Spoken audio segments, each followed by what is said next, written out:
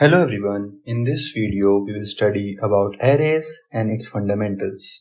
Arrays is basically a simple data structure that can also be used to build complex or composite data structures like stacks and queues.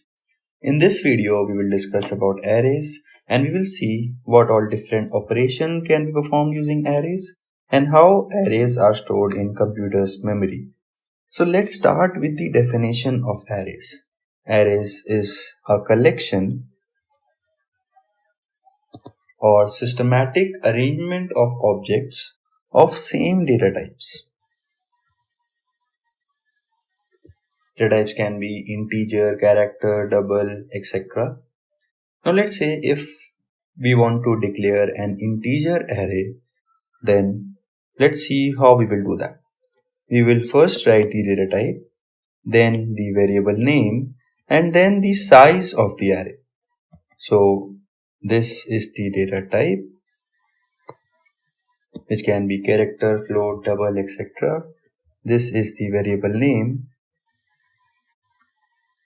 and this is the size of the array. Now let's see where the concept of array is useful in computer programming. So let's take a case where we have to store marks of 10 students in the class, and we have to find the average marks of all the students in the class. So if we use the integer variables, we can have 10 different integer variables m1, m2, m3, m4 and so on up till m10, where each variable corresponds to the marks of the student in the class. And in order to find the average, first we need to find the sum of marks, which can be calculated using m1 plus m2 plus m3 plus m4 and so on up till m10. Then we can easily find the average using the formula sum divided the size, that is 10 in our case because the class has 10 students. Now let's say instead of 10 students, if we have 100 students in the class, then you can easily see that it will be very difficult to have 100 different variables. So instead of that, we can easily form an array of data type integer and size 100. We know the indexing of the array starts from 0.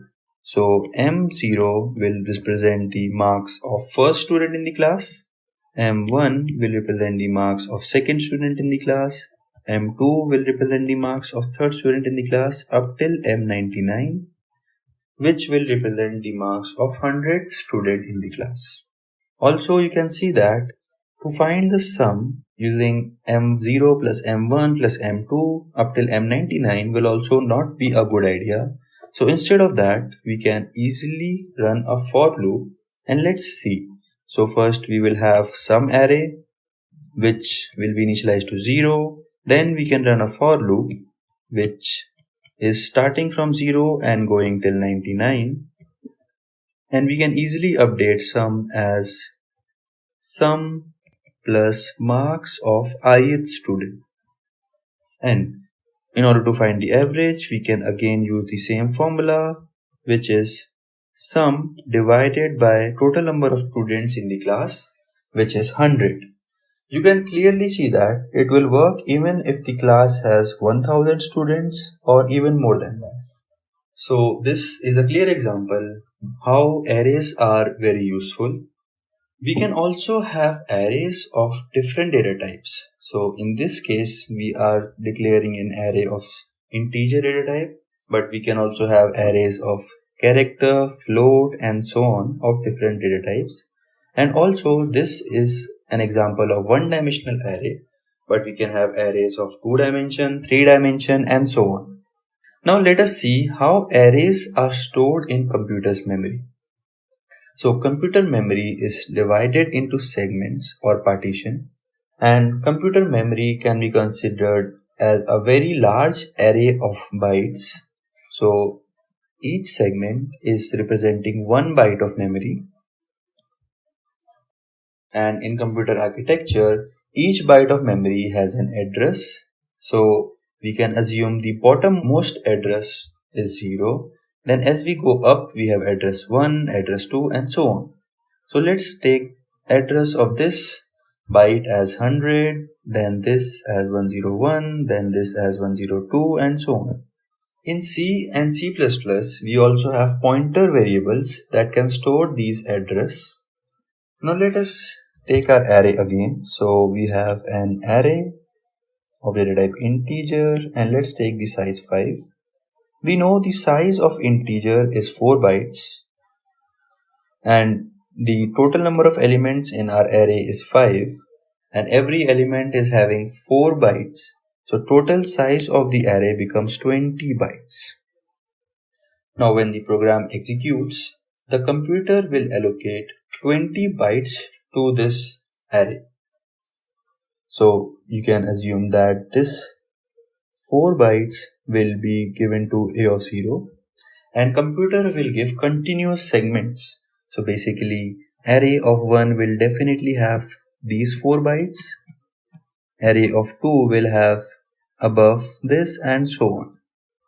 Now since memory allocation is continuous, so access and modification of the array element becomes very easy, and the access or modification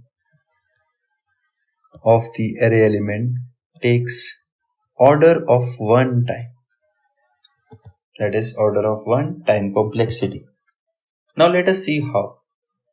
So basically arrays A is also known as the pointer to the first element of the array.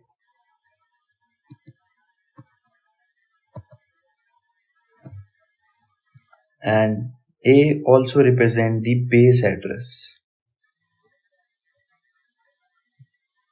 So let us see using a C program how we can see the value of address and the value stored at that particular address. So let us go to a C program and let's declare the integer array of size 5. Now if you will execute this statement, printf %d is used for integers, \n is used for next line, and you will try to print A. This will print the base address or the address of first element of the array. And also if you will try to print the value at this address, which will also be an integer, in C we can print the values using x star. So star A will print the value of first element of the array. Now we see that we have only declared the array. We have not initialized the array. So at this point of time, this will print a garbage value or any random value. So if we want to test it properly, let's also initialize the array. So array of 0, let's make it equal to 2. Array of 1, let's make it equal to 4. Array of 2, let's make it equal to 5. Array of 3, let's make it equal to 8. And array of 1, let's make it equal to 1. Now if you will print this again, the base address will be printed, but the value will not be any random value. Instead, this will print 2, which is the value of the first element of the array or the index 0. Now, if you will try to execute a statement like this, that is the address of the next element, that is A plus 1, this will give you the address of the next element, that is second element.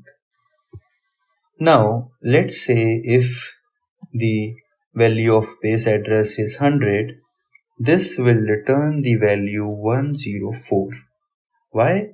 Because this is a pointer to the first element of the array, that is base address, and this is known as an offset. Now offset increase the address of the base address by the size of the data type. In our case, we are using an integer variable. Integer has size 4 bytes. So this will increase the address by 4 bytes. So if the base was 100, in this case, 104 will be printed. Now, as we mentioned, the SS is in order of 1. So let's say if we have to print the second value or the value of second element, we can easily run this, which will be an integer because we are having an integer array. An asterisk sign we know is used to print the value of particular address. So this statement will print the value of the second element, which we can clearly see is 4 in our case. Now, SS is order of 1 because, as we have seen, when we want to try or we want to find any element in the array, the address is calculated using base address plus the offset. So let's take an example. If we have to find the value of the third element of the array, we can either write it like this, that is value basically of the fourth element, which is the third index, and it can also be seen like this, that is base address plus the offset and the value at that offset. Now please note that the pointer arithmetics only applies in C and C++ because Java do not support pointer variables, but the internal working will be similar. So this was the basics of arrays and how they are stored in memory. In coming videos, we will study more about arrays. So I hope this video was helpful and thank you everyone. So my name is Kshitij and I will be discussing about arrays in today's class. Okay. So in today's class, we are going to discuss some challenging problems on arrays, which can be solved just by the knowledge of arrays. In tomorrow's class, we'll be discussing some more challenging problems on 2D arrays, and then in the upcoming classes, we'll be discussing about sorting. Okay. So in the next 4 or 5 classes, we'll be discussing about arrays and sorting algorithms. Okay. So before we start the class, I just want your opinion on have you guys ever worked with arrays? Have you guys ever used arrays? Are you guys familiar with what is an array? Arrays are nothing but collection of same type of data, right? You can have an array of integers, you can have an array of strings, you can have an array of floating point data structure, or you can even have an array of objects, right? So array is nothing but a collection of data, and arrays, all the values in the arrays are stored in continuous memory locations, right? So if you have an array A of size 5, and if this is your memory, all these array elements are going to be stored in continuous memory chunks, right? So they are always in a sequence. Correct. Homogeneous collection of data. Absolutely correct. Okay. Now, in today's class, we are going to see some of the problems which do not require any algorithm, which do not require knowledge of any other data structure other than arrays. Okay. And these problems have been asked in Google, they have been asked in Facebook, they have been asked in Amazon. So if you are just familiar with arrays and if you have a basic logic building or problem solving skills, you can attempt these problems. Okay. Right. So regarding the language, so most of you are asking in which language are we going to discuss the problems, right? So let's keep the session language agnostic. Okay, we'll be discussing the logic, we will be discussing the pseudocode, but all the logics that we are going to discuss, they will be language agnostic. So whether you are coding with C, C++, Java, Python, Ruby, doesn't matter. You can apply those logics, you can apply the same solution in any language. Okay, so keep things language agnostic and let's focus on the problem solving techniques. Okay, one more thing guys, that with the class you will also be getting the problems that we are going to discuss. You will get the exact same problems, you will also get some variations of these problems. Okay, so that you can test your knowledge there, right? So I strongly recommend all of you to attempt those problems, because if you are just listening in the class and you feel that you have understood everything. You might understand things, but after a while you will forget. So it's always better to reinforce your knowledge by practicing those problems. Okay, so I will strongly recommend you guys to solve all the problems which are provided in the description link. Okay, cool. So let us start this session with a very interesting problem, and this problem was asked in Amazon. This has been asked in Facebook. This has been asked in Google. Okay, the problem says that you are given an array, and in this array you are having heights of some buildings. Okay, so you can consider that these are 2D buildings, two-dimensional buildings with a width of size 1, and the height is given to you in an array. Okay, so let's say that this is the array in which you have all the heights of the buildings. Okay, now you can see this picture. So these are the buildings, right? And these black bars are the buildings, and it's raining heavily in this city. So you have got some clouds, and it's actually raining heavily. And because of the rain, there is some water which is being trapped between the buildings. Okay, so these are the clouds, not so good looking clouds, but yes, there are clouds. And you can see some water being trapped in between the buildings. So given the heights of the buildings, you have to identify what is the total amount of water which is being trapped in between these buildings. Okay, is the problem making sense? तो आप लोगों को array में buildings या bars की height दिए हुए हैं, एंड वहां पे शहर में बहुत तेज बारिश हो रही है, तो चूंकि ये 2 डायमेंशनल वर्ल्ड है, यहाँ पर कुछ वाटर ट्रैप हो रहा है इन बिल्डिंग्स के बीच में. ओके, आपको बताना है कि टोटल कितना अमाउंट है वाटर का जो कि ट्रैप हो रहा है. Okay, right, this is a very famous problem. It is called trapping rain water. This is a problem which is present in each and every platform. This is in LeetCode, this is in InterviewBit, this is in Geeks for Geeks, this is in HackerRank. This is present in each and every platform because this is very frequently asked problem, right? So what is the answer for this case? Here we can see that 6 units of water is being trapped, right? 1 unit here, then you have 1 unit here, 1 unit here. So let's actually draw the squares, right? This is 1 unit of water. Then you have 1 unit of water here. Then you have 1 unit of water here, 1 unit here, 1 unit here, and 1 unit here, right? So you have got 6 units of water being trapped between these buildings here. Okay. Now the question is that given the array, you have to identify, you have to calculate the total amount. Okay. How to approach this problem? Okay. So there is focus on what is contributing to the total amount. How do we calculate the total amount? So how have we counted the total amount of water in this case? To count the total amount of water, what have we done? We have just counted what is the amount of water trapped above each and every bar, right? So if I count what is the total amount of water trapped above each and every bar, and if I just add that, that would be the answer. For example, here this bar length is 0, so this bar is having 0 amount of water trapped. Here the bar length is 1, but even then the amount of water trapped above it is 0. Here the amount of water trapped above this bar of length 0 is 1. Right? Similarly, here we have 0 amount of water. Above this bar we have 1 unit of water, right? Similarly, above this bar we have 2 units of water. Here we have 1, then again 0, 0, then 1, 0, and 0. So if we just add all of these, we'll get the answer. If we just add the amount of water or the size of the water column trapped above each and every building, we get the answer.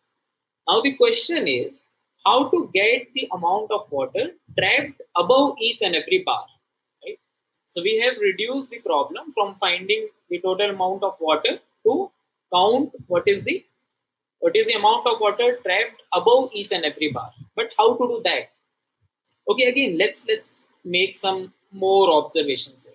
Okay, so we have seen that the amount trapped above this bar is 0.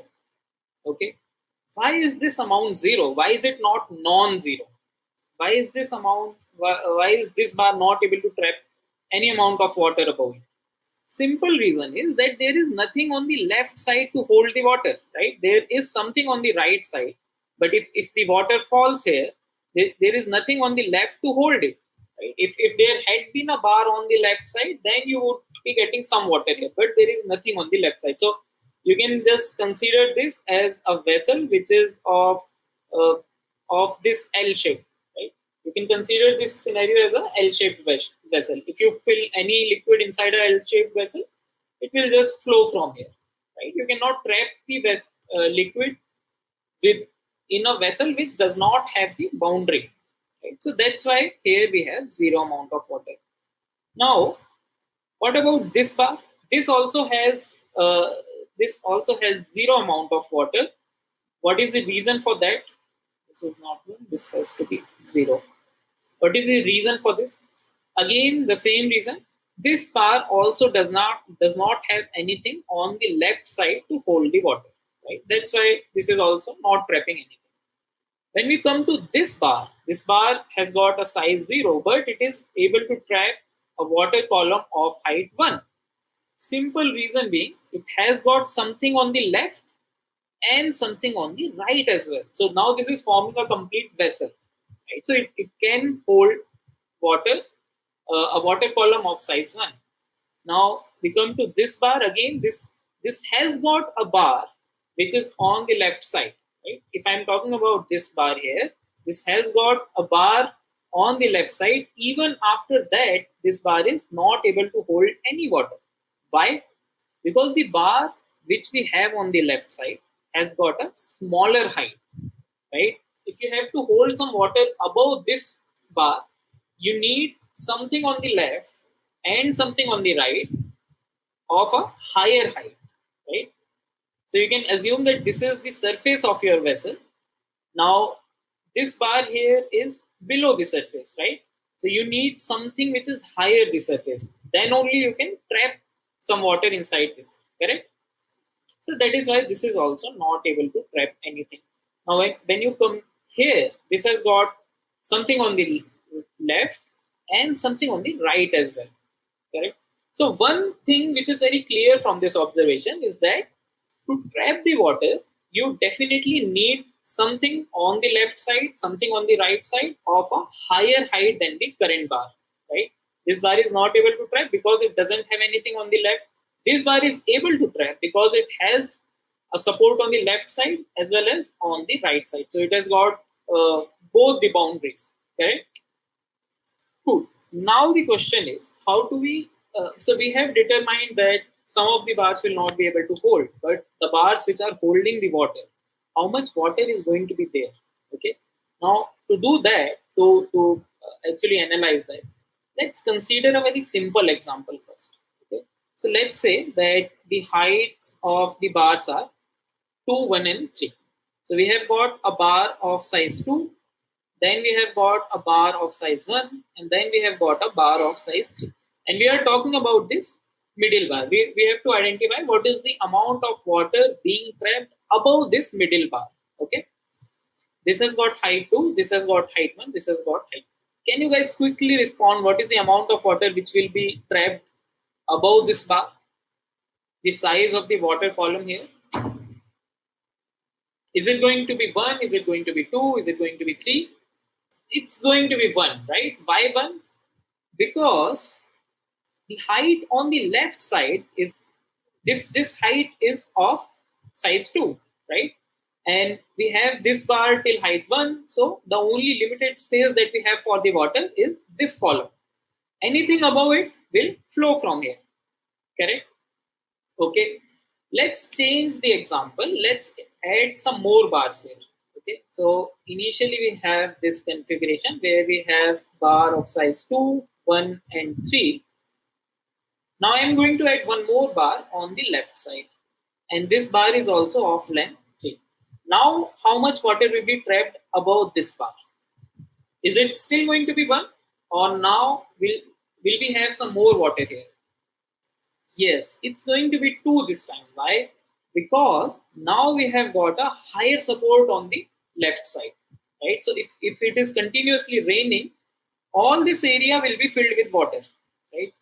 And now we can see that this column, the height of this column has now become 2, right? The height of the water column trapped above this bar has now become 2. Height of the water column above this bar has now become 2. Okay. Why has it become 2? In this case, it was 1. Now it has become 2. What is the reason? What is the reason? The reason is the addition of this bar. Right? Let's add some more bars. Okay. Let us add some more bars to this configuration. So I will be adding a bar on the left side. Let's raise a bar of size 4. Will the height of the water column stored above this will increase? If I have just added a bar on the right side of length 4, will the height of the water column above this bar, is it going to increase? No, right? Because on the left side, it is still 3. On the left side, the maximum that we can have is still 3. Anything above it is going to flow from here. If we also add another bar of size 4 on the left side as well, now will it increase?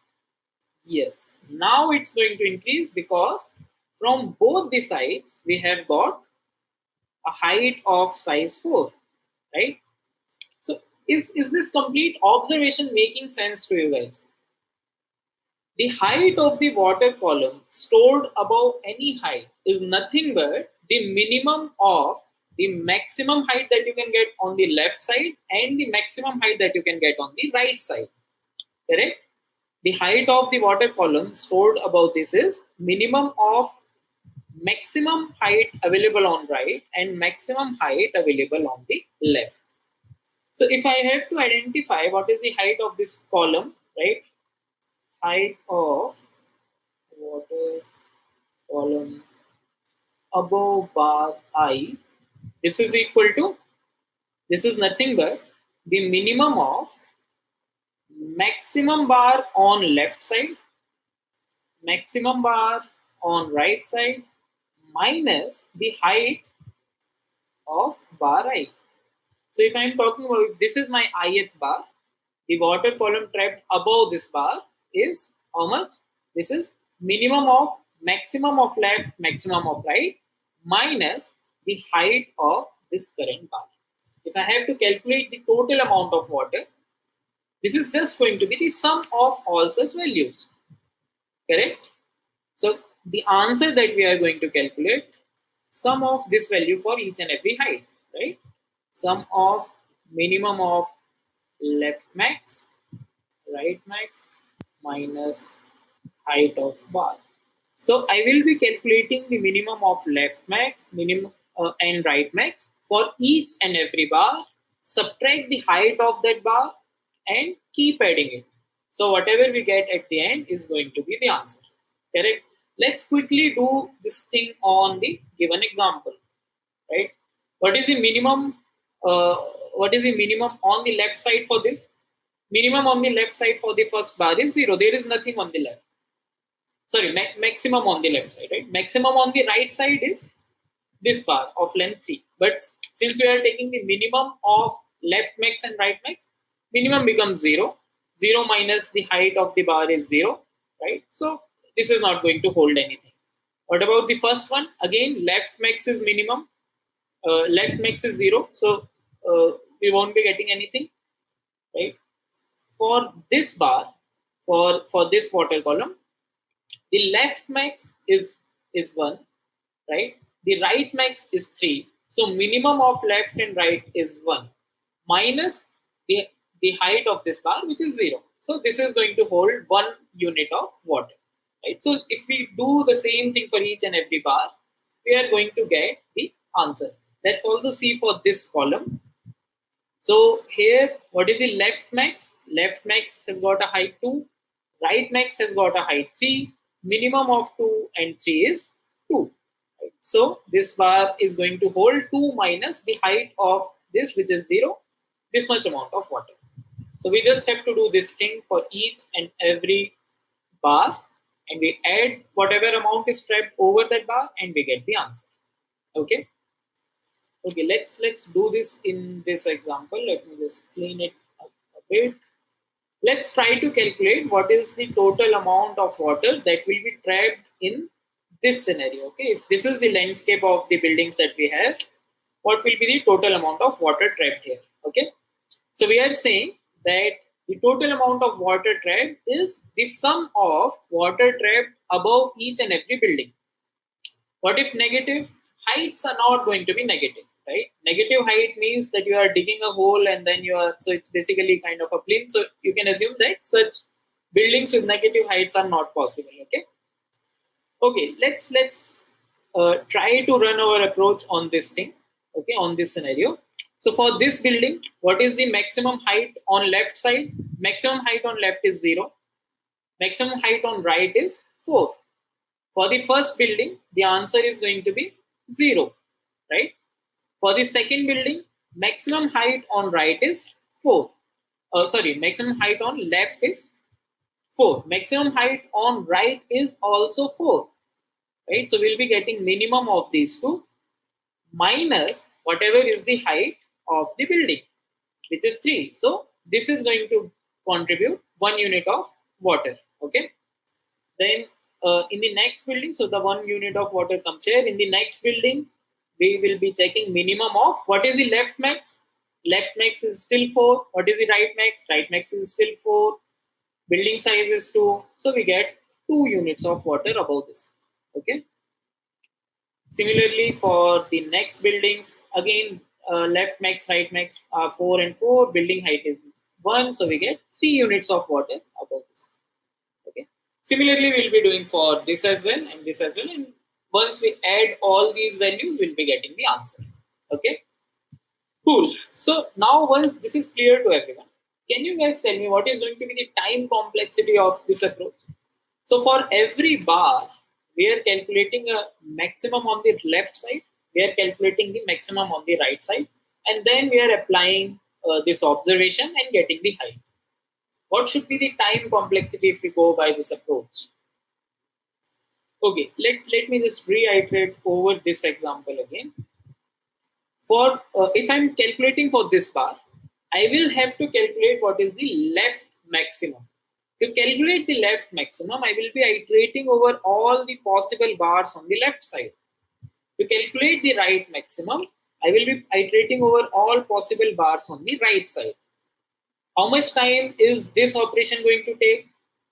This is going to take order n. How much time is this operation going to take? This is also going to take order n, right? So to calculate the water column above each and every bar, we are doing an order n operation because these two are going to get added, right?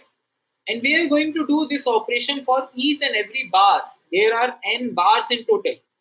If there are n bars and for every bar, our calculation requires order n time complexity. What is going to be the total time complexity?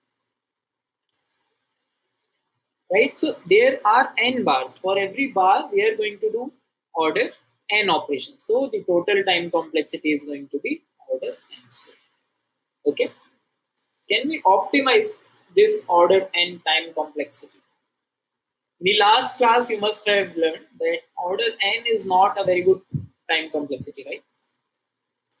Yes, Vijender, you are absolutely correct. Right, guys. So to optimize the time complexity, again, let's make a very, very simple observation, right? So till now, we have deduced that for every bar, we have to calculate the left max and the right max. Okay. Let's talk about the last bar. Okay. If I'm talking about the last bar, then we are calculating the left max for the last bar. How actually we calculate the maximum for this? The order and operation of the maximum, of finding the maximum. How do we run it? So we will be declaring a max, right? And we'll keep updating it after visiting each and every bar. So we'll initialize a maximum value. We can initialize it with a very with maybe minus infinity or maybe a not possible or 0. Maybe we can also initialize it with the length of the first bar. Okay, so we say that currently the maximum is this, and we'll keep updating the maximum as soon as we visit all the bars in this order and loop, right? So if let's actually take a complex example. So if the bars are of size 2, 3, 1, 4, 5, 2, 1, 7, okay, 2, 9. If these are the lengths of the bars, if I have to calculate the maximum from left for this last bar, right, I will be starting from here.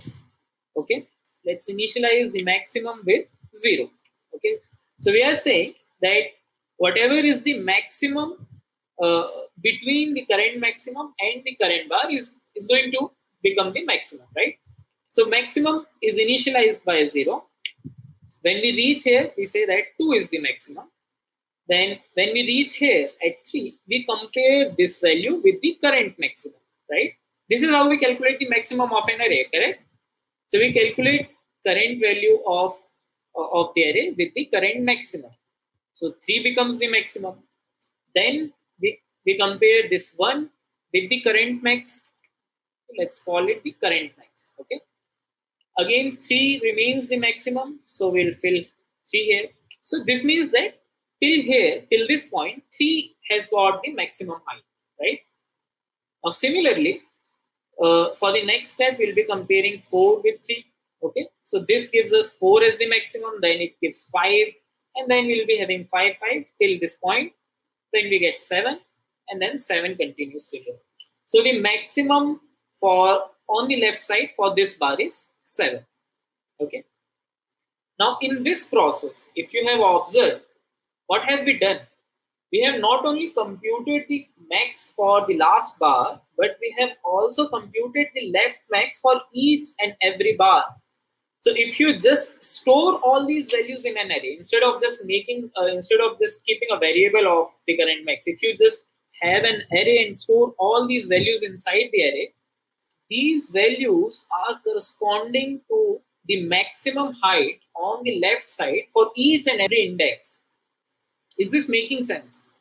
Till this point, 5 is the maximum. Till this point, again 5 is the maximum. Right? Till this point, 7 is the maximum.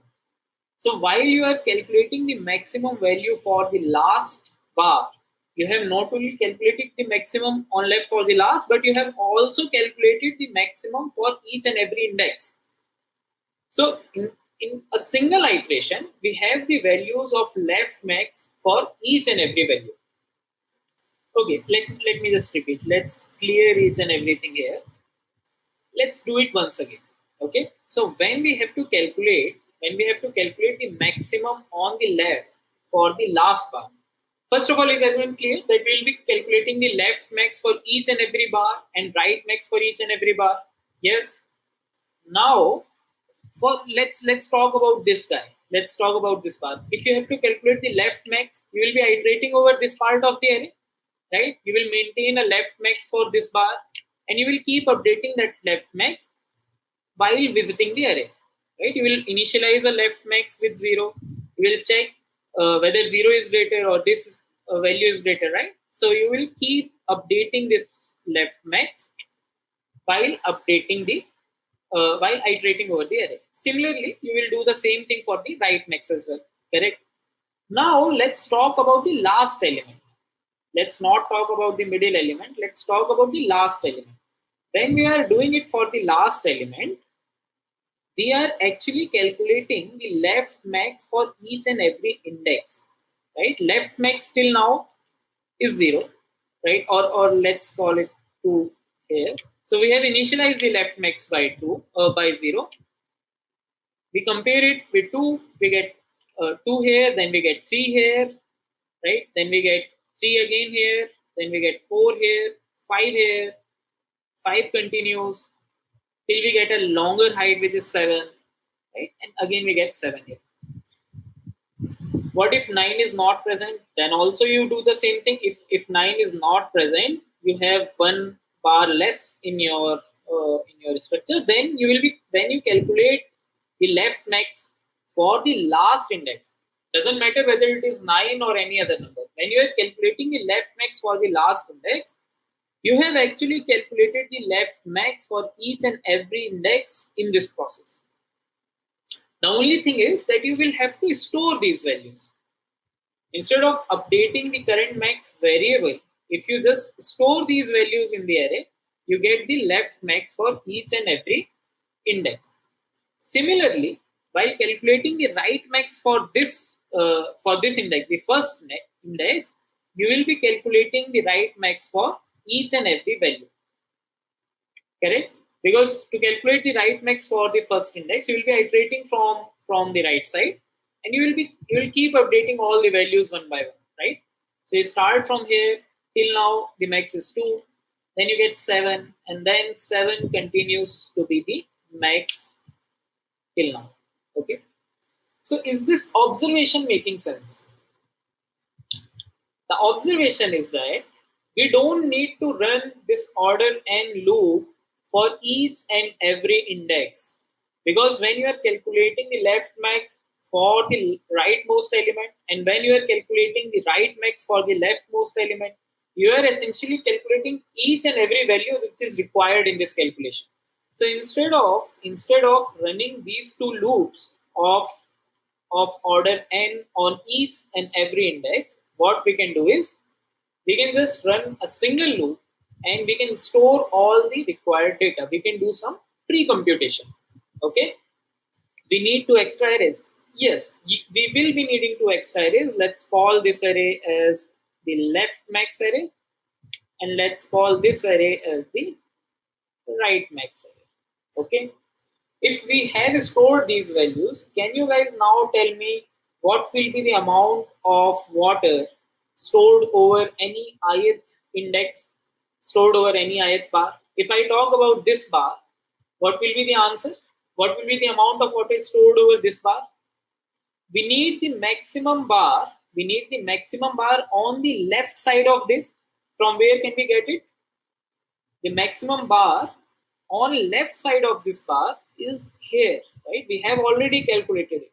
The maximum bar on the right side of this bar is present here.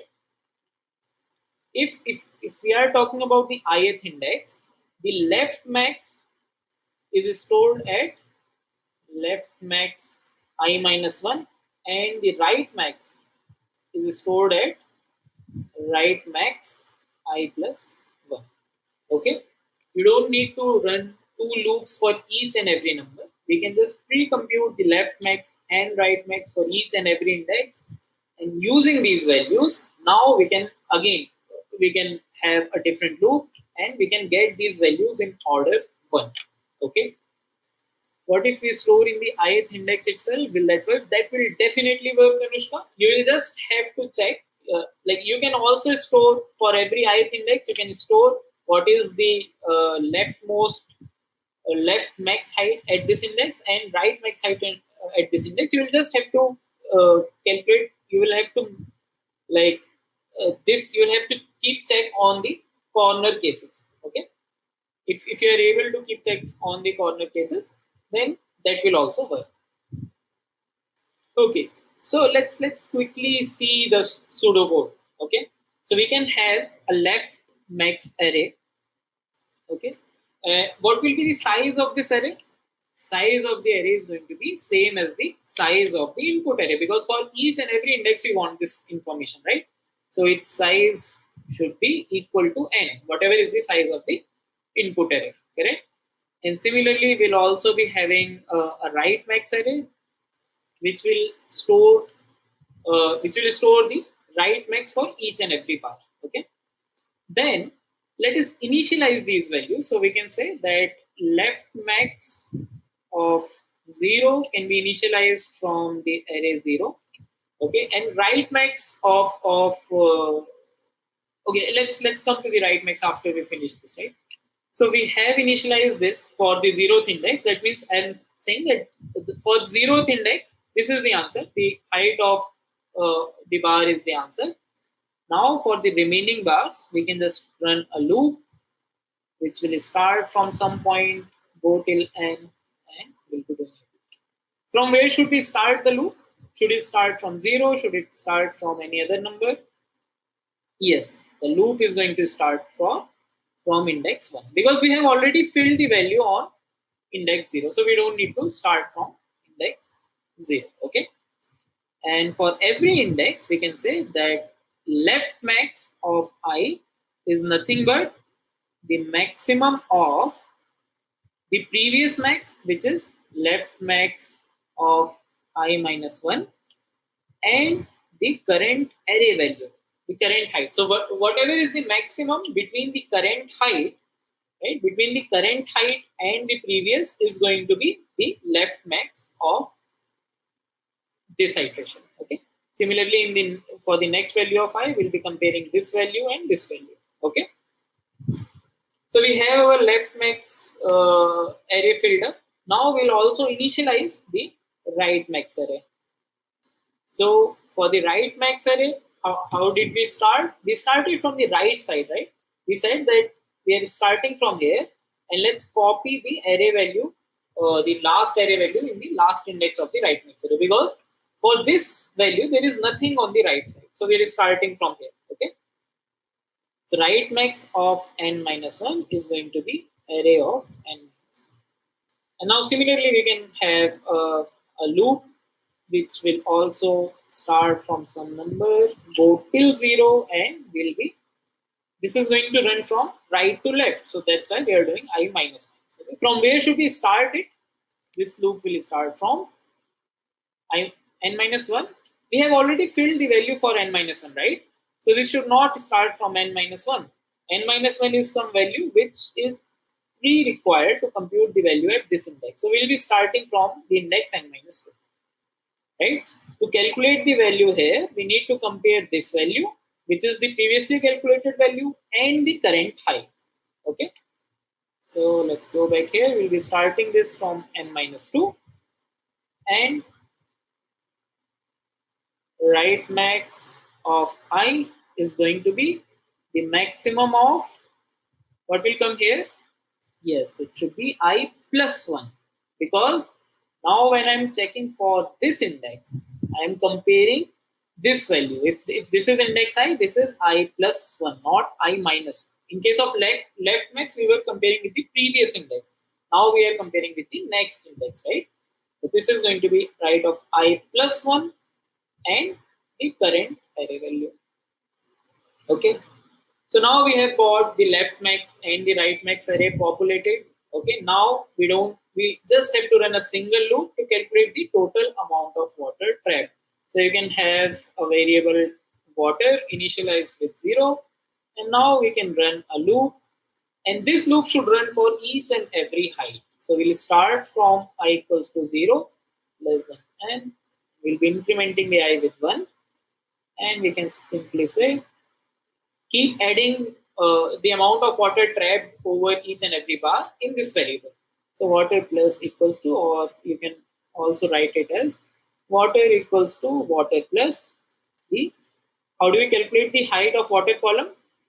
Minimum of left max, right max, right, minus the array value I. Cool. What is the time complexity of this approach?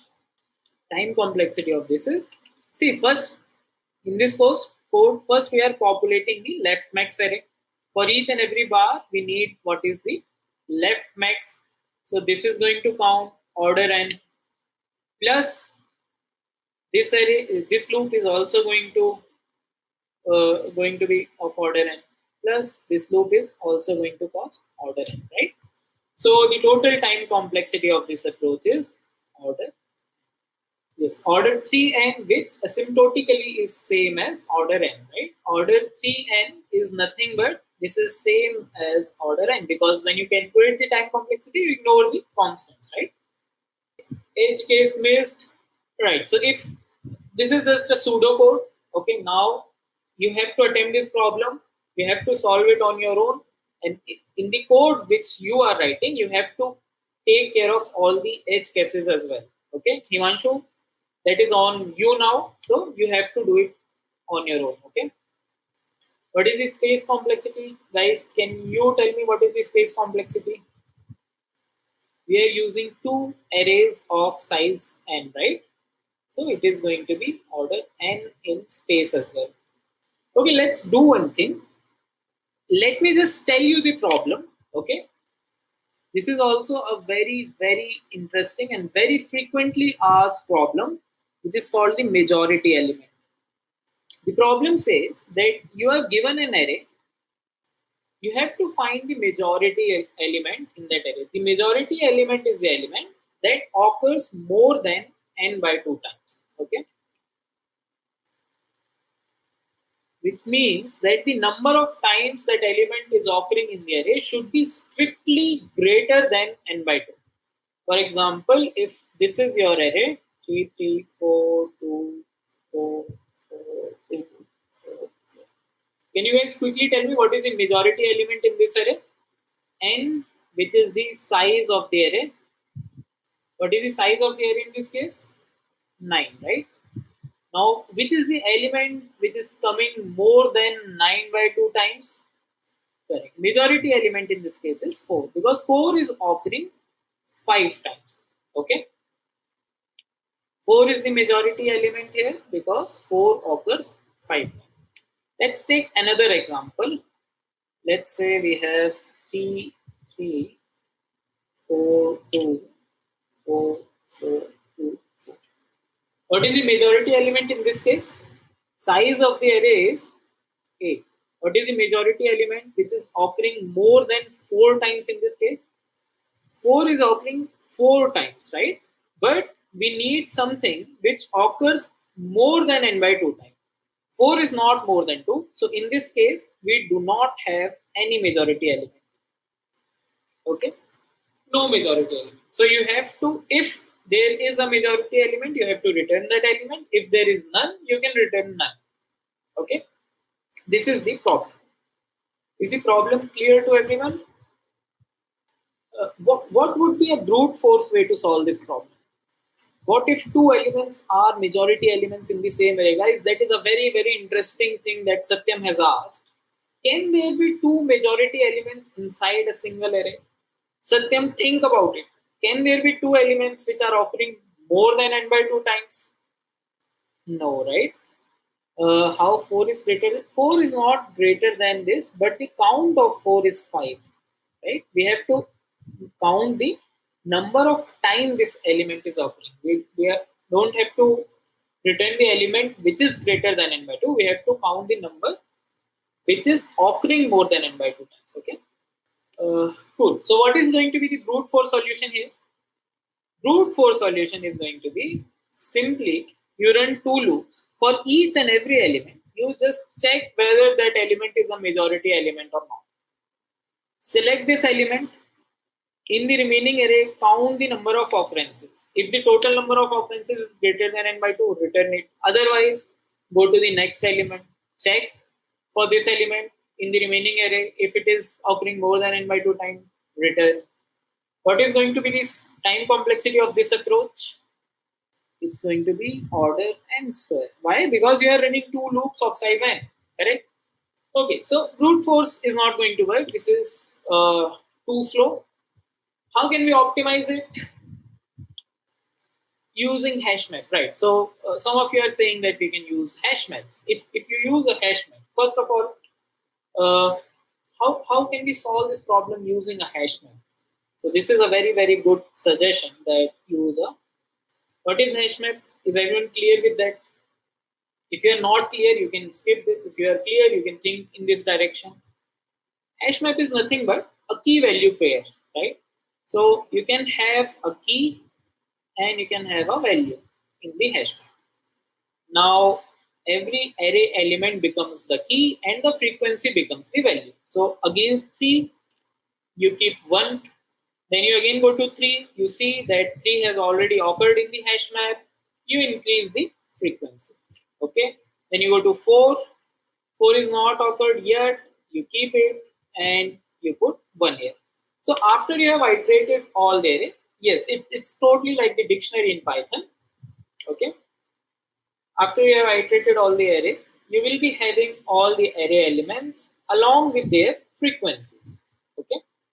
So 4 will be 5 at the end because the frequency of 4 is going to be 5. And the frequency of P is going to be 2 and 2 is also going to be 2.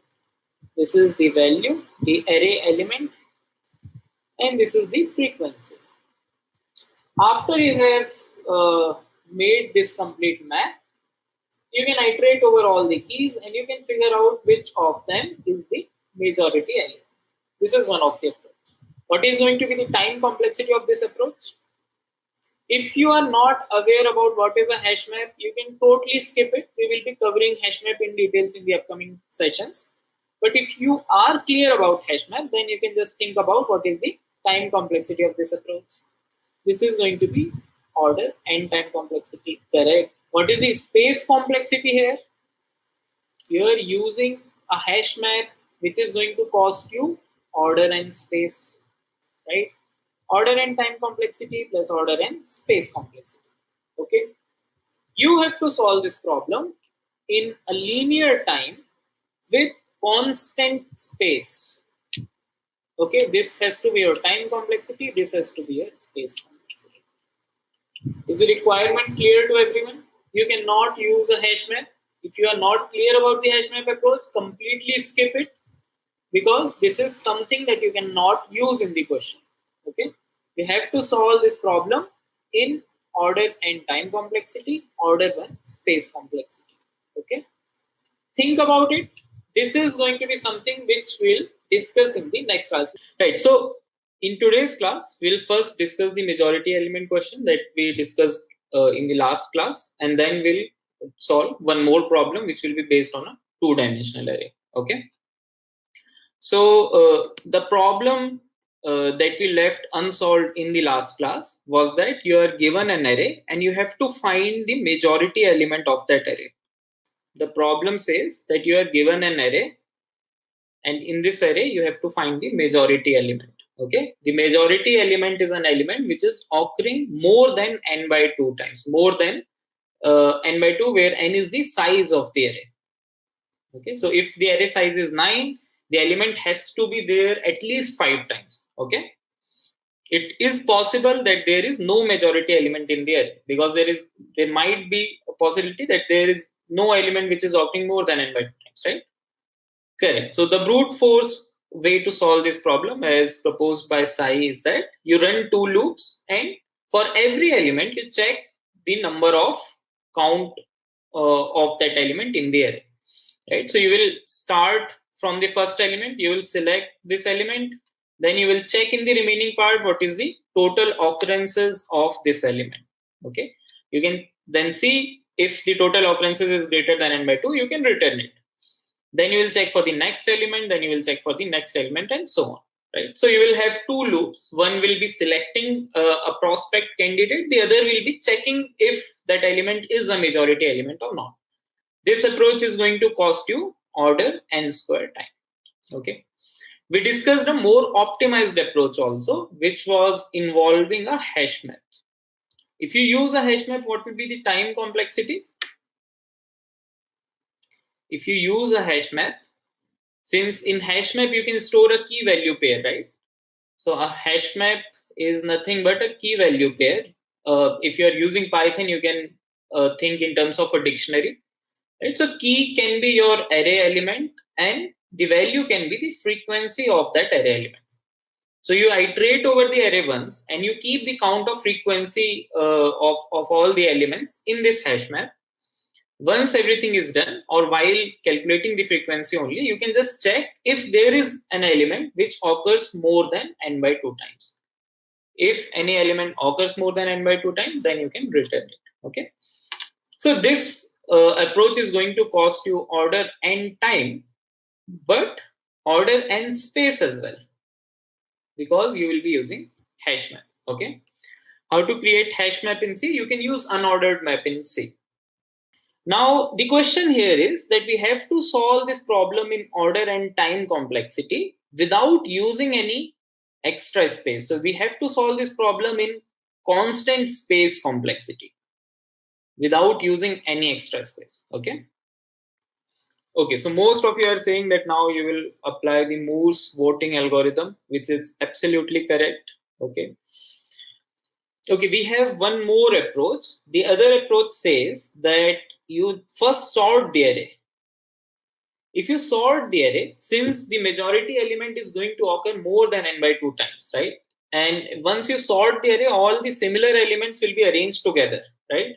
So some similar elements will be there. Then if there is a majority element, then it will also be there. And then some different elements of similar type will be arranged together. If there is an element which is occurring more than n by 2 times, once you have sorted this whole array, either you can do a linear iteration or maybe you can just check the middle element and check the count of that element as well, right? So if you sort the array, what will be the time complexity? If you are using the most efficient sorting algorithm, even after that, what is going to be the time complexity of sorting the array? It's going to be order n log n. Right? You can use quick sort, merge sort, or heap sort, right? And all these sorts are going to run in order and log n time complexity. If you are not sure about all these sorting algorithms, we will be covering them in the upcoming classes. So don't worry about it. If you already are familiar with the sorting algorithms, then you can sort this array, and then you can iterate over the array and count the occurrences of all the distinct elements, right? So in that case, the time complexity is n log n, which is absolutely greater than order n, right? So this is again not an optimal approach. Okay, so let's discuss the idea behind the most optimal approach for this problem. Okay, let's try to change the perspective. So first, let's consider an example. Let's take this example only.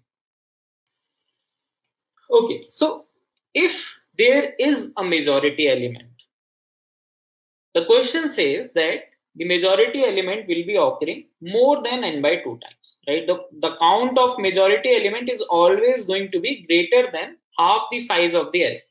If there exists a majority element, can I say that the collective counts of all the other elements will always be less than n by 2? If majority element exists, if there is a majority element, can we say that the count of all other elements combined will be less than n by 2? Obviously, yes, right? Because half of the array has been occupied by the majority element. If you collect all the majority elements together, starting from the 0th index, and if this is the n by 2 mark, the majority element will definitely occupy, starting from 0, it will go more than n by 2. Right? So the remaining space that is left in the array is obviously less than n by 2. Correct? Okay, now if this is the case, if everyone is convinced that the count of all the other elements combined is going to be less than n by 2, now let's try to see this whole scenario in terms of, let's say, election results. Okay, let's actually consider all these array elements as the results of an election, result of different constituencies. Okay, so these are different parties. This is a party 4, this is a party 3. Okay, and let's try to see in terms of the election results. Okay, so the party to which the majority element belongs, okay, in this case is going to have 1, 2, 3, 4, 5. 5 constituencies have been won by the majority element, right? And if we collect all the other elements together, this is going to be 1, 2, 3, 4. Okay, so we have some other element A and some other element B, right? So these are the results from different constituencies. These 5 constituencies have been won by the majority element, and all these are won by different candidates. Okay, so if you remember the 2019 general elections, there was a party BJP which was in majority, and then there was something called as Mahagathbandhan, right? So in Mahagathbandhan, there were various parties which they combined hands and they were fighting against BJP all together, right? So you can just assume that these all are the constituencies won by the Mahagathbandhan, and these all are the constituencies won by BJP. Now, if the election commission says that 2 out of all these constituencies are being disqualified. There has been some cheating in two of these constituencies. So we are removing the results. We are not counting the results of these two constituencies. So if the election commission says that one of BJP's constituency and one of the Mahagathbandhan's constituencies will not be counted in the election result. If these two are removed, who is going to win the election? If two constituencies here are removed, who is the new winner? Initial winner was BJP, right? Now who is the new winner? You can quickly count the total votes and quickly see who is winning it again, right? It's still BJP, right? So what we have done, if you look in terms of this array, you have removed one occurrence of the majority element, and with that you have also removed one occurrence of a non-majority element, right? So we have reduced the size of the array by 2, and the occurrences of the majority element has been reduced by 1. Okay, let's say 2 more constituencies were removed. So one from BJP and one from Mahagathbandhan again were removed. Who is the winner? Who is the new winner now? It's again BJP, right? You can quickly see that it is still in majority. It is still having a size more than n by 2, right? So what we have done here is we have removed one occurrence of the majority element. With that, we have also removed one occurrence of a non-majority element. Okay. Again, if you do the same thing, you can see that BJP still remains in power. If you remove 2 more constituencies, we have only one constituency left, which is of BJP. So the idea is that if with every occurrence of the non-majority element, if you remove one occurrence of the majority element, at the end, you will be left with at least one occurrence of a majority element. So the idea here is that if I am removing one occurrence of any non-majority element with one occurrence of a majority element, the majority element still remains the same. Let's try to see it from other analogy as well.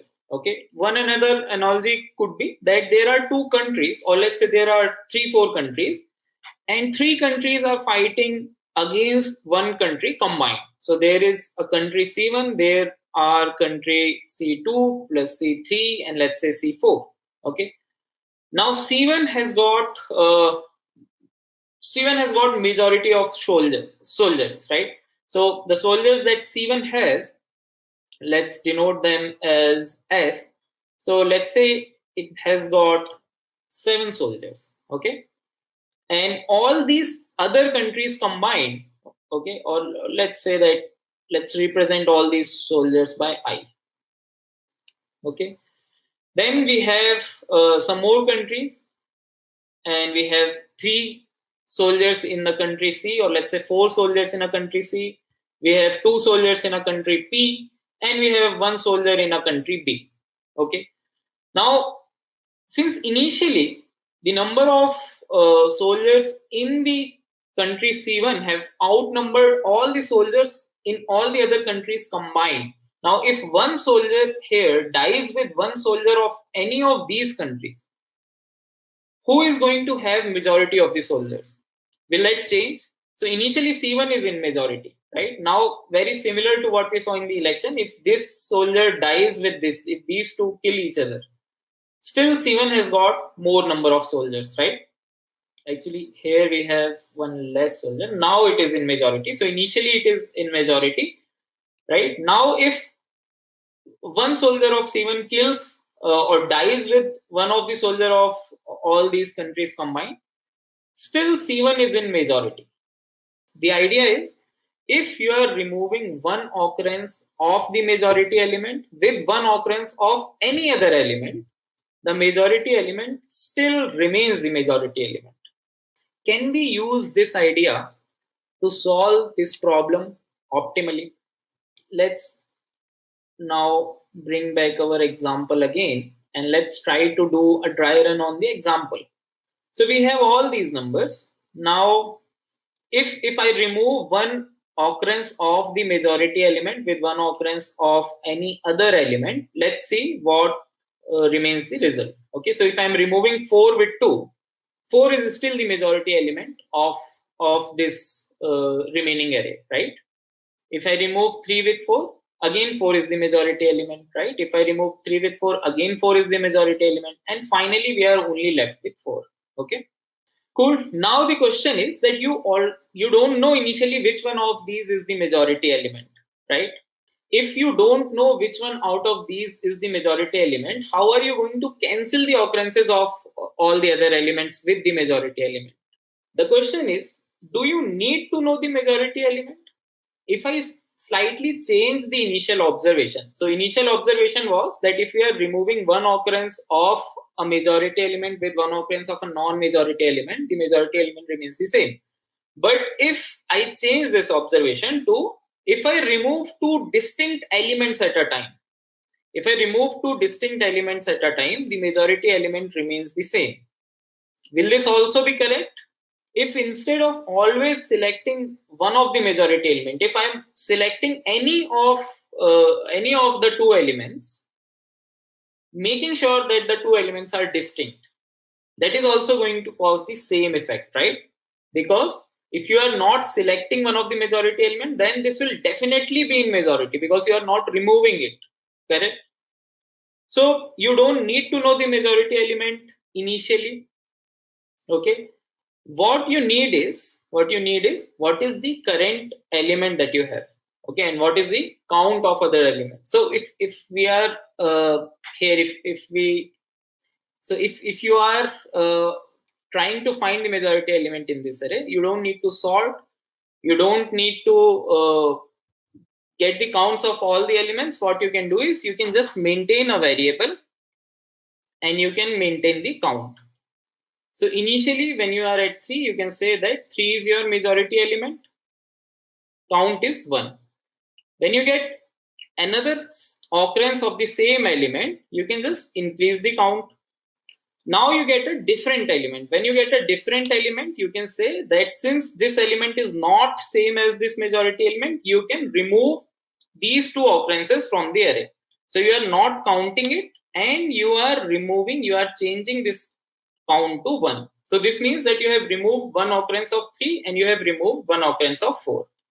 Then you go to 2, again you get an element which is not same as the current majority element. So you will cancel out both of them. So now you are removing this occurrence of 2, so you are not counting it and you are also reducing this count from here. Okay. Then you go to 4 and now you see that 4 is the new element and the current count of majority element is 0. That means if count is 0, there is no element that you have here, right? So now you can change your majority element to 4 and the count now becomes 1. Okay. Then you again go to 4 and you see that this is same as the initial element. So you will now increase the count from 1 to 2. You go to 2, you find that this is a different element, you can remove the counts. So if you remove the counts, you are not counting 2, plus you are decrementing the count of current majority element. Then again, you see that here you have 4. So you will increment the count. Again, you get 4, you increment the count. The final element that you are getting with non-zero occurrences can be your majority element. Okay, great. If this is clear, will this always be the majority element? Will the final element which we are getting, is it always going to be the majority element? No, not necessary. This is not necessary that this element is always going to be the majority element, because there can be cases where there is no majority element in the array, right? This one. So in that case, whatever answer you finally get, you will have to actually count the occurrences of that in the initial array. So here if you get 4 with a count which is greater than 0, you will again you will run a loop over your initial array and you will count the occurrences of this prospect majority element. This can be the majority element, not sure. Okay, this is a prospect, this is the only candidate for a majority element. So if you get something here with a non-zero count, you will just check here and count the occurrences. If they are greater than n by 2, then you can say that this is the majority element. Okay, I will just repeat the counting part again. Okay, how we are counting. So is everyone clear with the idea of this algo? The idea is that whenever you get two distinct elements, you remove them. Okay, if you are getting two distinct elements, you remove the occurrences of those two distinct elements. So if I'm getting 3, and then let's say if I'm getting 4, I will try to remove both of them. Okay, so what we are doing here is we are maintaining a current majority element and we are maintaining a count. Okay, so if you get 3, you increase the count. So you have, let's consider a different example. Okay, let's take an example given by Vijay Sai, which is 3 3 3 4 4 2. Okay, so we'll be maintaining a majority element and we'll also be maintaining a count. Okay, you get 3, you say that 3 is the current majority element. I don't know what is going to be after 3, but 3 will be the majority element. Count of 3 currently is 1. Then you go to 3 again. This is same as the initial or the current majority element. So you increment the count to 2. Okay. Then you go to 3 again. You will increment the count to 3. Then you go to 4 and now you get a different number. What was the algo? What was the initial observation that we made? The observation was if you remove two distinct elements, the majority element remains the same. So if I get two distinct elements, I will cut them down. So I will not count the occurrence of 4. So I'm ignoring 4 and simultaneously I'm also reducing the count here. Okay. Then I get 4 again. I am again reducing the count. Then I'm getting another different number. So I'm reducing the count. Count becomes 0. If count becomes 0, that means there is no majority element. If let's say there was another 3 and okay, so in this case basically you are not going to get a non-zero count, but it might be possible that you can get a non-zero count even when you don't have a majority element, right? So you can have something like 1 2 3 4 and then let's say 5 5. Okay, in this case if you run the same algo, you will get a non-zero count at the end, but there is no majority element in this array. So after you get a non-zero count, you will have to check in this whole array. You will have to count the number of occurrences of your prospect candidate. Okay. Okay, Rahul is asking, will it work for n by 3 problem? Yes. Okay.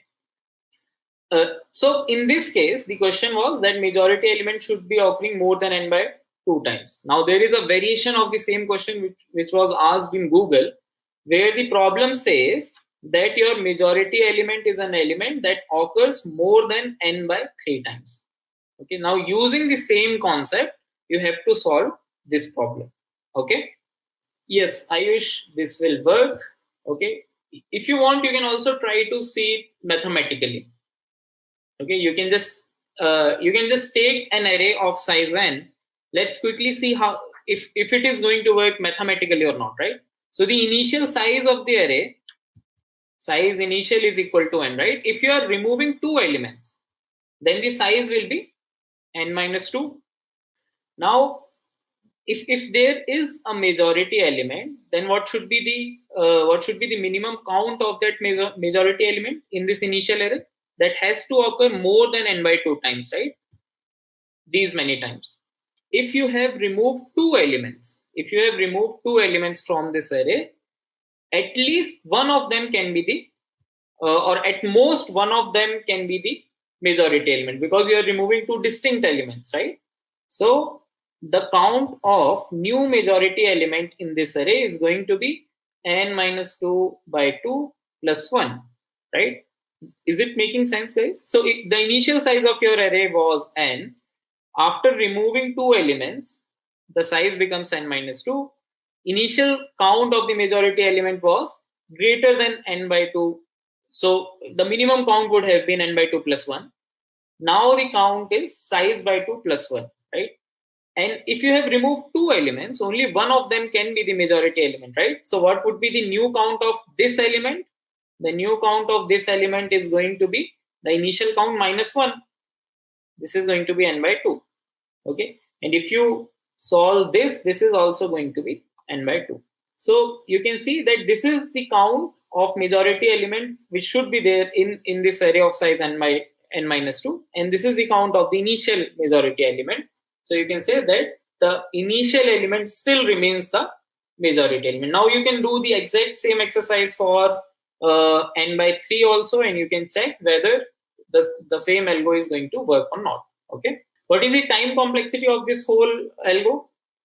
So we are running a single loop, right? We are running a single loop and we are just maintaining the current majority element and the count. Okay, so the single loop is going to count you order n time complexity. What about the space? We are using only two variables, right? We are not using any array, we are not using any hash map, we are using only two variables. So the space is going to be constant.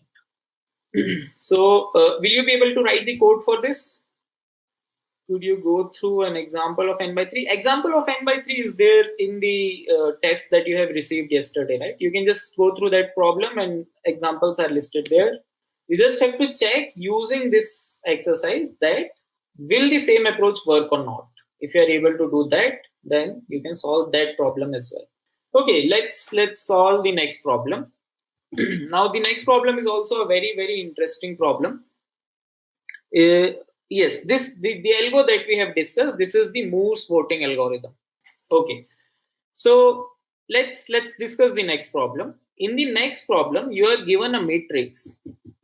Okay, this matrix is sorted row wise. All the rows of the matrix are sorted and all the columns are also sorted. Okay, what is a matrix? Matrix is nothing but a two-dimensional array. Okay, so all the rows are sorted in ascending order and all the columns are also sorted in ascending order. So here we have a matrix which is sorted all. So you can just quickly observe all the rows are sorted in ascending order and all the columns are also sorted in ascending order. Okay, you are given a target and you have to search the target in this matrix. Okay, so for example, if your target is 37, you have to identify whether the target is present in this matrix. If it is present, then what are the coordinates? Okay, so if the target is 37, 37 is present and it is present here, right? So you will be returning the coordinates of 37 in this matrix. Okay, is the problem clear? Okay, for those for whom the problem is not clear, I will quickly repeat it again. You are given a matrix where each row is sorted in ascending order and each column is also sorted in ascending order. Okay, then you are given a target and you have to find and return the coordinates of the target in this matrix. The dimensions of matrix is n cross m. Okay, what is the brute force here? Can everyone solve this problem using a brute force algorithm? We simply have to start from here. Okay, then traverse all the rows, each and every element, check if that is equal to the given target or not, right? If you do this, what is going to be the time complexity? If you are traversing each and every element, how many elements are there? This is going to be order n into n, right? There will be one loop which will run from 0 to n, then there will be another loop inside that which will run from 0 to n, right? Okay, now some of you are saying that you can solve this problem using binary search. Now, for all those who don't know how binary search works, you can just skip this part. We will be covering binary search in details in the upcoming classes. For all those who know how binary search is going to work, can you guys quickly think of an approach which uses binary search? See, all the rows are sorted.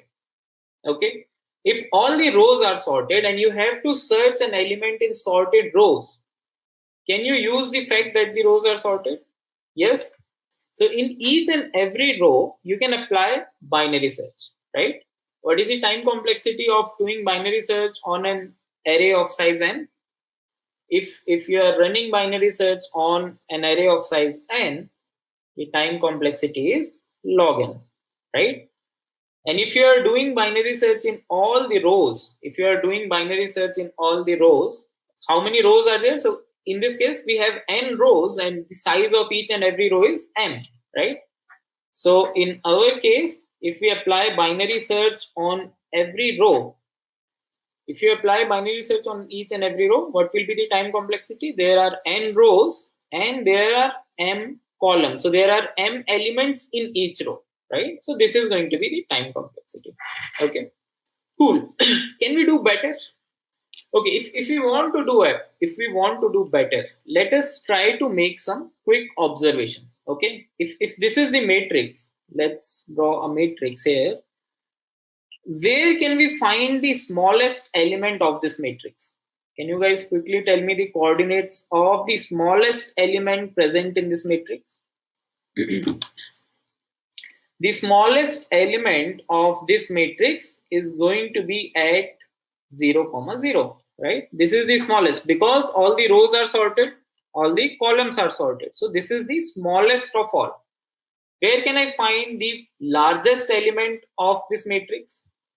The largest element of this matrix is correct. It's going to be at the cell n-1, n-1. This last cell, right? This is going to be the largest of all.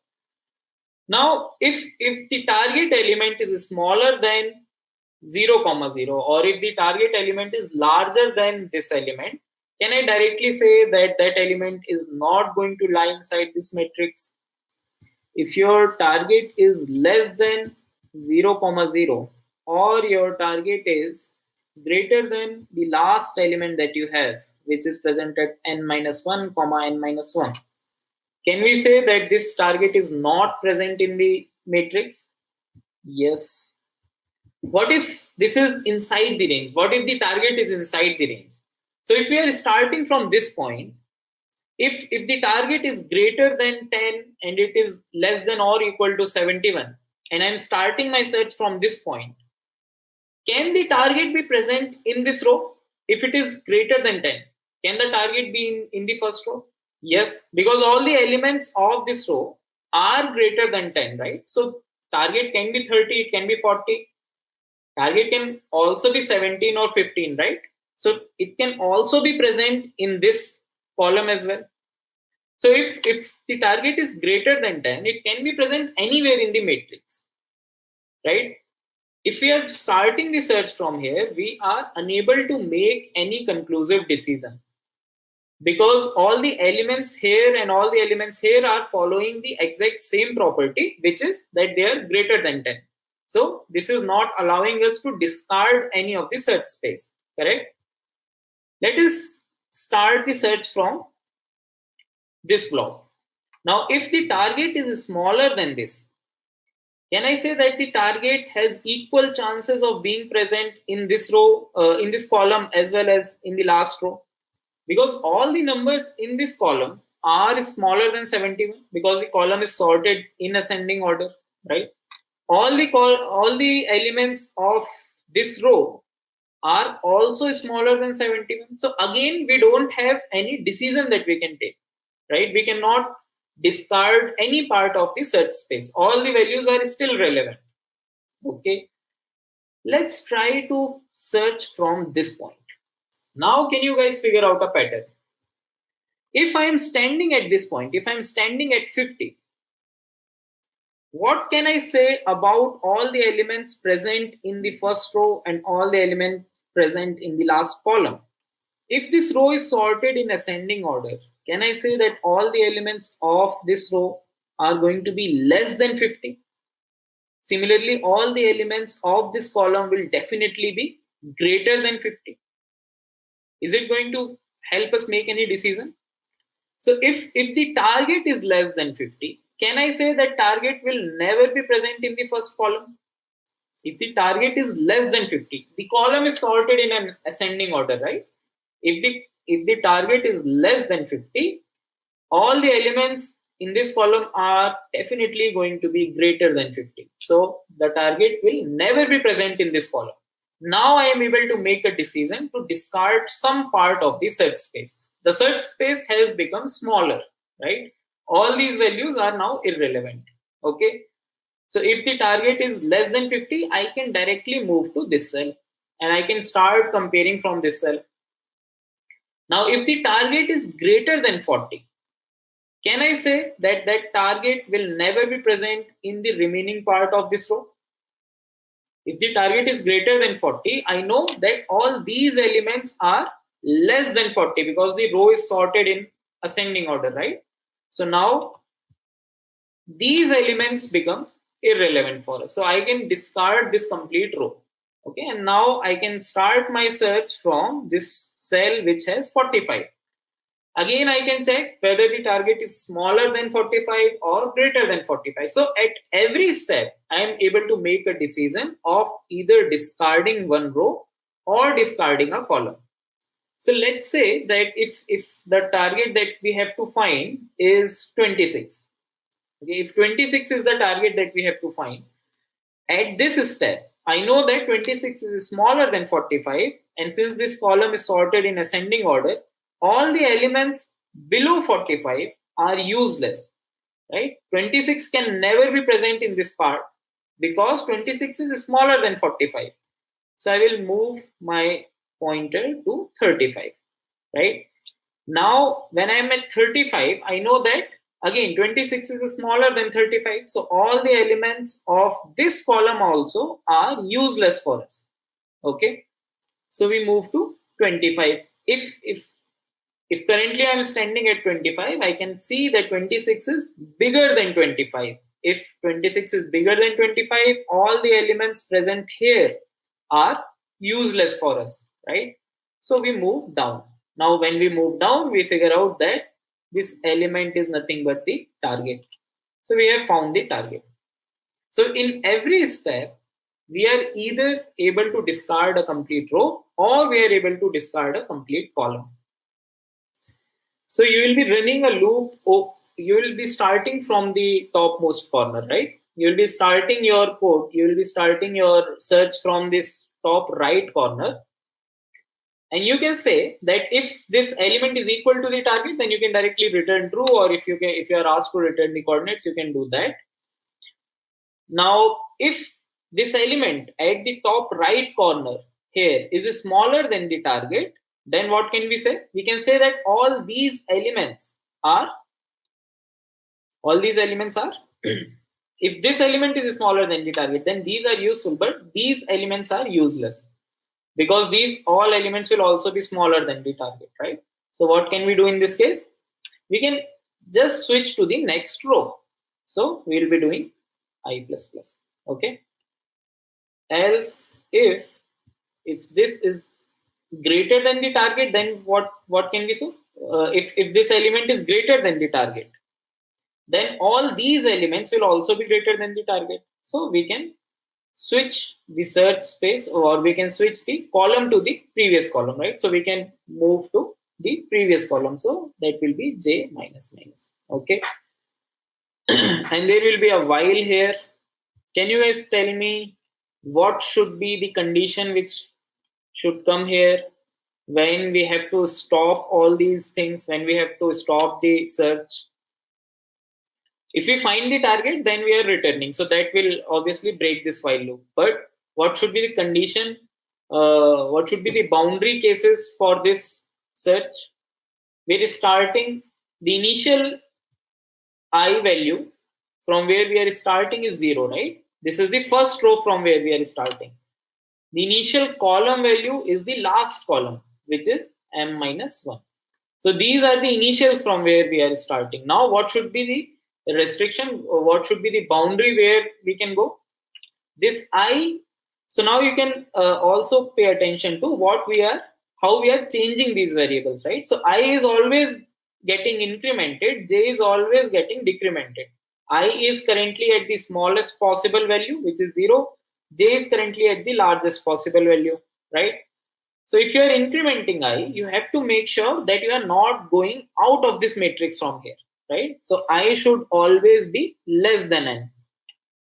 Okay. And if you are decrementing j, you have to make sure that j does not become less than 0, right? So j should always be greater than or equal to 0. So this is your boundary case till which you have to run this loop. And if you find the target, it's good, return true. If this current element is less than the target, all the elements of the first row will also be less than the target. So ignore them, move to the next row. If this element is greater than the target, then all the elements of this column will also be greater than the target. So ignore them, move to the previous column. Okay.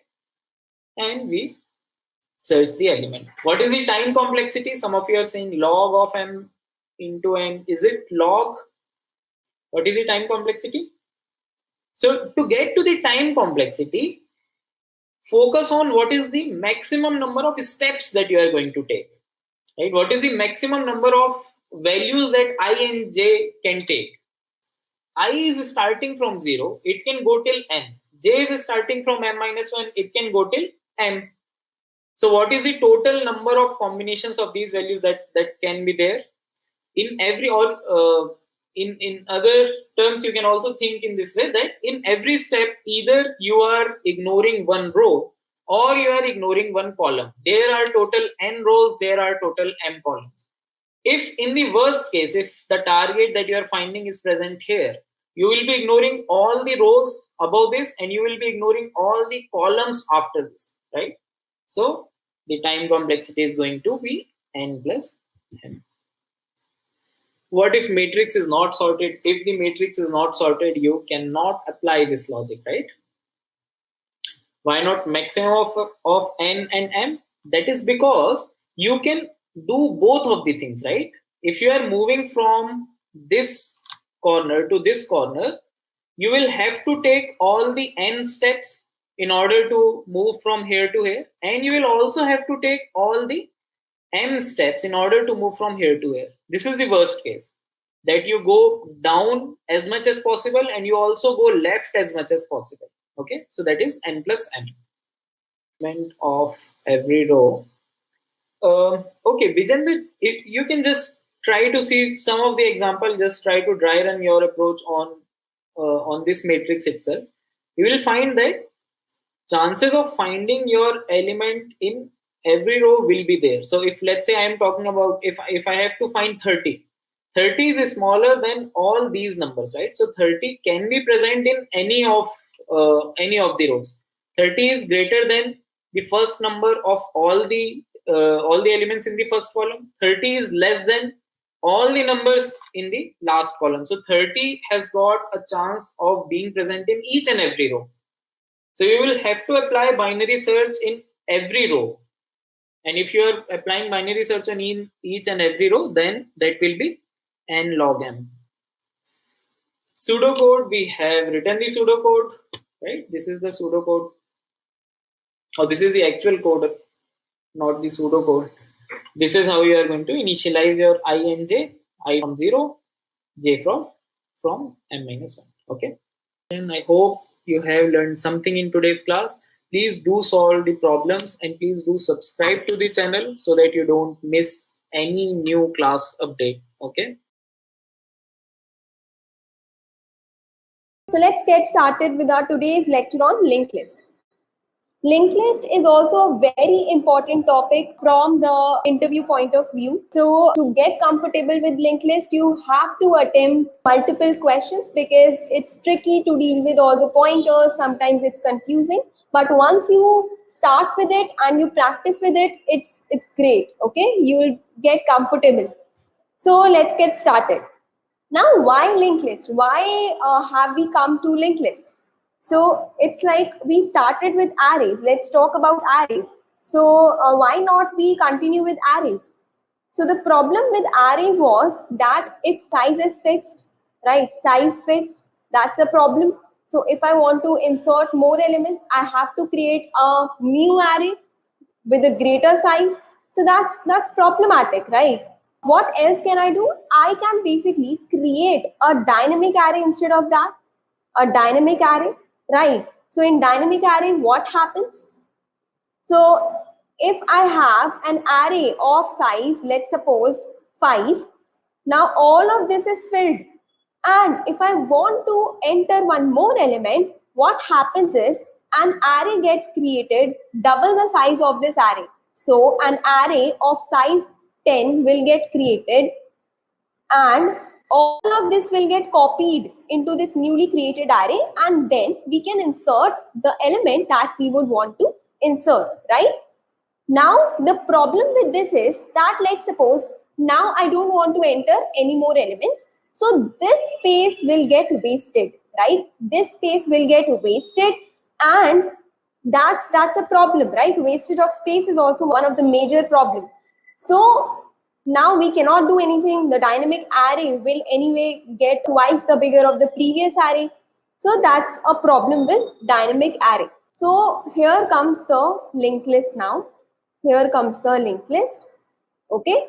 In linked list, what happens is we don't have to reserve any space. Okay. We don't have to reserve any space. Rather, so what happens? Let's see the logical view. So this is I am taking as the memory. These are the memory cells. Okay. So you will agree with me that in array, the elements are stored in contiguous blocks of memory, right? Elements are stored in contiguous blocks of memory. So now in case of a linked list, this is not the case. This is not the case. If let's suppose one element is stored over here, another can be stored over here. The next could have been here. Then the next could have been here. So now if I want to connect to one node with the other node, so how to do that?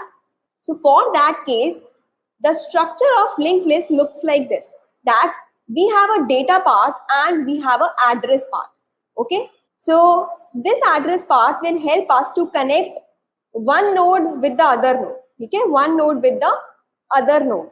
So let's look at its structure. So here I have this node. Let's say the data is 5. Then I have this node. Let's say the data is 3. Then I have this node. The data is, let's suppose, -2. Then I have this node. Let's suppose the data is 1. So I can connect this address part of this node with the next node. Then the address part of this node with the next node. Likewise over here, and this is empty because no node is after this.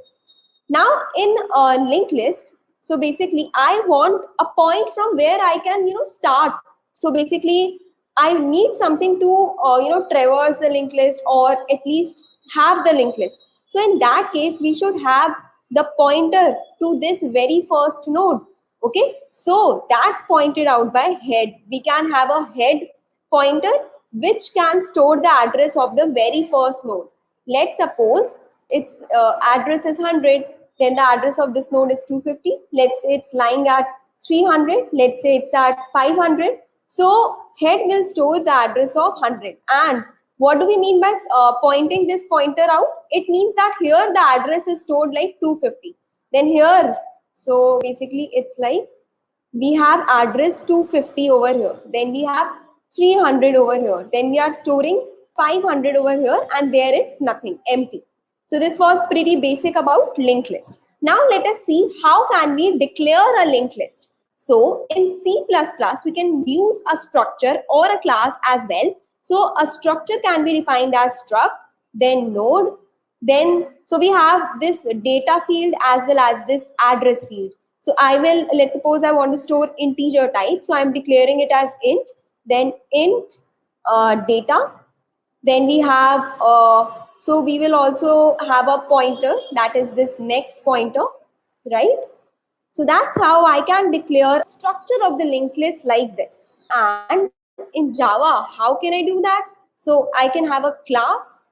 Let's say the class name is node, then int val node next.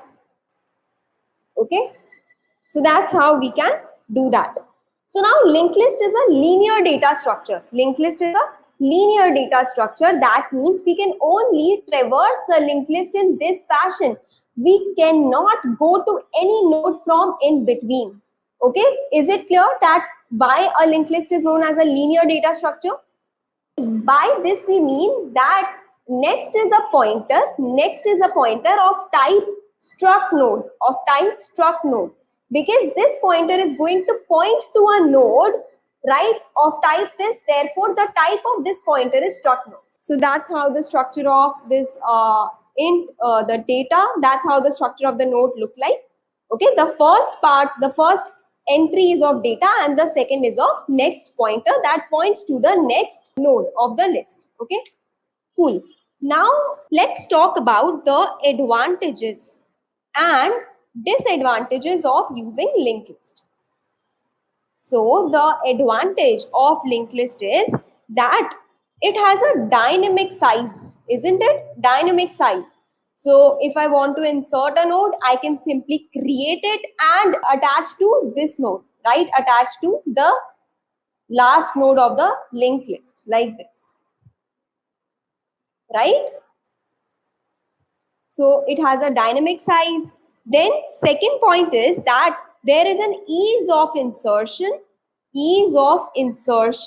and deletion So if I talk about an arrays, if let's suppose I want to delete an element from here, then all of these elements I have to shift one step left, isn't it? I have to shift them one step left. So that's an extra overhead. So in linked list, we don't have to do any such thing. We just have to manipulate the pointers. We will come to that part. We will see that dry run in a while. Okay, so now let's talk about disadvantages. So first disadvantage is that there is no random access. I cannot access any node from in between. Okay, any node from in between. The second disadvantage is that we need extra memory for pointers.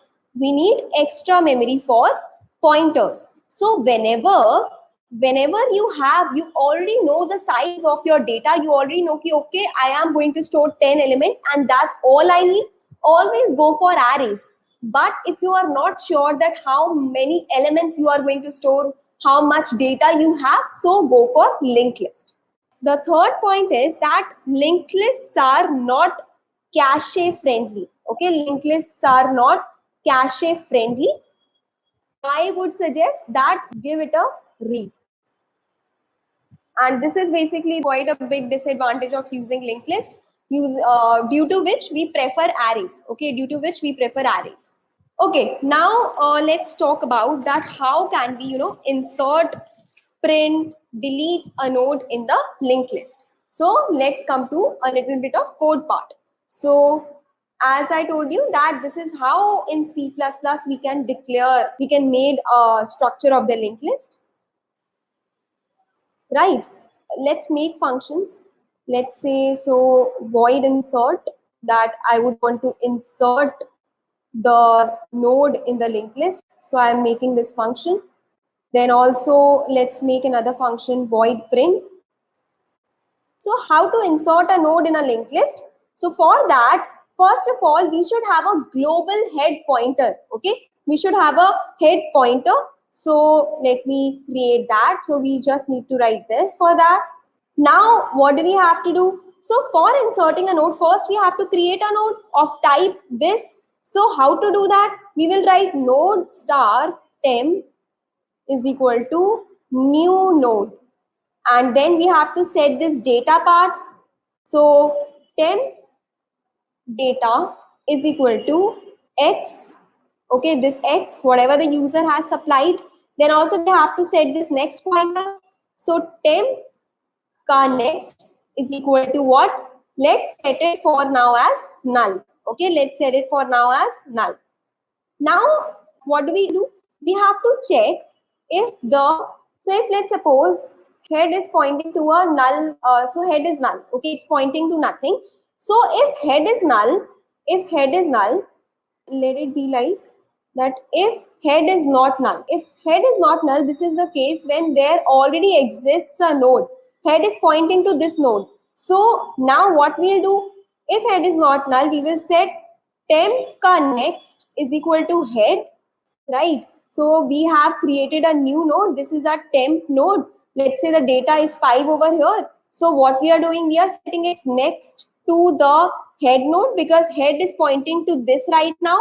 Okay, and we also have to set head to the new head. So head is equal to temp. So basically now head will start pointing over this node. So this is how it will look like now. 5, then 4 is there, and head is pointing to this node. So this is the case when head is not null. But if head is null, so in that case, we will set head is equal to temp directly, right? So now there's this thing that since this is getting repeated in both the cases, so what we can do, we can simply remove this from here, and this is how our final code looks. Okay, so this is how we can insert a node in a linked list. Now, if suppose I want to insert one more node, I can create it. Okay, I can create it. Let this be temp. So the data is 1. Now I will set its next to head, current head, and then I will set head to this newly created node. So this is how it will look like. That we have this 1, then we have 5, then we have 4, and head is pointing to here now. So I am inserting at head. So this function is for insertion at head. Okay, this function is for insertion at head. So if you have got the logic of this, that how you are manipulating the pointers, you can very well insert any node, let's say at end or in between as well. So if you, let's say, want to insert a node at end, you can go till end. And so basically this is, let's suppose, your linked list, and you want to insert a node, at end. So you can set a temp pointer over here and iterate the linked list till the next of a node is not null. So here, as you can see, the next of a node is null. So we will stop over here. Now we will make this point to the new node. Does that make sense? That how we can insert a node at end? Likewise, you can insert a node at, so how can you insert a node at somewhere, let's say at position 3rd? So this is a linked list, and you want to insert a node at, let's suppose, this position. So this is a new node that you want to insert over here. What you will do, you will start traversing from here. You will go, so k is equal to 3, that means you want to insert a node at 3rd position. You will go till 2nd position and you will manipulate the pointers. Okay, so you are over here, then you move to the next element, and now you are at k minus 2 position. So you will simply stop. What you will do, you will make this point over this. So this will point to this now, and this will point to this now. So this link will break. Does that make sense? That how we can insert a node at any position in between? So now let's talk about that how to implement this print function. So what we'll do, we will create a temporary node. So as to iterate the entire linked list. We will set this to head. Okay. Now we will simply iterate the linked list like this. So while this temp is not equal to null, we can simply see out the data. We can simply print the data of this temp node. Okay, print the data of this temp node and make the temp point to the next of temp. Okay, next of temp. And this will go on and print the entire linked list.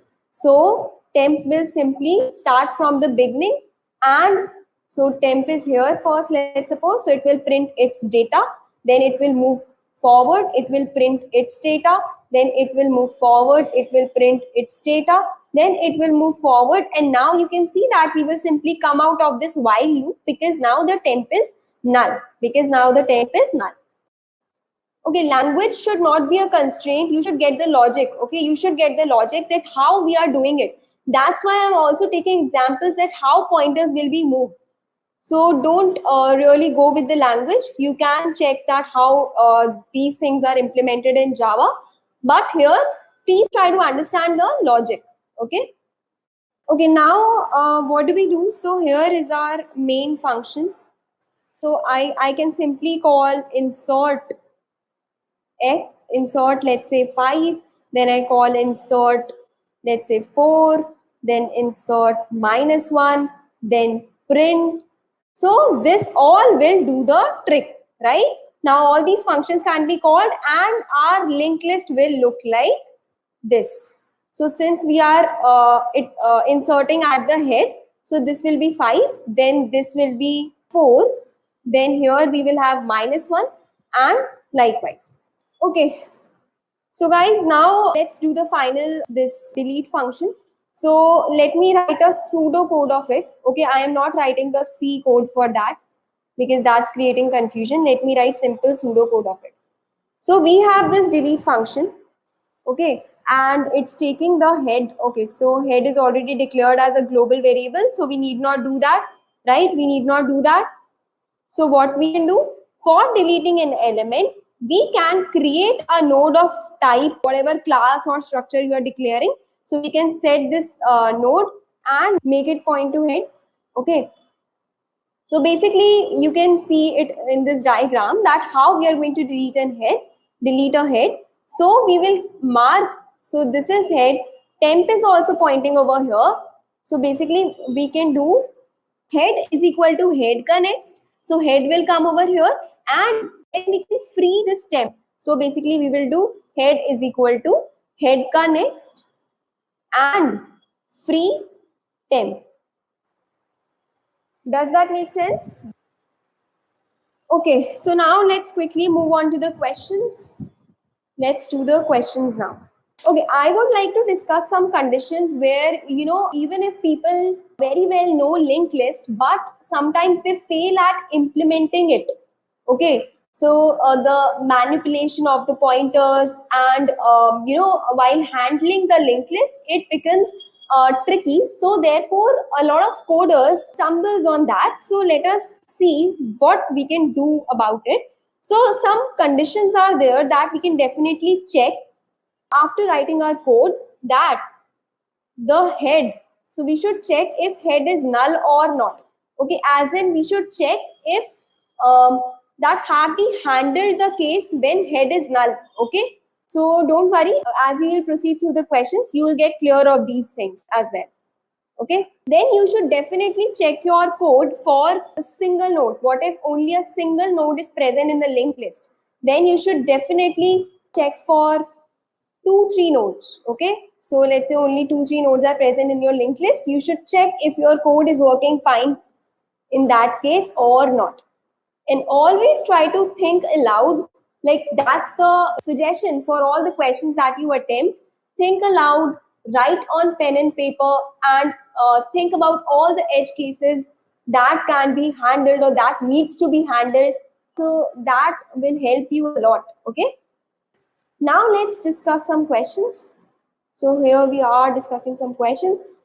Now we discussed about printing a linked list from the very start till the very end in iterative manner, right? In iterative manner. This is an iterative manner, isn't it? Can we do it using recursion? So basically, let's say, so this is our print function. This is our head pointer. Now what we can do, as you can see over here, this is a linked list and I want to print it using recursion. So basically I can simply print the data of this node, and now with all the rest of the nodes, I just have to do the same thing with them. So why not using the same function for them? So what I can do is I can simply print the data of this head node. So then what I can do, I can simply call this function again with the next node as the head node. So print func. Now I am basically calling the head dot next. So this is this dot representation, then this arrow representation. It's how you reference, it's how you refer to these variables. So in Java, you use this dot. So basically for in classes while you implement it, you basically use this dot, and like in structures I told you, you use this arrow function. Okay. So will this do the trick? Is it sufficient? Is it sufficient, or are we missing something out? So if your head is equal to null, then you simply have to return, right? You cannot do anything about that. So simply return from there. This is the base condition. So let me actually first state the question. The next question is that you have to print the linked list in reverse order. In reverse order. So this is your linked list. This is your head pointer. Now you have to print it like this: 2, 1, 6, 4. How can you do it? Do you have to go at the end or something? Is it like that? Or like, can you do something about it in a better way? So you can have a stack. You can have a stack. Okay. So basically you can put this node into this stack, or you can also simply put the data of this node onto the stack. So you can have a stack like this, stack in S.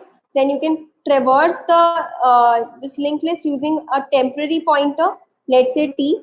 So you are here, you put this data onto this stack. Then you move ahead, put this data on top of stack, put this data on top of stack, put this data on top of stack, and now the linked list is empty. So you can simply pop everything off, right? So you'll get 2, 1, 6, 4.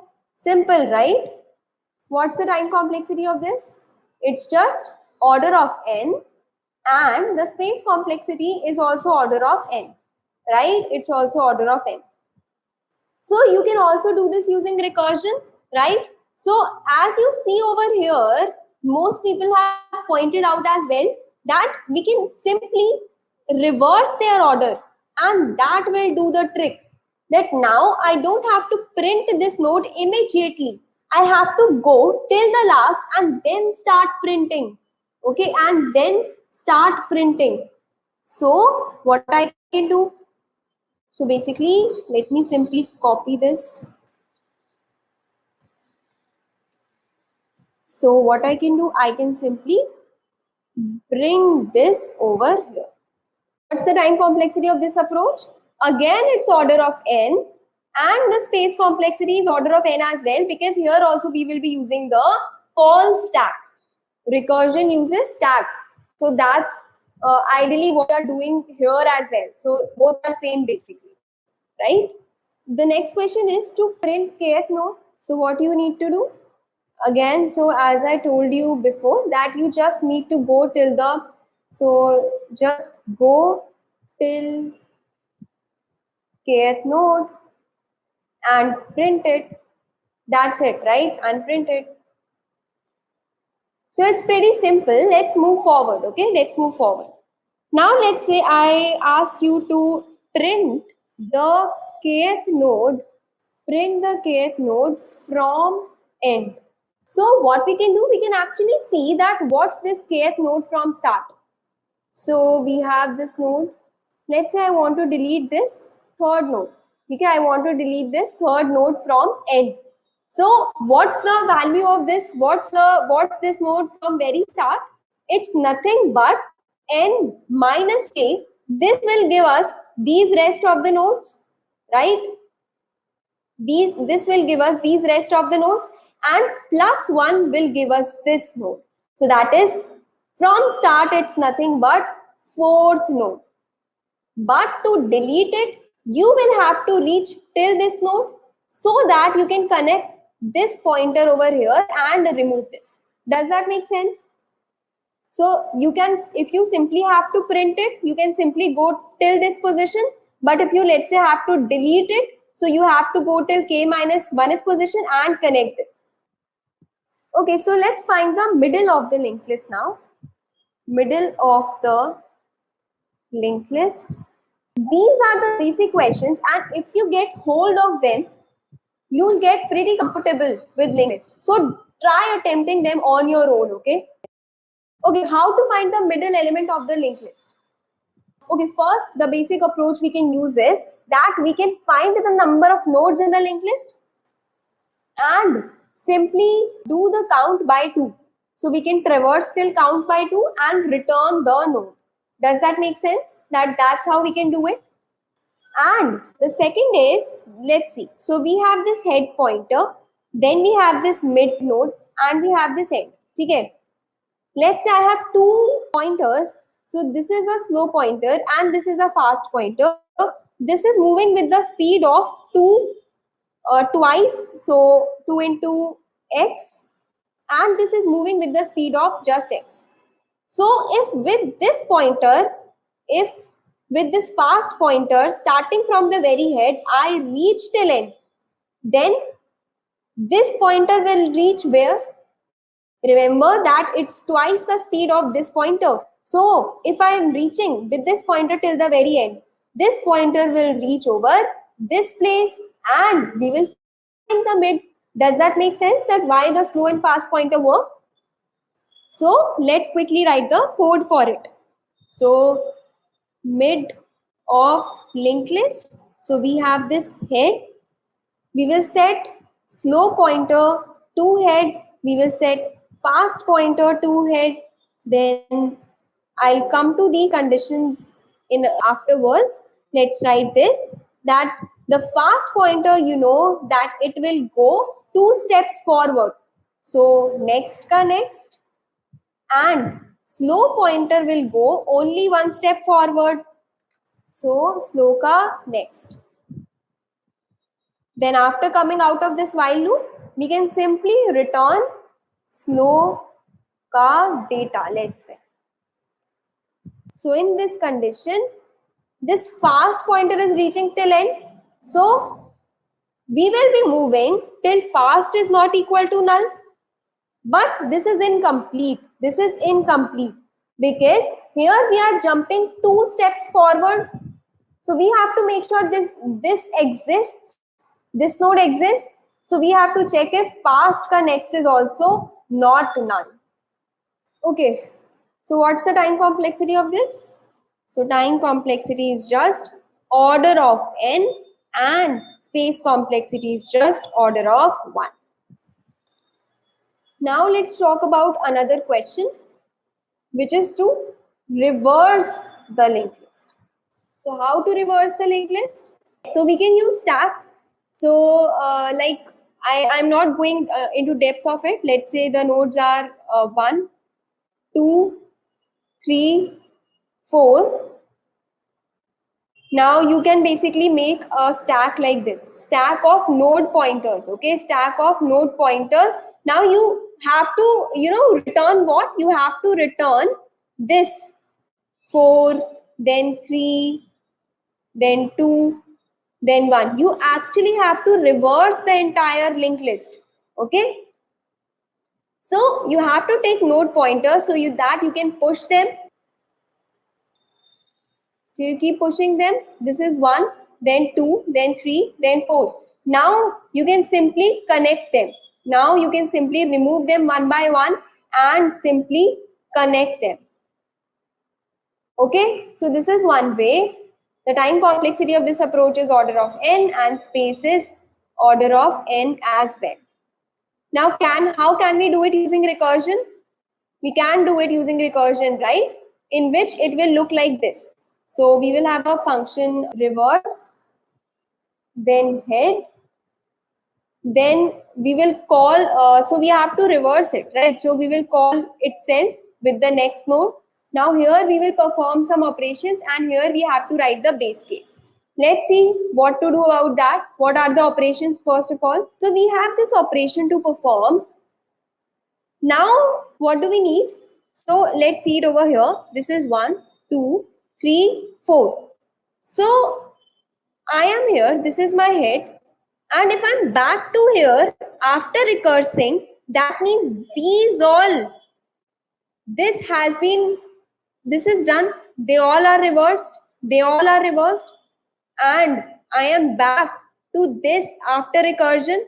Now what do I need to do?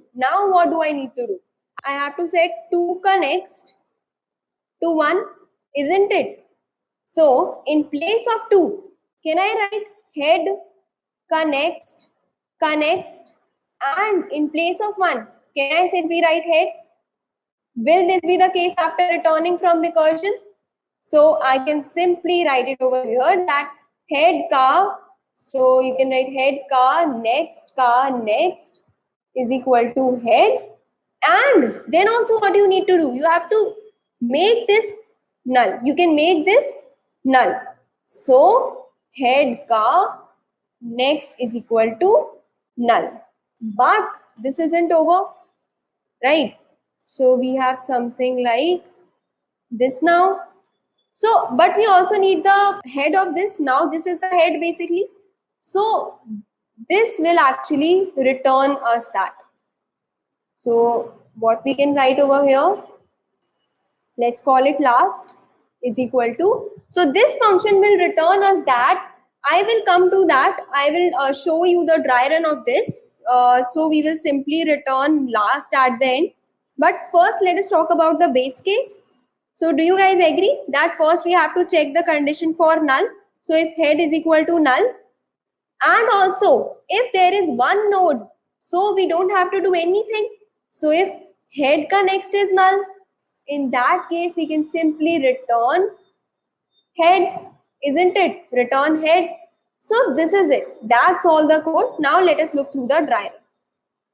So recursion uses stack. So here I have that, and I am using two variables, that is head and last. So I'll maintain them. Now first, so this is my linked list. So I am here right now.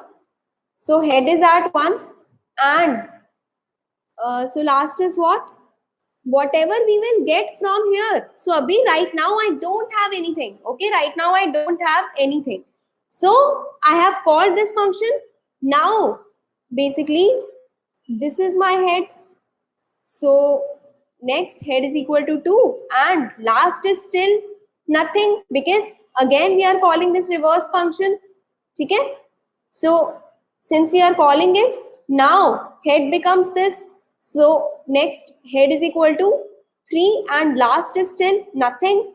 Then moving ahead, head is equal to 4, and last is nothing. But here as you can see, we will actually not go over here, since there is only, you can see that head is not null, but head ka next is null. That means we don't have to go over here, we can simply return the head. So now this will return, and what's the head at this? It's 4. So 4 will get returned. Okay, 4 will get returned. Now basically we are returned from this. Now we are back at 3 as the head. So answer to 3 has been returned, right? So once we have returned from here, now we will do this. So head ka next head is at 3, so we will set this basically. Head ka next is this, so we will set this over here, and we will make head ka next as null. Head ka next as null. Now we will get back from this, and 3 will, so again last from here is, it's 4 only. Now again we will do head ka next, that is 3 ka next point to head. Okay, and head ka next is null. So now we are done with both of them. Basically we are done with both of them. So 4 will basically return, so this will basically return 4 over here, and this is also gone. Now we are back at 1, and we will make head ka next point to it, point to head, and we will mark head ka next as null. So what do we have? This is also done. So last has had what? Last had 4, this node as the new head. Does that make sense, guys? Let me again do it quickly. Okay, let me go through it quickly. So this is my linked list. My head is here. Okay, head is here. So I am at this if condition, and my head is not null. Also the head ka next is also not null. So I will not go into this if block. I am here, so I am calling this reverse head again. This should be head ka next, and now basically I am calling reverse and passing 2 in that. Okay, so I have to store this on stack. So head is equal to 1, and last is equal to whatever this will give me as the answer. Okay, now as so now basically I am here. Now head is not null, and also head ka next is not null. So we will go to this block. Now here head is equal to 2. Last is I don't know, right? Last I don't know. So basically we are calling reverse head ka next, that is 3. We are calling this, and we are on this now. So head is equal to 3. Last is equal to, we don't know, because now whatever we'll get from reverse of head connects, that is 4, will be coming over here. So we are calling head connects, that is 4. So head connects is 4 now. We are over here. Now as you see that last is not null, but head ka next is null. It's null. So we will simply return this head. What is head? Head is 4. Return 4. Where to return it? Where are we returning it? We are returning to this last variable. So here will come the 4. Okay, here will come 4. This is done. We are done with that. So basically this we are done.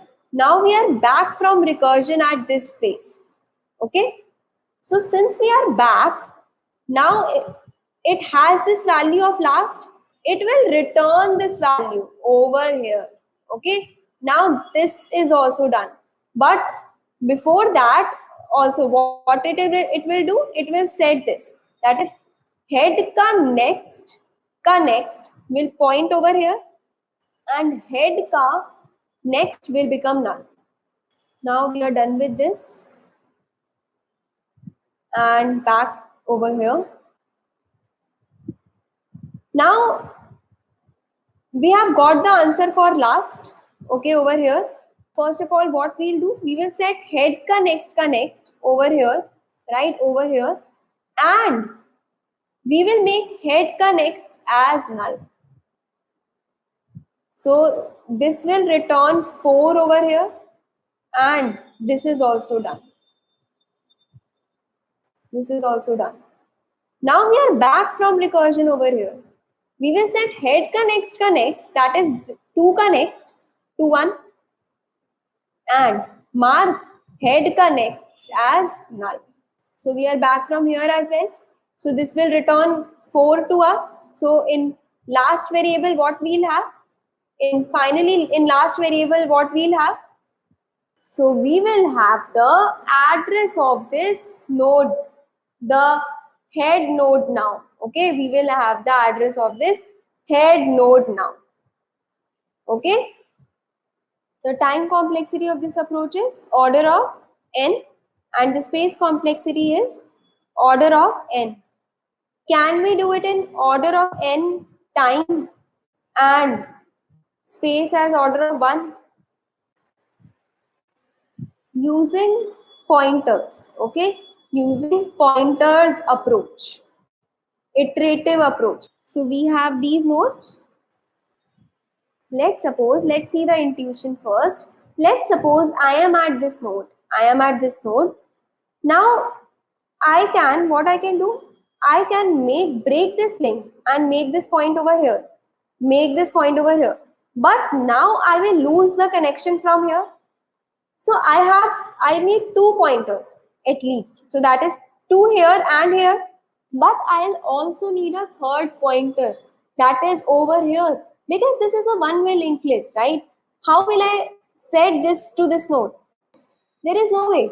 So I need 3 pointers over here. So let this be current, next, and previous. So let's see a dry run of that. Let's see how we can do this. So initially, previous and next can be null. Both previous and next are null. Initially, they are empty, and current can be set to this node.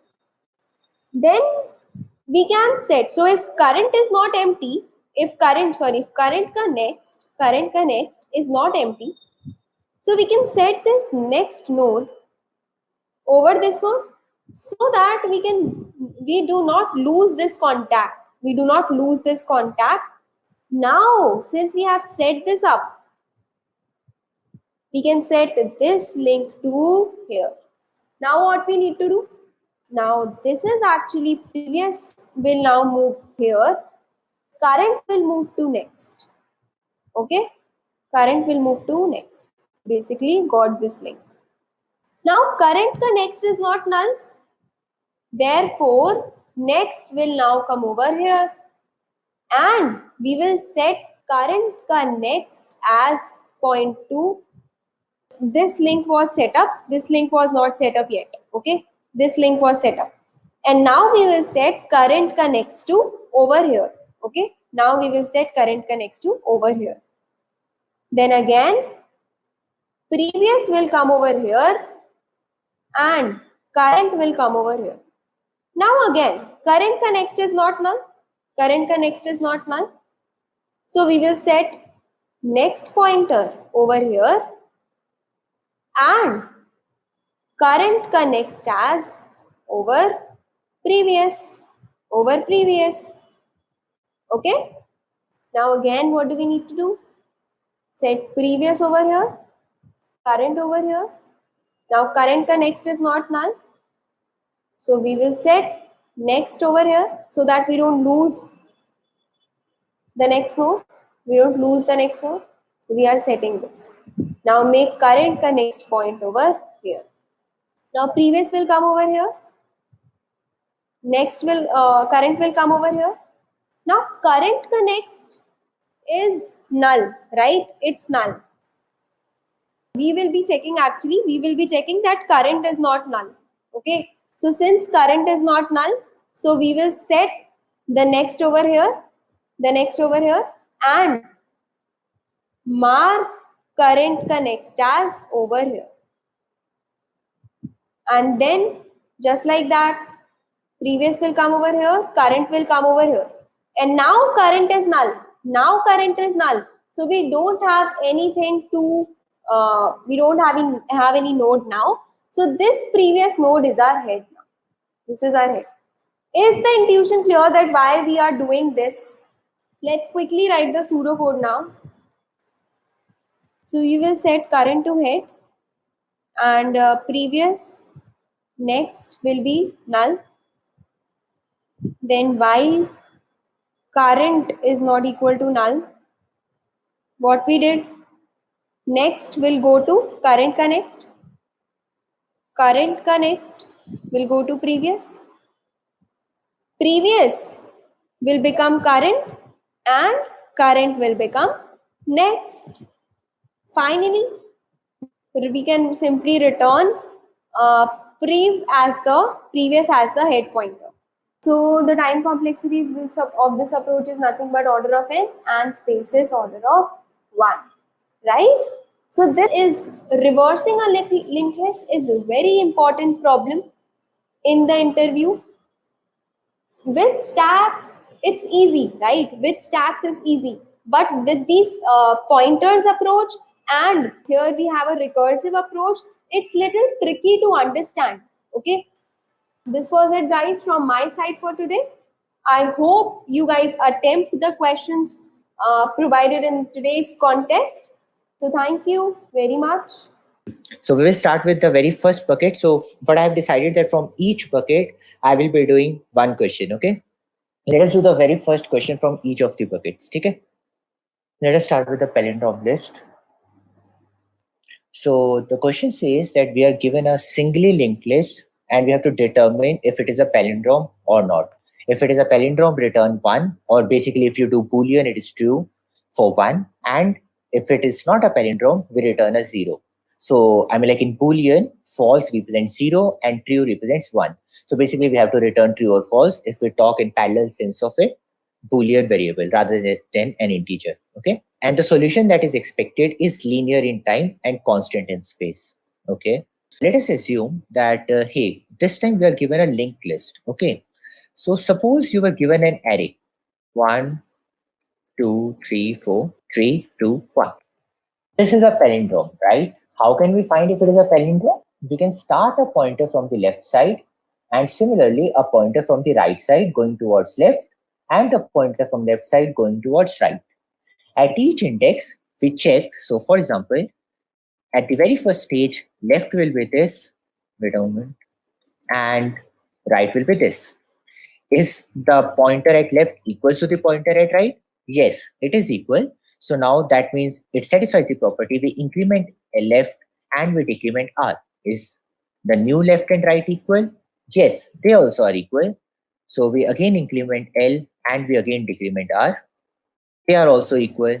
Then we increment L and we decrement R. This time L will be equal to R.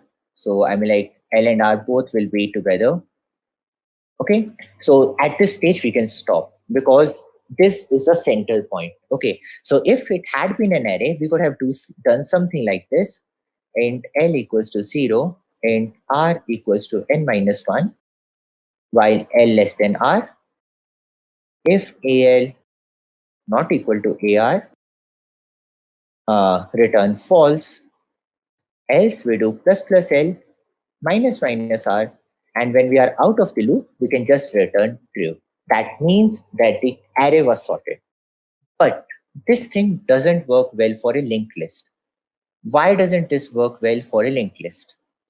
Because in a linked list, we don't have random access. We can't directly access this number and this number. Similarly, a singly linked list doesn't allow you to go backward side. It only allows you to go the next side. Okay, so this is why we can't use exact same approach for the linked list. Okay, but now let us see this. Let us say this was a linked list. Okay, also reverse this linked list. What will happen if we reverse this linked list as well? Then the reverse of this linked list will also be 1, 2, 3, 4, 3, 2, 1, right? So we can see that for a palindrome, the linked list and the reverse of the linked list is equal. Okay, so I mean like if we are somehow able to reverse a linked list, we can find if a linked list is palindrome or not. Okay, now the question comes, how will we reverse a linked list? Okay, let us see how we can reverse a linked list. Okay, so linked list is something like this. 1 is pointing to 2, 2 is pointing to 3, 3 is pointing to 4, which is pointing to 3, which is pointing to 2, and finally this is pointing to 1. Okay, now suppose at every iteration we are maintaining 3 pointers. This is the previous pointer. Wait a moment. This is the previous pointer. This is the now pointer, and this is the next pointer. Now, what we see that in the reverse of the linked list, now next will be what was previous element, and next. So basically, now next will be the previous element. Okay, okay. Now let us do exact same thing. Let us try to use this approach to reverse the linked list. Okay. So now, if we somehow are able to reverse the linked list, and how to reverse the linked list we already know, then we will be able to, what we say, then we will be able to find if a linked list is palindrome or not. Okay. Now, from what index should we reverse? Actually, we should reverse only this part of the linked list, right? Because if we reverse this part of the linked list, this will change to 1, 2, 3, and whatever that comes after this doesn't matter to us. We will keep on comparing each element. So 1 is equal to 1, okay, 2 is equal to 2, and 3 is equal to 3, and we are done. Okay.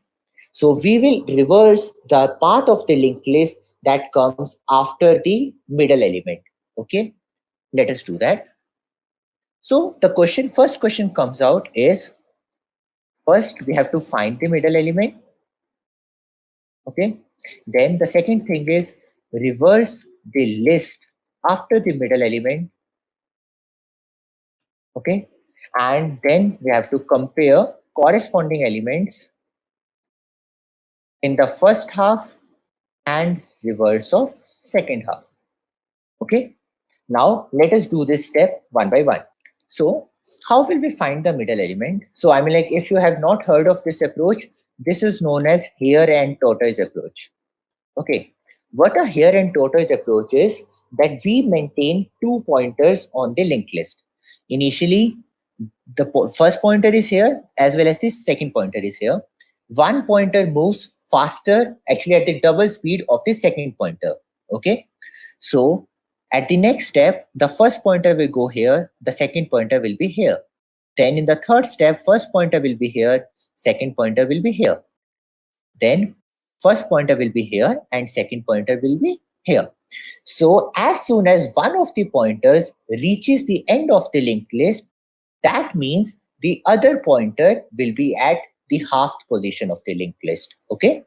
So I mean, like, you can read about this after this session if you are hearing this approach for the very first time. But let us do that. So we say list node value at tortoise. I mean, you should actually not take these variable names. You should say slow, which is initially A. Then you should also say fast, which is equal to A. Okay.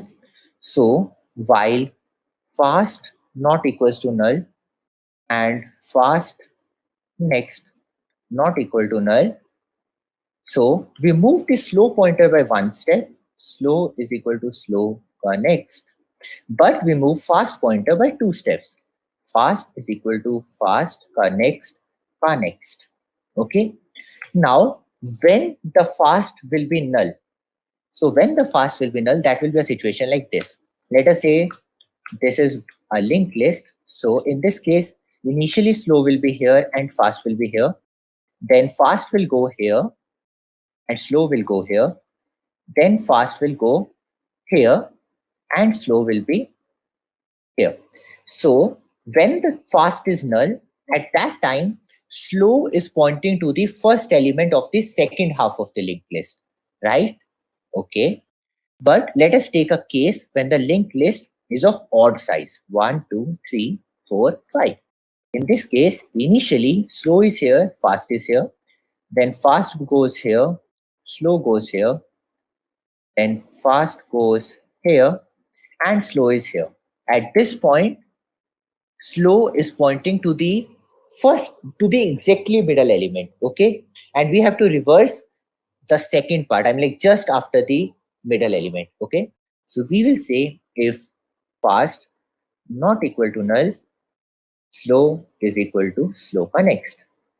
Now we are sure that the element slow is pointing to the very first element of the what we say linked at the very first element of the second half of the linked list. Okay, awesome. But anyways, we will have to do wait a second. So if first not equal to null, second is equal to second next. Okay, that's it. And always we have to set this slope next equals to null. Now we reverse the two linked list. Sorry, now we reverse the linked list that starts at second. Okay, how will we do that? We say list not. So this is also a very good technique that you should use whenever you are solving a linked list problem. While solving a linked list problem, you maintain a dummy head. Okay, which is node that contains only 0. So initially, the previous will be dummy. The current will be the very first node, which is A, and next will be nothing. So we will say while now not equal to null, okay, next is equal to now next. Okay, then now next is what? Now next is the node that was the just previous node. Okay, so actually we can actually initially take previous as null. So that will also work for this. Okay, now next is equal to previous. And now what is the previous? Now previous is equal to now. Clear? Okay. So now we have done this. At the end, the previous node will represent the head of the new list, because at the end, previous will point to the node 4, which is the new start of the list that comes at the second half. Okay, so now we know this. So we will say while your first pointer is at A and the second pointer is at previous, we will say while first pointer not equal to null and second pointer not equal to null, if first pointer की value is not equal to second pointer key value, return false, and we say pointer equals to first pointer ka next and second pointer equals to second pointer ka next. Finally, if we are out, that means we can return true. That means the whole list was a palindrome. Does this seem correct? Let us test it. Okay, so actually we did a time limit exceeded. So basically we entered in some kind of a loop, right? Let us see where we did wrong. Okay, so we should do this here. Otherwise, always something like this, right? Let us see if we can test it.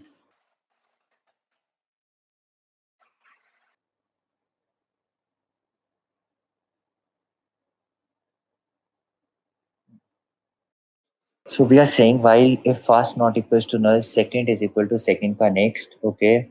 And we are setting the slow ka next to null. Slow is the previous element here. So in this case, in the very first case, we saw that when fast was null, slow was pointed to the first element. So we also need to know actually the previous. So we also need to know the previous slow,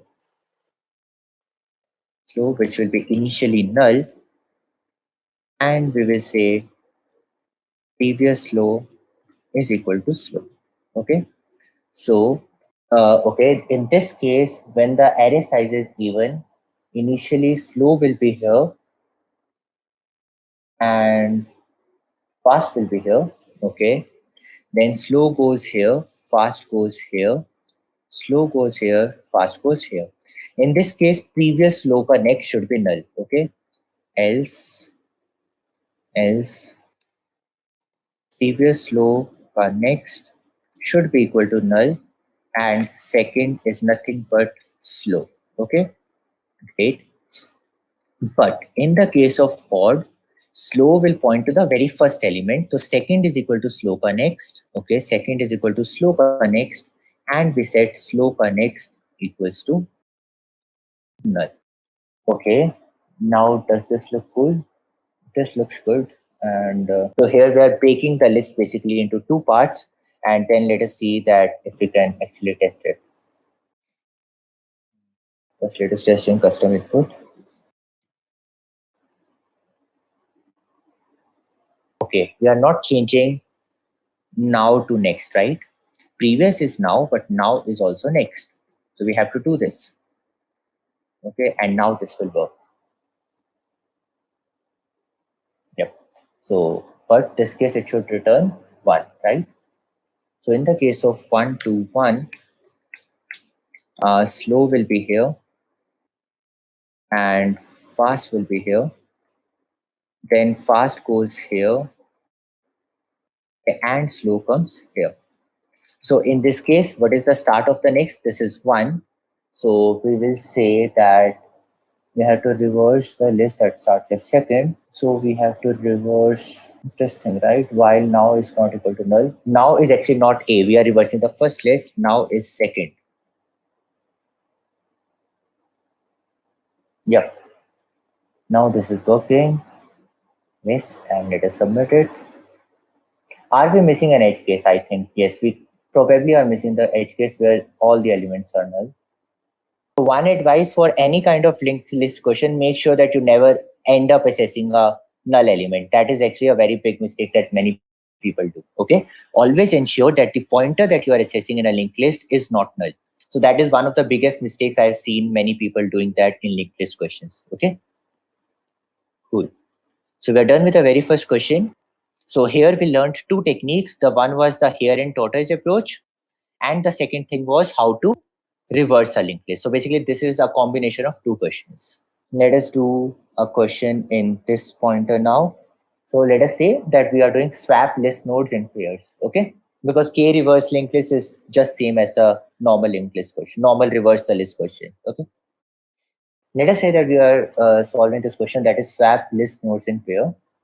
Okay, so we are given a basically linked list and we have to swap 1 and 2. Then we have to swap 3 and 4. So basically 1 and 2 will become 2 and 1. Then we are done with this particular part. Now we are taking the care of the part 3 and 4. We again swap it, which becomes 4 and 3. Okay, and we are asked that, hey, we have to use only constant extra space. So basically, we can't create a new linked list. But what is meant by a constant extra space question is normally that what we mean by a constant extra space in linked list is that you don't have to create a duplicate node. You have to use the nodes that were given in the initial question itself. Okay. Okay. Anyways, let us try to see how we can do this. So basically, linked list is nothing but a game of pointers. How you are able to mingle pointers is how you will win the game. So let us say that we have 1, 2, 3, and 4. Okay. So now suppose I have to reverse this linked list. I told that in the previous question as well that dummy head is a very common and helpful technique in solving any kind of linked list question. Okay. So for example, here what I will say, I will assume that there is a dummy node here, after which it is 1, after which it is 2, and 3, and 4. Okay. So now see, suppose I'm reversing the pair of 4 and 3, I at least need the pointer to 4 and also the pointer to 3. Okay. But I also need the pointer to 2. Why? Because when I have reversed these two, I have to make sure that 2 ka next points to 4. Okay. So we at least need 3 pointers. Okay. So let me first create a dummy node. Let me name this pointer. Let us say that when we were swapping 3 and 4, let me name the variable 2, the variable that stores the node 2 as the previous pair end. Okay. So let me say list node value at previous pair end. Initially, it will be dummy, right? Because this is the end of the first pair. This is our assumption. Okay. So this will be dummy. Okay. This will be equal to the current pair start. Okay. So this is current pair start. Okay. Which is in the case of in the first case, this will be the node A itself. Okay. Awesome. Okay. So while I will say that while the start of current pair is not null, start not equal to null. Okay. So I will say current pair second is equal to, okay, I let me also assume that current pair start ka next is also not equal to null. Is not equal to null. Okay. So current pair start ka next. So basically both the nodes of the current pair exist. Okay. If there is only one node, we don't need to do any swap, right? So I will say current pair second is equal to current pair start ka next.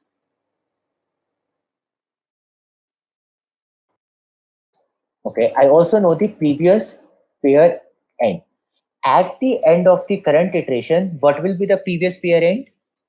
Previous pair end at the end of current iteration will be the starting node of the current pair. Because at this time, let us say this was the start and this was the end. Okay. So after this, this will change to 4 and 3. So basically, this will be the previous pair end. So which is the current start node. Okay. Okay. And we also have to make sure that current pair ka second, so basically previous pair end ka next is equal to current pair second. Now has to point to 4. Okay. And current pair second ka next is current pair. So now we have made sure that 2 points to 4, 4 points to 3. Okay. And finally, we have to make sure that 3 points to this. Okay. Current point start, current pair start ka next should be equal to what is currently the current pair second ka next. Okay. Finally, change the current pair second next, and this is previous pair end. Okay. And finally, I can just return dummy ka next. Okay, because dummy was just a node that we assumed. Okay. So now in this case, dummy ka next will become, so the pointers will change like this, right?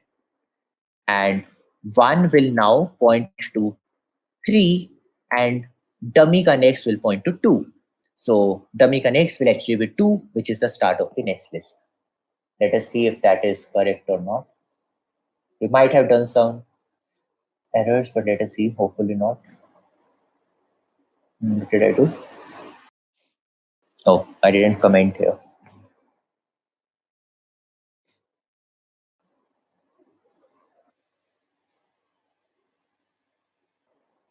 What are we doing here? So we are saying that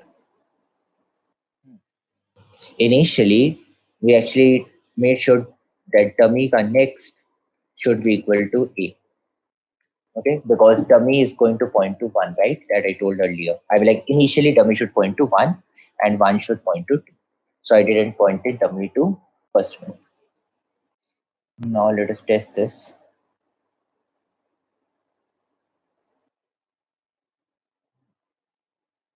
You lost 0, okay. And I say first pointer, previous pair end is dummy, okay, and current pair start is A, okay. While current pair start is not equal to null and current pair start next is not equal to null, okay, both are not equal to null. So then current pair second is current pair start next, okay. We change the previous pair end next to current pair second, okay. So now dummy node is starting to point to 2. Then we make sure we point 1 connects equals to 3. Okay. So now dummy node is pointing to 2 and 1 is pointing to 3. Okay. Now we should point 2 to 1. So current pair second connects, that is 2, is now going to point to 1. Okay. And previous pair end will be equal to 1. That is fine. So this thing is fine.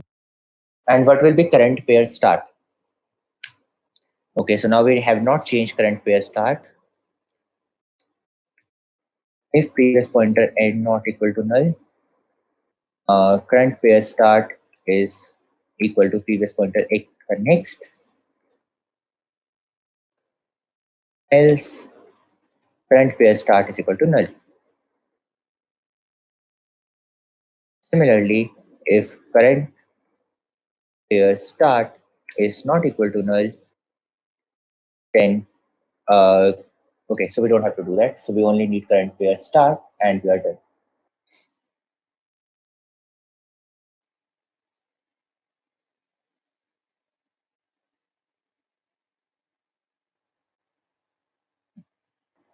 So now 2834 is changed to 3428. 4874 is changed to 7448. Similarly, 4249 is changed to 4942, and we are doing well. Let us see if we have any issues. Seems fine.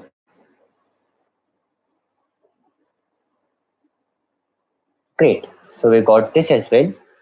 So what thing we learned from this thing, the takeaway should be that, hey, for any linked list question, first try to find what are the pointers that you need to know to reorder the list in any way. Suppose it is swapping pair, what are the elements you need to know so that you can change their pointers to something else? That is the very first thing you need to know. And the second thing is, again, I tell you to know, is this dummy thing. This is very important in a lot of linked list questions. I will do one more question after this that will use this thing. And the third thing is, make sure that you are never assessing null. Okay, so here also I do a check of null. Make sure you are never assessing something that is null. Okay, cool. Let us do one more question.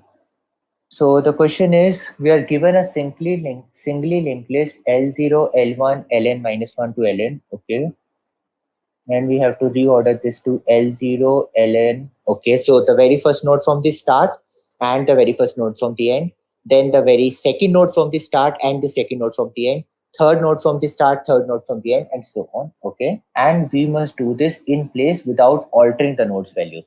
So what in place means is that you don't have to change their values. I mean, like, you can dangle some pointers, but that will work. Okay, you just don't have to change the node values or create a duplicate of those nodes.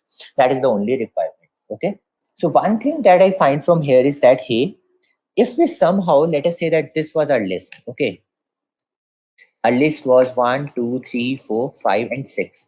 We have to change this to 1, 6, 2, 5, 3, and 4, right? Suppose I know the first half of the list.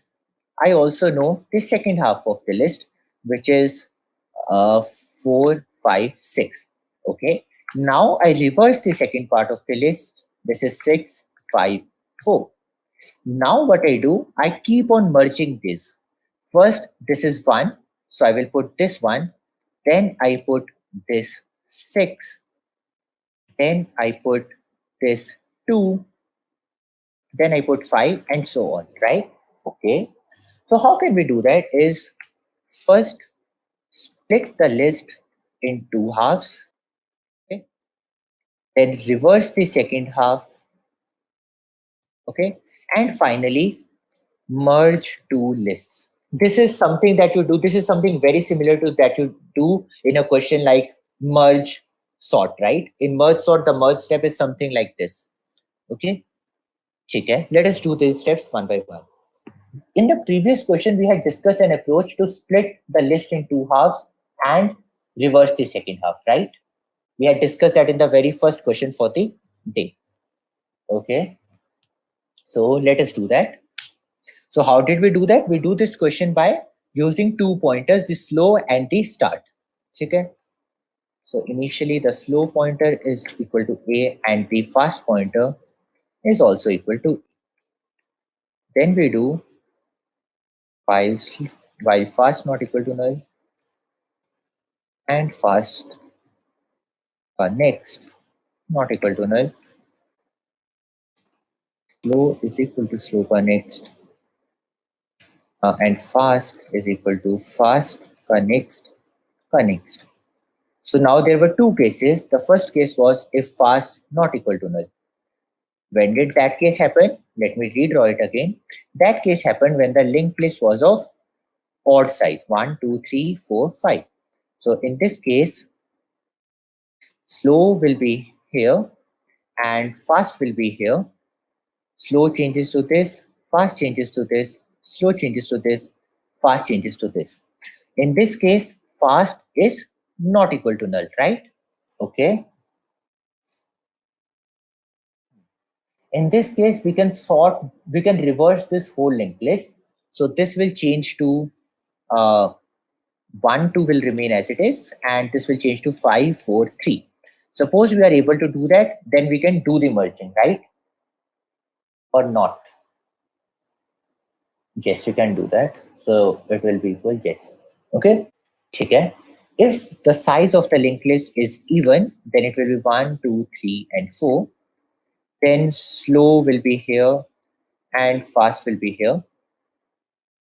Then slow goes this, fast goes this, slow goes this, and fast goes this. Then also we can reverse the linked list that starts at start. So that we could do even in the previous question. I missed this thing. So we can reverse the linked list that just starts at the slow pointer. Okay. So suppose we reverse this part of the linked list, then we are cool. Let us see how we will do that. So we have to make sure that the pointer of 2 is now the next of 2 is null, so that these two lists break off, right? Else anything can happen. So we will say list node value at previous slow is equal to null and previous slow will be equal to slow. So finally, we can say previous slow for next is null. So at this point, we have broken the list into two halves such that slow points to head of second half. Okay. Great. Okay. So now let us reverse the linked list that starts at the slow pointer. Okay. So basically reverse this 3, 4, 5 to 5, 4, 3. So we will say list node value at previous is null. List node value at current is equal to slow, and list node value at next, this variable we will need. We will say that while current is not equal to null, that means there is still a node there. Okay. So while current is not equal to null, I will say next is equal to current ka next. Then I set current next is equal to previous. Finally, I change previous equals to current. And what is the next current? The next current is the node that was currently stored in the variable next. Okay, great. So now this has reversed the linked list part 345 to 543. At the end, the node 5 will be the previous node. So we can say that list node value at second head is equal to previous. Now we do have to just merge both the linked list, right? So we will say while a not equal to null. Sorry. Yes, for this also we will need a dummy node.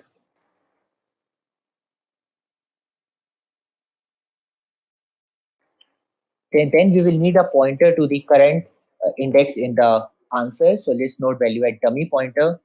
Initially, it will be equal to dummy. Okay. We also need a pointer, which will be initially a. And we also need the pointer to the second half, right? So this will be second head. So we say that while a pointer not equal to null and second pointer not equal to null, okay. So while both of these are not null, we first append the second thing to this. I mean, like then we append, but we say we have to first append the node at a pointer, right? So we say dummy pointer ka next is equal to a pointer, okay. Then dummy pointer equals to dummy pointer ka next. Finally, dummy pointer ka next, okay, and a pointer is also equal to a pointer ka next. Then dummy pointer also moves to one step ahead. We change dummy pointer ka next is equal to b pointer, or the node that b pointer points to, okay. And then we say b pointer is equal to b pointer ka next. Okay, great. So now what will we be having is, suppose for a linked list of odd size, we will be having something like this: 1, 5, 2, 4. Okay, but at this time, the pointer to the second pointer will not be null, but the first pointer will be null. So we say if pointer is not equal to null, that meant that the total number of nodes were odd.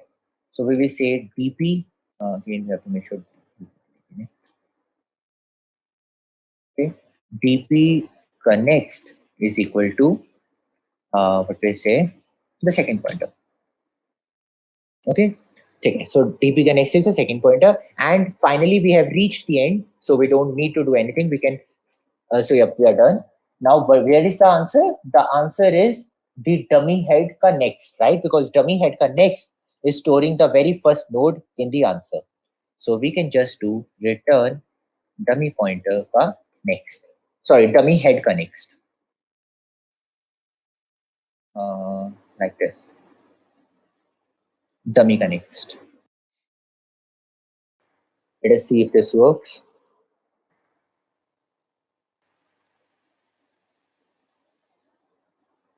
What is this happening?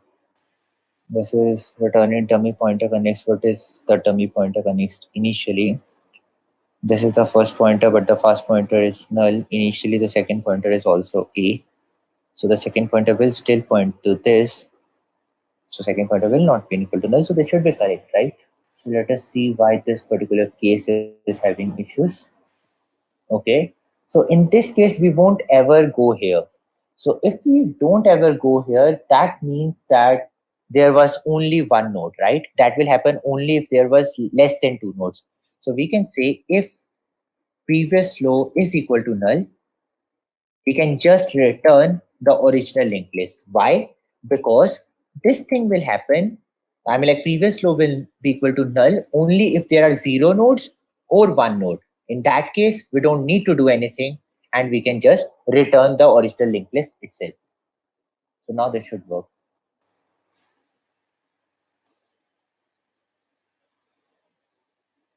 Yep. Are there any other cases that you are missing? No. Yes, and let us submit it. Great. So yes, in this thing we missed checking for null one time and we again ended up with an issue. So that is why I was saying that never get to a situation where you are not checking for nulls. Okay. And also again, you saw that what is the use of dummy pointer. Dummy pointer allows us to improve the code quality by not checking for nulls in the initial previous. Okay. So use this technique as well. Let us do one more question and then we will end. Let us do this list cycle question because this also requires knowing a technique that many people might not know. So let us do this. Okay. So we are saying is told that we are given a linked list. We have to return the node where the cycle begins. Okay, the linked list might or might not have a cycle, but if there is a cycle, we have to return the node, the first node from the start where the cycle actually started. So for example, if we start traversing this linked list like this, the node 3 is the very first node where the cycle began, right? So we have to return the node 3. Okay, great. So let us see how we will do that. So see, we once found a middle of the linked list, right? We were once able to find the middle of a linked list using the previous approach, right? If you see the hash approach has a space complexity of order of n, right? So we have to do something that has space complexity of order of 1, but time complexity of order of n. Let us do that. So we remember that, hey, we were able to find the middle of a linked list using the hare and tortoise approach. But if the linked list has a cycle, will we ever be able to find the middle? No, right? Because fast will never be equal to null. So if we start growing from 1, 2, 3, 4, then we will keep on coming back to 3, 4, 3, 4. So if we were suppose finding this thing, value at slow is A, fast is also A. We say while fast is not equal to null and fast connects not equal to null. Fast is equal to fast connects and slow is equal to slow connects. Okay, but when there is a cycle in the linked list, this loop will never end. Okay, because it will again going on circle around. So let us say what will happen. Okay, suppose the loop is circling around and currently, let us say this is the case. So this is a linked list 1, 2, 3, 4. Okay. Okay. And suppose all these nodes are in a cycle. Suppose all these nodes are in a cycle. Okay. It might happen that currently fast is here and slow is here. Okay. That means in the next iteration, fast will go, what we say, at this place, and where will slow go? Slow will also come at this place. Okay. So, okay, that is the case 1. The case 2 is, let us say fast and slow are very much behind. Okay. Let us say initially the fast was here and slow was here. Okay. Then what is going to happen in the next iteration is, in the next iteration, fast is going to come here and slow is going to go here. Now this condition is again same as this condition, right? The condition that we had here. So we can say that if fast and slow pointers are in a cycle, that means they are definitely going to meet at some time. Okay. So we can say while fast not equal to null and fast connects not equal to null, okay, if fast is equal to null, this means that there is a cycle, right? This means there is a cycle. So we can break. So here we can say that if fast is not equal to null, or and fast connects not equal to null, or fast connects not equal to null. So let me say that I pull cycle is equal to false. If we enter in this loop, we say that cycle is equal to true. That means there is a cycle in this current thing. Okay. So if there is a cycle, now the question comes, how will we find the start of the cycle? But let us solve the case if there is no cycle. If there is a no cycle, we can just return null, right? Now let us see how we will find the start of the cycle. Okay. So let us say our cycle is like this. So there are nodes 1, 2, 3, 4, 5, 6, 7, and this 7 is pointing to, let us say, 4. Okay. So 7 is pointing to 4. Something like this. So suppose 7 is pointing to 4. Okay, that means this is a cycle. Okay, great. So now how will we find that 4 is the start of the cycle? How will we be able to do that? Let us see. Suppose, assume that this size, the size of the linked list before the start of cycle was A. Okay, and currently both the slow and fast pointers will be traversing 4, 5, 6, 7, again 4, 5, 6, 7, and so on, right? Is that clear? Okay. So now we know that this is, so now somewhere inside this linked list will both these nodes meet. Suppose both the fast and slow meet at this particular place. Okay. And let us assume that from the node start, this distance was B. Okay. So A was the distance of start of cycle from head, and B was the distance of meeting from the current node. Distance of meeting from the start of cycle. Okay. Okay. And let us say we also have a variable C, which is the start of cycle, which is the size of cycle. Okay. Okay. Now, can there be any formula between A, B, and C? Fast will not become null when there is a cycle that we have assumed. So basically, that is why at this particular position, if fast is equal to slow, we are saying that there is a cycle. Okay. So now let us try to see of one more thing. We say that, hey, this size was A. Okay. This size, suppose the nodes met at node 5.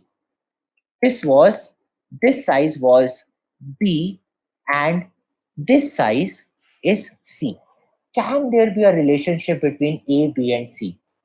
Let us see in this way. Suppose the fast and slow pointer had traveled this node X times, this cycle X times, when they were inside the cycle, because they will keep on circling around, right? Okay. Suppose they had traveled X times. So the total distance traveled by slow will be equal to this, which is A, plus the number of times they travels this cycle. What will be the number of times? Let us say they traveled this n times. And what is the size of this they traveled? The size of cycle is C. So plus n times C. And they met at this. Okay. So what is this distance? This is B. So this will be the distance covered by the slow node. Correct? Okay. And what will be the distance covered by fast node? The distance covered by fast node is nothing but 2 times the distance covered by slow node. But how many iterations would it have done? How many iterations would the fast pointer would have done? Suppose fast pointer did y iterations. Okay. Slow pointer had done x iterations, and let us say fast pointer had done y iterations. So the distance covered by the fast pointer is going to be A. So this is n, let us say this is m. Okay. So A plus m into C plus B, right? That means A plus m into C plus B is equal to 2 times A plus n into C plus B. Is that clear? Okay. From these two equations, we can find that we'll be able to find that what will be the equation that will come out of being?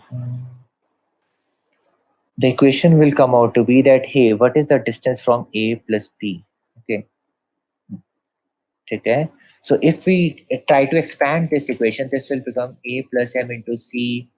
So let us try to expand the right hand side first. This is equal to 2 into A plus 2 into N into C plus 2 into B. Okay. If we take B to the left side, so this will become A minus 2 into B, and also bring this A to minus 2 into A plus B, right? So, okay. So this is going to be equal to 2 into N into C minus M into C, right? Okay. So what we get from this is that this is nothing but equal to minus of, this is equal to minus A minus B, and the right hand side is equal to C into 2 into N minus M, right? Okay. But what we find from this, this means A plus B, a negative, is equal to uh, C times something. But what is C? We see that C is the size of cycle.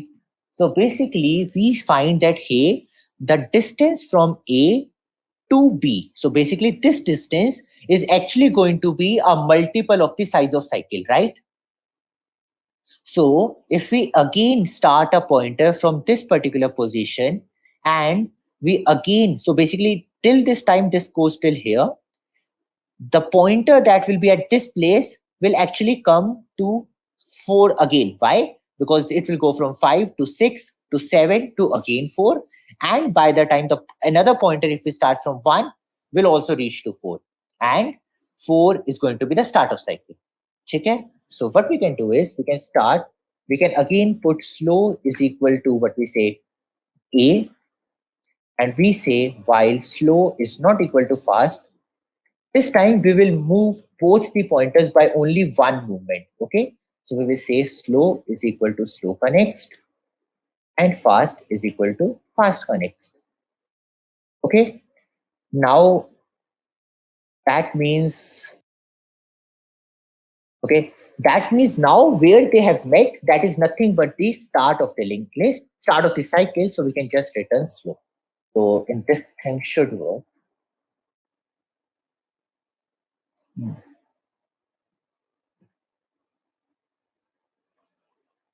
What happened? Okay. So we will actually have to start with, okay, so this thing will be actually initially true, because at least we have to move fast and slow ones. What they will otherwise always be true.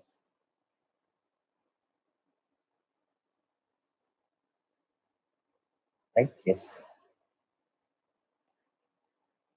And let us submit.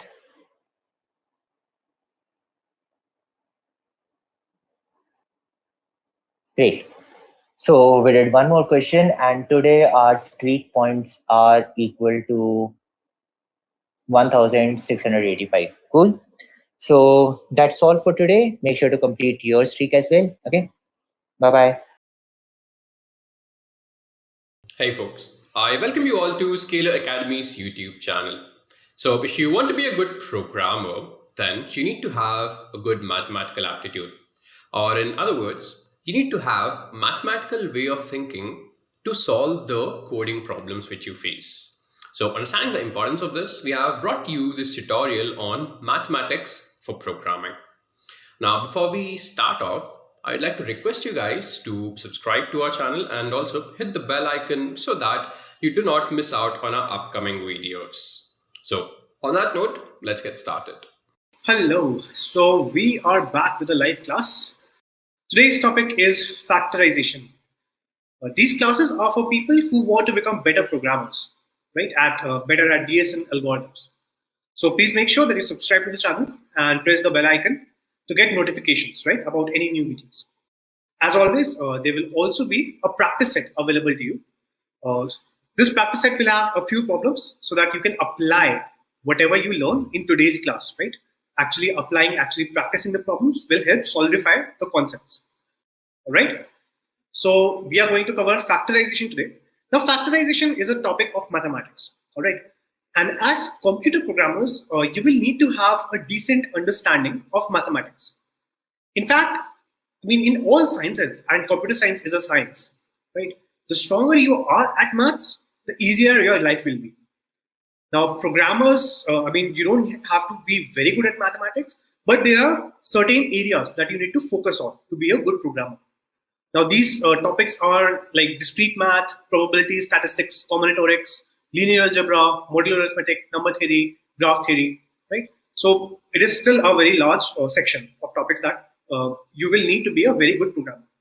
So we're going to start with that. And today's topic is from number theory, and the topic is factorization. All right. So let us begin. All right. Cool. So before we begin, let us start with a question directly, right?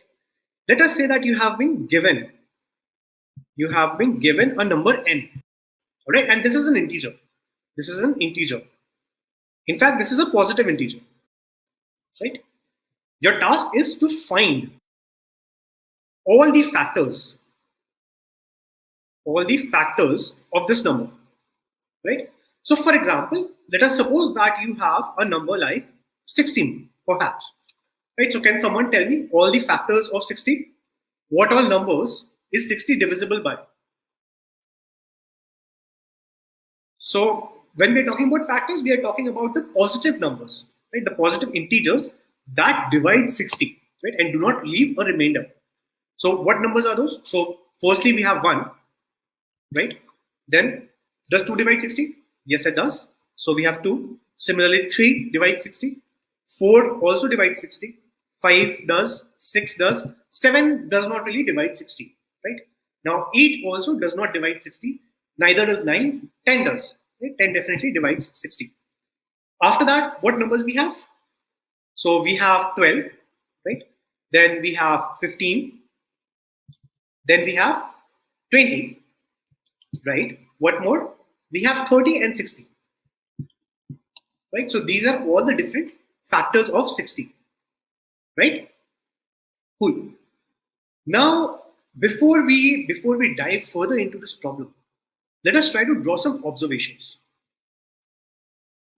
Right? Let us try to draw some observations and see if there is some pattern to what the factors of a particular number are, right?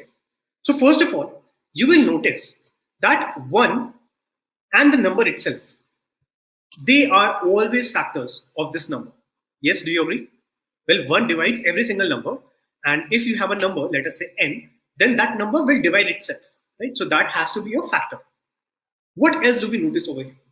Is there any other pattern that we notice over here? Yes? So we notice one more thing. So the first thing is that 1 and n are divisors of n. The second thing that we notice is that factors come in pairs. Factors come in pairs. What do I mean by that? I mean that given any factor, there is a corresponding factor, right? So if I pair 1 with 60, then I will get 60, right? 1 times 60 equals to 60. Similarly, if I pair 2 with 30, then I once again get 60. So 2 times 30 is 60. Similarly, 3 times 20 is 60. 4 times 15 is 60. 5 times 12 is 60. 6 times 10 is 60, right? And then if I continue from here on, you will see that I will just repeat these things, right? So I will just repeat these things. I will say 10 times 6 is 60, right? So 10 and 6 have been repeated. Similarly, I will next say 12 times 5 is 60. So after all this, the numbers are being repeated. Is that clear? The factors will always come in pairs, right? That is the main observation that we draw from. All right. Now, given that we have these observations, could we write a program?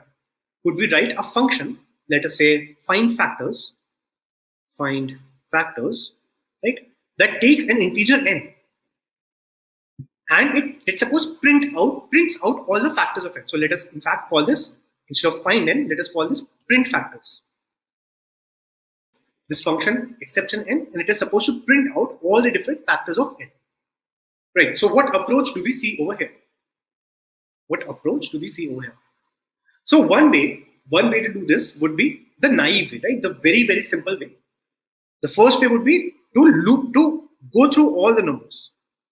Go through all the possible devices. Right? So to go through all the possible devices, we will need a few more observations. Right? Let us quickly see what those observations are.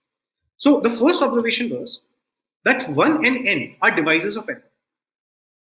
There is one hidden observation over here. Right? Let me mark this as the third observation. And that observation is there are no devices that are less than 1, and there are no devices that are greater than n. Right? So the divisors, so 1 is the smallest divisor, and n is the largest divisor. Yes? Does that make sense? So when I am trying to find the divisors of a particular number, I only have to go from 1 all the way till n. Right? Because I cannot have divisors that are greater than n. Does that make sense? Is that part clear? Right? Perfect. So how do we write this program then? This is a very simple for loop. So we will say for I goes from 1, right, all the way till n, and we'll increment I. So we'll go through all the different numbers. What we will do inside this? We will check if n mod I equals to 0. Right? So everyone is familiar with this mod operation, right? This is the remainder operation. This says that when we divide n by I, then what is the remainder? Is that remainder 0? If that remainder is 0, then I must be a factor. Right? I must be a factor. Then what do? We simply print I. Right? So this is our code for factorization. Right? Cool. Now this is the first approach. This is very naive. We can do much better than this. But why is this naive? So let us analyze the time complexity of this particular program. So how much time does this take? If I have a number n, then what is the time complexity of this particular program? Well, this is a simple for loop, right? We are going from 1 all the way till n. So this is linear. This is linear. In fact, this takes order of n time. Right? Cool. Can we do better? Can we do better? Well, certainly we can. Certainly we can. So the first thing that you will notice over here is that whenever you are looking at these numbers, we know that the largest factor is the number itself. Right? The largest factor is the number itself. But what is the second largest factor? How big can the second largest factor be? So I know that the largest factor is n itself. Right? What about the second largest factor? Second largest, that must be less than or equal to n by 2. Right? That factor must be less than or equal to n by 2. Why? Because if it is greater than n by 2, then its corresponding pair, right? Divisors always come in pair. Right? Factors always come in pair. Its corresponding pair will not be an integer. Right? 2 is the smallest integer that might divide this number apart from 1. Right? So we know that the second largest has to be less than or equal to n by 2. So one thing that we can do over here right away is instead of having this loop from 1 till n, right? Instead of having this loop from 1 till n, we can modify this. Right? We can modify this. So let me just modify this over here. I will say I is less than or equal to n by 2. Right? And notice that this is integer division over here. Integer division.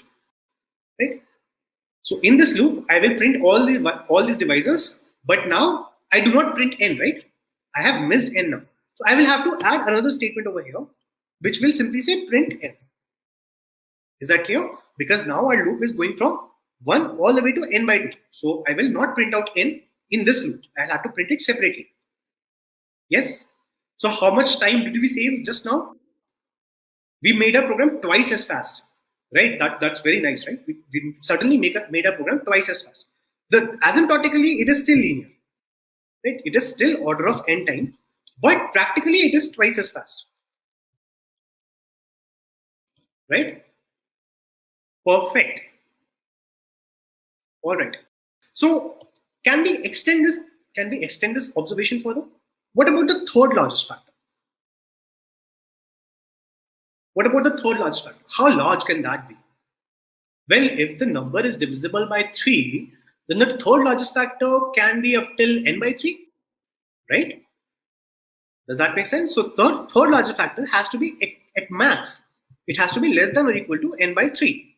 Similarly, the fourth largest factor has to be less than or equal to n by 4, right? And so on. So we see this pattern over here. Is that clear? Cool. Now the question is, we could use this particular observation to reduce our time complexity by half. How do we utilize all these observations? How do we really utilize all these observations? So to do this, let us make one more observation. Right? Let us actually go back to this observation that we had previously. Let us look at this thing once again. Okay. So let us say that instead of going from 1 all the way till 60, right? Instead of going from 1 all the way till 60, we only go till this midway point. Right? You clearly see that there is this midway point over here. After this midway point, so this is the midpoint. After this midpoint, the numbers will repeat. Yes, 6 into 10 repeats as 10 into 6. 5 into 12 will be repeated as 12 into 5, and so on. Right? So we only need to go till this particular point. We only need to consider this half. We do not need to consider the other half. All right. So if we are considering this half, then we have to go from 1 all the way till what number? We have to go from 1 all the way till this number. How do we find what this number is? How do we find what this number is? So basically, we are looking for a number I, right? We are looking for a number I such that I times something else. First of all, this should be equal to n, right? Because they are numbers, they are factors, right? So I times something should be equal to n. Secondly, I am looking for a number such that I is less than or equal to this something, right? Because so basically, I'm going till 6 because the pair of 6 or the number which is paired with 6 is greater than 6, right? 10 is greater than 6.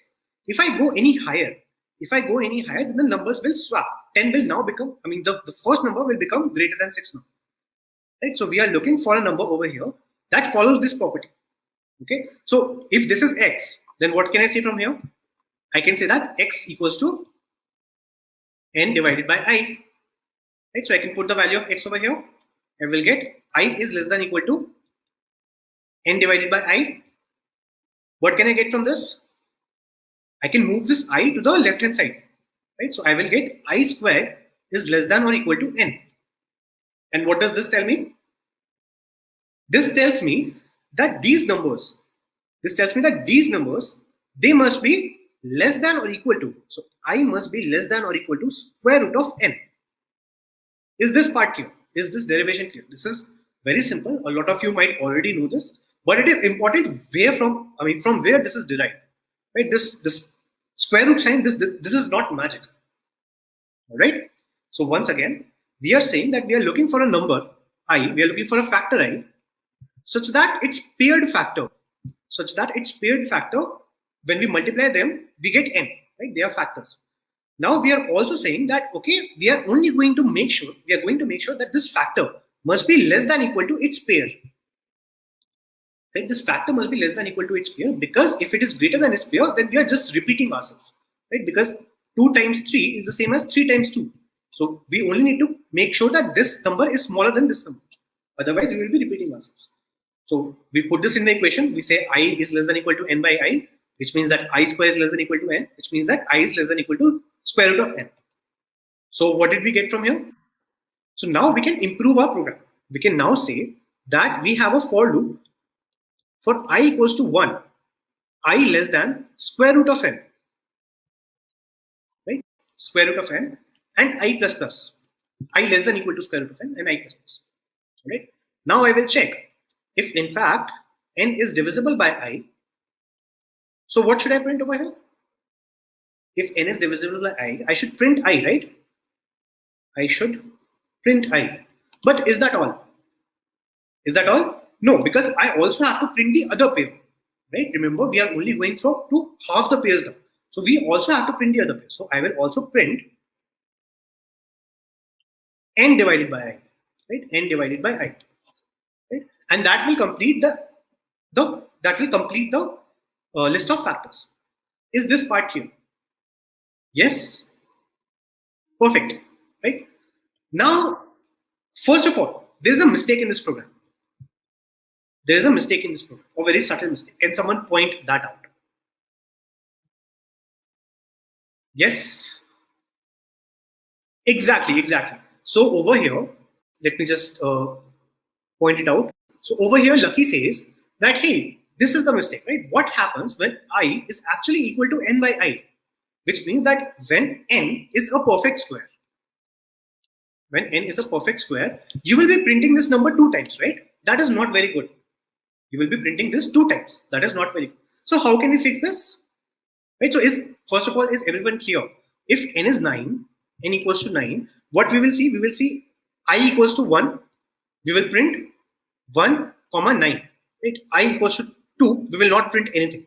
I equals to 3. We will print 3, 3. Right? So we see that we printed 3 2 times. That is not a good thing to do. Right? So we need to resolve this. And we see that this only occurs when n is a perfect square. Right? Otherwise, this issue cannot occur. Right? So how do we resolve this? We simply say that I goes till less than square root of n.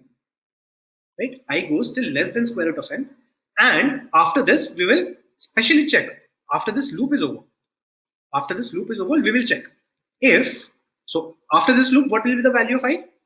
It will be exactly square root of n, if it exists. Right? So we will say, if n mod I equals to 0, then print it just once. Right? Print it just once because it is a square root. So just print I. Right? Notice that we are not printing the pair over here. Is that clear? Cool. So this will give us the correct answer. Now the question is, how much time did we save? What is the time complexity? Of this particular code? Yes. So who can tell me that? Well, this is very simple, right? Just like the previous case, we have a simple for loop. And this for loop now goes from 1 all the way till square root of n. So the time complexity is supposed to be order of square root of n. Right? Simple. Is that clear? There is one more thing over here, that if you were actually using a function to calculate the square root of n, you would not do this again and again. Right? You will actually say sqrt or square root equals to, you will calculate the square root of n outside. And then you will just use that variable. Right? So that whenever you hit this condition, you don't have to calculate it again and again and again. Okay? So this will give us the correct code. And the complexity will be order of square root of n. Now that is a huge improvement. Right? That is a huge improvement, going from order of n to order of square root n. This is huge. This is massive. Imagine that you had a number which was, let's say, 100 trillion. Right? 100 trillion. 100 trillion is how much? 100 trillion is how much? It is 10 to the power 14. Right? If you were to check this number, if you were to check a number of this order of magnitude on your computer, it will take a lot of time. Right? How much time will it take? It will take around 10 to the power 5 seconds. Right? Or you can say it will take around 30 hours. It will take around 30 hours of time. Whereas with this particular algorithm, how much time will it take? It will take just 10 to the power 7 operations. So this is 10 to the power 7, square root of 10 to the power 14 is 10 to the power 7. So it will just take how much time? It will take 0.01 seconds. Right? That is amazing. We went from a program that took 30 hours to a program that ran in 100th of a second. All right? Cool. So this is how we would factorize a particular number. Okay. So I hope this is clear to everyone. Now let us move on to a question, right? To a related question. Okay. Suppose that we have 100 doors, right? And all these doors are closed. All are closed. So we have basically door number 1 over here, door 2, door 3, door 4, all the way till 98, 99, 100. Right? We have all these different doors, and initially all of them are closed. So let me say that these are closed. Okay. Now we are going to play a game. We are going to play a game. This game will have 100 steps because we have 100 doors. We will have 100 steps. So the first step, in the first step, what will we do? We will toggle all the doors. Right? So you understand what toggle means, right? Toggle means that if it is open, you close it. On the other hand, if it is closed, you open it. Toggle basically means to flip it. Right? Cool. So we will say that in the first step, we will toggle all the doors. In the second step, we will toggle all the doors, all the even doors. Basically, we will toggle every second door. Every second door. Right? In the third step, we will toggle every third door. And so on and so forth. It will continue like this forever. In the 100th step, we will toggle. So there will be just 100, right? We will toggle the 100th door. Right? So this is what we are going to do. Is this part clear? So first of all, what happens after the first? So what happens after the first step? Initially, all of them are closed. After the first step, all of them will be open. Right? Then what will happen? After the second step, we will toggle this every second door once again. So this door will become closed. This door will become closed. This door will become closed. This door will become closed. Right? In the third step, we will once again toggle every third door. So this third door will become closed. There was a sixth door over here. Right? It was initially closed. So we will open it up. Right? And so on and so forth. Does that make sense? So we are doing this thing. That is the game we are playing. The question is that after we are done with this game, after 100 steps, which doors remain open? All right. Is the question clear? Yes, after the third step, we will toggle every fourth. So in the fourth step, we will toggle every fourth door.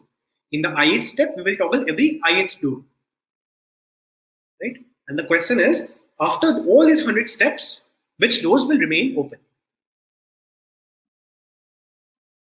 Okay. All right. So, I mean, this 100 is a very, very large number, right? So let us actually reduce the problem. So whenever you have a difficult problem, you try to check that problem on smaller numbers, right? So let us say that we only have 10 doors. Okay, we only have 10 doors. 1, 2, 3, 4, 5, 6, 7, 8, 9, 10. Initially, all of them are closed. Okay, what happens after the first step? So this is the 0th step. This is step 0. Step 1, step 2, step 3, step 4, 5, 6, 7, 8, 9, 10. Right? What happens after the first step? After the first step, every door is open. Right? After the second step, what happens? After the second step, what happens? So after the second step, 1 is open, 2 is closed, 3 is open, 4 is closed, 5 is open, 6 is closed. Right? 7, 9, these are closed now. What happens in the third step? In the third step, 1, we do not change it. 2, we do not change it. 3 was open, right? 3 was open, so we will close it. 4, we do not touch it. 5, we do not touch it. 6 was closed, so we will open it. 7, we do not touch. 7 remains as it is. 8, we do not touch. 9 was open, so we will close it. 10, we do not touch. Yes? Okay, we move on. So in the fourth step, we will keep 1. We will not touch this. We will not touch this. This was closed, so we will open it. We will not touch this. We will not touch this. We will not touch this. This was closed, so we will open it. We will not touch this, and we will not touch this. And so on and so forth. So can someone see what is happening over here? Can someone see what is happening over here? Basically, what happens in the ith step? What happens in the ith step? Exactly. So Srinivas has the right idea over here. Srinivas says that in the ith step, all the doors that are divisible by I get toggled. Right? That is the problem over here. Now the question is, let us suppose that I am talking about the nth door. Right? Let us suppose that I am talking about the nth door. For which all numbers, for which all steps will toggle this door? Will toggle this door. Right? So is the question clear? If in the ith step I toggle every ith door, then given a door number, right? Given that I am saying that, okay, let's talk about the 20th door. Right? Let's talk about the 20th door. Then in which all steps will this 20th door be toggled? In which all steps will this 20th door be toggled? All the factors of n. Exactly. Right? All the factors of n. Yes. So basically 20th door will be toggled in the first step, in the second step, fourth step, fifth step, 10th and 20th step. Is that clear? Yes, because these are all the factors of 20. Cool. So how many times will this door be toggled? How many times will this door be toggled? Well, we already know that factors come in pairs. Right?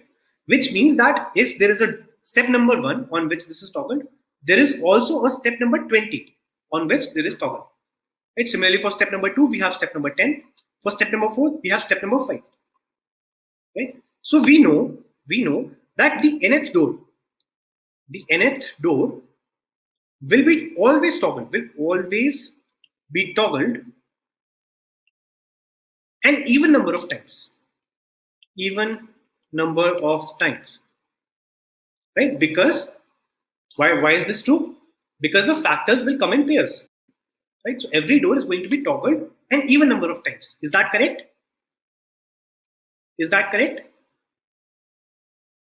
Well, not so fast. Is there any particular number which has an odd number of factors? Right? What happens? So you have this pairs coming up. Right? You have these pairs coming up. What if there is a middle value? What if n is a perfect square? In that case, this value root n, it doesn't have a pair. Right? Root n is going to pair with itself. So it will not have a pair. So basically, if the nth door, so if n is a perfect square, right? If n is perfect square,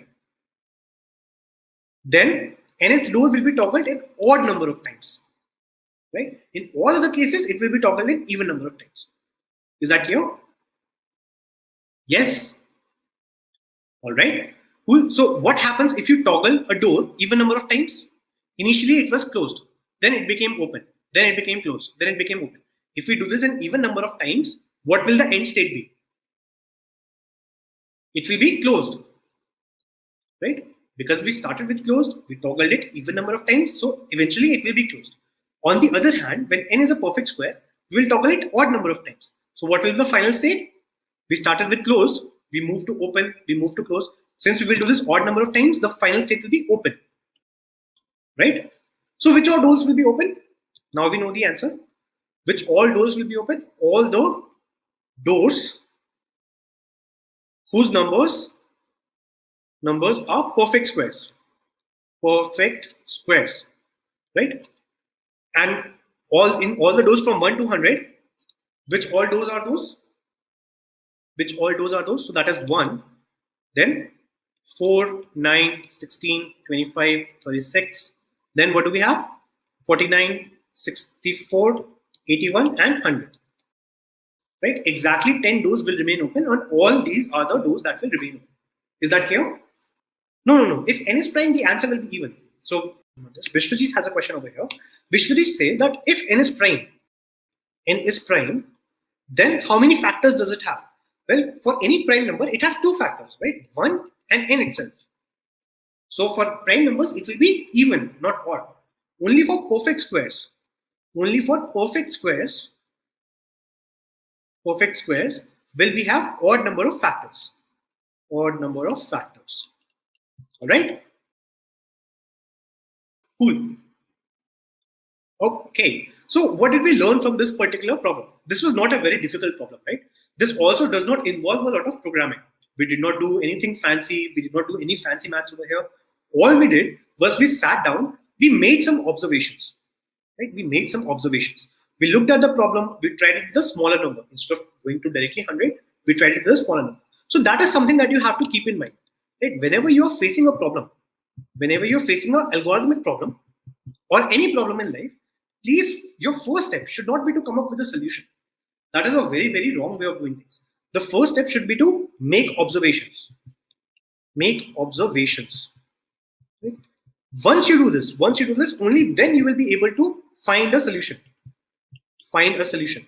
If you do not make observations, you will never be able to find a solution. All right. So please do not skip this step. Okay. Cool. So that was a nice little exercise.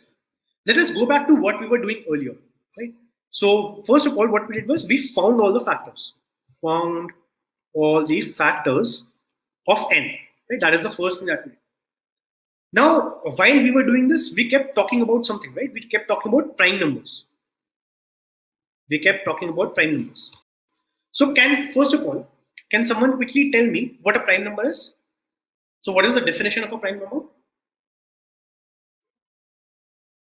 What is the definition of a prime number? A prime number, so first of all, it has to be a positive and it has to be an integer. Right? It has to be a positive integer. Secondly, it must have exactly 2 divisors. Right? It must have exactly 2 divisors. There is a lot of people think that this is the definition of prime numbers, right? A lot of people think that a prime number is a number which is divisible by 1 and itself. Right? By 1 and itself. If this was the definition of prime numbers, then 1 would be a prime number. Right? Then 1 would be a prime number because, hey, 1 is divisible by 1 and 1 is divisible by itself. But 1 is not a prime number. All right? Is that clear? So this is not the correct definition. This is very close, but this is not the correct definition. The correct definition is that it must have exactly 2 divisors. Exactly 2 distinct divisors. Right? So can someone very quickly tell me what the prime numbers are? A few prime numbers from the start. So is 0 prime? Is 0 prime? No, it is not. Is 1 prime? No, it is not. Is 2 prime?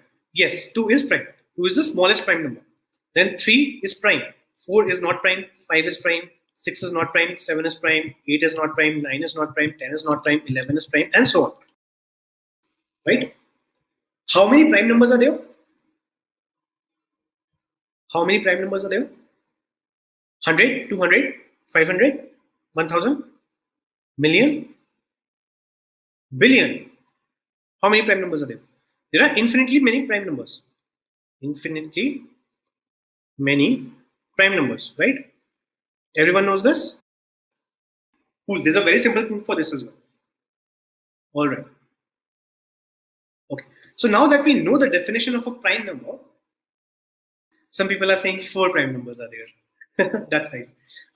Suppose now that we know the definition of prime numbers, can we write a program? Can we check if a number is prime? Right? So we know that the definition of prime number is a number which has exactly 2 divisors and it is a positive integer. So given a number, can we check if it is prime? So is prime, right? It is going to return a boolean and it is going to take an integer. Yes. So how can we write this program? So very simple, right? Very simple. We can say that count is 0, right? We can write a loop for I equals to 1, I less than equal to n, I plus plus, right? And we can check if n mod I equals to 0, then we will do count plus plus, right? And finally we will return what? If the count is exactly equal to 2, then it is prime, otherwise it is not prime. Yes?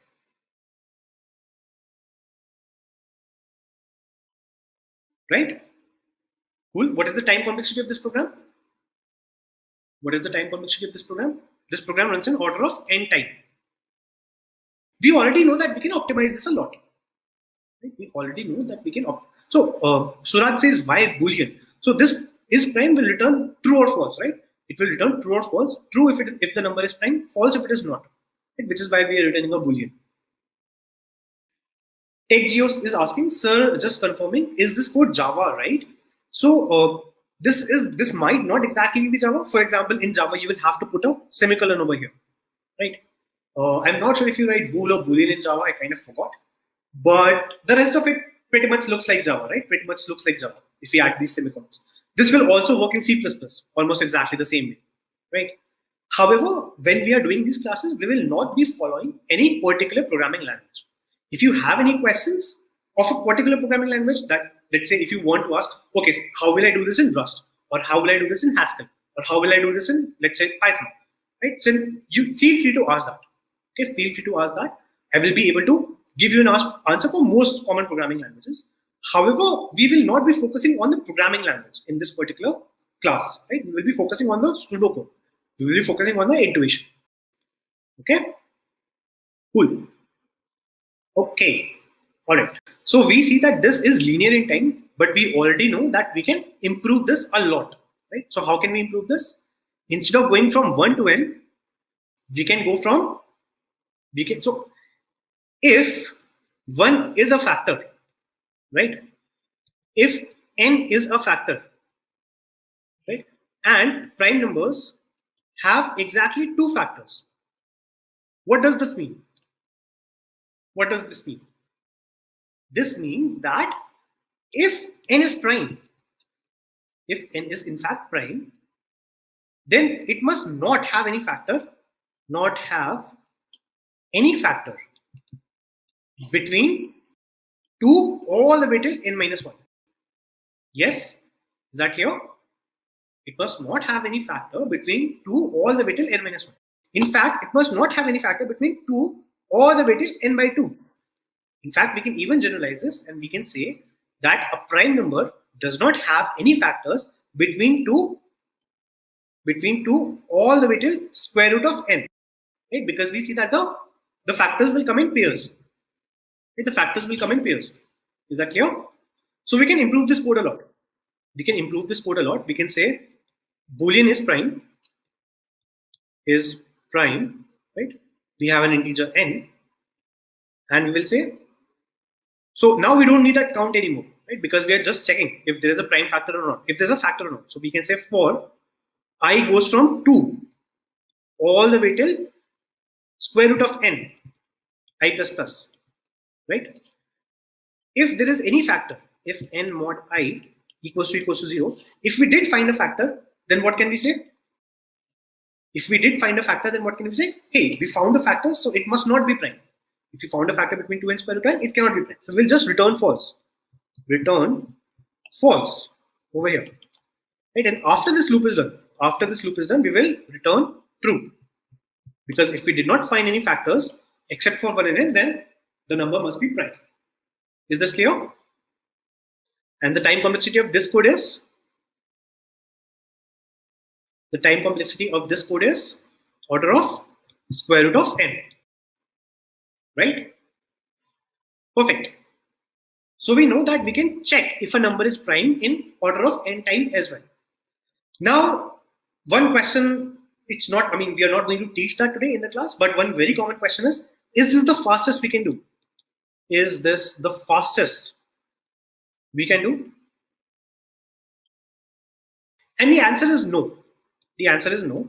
In fact, primality testing, this is in P, right? This is in P. P stands for the polynomial time algorithms, right? I'm not sure if you have heard of P versus NP, right? But primality testing is in P. That means that we can check for primality in log n time, right? In order of log n time. All right, we will not be going over this particular algorithm today. So there are several algorithms. One of the most famous ones is the AKS primality test,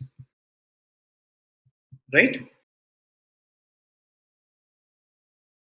Okay, but primality can be checked in order of log n.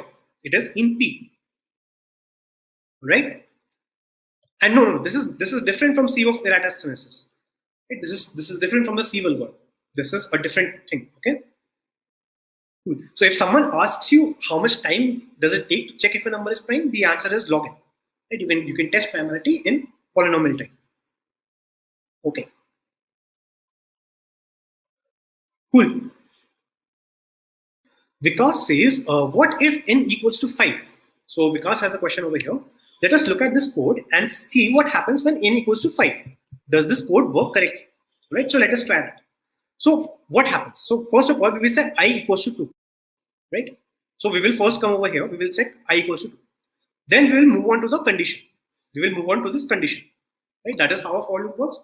We initialize, we check the condition, we go inside the block, we increment, and we check the condition again. Right. So we will check this condition. Well, what is the square root of 5? The square root of 5 is, well, the square root of 5 is 2 point something, right?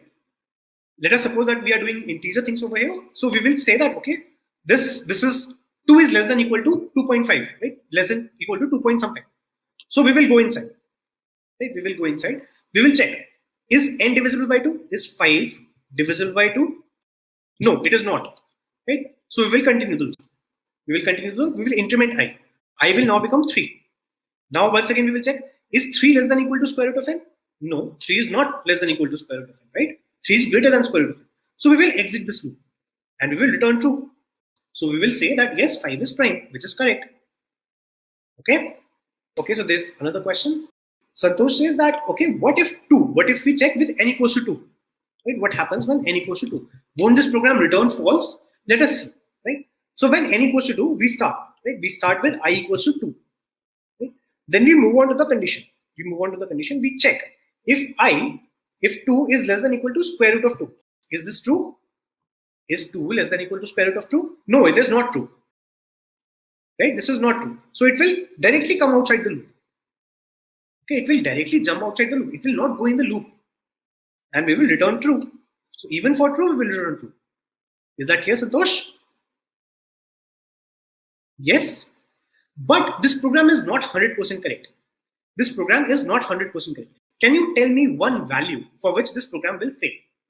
Exactly. So Ayush has the right idea over here. What if n equals to 1? Or what if n equals to 0? Or what if n equals to minus 100? Right? For all the numbers that are less than 2, we will never go inside this loop. So we will automatically return true. Right? So we need to improve on this program. We need to add a check over here. Right? So let me just insert some space.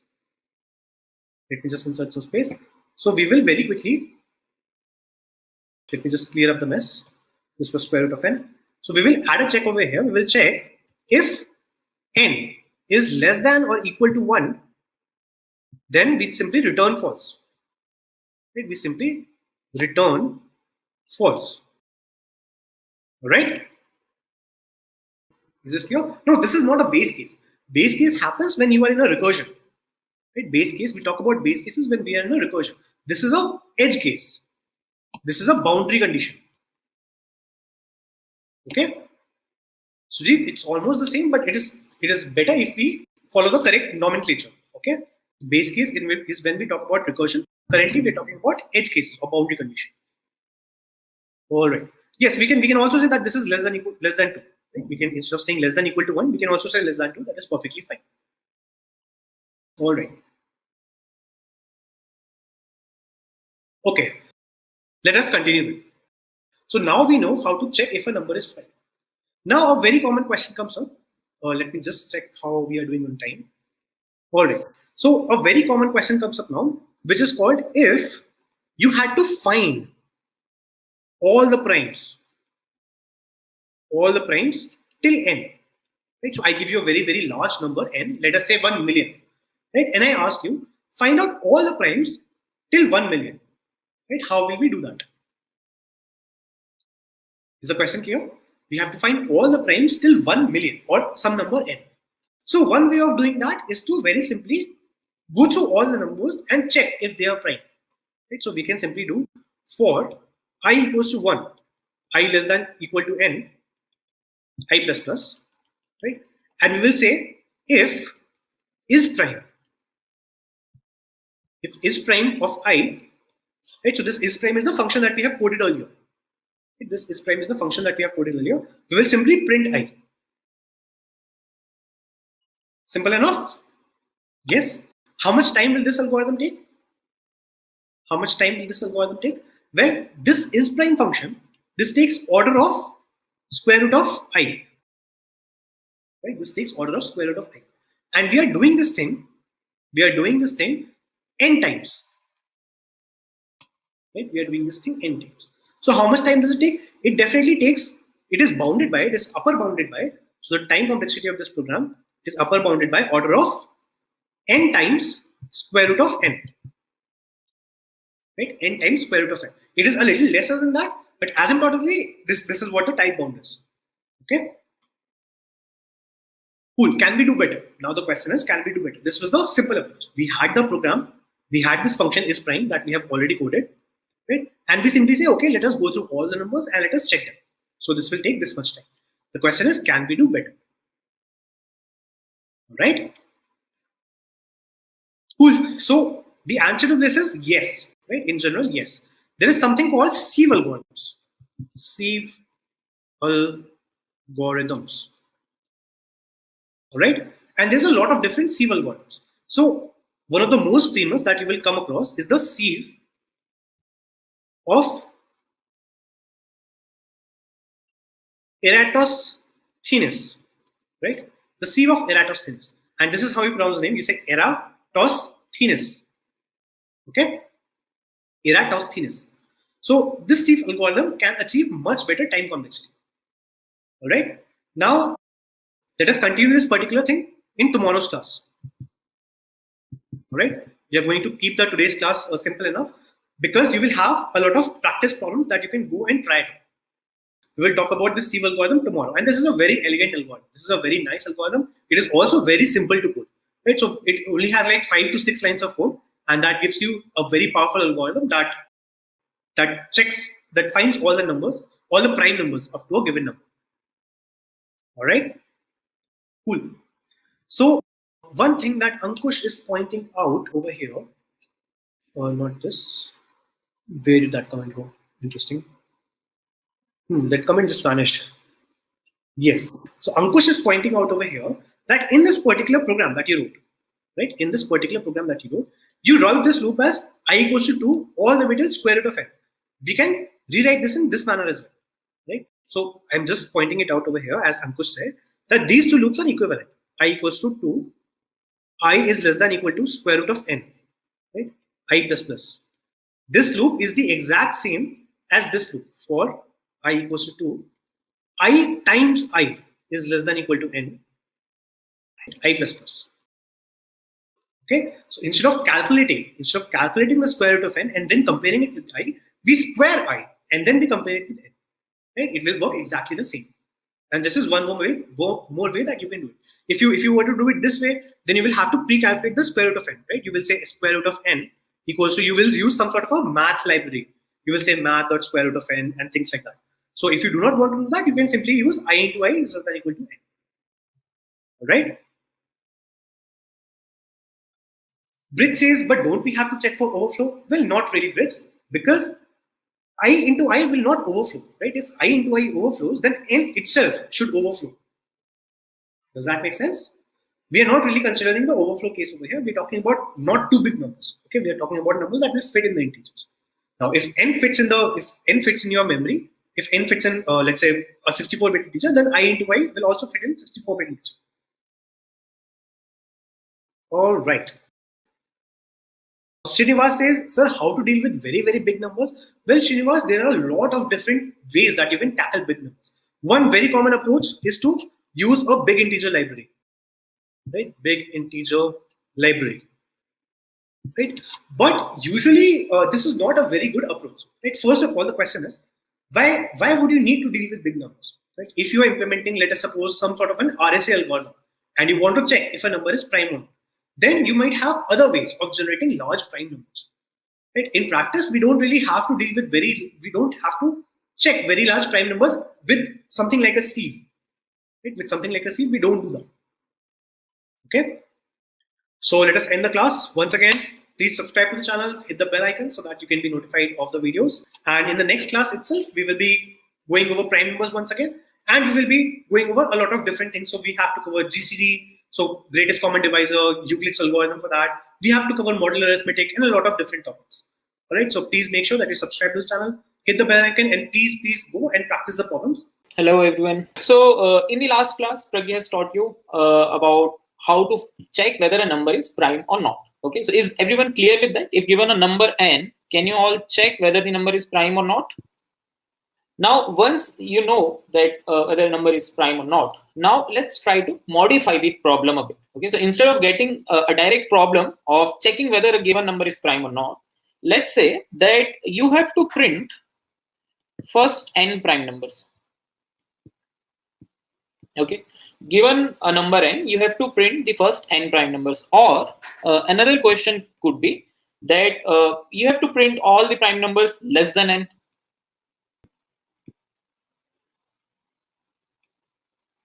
Another question would be that you have to print all the prime numbers in the range from L to R. Okay, so these are the three types of questions which we are going to solve optimally in today's class. Okay. Now, if you all remember, if when you have to check whether a given number is prime or not, what is the time complexity of that operation? You are going to run a loop that starts from 2, goes till square root n, right? And with every number in this range, you try to divide n, and you see whether n is divisible by that number or not. If n is divisible by none of the numbers, then you can say that n is prime. So the time complexity of this operation is order square root n, right? Now, if you have to check, if you have to print the first n prime numbers, what will be the time complexity of this approach?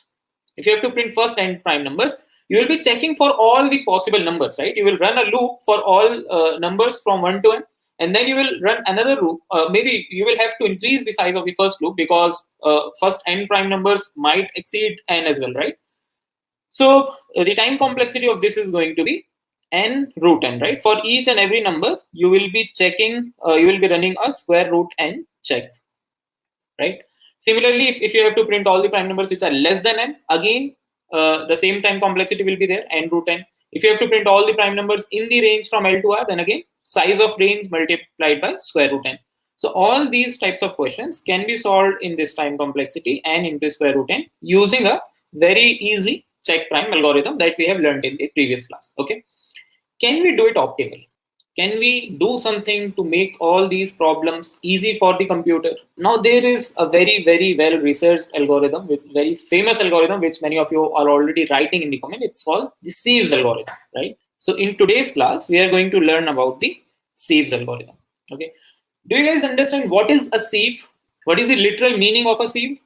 If you just translate sieve in Hindi, what is that? It is nothing but a channi, right? This is chai sante hai ghar pe. So it has a net, very fine net, and a handle. Right? This is a sieve, right? And printing all the prime numbers using a sieve is going to be exactly same as how you filter your tea. Okay, we'll see how. So जब चाय छानते हैं तब क्या होता है? You have a utensil, right? In this utensil you have the cooked chai, right? And then you pour it on the sieves, and after this you have your tea mug, right? So at this point, this complete mixture is called chai, right? At this point, you say that everything which is there in the utensil is my chai. But when it is filtered, then whatever is in your teacup is called chai, right? तो पहले तो जो उसमें था पूरे को हमने बोल दिया कि यार ये चाय है, चाय बन गई है, इसको छान लेते हैं. जब छन के आई तो फिर हमने बोला यार चाय तो ये है, ये जो इसमें रह गया है ये चाय नहीं है, ये चाय पत्ती है, अदरक है, जो भी है, चाय नहीं है ना? So sieves is going to function in an exact same way. We have to figure out what are the prime numbers. We'll say that all the numbers are prime. Right, so we'll take all the numbers and we'll say that all of them are prime. Then we will pass them through a sieves. After passing them through the sieves, we will see that only the actual prime numbers are remaining. All the composite numbers will be filtered out by the sieves. Okay, let us see how it is going to work. So first of all, let us write down all the numbers on which we'll be running the sieves. Okay, so we have all these numbers. Initially, just like the T, I'm saying that all of them are prime. Okay, all the numbers are prime.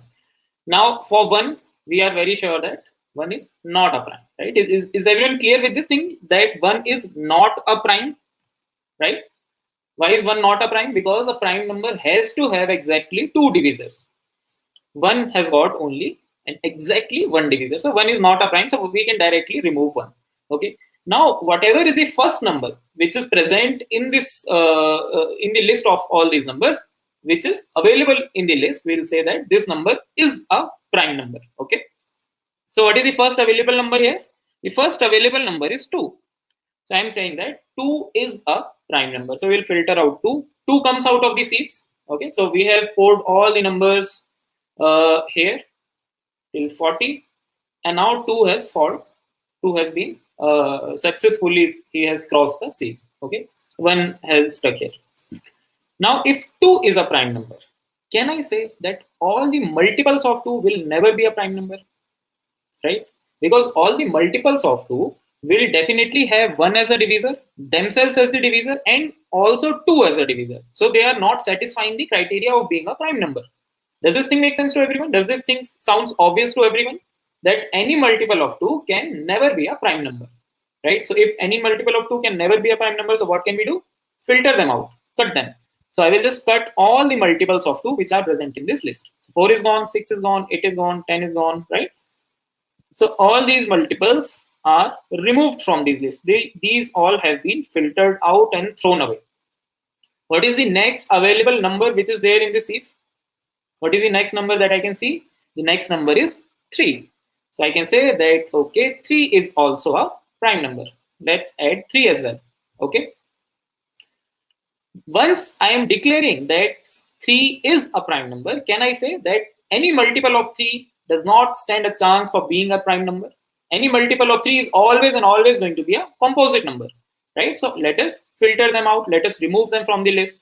So let us remove all the multiples of 3. 6 has already been removed. Then we remove 9. 12 has already been removed. We remove 15. 18 is already gone, right? And then 21.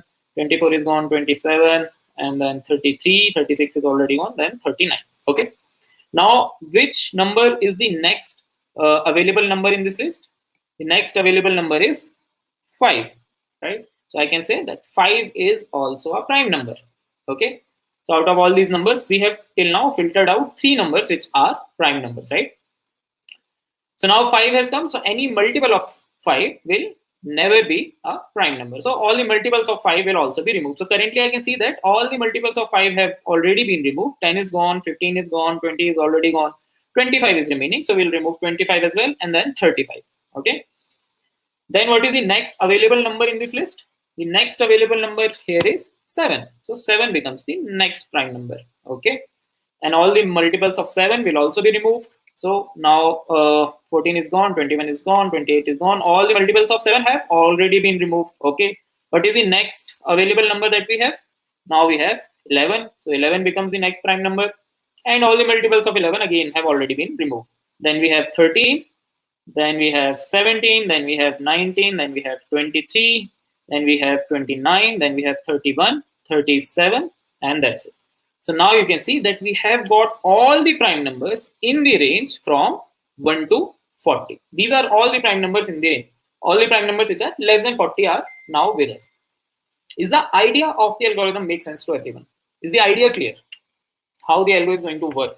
Initially, we said that all the numbers are prime numbers. Assume that all of them are prime numbers. Pass them through the sieves. What does the sieve do for us? The sieves algorithm takes the first available number and declares it a prime number. So we declared that 2 is a prime number. Since 2 is prime number, none of its multiple can be a prime number. Cut them out, remove them. Then take whichever is the next available number, call it a prime number, remove all the multiples of this number as well. Okay. Now let's try to see how can we write the code for this. Okay, the code is going to be very, very small, very, very easy, right? So what we are doing here is initially what we are doing is we said that let us first take all the numbers. So if let's say we have to print all the prime numbers in the range n, so then we take an array prime of size n plus 1, because if n is 40, array indices are going to start from 0. So I also need 40 as an index. So I will take the size as n plus 1. Okay. And I will say that all of them are prime. Okay. So this prime array, what does it hold? This prime array, for every index, it holds true or false based on whether the number is prime or not, right? So currently I'm saying that if this is my array, okay, currently I'm saying that all of them are prime. So have true for each and every index, okay? Then what we will do is we'll first declare some of the already known values, right? So we know that 0 is not a prime, so we can say that prime of 0 is false. So this will be turned false. And we also know that prime of 1 is also not a prime, right? So 1 will also be converted to false. Now starting from 2 to n, we have to check each and every number whether they are prime or not. So how did we do this in this algorithm? We selected whichever is the first true value. Basically the first available means the first true value, which is currently declared as a prime number, right?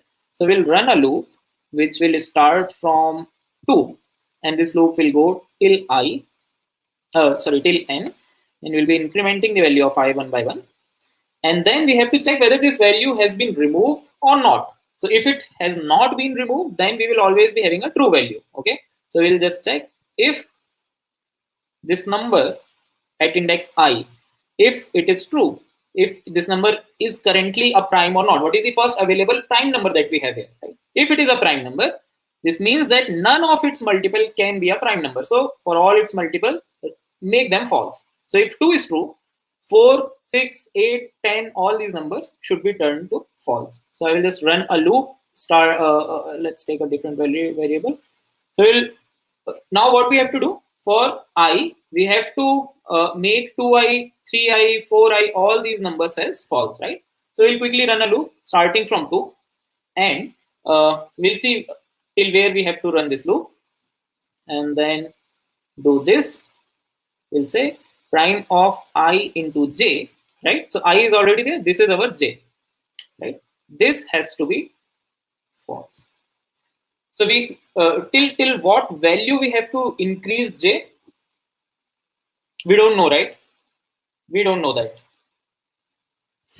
So we actually don't know till when we should be incrementing j. But what we know is that this product, this 3i, 4i or ji, this can never be greater than the maximum value that we have. So this product can never be greater than n. This always has to be less than or equal to n, right? So here what we'll have is j into I is less than or equal to n, okay? Because if you see in this list, when you select I is equal to 2, then from where to where your j ranges, j starts from 2. So if j is equal to 2, you cut 4, then j becomes 3, you cut 6, j becomes 4, you cut 8, and you will go till 40, right? So j becomes 20. You don't want to increase j such that you are trying to cut a number which is greater than 40. So always we are keeping I into j less than or equal to n, okay? Cool. Now let us see. Let us try to quickly see what happens when we are actually cutting the numbers, right? So when my I takes a value 11, okay, when I'm taking a value 11, in this case, when we selected 11, what was the first number that we tried to cut? The first number that we tried to cut was 11 into 2, which is 22, right? So if I is 11, we are going to check it for value of j is equal to 2, right? Which will give us 22. Then we will try to cut 33. Then we will try to cut 44. Then we will try to cut 55, and so on. Then j will become 11, and we'll cut 121, and so on, right? Now I have a question. When I'm trying to cut all these numbers for the value of I equals to 11, can I say that 22, 33, 44, 55, all these numbers would have already been cut?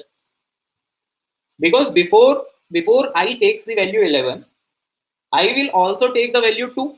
When I takes the value 2, 22 would have been cut by that, right? So you must have observed in this case also that when we reached to 11, all the multiples of 11 were already cut, right?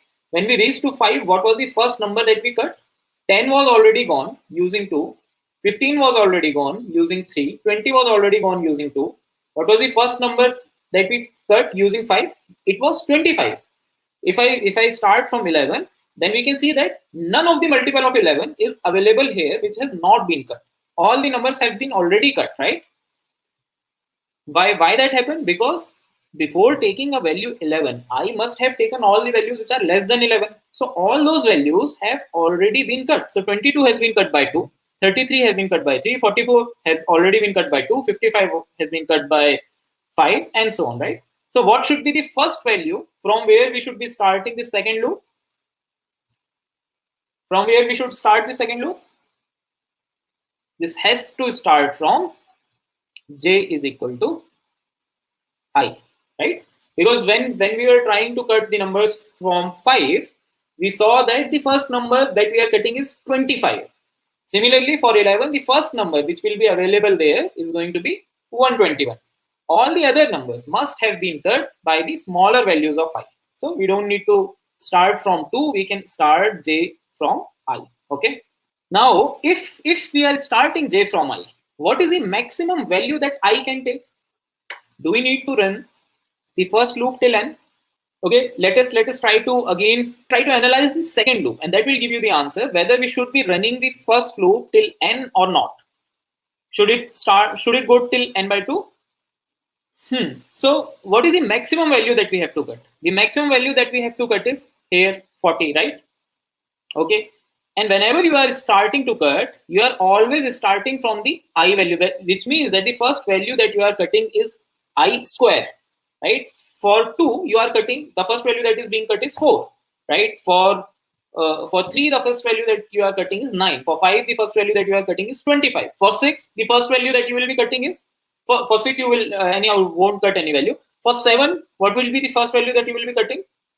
For 7, the first value should be 49. 7 into 7 is 49. Is 49 in this range? No, 49 is out of this range. So what should be the maximum value? The maximum value till which we can go is I square. So I can never go beyond square root n, right? Because the first number that you are cutting here, like this number, which is the last number, would have been cut when I becomes square root n, right? So this n can be turned to square root n, right? So either you can say I is less than equal to square root n, but if you are using this function square root n, this is an expensive operation of finding a square root of a number is actually an expensive operation. It will take at least log n time. So what you can do is you can replace this by I into I less than equal to n. So now you are doing the checking order 1 operation. This is going to take log n time, at least if you are printing the integer part, right, using binary search. Okay. So now let us come to the time complexity. Okay. This loop, the first loop is running from 2 to square root of n. Let us actually remove all the optimizations that we have done. We'll try to calculate a very relaxed upper bound. Okay. So tell me one thing. When the value of I is equal to 2, how many times does the inner loop run? If let us say that this starts from 2, if we are considering the previous loop, the totally unoptimized loop, which was starting from 2 and going till n, and this loop is also going till n, we are considering the most unoptimized version. Now tell me, if value of I is equal to 2, how many times are we going to run this loop? This loop will start from 2, go till n by 2, right? We'll be cutting exactly n by 2 numbers. For I is equal to 3, how many times is the inner loop going to run? The inner loop is going to run for n by 3 times. For I equals to 4, how many times is the inner loop going to run? For I equals to 4, is it going to run for n by 4 times? For I equals to 4. So see what happens is when I takes a value 2, we cut 4. We say that now 4 is not a prime because 4 is a multiple of 2. And before running this loop, we are always checking whether I is prime or not. Is 4 a prime? No, 4 is not a prime. So this loop, the inner loop, is going to run how many times? Exactly 0 times. This if case is going to fail for 4, right? For 5, it is going to run for n by 5 times. For 6, this is going to run for, again, 0 times. 6 is not a prime. For 7, this is going to run for n by 7 times, right? So can you see a pattern here? If we have to add all these time complexities, what will we get? We'll be getting n by 2 plus n by 3 plus n by 5 plus n by 7 and so on. What are these? If you take n common from here, You get 1 by 2 plus 1 by 3 plus 1 by 5 plus 1 by 7 plus 1 by 11 plus 1 by 13 and so on. What are all these? These are nothing but sum of reciprocals of prime numbers, right? First 10 prime numbers basically, correct? So I can say this is equal to I equals to 1 to n 1 by p. All the prime numbers, the first n prime numbers, or maybe all the prime numbers which are less than n, right? All the prime numbers which are less than n. This is the time complexity. Now, if you are really good at mathematics, you will be able to you will be knowing that this whole sum can be approximated to log of n. Okay, so this is the overall time complexity of Siev's algorithm. Okay, so if you are really good, or if you are interested in mathematics, you can read about the Merton's theorem, which proves this thing. Okay, that sum of reciprocal of first n prime numbers is same as log of n. So the overall time complexity can be approximated as order of n into log of n. Okay. Okay, I will quickly brief over the time complexity part once again. Okay, so if we are just checking for every value of I, how many times is the inner loop going to run? Okay, so I said that if I is equal to 2, how many times is the inner loop going to run? Inner loop is going to start from 2. We are assuming the most unoptimized version. We are removing all the optimizations that we had done. So inner loop will start from 2 and it will run for n by 2 times, right? If you are starting from 2 and you have to go till 40, you will be running 20 times, right? You will cut 20 numbers in this loop. Similarly, for I equals to 3, you will be running the inner loop for n by 3 times. For I equals to 4, now this is a very important thing, that before running the inner loop, you always check whether this number is prime or not. 4 is not a prime. So for 4, the inner loop will never run. For I equals to 5, the loop runs for n by 2, n by 5. Then for 6, again, since 6 is composite, loop does not run. Then for I equals to 7, loop runs for n by 7, and so on. So if you add all of them, right, because when you have to calculate the time complexity, you will be adding how many times the inner loop is running in total, right? And that will be the overall time complexity. So if you add all of them, you get this series. Here, if you take n common, then you get something which is nothing but the sum of reciprocal of all the prime numbers. And if you apply Merton's theorem, if you are aware about the Merton's theorem, you will be knowing that sum of reciprocal of all the prime numbers can be approximated as log of n.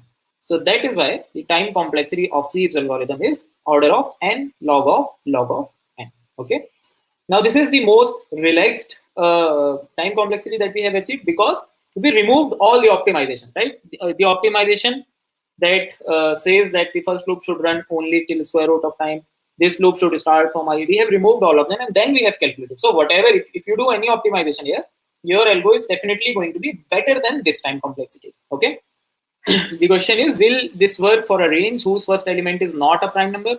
This is only going to work if you are starting it from 2. If you are starting from any random number, this algorithm is never going to work, right? Because you have to make sure that all the composite numbers are cut. So if, let's say, if you are trying to find the numbers in the range from 40 to 100, right? So you have these numbers, and now if you start cutting the numbers from 40, you're trying to cut the multiples of 40. This is not what Siev's is suggesting. Siev's is saying, give me the first prime number. What is the first prime number? First prime number is 2. Cut all the multiples of the first prime number, not the first prime number in this range, the first prime number overall, right? So you will always be starting, or this algorithm will only work if you are starting cutting the numbers from 2. However, if you have to find the numbers in a range, what you can do is you can pre-compute all the prime numbers. So what you can do is, if you have what would be the maximum value of range, then starting from 2 to that range, you can pre-compute all the prime numbers. Okay. Once you have all the prime numbers in this range, now what you can do is, you can this array is going to be a sorted array, so you can apply binary search and you can find all the positions of the lth prime number and rth prime number and print all the values. Okay, cool. Is the Siev's algorithm clear to everyone, including the idea, the intuition, and the code? Is everything clear to everyone? Great. Now what we'll do is we'll try to see a problem. Okay. So we still have 30 minutes. So we'll try to solve a very, very good problem, which is a very commonly asked problem and a very generic problem. Okay. The problem says that given a number, return the prime factorization of this number. What is prime factorization? So is everyone here clear with the thing that any composite number can be written as the multiple of all prime numbers? Not all prime numbers, but multiple of prime numbers. Is everyone clear with this thing? So if I give you n is equal to 24, what would be the prime factorization of 24? 24 can be written as 2 into 2 into 2 into 3. Basically 8 3s are 24, right? So 8 is nothing but 2 raised to power 3. So 24 can be written as this. So the prime factorization of 24 would be 2, 2, 2 and 3. This is what you have to return. Okay, is the problem clear to everyone? If the value of n, let's say, is 10, you will be returning 2 into 5. Okay. If the value of n, let's say, is 42, then we have 2, 3 and 7. Okay. Is the problem clear to everyone? Given a number n, you have to return the prime factorization of n. Prime factorization means you have to represent that number in terms of only prime numbers, and that is possible for each and every number, right? Because any number either will be a prime number or a composite number. If it is a composite number, you can further divide it into prime numbers, right? For example, if n is 24, you can write it as 2 to 2 into 3. There can be many ways. Can there be many ways? Varun, just try to think and figure out. Can there be many ways? If you are breaking down the number into prime numbers, not composite number, none of the numbers in the returned array should be a composite number. Okay, what can be? What is the first thing that comes to the mind? So if, let's say, I'm given 24 and I have to, so we must have done this in schools, right? We all have done the prime factorization of the number in school in the elementary mathematics, right? This was, I think, in 6th class maybe or 5th class when we learned about the prime numbers, right? So how did we used to do it at that time?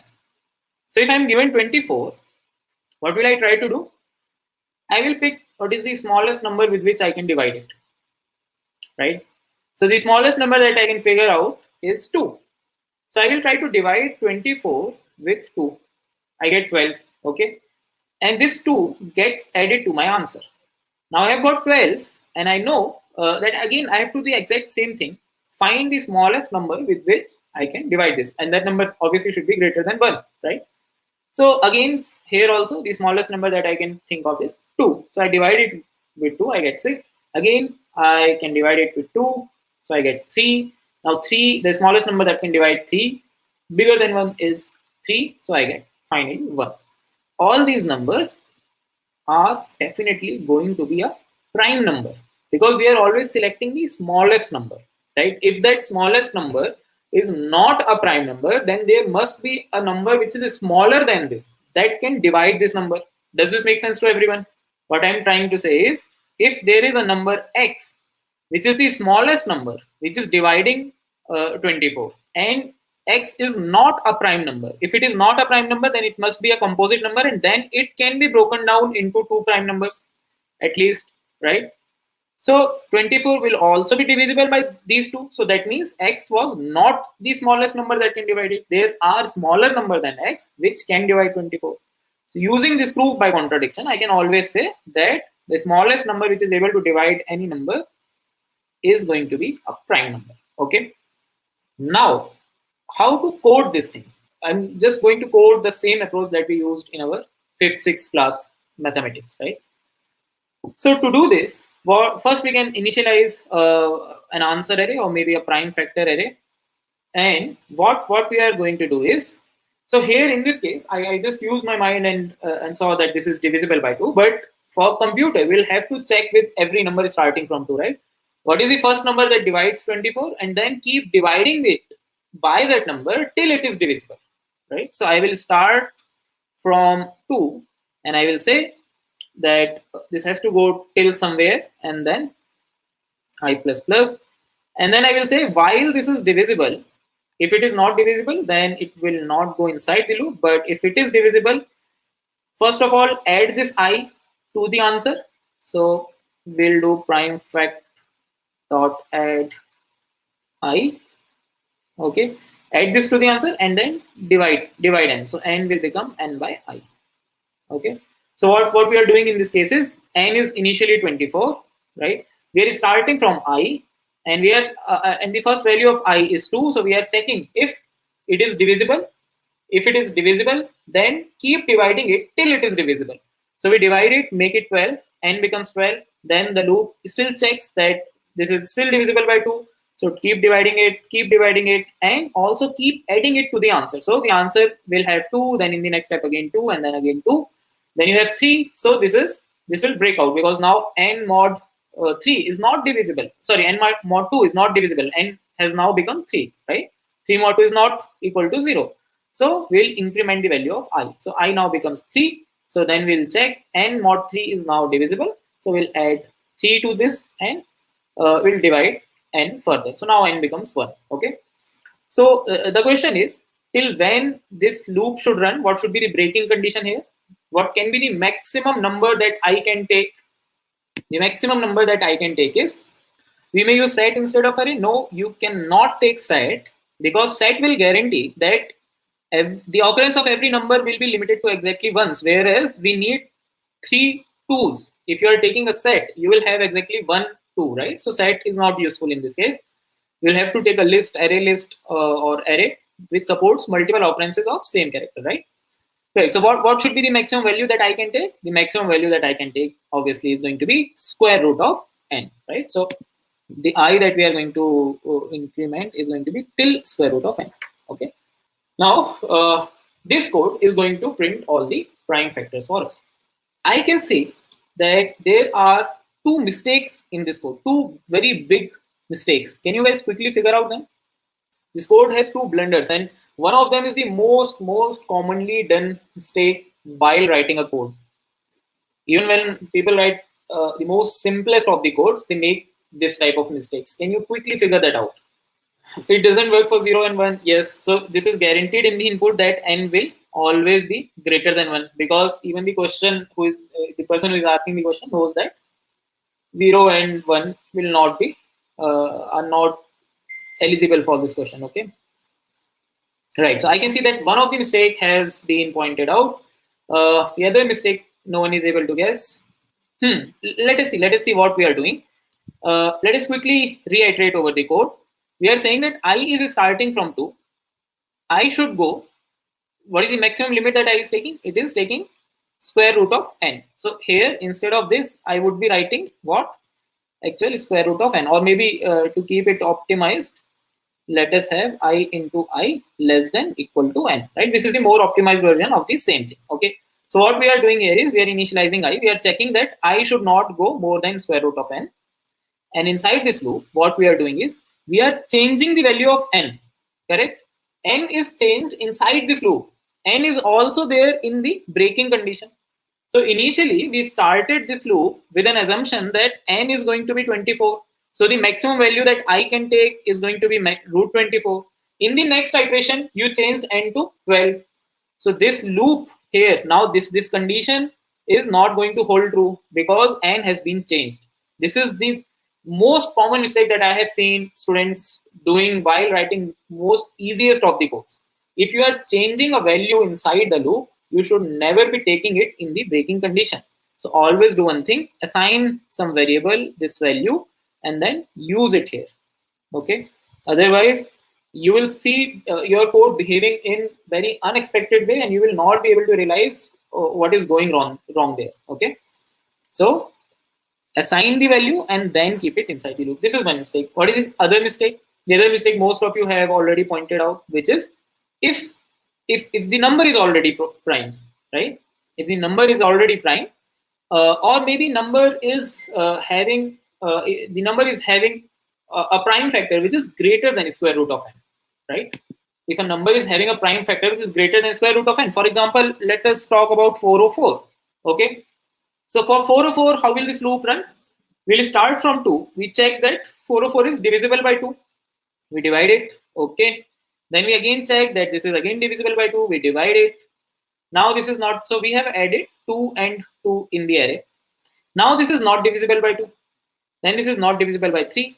And what would be the maximum value of that I will be taking in case of 404? The maximum value that I can take is going to be 20, right? Because the square of 21 is going to be greater than 404, right?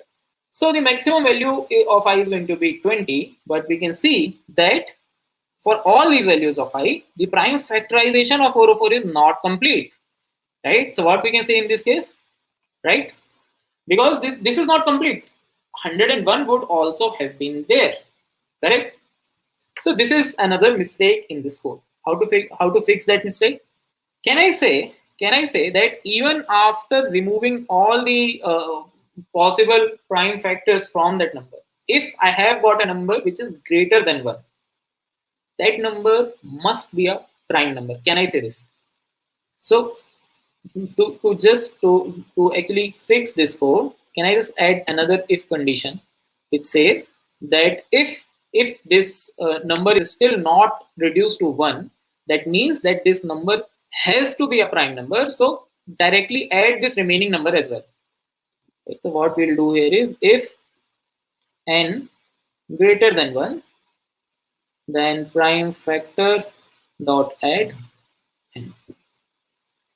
We'll add this line here itself after the for loop completes. So if this number is not been reduced to 1, we will add 101 as well, and we will get the correct answer. Does this make sense to everyone?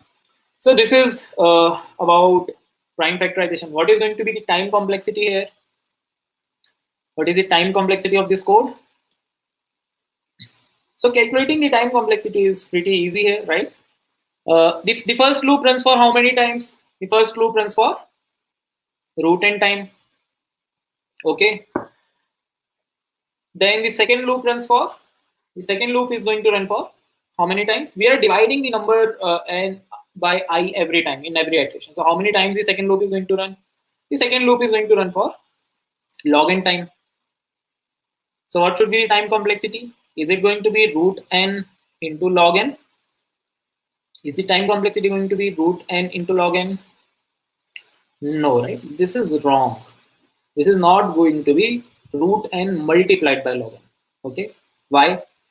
We can quickly see that this loop runs for root n times, and here we are dividing the number by I every time. In the worst case, the value of I is going to be 2. So in the worst case, if you are dividing n by I, how many times can you divide it?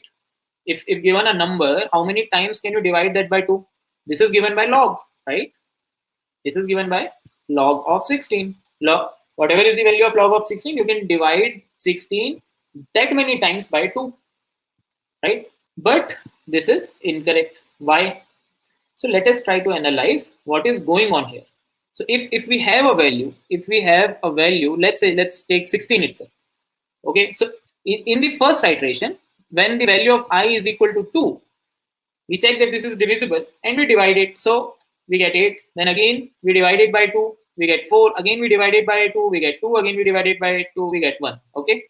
Now after we have divided completely with 2, for the next value of I, which is equal to 3, how many times is the inner loop going to run?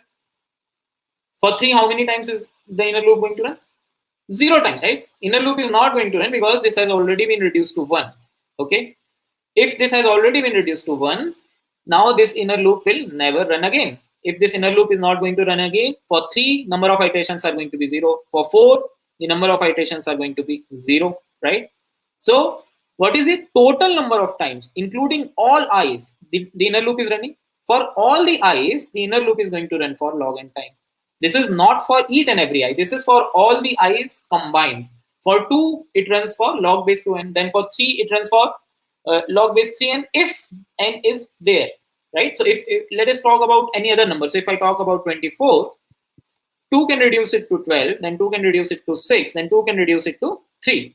Now 3 is not going to have log base 3 24, these many steps, because 3 is going to reduce this number, which has already been reduced by 2, right?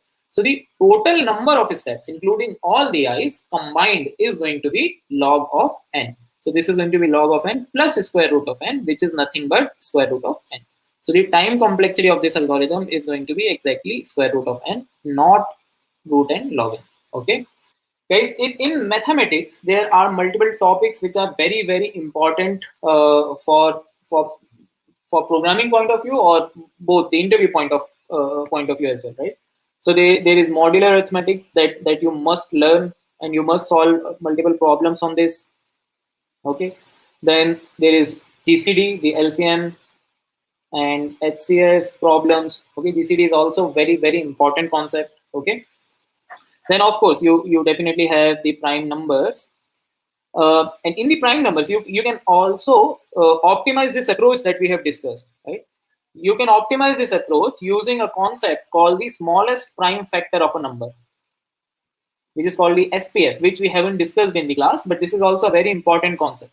Okay, so after the class, please go through this. What is SPF and how you can actually optimize this algorithm using the smallest prime factor. Okay, and then in the modular arithmetics, there is also Fermat theorem, which is very important. So just Google all these concepts and go through all of them. Try to solve problem based on all of them. Okay, they all are very, very important. They will help you in problem solving as well as in interviews. Okay, cool. So this is it for today's class. If you liked the video, if you understood everything, please like, please share it with your friends. Please tell us in comment which all topics you would want us to discuss next. Okay. Tomorrow's class is going to be on bit manipulation. So if possible, before joining the class, if you can go through how numbers are represented or what are the basic bit operations, then the class will go very smoothly, right? So next class is going to be on bit manipulation. So just read about some bitwise operators like OR, AND, XOR, left shift, right shift, etc. Just read about them. And if you found this video useful, you can just like it and share it with your friends. Okay. Hello everyone, in this video we are going to start study about an interesting data structure known as trees. Till now you might have heard about data structures like arrays, linked lists, stacks and so on. These data structures are linear data structures. For example, take a linked list. In linked list you have a set of nodes where each node points to the very next node. In this linked list, suppose there are 3 nodes. Let us say this node stores the data 4, this stores 1, this stores 8, and this is an end pointer. What is the start of this linked list? Correct. This node points to the start of the linked list. As you see that in a linked list, there is a logical start, there is a logical end pointer, and also there is a logical meaning of the next element. These are the properties of linear data structures. What is a data structure basically? Data structure is nothing but a way to store and organize data in a computer system. How will you choose which data structure is perfect for a particular problem? You might choose this based upon some different kinds of criteria. The first criteria might be the type of data that you are representing. The other decision might be to reduce cost or time complexity for frequent operations. Example, suppose you are given a problem that hey, we are given a set of numbers and multiple queries where you have to find if a particular number exists in the array or not. What data structure you will use? You can use an sorted array and apply binary search, or you might also use a hash map. Sometimes the choice of data structure is based upon reducing space complexity. Tree is a data structure that is most suited for hierarchical type of data. Consider the organizational hierarchy of a big corporation. There is a CEO. Under the CEO, there might be multiple presidents. Similarly, under each president, there might be multiple vice presidents, and so on. This is a type of data that is one of the most common types of data that can be represented using a tree. Why is it even called a tree, by the way? There is a very similarity between this data and an inverted tree. What are these things in the tree? Yes, these are the leaves. Similarly, in our tree data structure, the end nodes, had there been no other nodes downside it, are known as leaves. What is this in the tree? This is a root. Similarly, the top of the tree data structure is also known as the root of the tree. So basically, a tree data structure represents a inverted tree. Now, let us look at some terminology related to trees. Let me draw a formal tree for an example, and let me number the nodes in some way. 1, 2, 3, 4, 5, 6, 7, 8, 9. The very first terminology that is related to tree is the root of the tree. Root of the tree is nothing but the node which is at the very top of the tree, or the node under which all the other nodes of the tree lie. So in this example, 1 is the root of the tree. Now let us discuss the parent-child relationship. As there is an edge from 7 to 9, 7 is known as the parent of 9. Similarly, 9 is a child of 7. Now, what is the case of 6 and 7?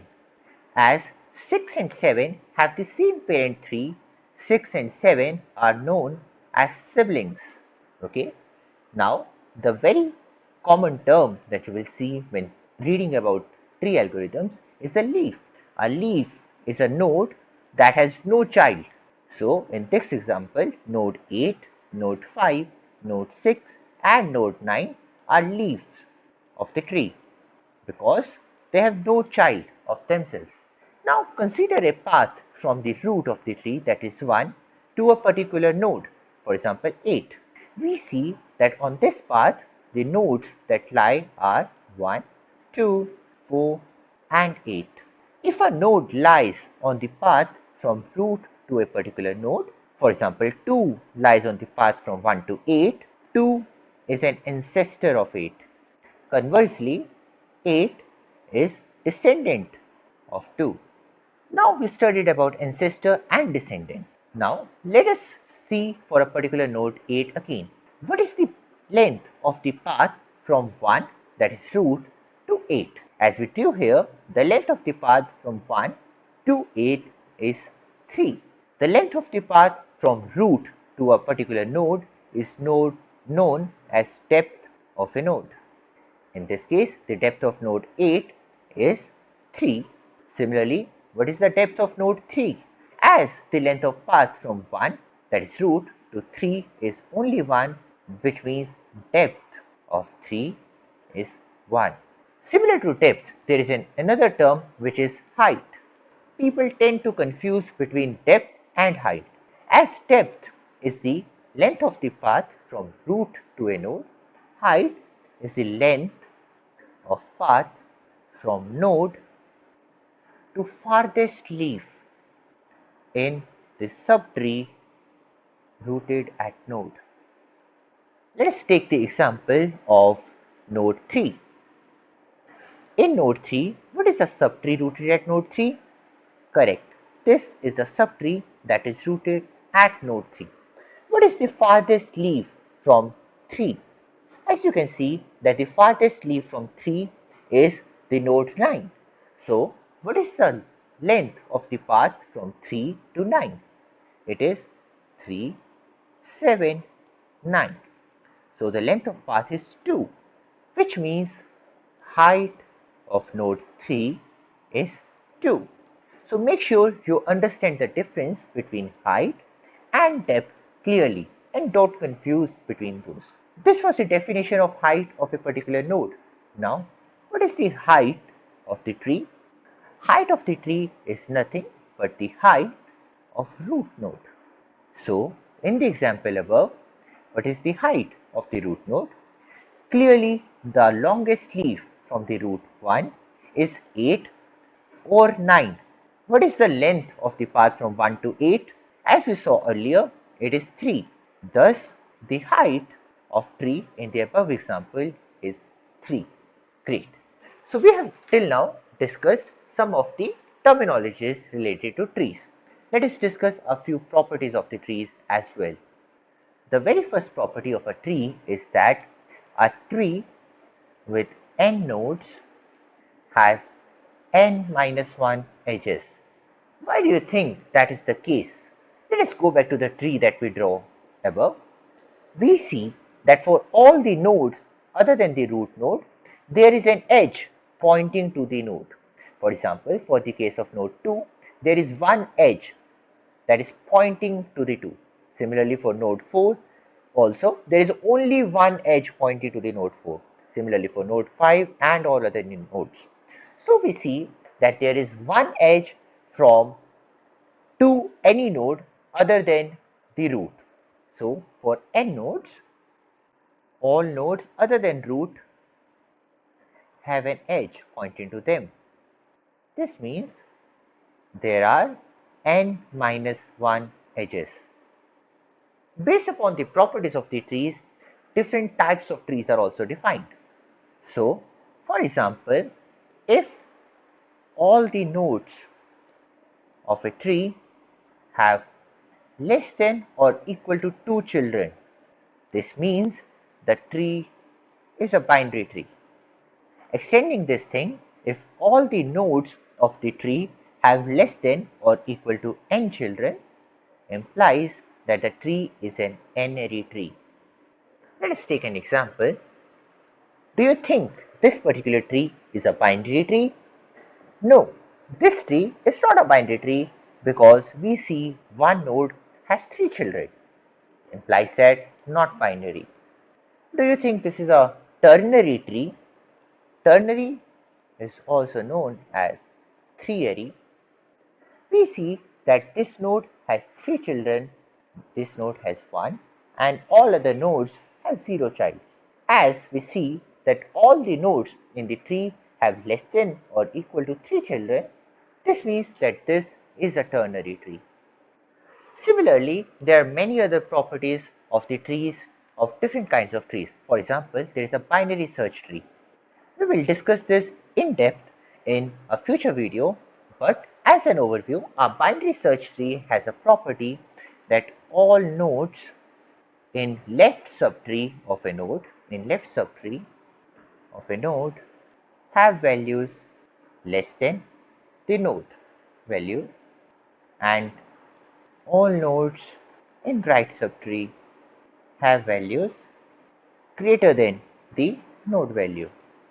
Now let us move to some of the applications of this tree data structure. A tree data structure is a very important data structure and is used in many real life applications. As we discussed earlier, that tree data structure is the by default data structure for hierarchical type of data. So it is used in applications that resemble hierarchical data. Example, the file system of your computer. How is a file system type? There is a parent directory, or which is also known as the root directory. Inside this root directory, you might have multiple other directories and files. For example, this is a directory D1, D2. This might be a file F1. Similarly, there might be another directory D3. Each of those directories can in turn have other directories under them or files. For example, suppose D1 has one more directory inside it and 2 files.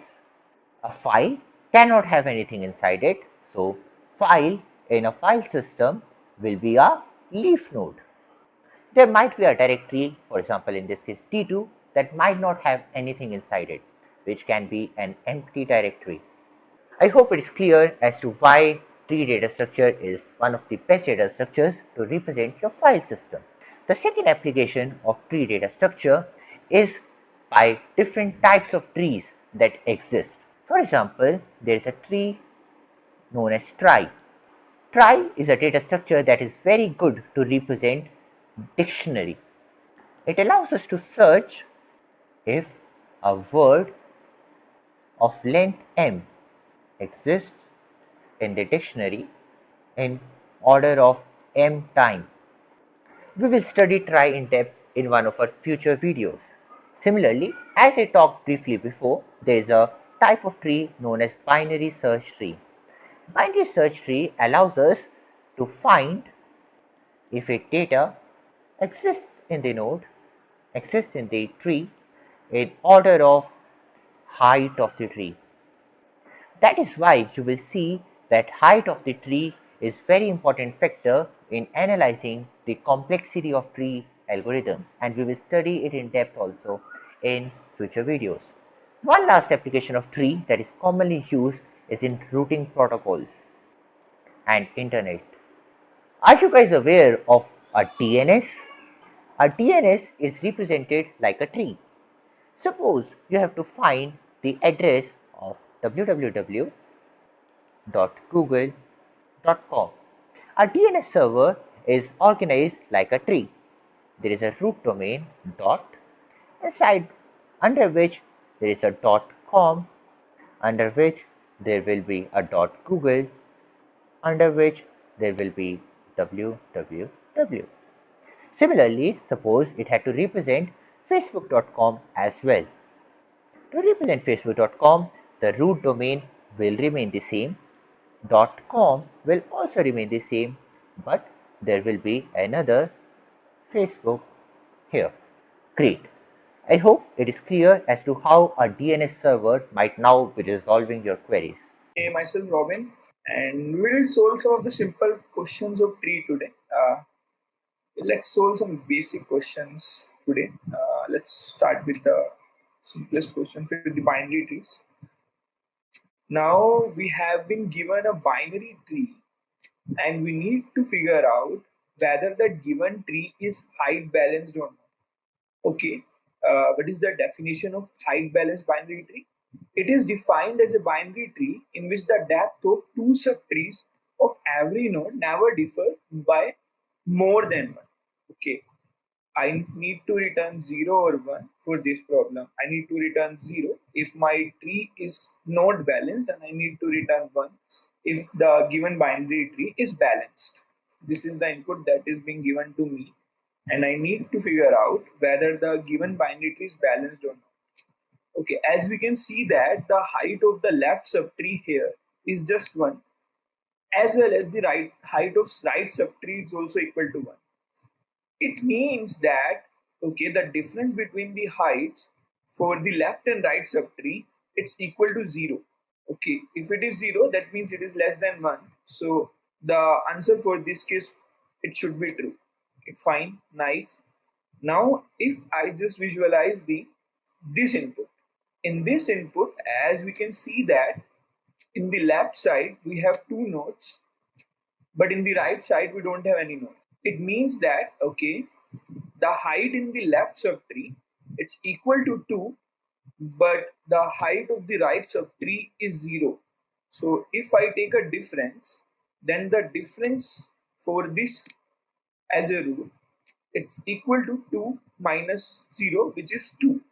And as it is greater than 1, so that means I need to return false or 0 in this case. Okay, now we got the question. Okay, now let's try to visualize how we can solve this question. Okay, the question is, we have been given a binary tree. Let's say this is the binary tree that is being given to us, and we need to figure out whether that given binary tree is balanced or not. Okay, the simplest thing is kind of a really simple question, that what we can do in this case, I need to first check if that given binary is balanced or not. That means that first of all, the left subtree also should be balanced, as well as right subtree also should be balanced. That should be true. If both the things are true, and if I just calculate the height of the left subtree as well as the height of the right subtree, if I figure out height of both the subtrees, then the difference should be less than equal to. If these 3 cases are true, that means I can say that, okay, that given tree is height balanced. Okay, now if I need to do that, in order to solve for my complete tree, whether that complete tree is height balanced or not, what I need to do, I need to check for my left subtree whether my left subtree is height balanced or not, or as well as my right subtree is height balanced or not. And again, when I just reached at my left subtree, and again I will check whether the left child of left subtree, the left subtree of the left subtree, is balanced or not. Similarly, I will check for the right side, and for here as well, I will check for both the sides. So it seems to me kind of a recursive approach in which the way I can solve this question if I build some sort of recursion. Okay, I need also some sort of information which will help me to evaluate the height in the left side as well as in the right side. Simplest approach that is coming to my mind is what I can do. I can make a function, pass the root, and check whether the left side is balanced or not, or also check whether the right side is balanced or not, and somehow evaluate the height for the left side and evaluate the height for the right side as well, and then just check the difference. And if this gives true, and height is less than equal to 1, in that case I will return true. In other case, I will return false. If I just apply that algorithm, that will give me the answer. But now let's try to analyze the complexity of it. Okay, I'm doing some sort of one traversal over the tree, which will cover my recursion part, and also I'm evaluating the heights. Okay, if I will evaluate the height, that means if I am at some node, I need to traverse each level if I want to figure out the height of the given tree. Okay, again, that can go up to order of n. And at each step, I am just figuring out the height. So the complexity in, if I solve by this algorithm, will be order of n square. Okay, can I do better? Okay, if I want to do better, that means I want to somehow pre-store the height information. Okay, so one approach that is coming to my mind, that what we can do, first evaluate the height of every node. Okay, but then it will take off an extra space. Okay, though, so two solutions comes to us. One of them gives us, solves our question in order of n time, order of n square time, and order of 1 space. And the other solution solves our question in order of n time and order of n space. Can we think of something better? Okay, such that we can solve this question in order of n time and order of 1 space. Okay, let's try to think first. Okay, the point is, just we need to check one thing only, and that thing is basically the difference between the heights of left and right subtrees. Okay, and if I check this information at each level and at for each node, and each nodes just give me the answer, the difference less than equal to 2, then I am damn sure that that given tree is height balanced.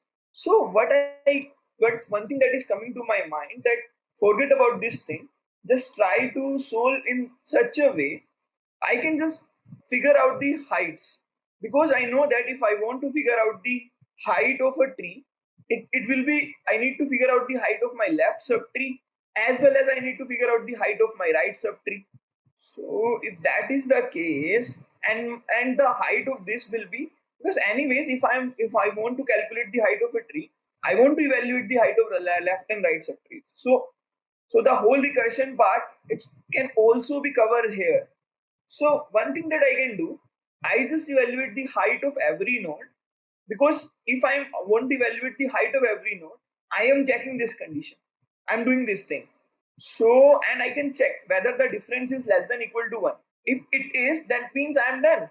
That means, okay, if it is greater than 1, that means I just found a node such that that node is not height balanced. If a particular subtree of a given tree is not height balanced, that means I can't say that the whole tree is height balanced. That means the whole tree is also not height balanced. Fine. So I can, the one thing that is coming to my mind, that what I can do, I can keep a one global variable which just track this information. And if I just solve in that way, I am done. Sounds like a good solution. Okay, let's try to solve this now. So the way I think is, so let's first make a global variable is is complete tree balanced, and I can initialize the value here for this global variable. It's complete tree height balanced, and I should initialize it with true. Okay, now what I can do, I can calculate the heights for each node, because I know that while I'm calculating the height, I can check the overall height balancing thing. Let's calculate the heights. Let's say first for A, and it should return me integer value. So let's calculate height for a given tree node. This is the case. Now, if A, let's try to handle the edge case. If we don't have A, then I need to return 0. Otherwise, the left subtree height, if I need to evaluate, then I need to calculate left calculate height. Again, that function with the left node. If I want to evaluate right subtree height, same function with the right side. I need to follow this procedure, and now I can check this thing. If the difference between left subtree height and right subtree height is less than equal, is greater than 1, that means I'm done. I just found a node, or I found a subtree in more specific sense, that is not balanced. So I can change my global variable is complete tree height balance or not to value false. Nice. If I do in that way, I can surely achieve something, and I need to return the height of that given tree, which will be equal to max of left subtree height or right subtree height plus 1. Nice. If I just solve in that case, and I can return that global variable, because if it is true, I need to return integer. I just need to check if it's complete tree height balanced. I need to return 1, else I need to return 0. That is it. Let me check. I just created a global variable is complete tree height balanced. Okay, now I'm checking the height, calculating the height. The left subtree height is, I'm calling the same recursive function again. And for calculating the right subtree height, again I'm calling the same recursive function again. Now I am checking whether if the difference between the left subtree height and right subtree height is greater than 1, then means I am just updating my variable. Otherwise, I am returning the max of left subtree height and plus 1, adding 1 to it, and I'm initializing it with true, and I'm calculating my height, and I'm done. Nice. Let's submit my code. Nice. Oh, we already got 261 points. Nice. Let's solve some other question. Okay. He said you took some basic question. Okay, let's try to solve some good question. Let's pick this one. Okay, I don't know, but this. Okay. Given the in-order traversal of a Cartesian tree, and we need to construct the tree. Okay, what is Cartesian tree basically? Cartesian tree, it's basically a heap ordered binary tree where the root is greater than all the elements in the subtree. Okay, you may assume that duplicates do not exist in the tree. Okay, nice. So the thing is, we have been given a Cartesian tree, and he cleared me the definition of Cartesian tree as Cartesian tree is basically a heap ordered binary tree. Okay, if it is heap, that means whether the root contain the maximum value of the given tree, or it will contain the minimum of the given tree. and it says that the root is greater than all the elements in the subtree. That means root maintains the information that is the maximum value of that given tree. So I need to construct a tree, or I have been given in-order traversal of the tree. Okay, if somebody, or if most of you who don't know about Cartesian tree, let me briefly tell what the Cartesian tree is and all those things. Cartesian tree, it's basically the concept Cartesian tree comes because the thing is it's a kind of BST plus heap, or in some sense we can also call this tree as tree. And the way we have the definition that we have been given a Cartesian tree in that form. That is we have been given the in order part of it, because we know that if the given tree is BST, we can, if we have been given some order, with some specific in order. Let's say that in order is 1 2 3 4. We can construct so many binary search trees. One of the binary search tree that we can construct is simply 1 2 3 4, because in that given binary search tree the in order is 1 2 3 4, and with the same in order we can construct so many binary search trees.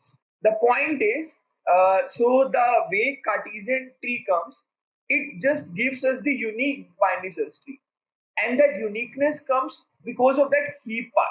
Because in that case, why that heap thing helps me, because the way heap we design the tree now, such that the root contains the maximum value and it also maintains the in order part. That's the basic property of BST. Okay, let's say we have been given a tree 1 2 3 4.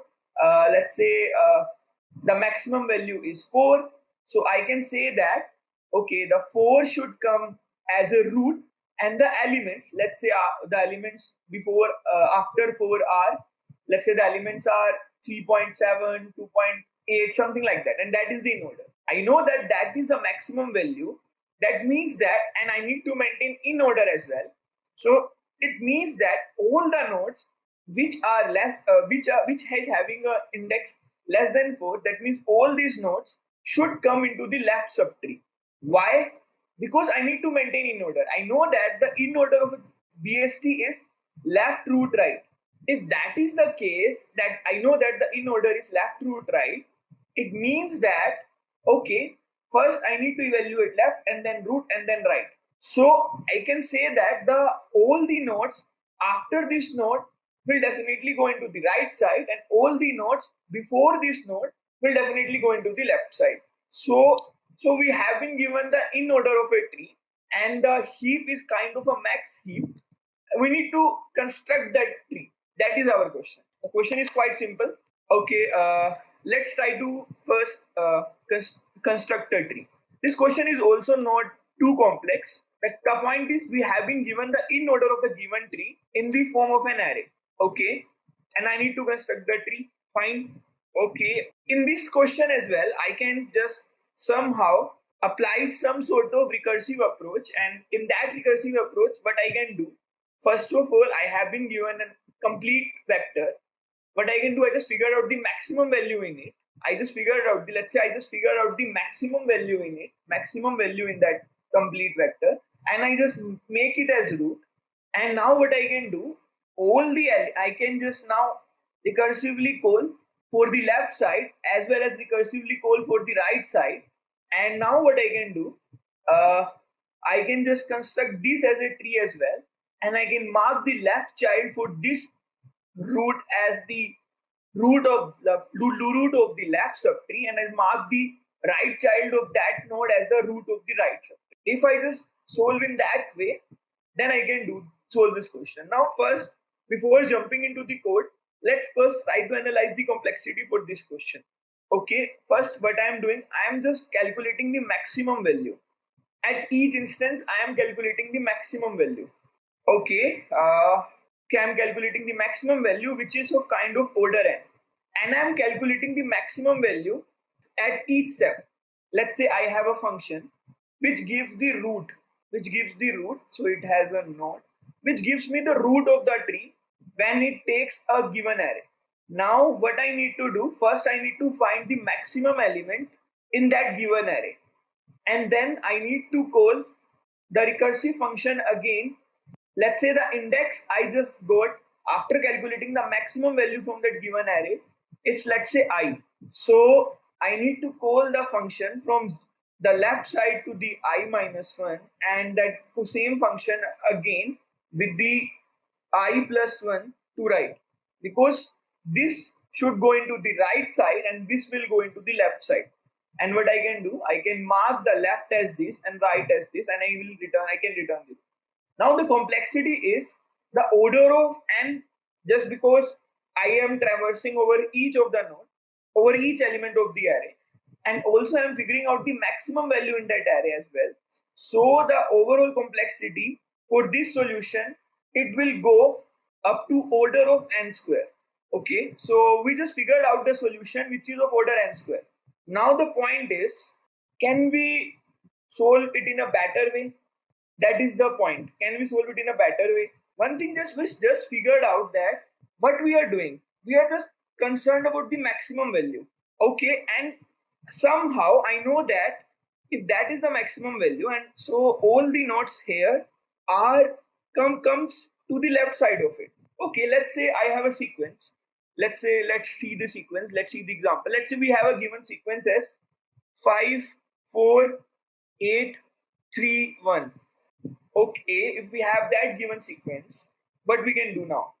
As we can see now that we have a 5, and if we just found an element which is lesser than this element, so I can safely say that as 5 is greater than 4, that means the 4 should go to the right side of it, for sure. Okay, now if I figured out 8, now can I say anything if I figured out 8? Now I know that, okay, if I have some elements, let's now try to construct something such that we can able to solve our question in less complexity or better complexity. Now let's try to think what we can do to solve our question in a better complexity. Okay, the thing is, let's say I have 5, nice, then I come across 4. If I come across 4, I know that 4 is less than 5. That means what I need to do, I need to make it as a right child, of 5, for sure. Let's say I just do that operations as well. Let's say I just keep it as right child. Now, okay, do I need the information of 4 ahead? Will it help me in any further processing? Okay, I don't know. Let's see. Let's say I just found a value 8. If I found a value, let's say now 3. After 4, let's say I found a value 3. Now what I can do? Okay, if I found a value 3 and I know that 3 is less than 4 and 3 has a greater index, that means 3 will go into the right side of it. Okay, so I just figured out a solution. If we have been given an in order in such way, then I just need to map as a kind of right child of that particular node. Okay, if that is the case, then I'm happy. If so, that means I'm just keeping the information, and the time I'm getting the value which is less than the particular value, in that case I just need to mark it as a right child. Fine. If that is not the case, let's say I'm just getting a value which is greater than this value. Let's say I'm getting a value which is 4.8. Now, so that means what should be my structure now if this information is given? If this information is given, then I know that, okay, let's say we have 5.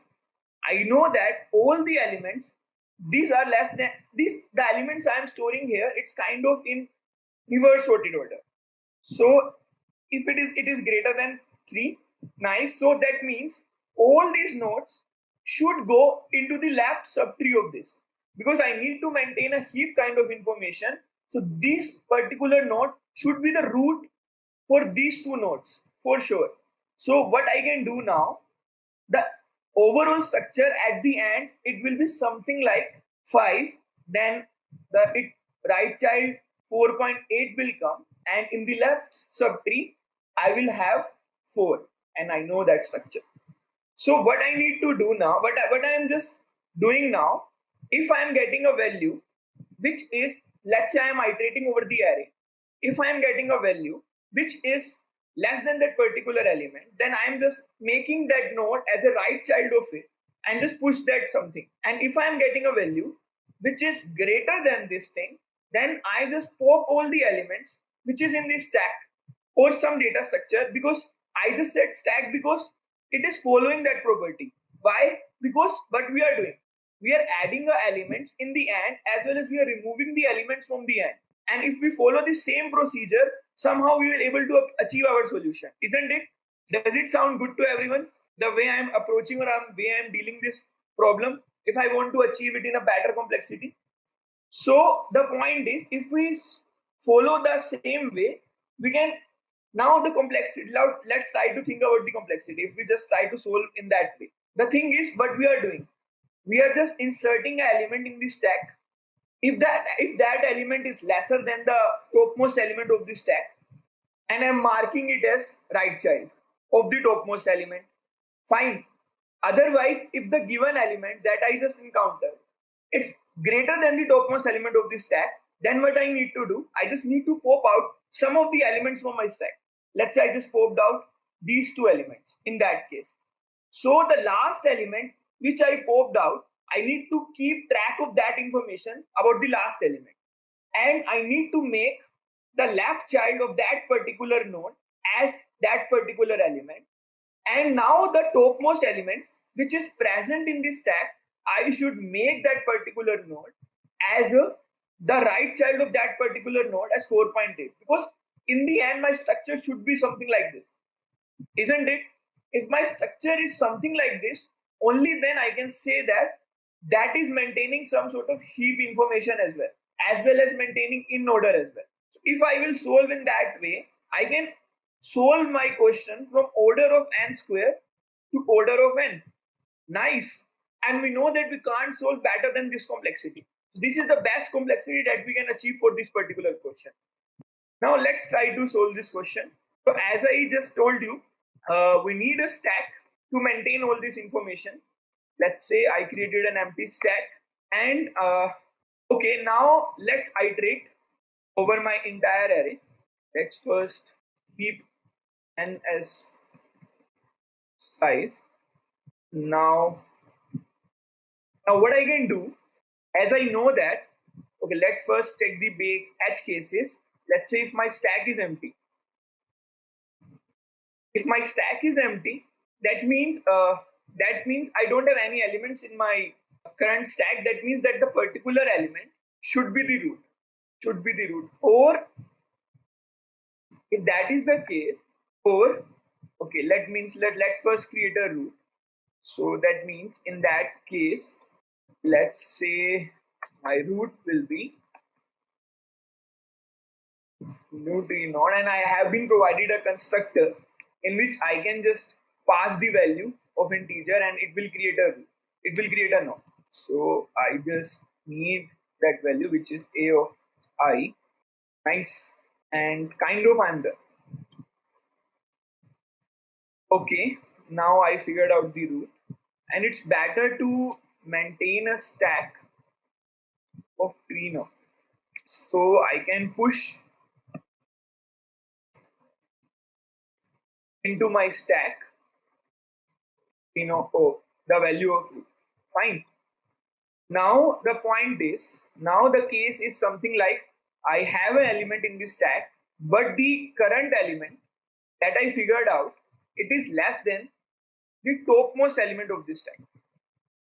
The topmost element of the stack, and I need to just concern about the value of that particular element. So because I am adding the basically nodes into this stack.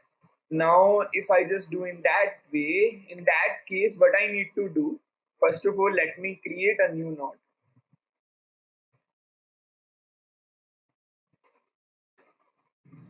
Okay, with the value AI, and mark the right child of the topmost element of the stack as that given node, and I can push that given node into the stack.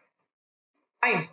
Okay, even if that is not the case, that in other case, the other case is I have a value, that means AI is greater than the topmost value of the stack. then in that case I need to pop out some elements, and I need to just concerned about the edge case as well. If my stack is not empty and the value at the top, it's basically less than AI, we are happy because we don't have given any duplicates in the tree. So we can do in that way. We shouldn't have to handle the duplicacy case here. So we are good with that. Now, if that is the case, then what I just told you, then I need to keep track of the last element which gets popped out, because that last element will be the left child of that particular element of AI, isn't it? So if that is the case, then I can make last, and I can update my last as Toto, and I can remove I can keep it as null. Okay, now what I can do, I just figured out the last element. So let's first create a new tree node for that particular element.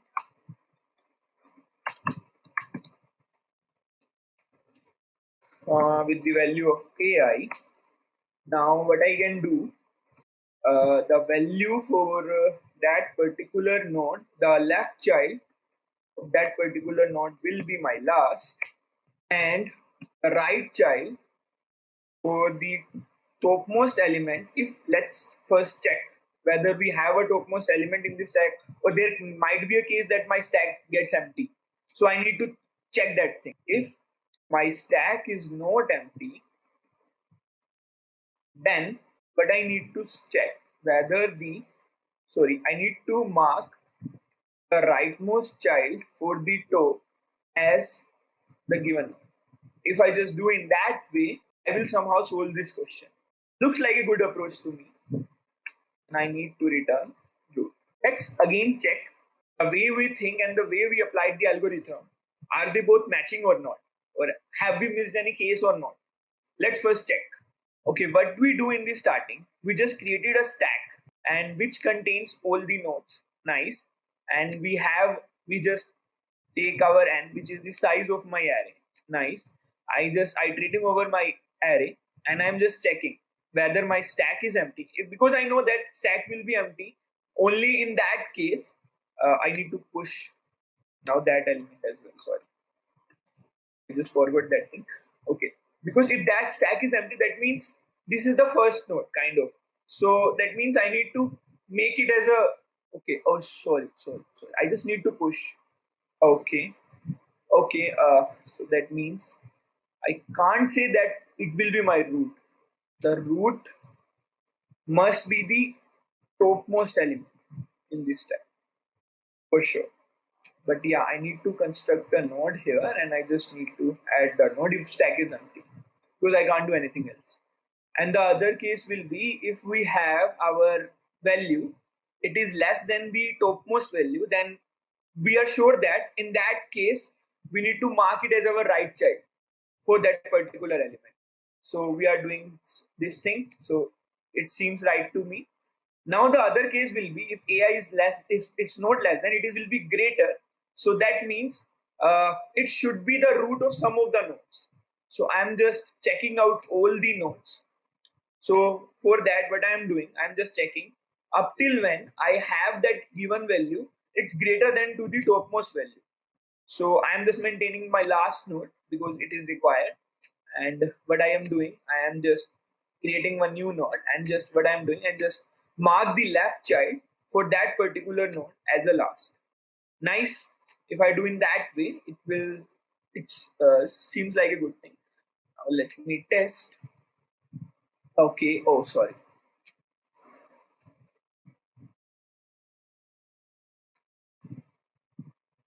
Nice. Let's submit this code. Oh, okay. What's wrong? Let's try to see. Have we done anything wrong here? We have been given the tree as 231. If we have been given tree as 231, first what we can do, what we are inserting 2 here, and it shouldn't be that. It will be the first element. It shouldn't be the last element of this stack. Okay, so I need to maintain the last information. Let's say it as null. Because the way we are maintaining our stack, it's in reverse sorted order. If it is in reverse sorted order, what does it mean? That means the maximum value should come in the front of my stack. And I am popping the element in that a way that if we have a maximum element, it won't be go out of my stack, and it will always be appear in the starting of my stack.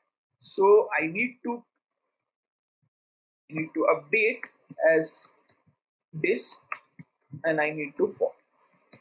If I do in that way, then it should work. So, sorry.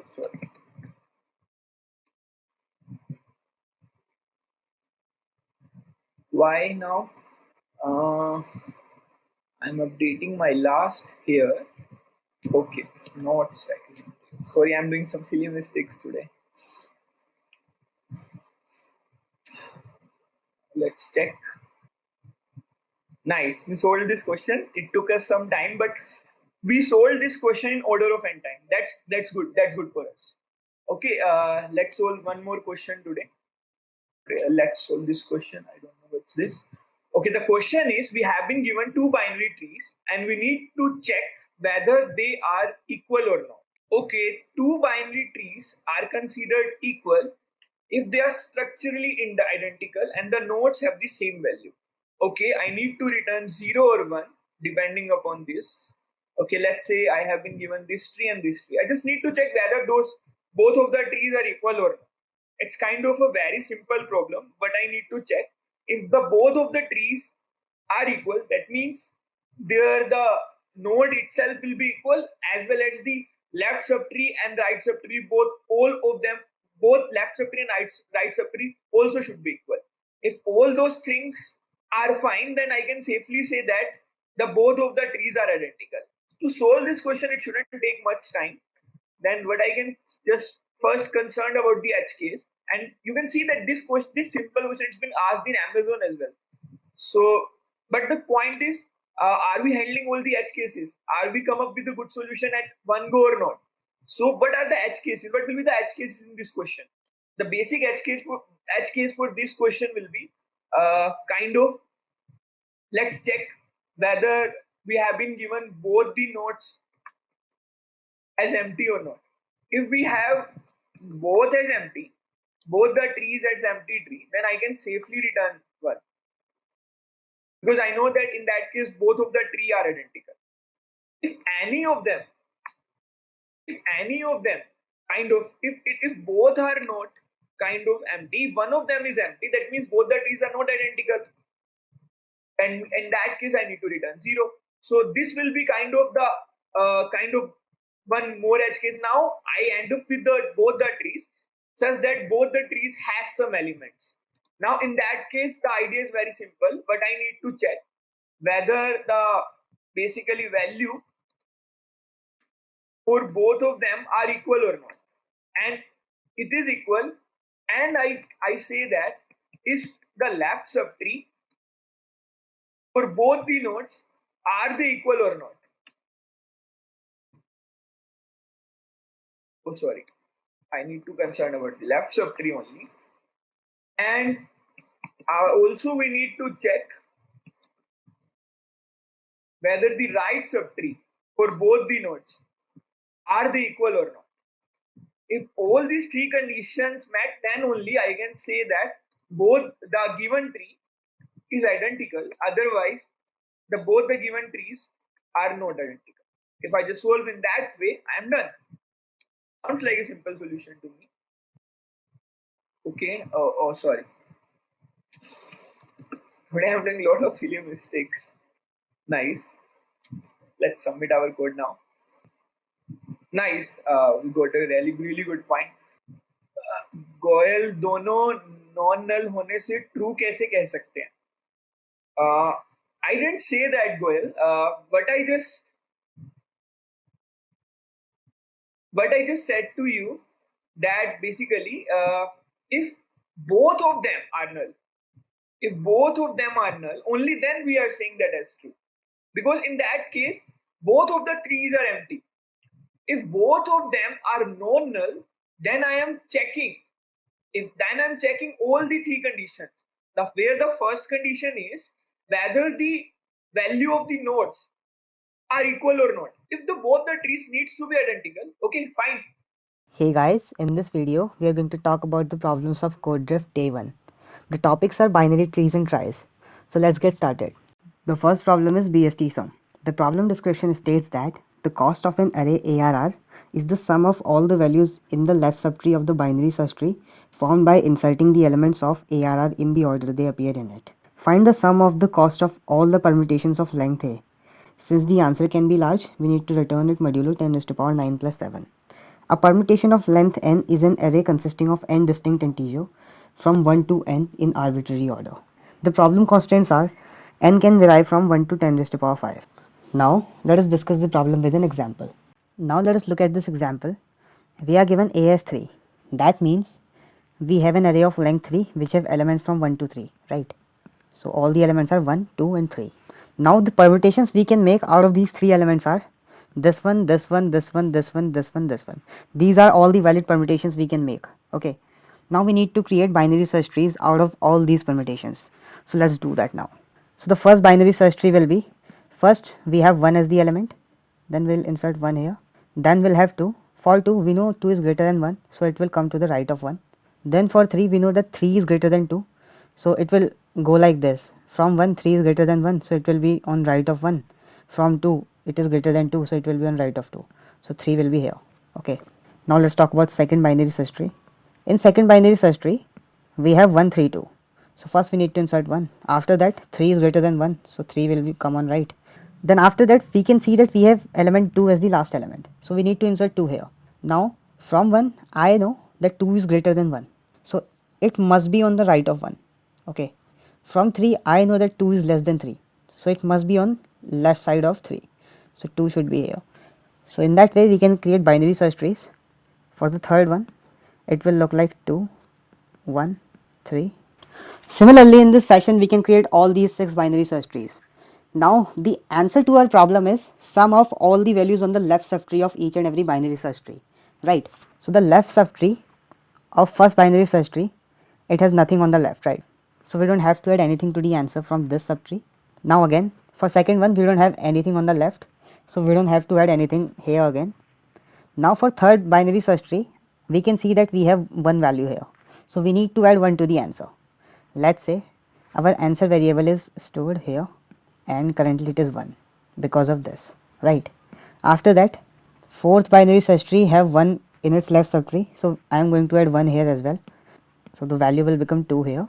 Now for the fifth binary search tree I can see that we have 3 on the left subtree, 2 and 1, that is 3, right? Similarly here as well I can see that we have 3 on the left subtree, so I need to add 6 to the answer, so our total answer will be 8. So that is our final answer in this case. Now let us talk about the solution to this problem. Let's say we are given any binary search tree which is rooted at some integer a, right? Now all the values which are less than a should be on the left subtree of this a. Okay, let's say all those values are x, so all these values should be less than a, right? Similarly what will have on the right subtree? All the values which are greater than a, right? Now from this observation the conclusion that we can draw out is that all the values which are less than a should be present on the left subtree of a, right?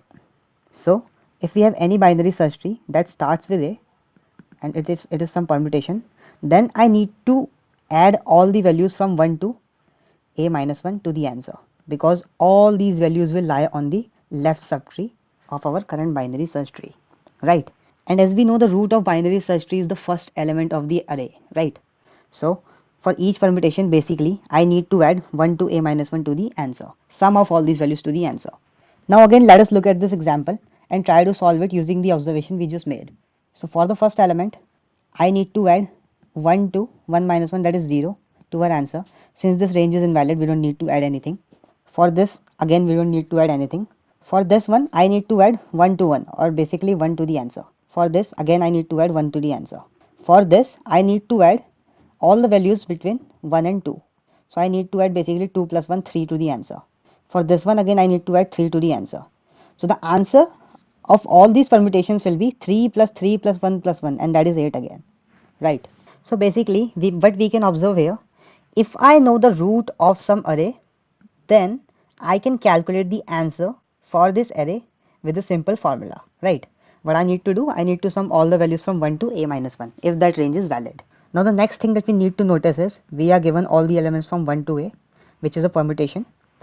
Then let's say I fix the first element to x, then I have to choose rest of the a minus 1 elements, right? So that I can do in a minus 1 factorial ways, right? So if I fix my x, I know that I can choose the rest of the elements in a minus 1 factorial ways. So that basically gives us the contribution of this element to the answer. Now for any element x, the sum of all the values from 1 to x minus 1, it will be x into x minus 1 by 2, and I'll multiply it with a minus 1 factorial, because I can have this permutation a minus 1 factorial times with x as the root element, right? Now let us talk about the code. So our formula was we need to iterate from 1 to a, and for each number x we are using this formula x into x minus 1 by 2, and we are multiplying it with a minus 1 factorial, right? So that is basically what we are doing here. But since we need the answer modulo some number, in this case 10 raised to power 9 plus 7, so instead of dividing by 2, I have already pre-calculated a mod in 2. It is basically the mod inverse of the current number. So instead of dividing by 2, I am basically multiplying by inverse of 2, or 2 raised to power minus 1. Now 2 raised to power minus 1 modulo 10 raised to power 9 plus 7 is stored in this number, right? So now whenever I need to divide, I'll just multiply by this mod in 2. And each time we also need a minus 1 factorial. So we are pre-computing a minus 1 here. Okay, so after pre-computing, what we'll do, we'll run a for loop from 1 to a, and we'll use our formula I into I minus 1. This is divided by 2, right? So that's why we are multiplying with the inverse of 2, and then we are multiplying that value with factorial a minus 1, and then we are taking the mod, and after that we are just adding it to the answer, and then we are returning the answer. So it's quite straightforward. Now let us move on to the second problem. The second problem that we're going to talk about is max base pair, and the prerequisite to this problem is tries. You should know how the tries data structure work. So I'd highly recommend you to learn about tries first.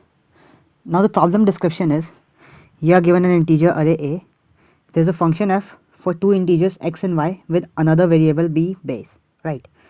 Now for calculating the functional value, first convert x and y in base b, and then the ith bit of f x y b will be xi plus yi mod b. You have to return the maximum functional value possible for any pair of elements of array A in base B. Please note that you can take two elements for pair from the same index. Note, array elements are in base 10, and you have to return your answer also in base 10, calculated value from equation in base B. And the problem constraints are, A can vary from 1 to 10 raised to power 6, and each element of the array can vary from 2 to 10 raised to power 6, and the bases can vary from 2 to 9. Now let's talk about this problem with an example. Let's say we are given this example here. We are given an array of length 10, and we are given the base as 3. That means we need to first convert all these elements to base 3. So let's do that first. Now here I have converted each and every element to its base 3 representation. I need to find a pair whose sum is maximum base 3, right? And the sum that we are talking about it, let's say we are given two numbers. Let's say I choose this one 12 and 101. Then how do I need to sum them? I'll write them here 1 2 and 101. So what I'll do, I'll add these two, it will give me 3. I'll add these two, it will give me 1. I'll add this, it will give me 1. Now for each digit I need to again do a modulo by 3. So for 3, if I'll do it modulo 3, it will become 0. 1 modulo 3 will be 1, and 1 modulo 3 will be again 1. So the answer for adding 12 and 101 in this manner I am getting is 110. So that's how we need to add when we are talking about two pairs. Now we need to maximize the answer, right? In this example, we can see that if we take these two pairs, that is 100 and 101, and if I repeat the same procedure that I did here, that is 1 plus 0, that is 1, 0 plus 0 will be 0, 1 plus 1 will be 2. Now doing modulo by 3, it will remain 1, it will remain 0, it will remain 2. So I'll get 201 here. So for this specific case, 201 is the best we can do. Okay, so that's what we need to calculate for any array given to us. And if I convert 201 back to integer, it will be 19. So for this specific case, the answer to our problem is 19. So in this way, we need to solve this problem. Now let us talk about the solution to this problem with the same example. So basically, I have taken that same example. These elements here, they represent the value of 1 to 10 in base 3, right? So we have b equal to 3 here. So what we can do, basically we need to find any pair which can maximize our sum, right? So the first thing that I'll try to maximize is the most significant bit, right? Let's say we are given some number here, 2, 1 and 6. Now if I'll add 1 here, then I'll get 217. But if in the same number I am adding 1 here, I'll get 316, which is way bigger than 217. So basically the whole concept is, first off we'll try to maximize the most significant bit, and then we'll move on to maximize the second most significant bit, and in this manner we'll go from left to right. Now that we know we need to go from MSB to LSB, let's say we are at some number right now. Let's say it is 101. Let's say we are at last number right now. Then what I'll do, I'll try to find any number which can maximize it. Okay, so what is the maximum I can get at the most significant bit right now? The maximum value that I can make at most significant bit is b minus 1, right? That's what I can make. Currently we have 1 here. Then what is the value x that I will add to this most significant bit so that I can make b minus 1, right? That means I need to add b minus 1 minus 1. Okay, that is x, right? So the first thing that I'll try to search for is, do I have any number which is equivalent to b minus 1 minus 1, or basically b minus 2. Okay, so in our case b is 3, so 3 minus 2 is 1. Do I have any number in the third place which is 1? If we look closely into the array, we can see that we have one candidate here. Okay, the third digit of this number is 1, right? So we have just one candidate here, so we'll put 100 here. Why didn't we go further? Because we have only one candidate, right? But let's say we don't have one candidate now. Okay, let's take one more example here. Let's say we are given these 4 values which are in base 3 already, and we need to get the maximum pair I can have for each and every value, right? So let's say I want to maximize this 100. I want to find some pair that can maximize it. So what I'll do, I'll write 100 here. Then I'll go from the most significant bit. Okay, so what is the best I can make out of it? That is b minus 1 or 2. b minus 1 is equal to 2 here. Now what is the number I need to add to 1 which will make it 2? So obviously that number is 1, right? So I'll search for the candidates which have 1 on third place. The first candidate will be this one, second will be this one, third will be this one. All three satisfies the condition, right? Now let's move on to the second most significant bit, or this one. Now the second most significant bit is 0. Now again I'll do the same procedure. I'll try to maximize this 0. So what is the maximum I can get at this position? It is again 2, right? So I'll do the same calculation here. What is the value I can add to x that will make it 2? So I'll see that x equal to 2. So I'll try to find among all the candidates that I have selected, do we have any candidate which have 2 at its second place? So I'll see that I don't have any candidates, right? None of them have 2 at second place. Okay, fair enough. That means we cannot make our second digit equal to 2. Now since I cannot make 2, I'll try to make 1 at first digit, right? So what is the value I'll add to 0 so that I can make 1? So that is 1 obviously. Now I'll try to search for a number which has 1 at its second digit. Okay, now out of these 3 candidates I can see that this one and this one has 1 in its second position, right? Now this candidate is also neglected. So now we have 2 candidates which is maximizing my value currently, right? Since we have 2 candidates, let's move on to the last digit. Now again I'll try to maximize my last digit.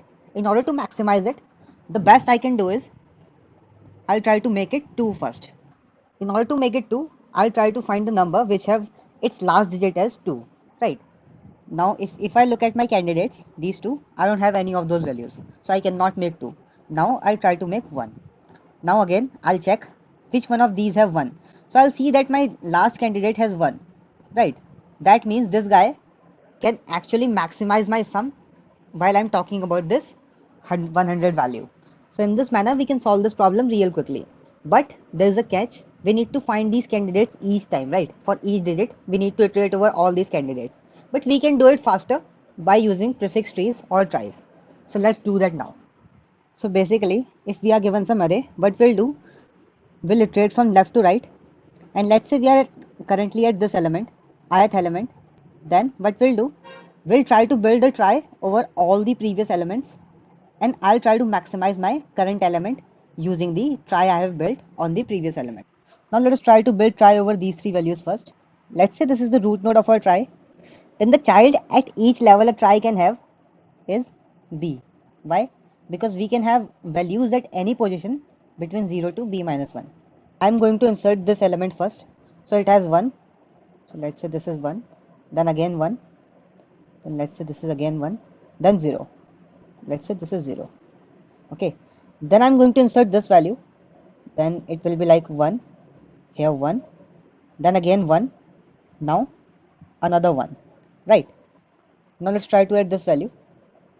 It is 1. Then it's a 0. Then it's a 1. Right. Now this is the try structure that I have built right here. Let's say currently I'm at this value. Then I need to find the optimal pair for it, right? So this is my value right now. So I'll start from MSB, that is 1. Now I will try to make it 2 first. Okay, so I'll search for a 1, and in our try we'll see that we have a node which corresponds to 1. So we'll iterate on that. We'll go there. We'll say okay, we are here now. Now from this node we'll try to check the second digit. Okay, what is our second digit? This is our second digit. We say that we need 2 here. Okay, so from this node I'll try to search for 2, and from this we can clearly see that we don't have any node which corresponds to 2, right? We have just 2 nodes. The first one corresponds to 1, the second one corresponds to 0. Okay, so we cannot make it 2. So now I'll try to make it 1. Now we can see that we have 1 here, so I'll go there. Okay, we can make 1. Okay, now that we are here, now I'll iterate on the last digit. So what is the best I can get at last digit? I'll try to make it 2. So I'll search for 2 here. I won't find any 2's, right? We have only 2 nodes, 0 and 1. So again, I cannot make 2 here as well. So I'll try to search for 1. Now we'll see that we have 1 here. So it will go in this direction. So what is the value that I got? I got 1, 1, 1. So again, I got the same pair 1, 1, 1, right? So in this manner, with the help of try data structure, we can do it efficiently. Now that we got the optimal pair for this element, so we can do it for each and every element of the array by iterating over elements from left to right. So that's how we can solve this problem. For better understanding, let's look at the pseudocode now. Now let us talk about the pseudocode. So let's start off with the solution function. So here is the solution function. We are given an array A and a base B, right? So basically, first we are converting each and every element of the array into its corresponding base B form, and then we are pushing that number to a vector named VEC. After that, we are creating a try node, which is basically the root node, and we are inserting one element. Why so? Because in order to get a pair, we at least need one element already inserted in try, right? After that, basically we are iterating from 1 to n minus 1 here, and what we are doing, we are searching for the best element before the current element which can pair up with our current element. So as we have done already it in an example, for 100 this function will return 111. Okay, after that we are combining that and using another vector. So if we combine these two, I'll get 1, 1 plus 0, 1, 1, 1 plus 1, 2, and doing it modulo 3, I'll again get 1, 1, 2, right? So that's what is going to get stored inside this answer vector. After that, I am getting the current answer by converting this digit back to decimal or base 10. Okay, and after that I am checking if this answer is the best answer, then I'll just insert it into the global answer variable, right? And after doing all these things, I am inserting our current element into the try data structure. Okay, so in this fashion we can get the answer and whatever we get at the end, that will be the maximum optimal answer we can get. Okay, after that we are returning the answer. Now let us quickly see what these functions do. This first function, it converts a number to its base b form and returns a vector. Okay, and this function right here, it basically converts the given vector back to its base 10 decimal representation. Okay, and after that we have the standard try node, and then we have an insert function. In order to understand these functions of tries, you need to understand how actually tries work. And in this function, we are basically iterating over the try and trying to find the best we can get for our current element. Okay, and this combine, the last function is this combine function. This basically do this operation. It basically adds up both of those vectors and then do the modulo thing. Okay, and then it returns the answer, which is again a vector. So that's pretty much it. And if you enjoyed the video, please hit the like button and do subscribe. Thank you for watching. Hello everyone. As promised to you guys, we are back again. In the last video, we discussed about competitive programming, and we promised you that we will come back and discuss about the interview preparation of Google, and also take up all your questions related to interview preparation in general. And also, we have with us Naman, who was Right. a student at Scalar Academy, and he is going to join Google India this year. So let's briefly first start in the introduction. Myself, Utkarsh Gupta. I completed my BTech in Computer Science and Engineering from JP Institute of IT, Noida. Then I joined Google Munich, Germany, and currently I am a software engineer plus instructor at Scalar Academy. So let's start with Naman's introduction. Naman, please introduce yourself. Sure. Hi, everyone. I'm Naman Bhalla. So I'm going to join Google in July of this year. I was part of the very first batch of Scalar Academy that started last year around April 2020. As far as my background is concerned, am completing my graduation from BML Munjal University in Gurgaon. During my graduation, I have done internships at PureFit and Shipsy. I used to be more involved in development and not much into competitive as Utkarsh was used to be. Yeah, I ended up also getting offer from Google at the end of the last year. So Naman, how did you get connected to Google? I mean, how Google got to know about you? Sure. So it is an interesting story. I had got a referral from Google, actually from a mentor at Scalar Academy only around the first week of October. So when I got the referral, I applied on the career space. So basically, Google India this year started its applications on 23rd October or something like that. So I applied to Google on 23rd October, and a recruiter from Google Singapore connected with me on 24th October, which actually ended up being my birthday as well. So it was kind of a good surprise getting a mail from Google that day. Nice birthday gift. Yeah, in my case, I got connected with Google by Kickstart, which is a online competition which Google has for hiring. And as you know, Okay. I was in computer programming, so it was very easy to get through that. One of the most important thing, maybe when you apply online, maybe Naman, you have also felt that the resume plays an important role when you apply for a job, right? Yep. So how you can say that? How was your resume like different from other resumes that got selected? Being honest, over the last 4 years of my graduation, I have modified the template of my resume a lot. I learned by basically experience of what things don't work, and then I ended up finally learning that okay, what kind of resumes are important. So one thing that I will say that a very good template actually helps your resume. So I follow a resume template which is DD resume that is available. Also, how you mention about your projects, about your internships is a very important point. For example, whatever you mention about your work experience or project should be like, did X to achieve Y, and basically it should be metrics that hey, I implemented this and achieved an accuracy of Y% to help the company grow the revenue by Z%. So something like that, where what you achieved should be quantified. It should not look like paragraph, because otherwise it's not concrete, so as to say.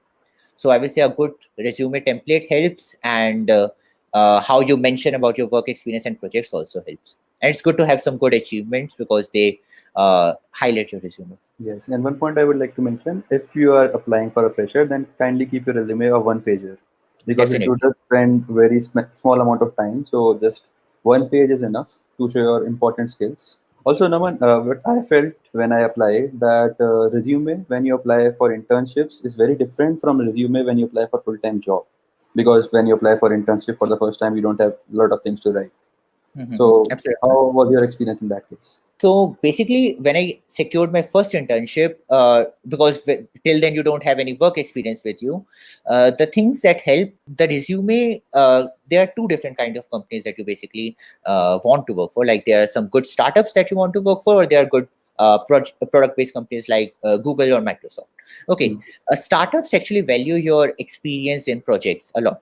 Okay, Mm. so till the time you don't have a work experience, you should use your projects as an indicator that hey, you love computer science, you love software engineering, and you're not just here for money or basically for anything. So it should show that yes, you are interested in learning more about this domain.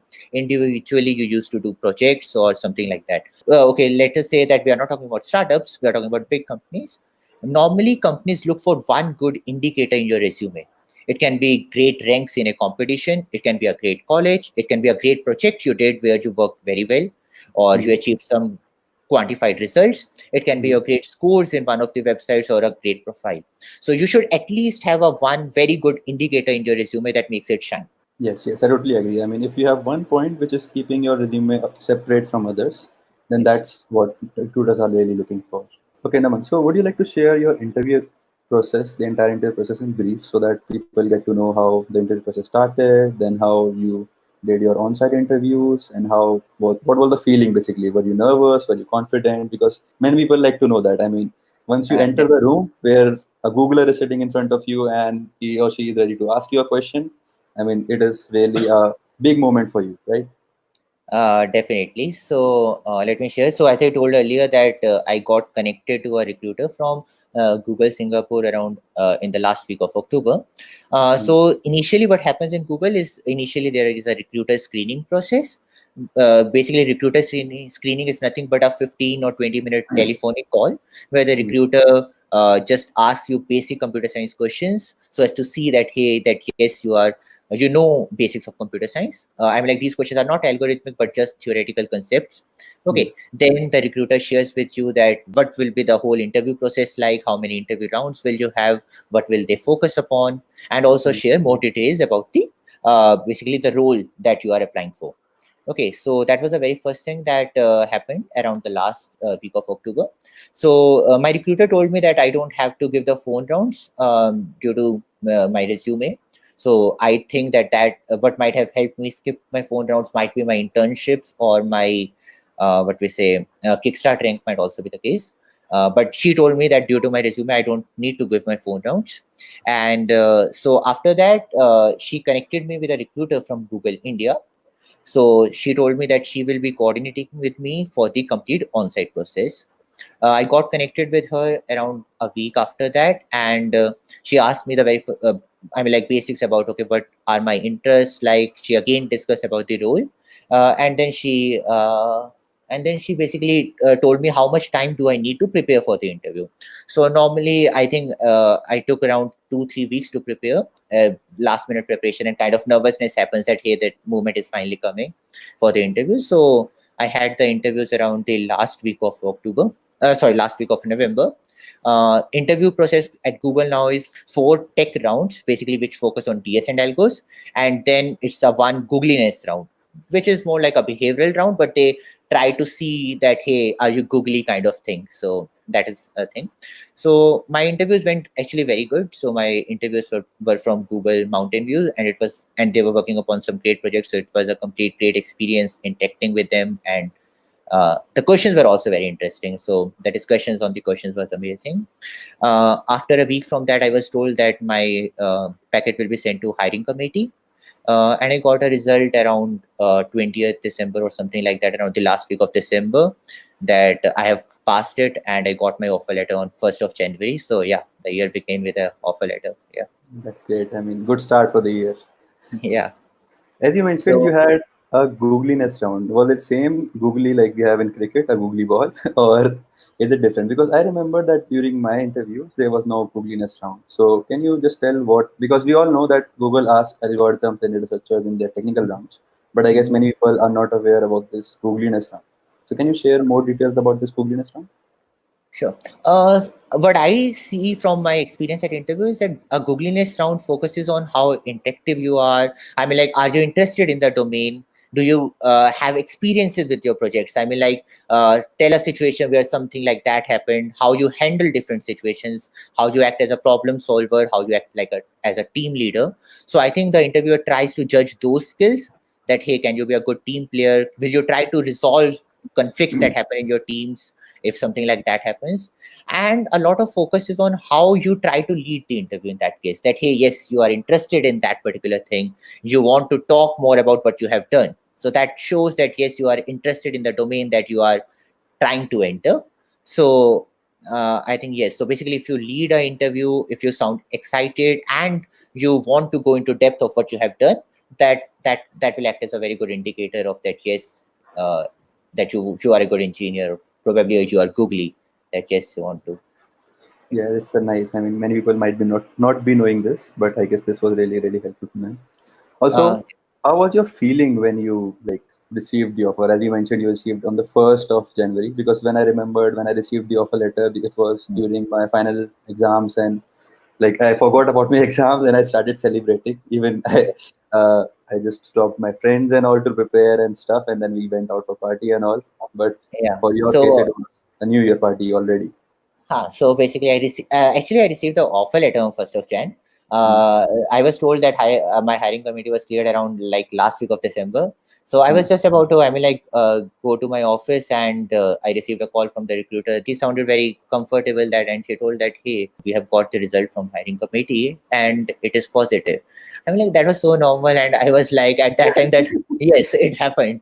So, but I mean, like, frankly, after that, I just had a call, and then basically, after that, I just called my parents that it has been approved and it's done, and I kind of actually relaxed for 1 2 hours after that, and then took a rest, and then told my friends about this. But yeah, the feeling from inside was something like that. I can't explain on words how it felt like. Okay, so this was the general question which people might usually have. But Yeah, let's also take the questions which people have posted. And also, sure. guys, feel free to post any questions in the comments, and we are here to answer all of your queries regarding interview preparation, regarding Google, or any other questions. So let's start with the first question, which is a very beautiful question. How can I evaluate myself and get to know am I ready to crack Google interview? Naman, would Let you me like to start? actually, yeah, sure. Let me actually take it up. So Yeah. there is a very interesting incident for me that Mm. in this around June or July, I actually felt that, hey, I can crack Google. But so sometimes, I mean, like, it might happen that you don't have complete overview of about the whole, how the whole process is, what kind of questions are asked. But because till the time you don't have sufficient knowledge about this, you kind of feel that, hey, I'm prepared, and the only thing that is left is that I'm not getting an interview call. So I mean, like, how to evaluate if you are really ready for a Google interview will be what I say, mock interviews. So when I was at Scale Academy, I actually had 2 or 3 mock interviews with people who have worked at Google or who had worked at Google, and those helped me actually evaluate really that if I was ready for Google. Okay. Also, the more knowledge, the more you have practiced with and the more you have seen what kind of questions are asked, that will make you evaluate yourself better, that if really you are capable for Google. So in during till the time of July, I had not really given any mock interviews, and I had just started basically Scale Academy as well. So I used to think that, hey, I'm ready, so just refer me. But later, when I actually really interviewed for Google, I think that had I interviewed at Google in July, probably the result might not have been the same that it has been now. Yep. So I think mock interviews, how you give mock interviews, and the feedback from that, and from people who have worked there or who have interviewed there, will be probably a better judge, or a better indicator that, hey, yes, you are ready for Google or not. And for my case, I can say that I was not expecting that I will receive a Google call because, as you might be knowing, due to Kickstarter, I directly receive a call for on-site, and it was like very hurried. Like they called me and they told me that in a week you have to come for on-site rounds, and I was not even thinking about preparing for Google or such kind of scenarios, and I did not have any chance of mock interviews. I just directly went there, and maybe because of my past interview experiences, the real interview experiences with different countries, it was very like I was not nervous during the on-site interview at Google because before that I already cleared Microsoft and coordination interviews. So I thought maybe it will be similar and maybe I will be able to clear it. Yes, I also want to add to that. I mean, like, yes, if you have given interviews of different companies before that, that even a selection or a rejection actually prepares you better for the further interviews. So it is better that, okay, that you learn from the experiences of the past interviews and evaluate that what went well and what didn't well, went well, and that will prepare you better for at least for interviews like Google. We have one question here. Computer programming is a must. So Yeah. it's like, I mean, many people have this question. In my case, I can say that yes, because of computer programming, I got a lot of advantage in algorithms and data structure rounds, and it was pretty easy. The algorithms asked in the interviews is comparatively really easy compared to actual computer programming. But I can say that it is not a must. I mean, even if you are not good in computer programming, but you have good problem solving skills, then that is what is required in the interview. Naman, what are Uh, your thoughts? yes, I totally agree. I mean, like, being honest, I never participated much in competitive programming contests. I had till time only given 4 or 5 competitive programming contests, worst case. Okay. And those were also from 2017. I was never much interested in this. I like more building systems. I like to work on developing projects and like that. But yes, as you mentioned, that good problem solving skills is what is more important. Okay. How you develop problem solving skills, and also how good hold you have over your basic concepts. Hmm. Okay, because what comes according to me in competitive programming is, I mean, like, some good applications, and that yes, you can realize that what particular algorithm can solve this particular problem or try to reduce a problem, but the base is still the same. Most of the algorithms are same. Okay, so what I will say is that if you have good idea of and good kind of intuition of what each data structure is doing, how each algorithm is working, the deep knowledge and a strong hold of these is what is more important for that. Okay, and yes, and basically how more problems you practice, basically how competitive programming helps you is that because you get to practice a lot of questions, and with practice your what we say problem solving skills increase.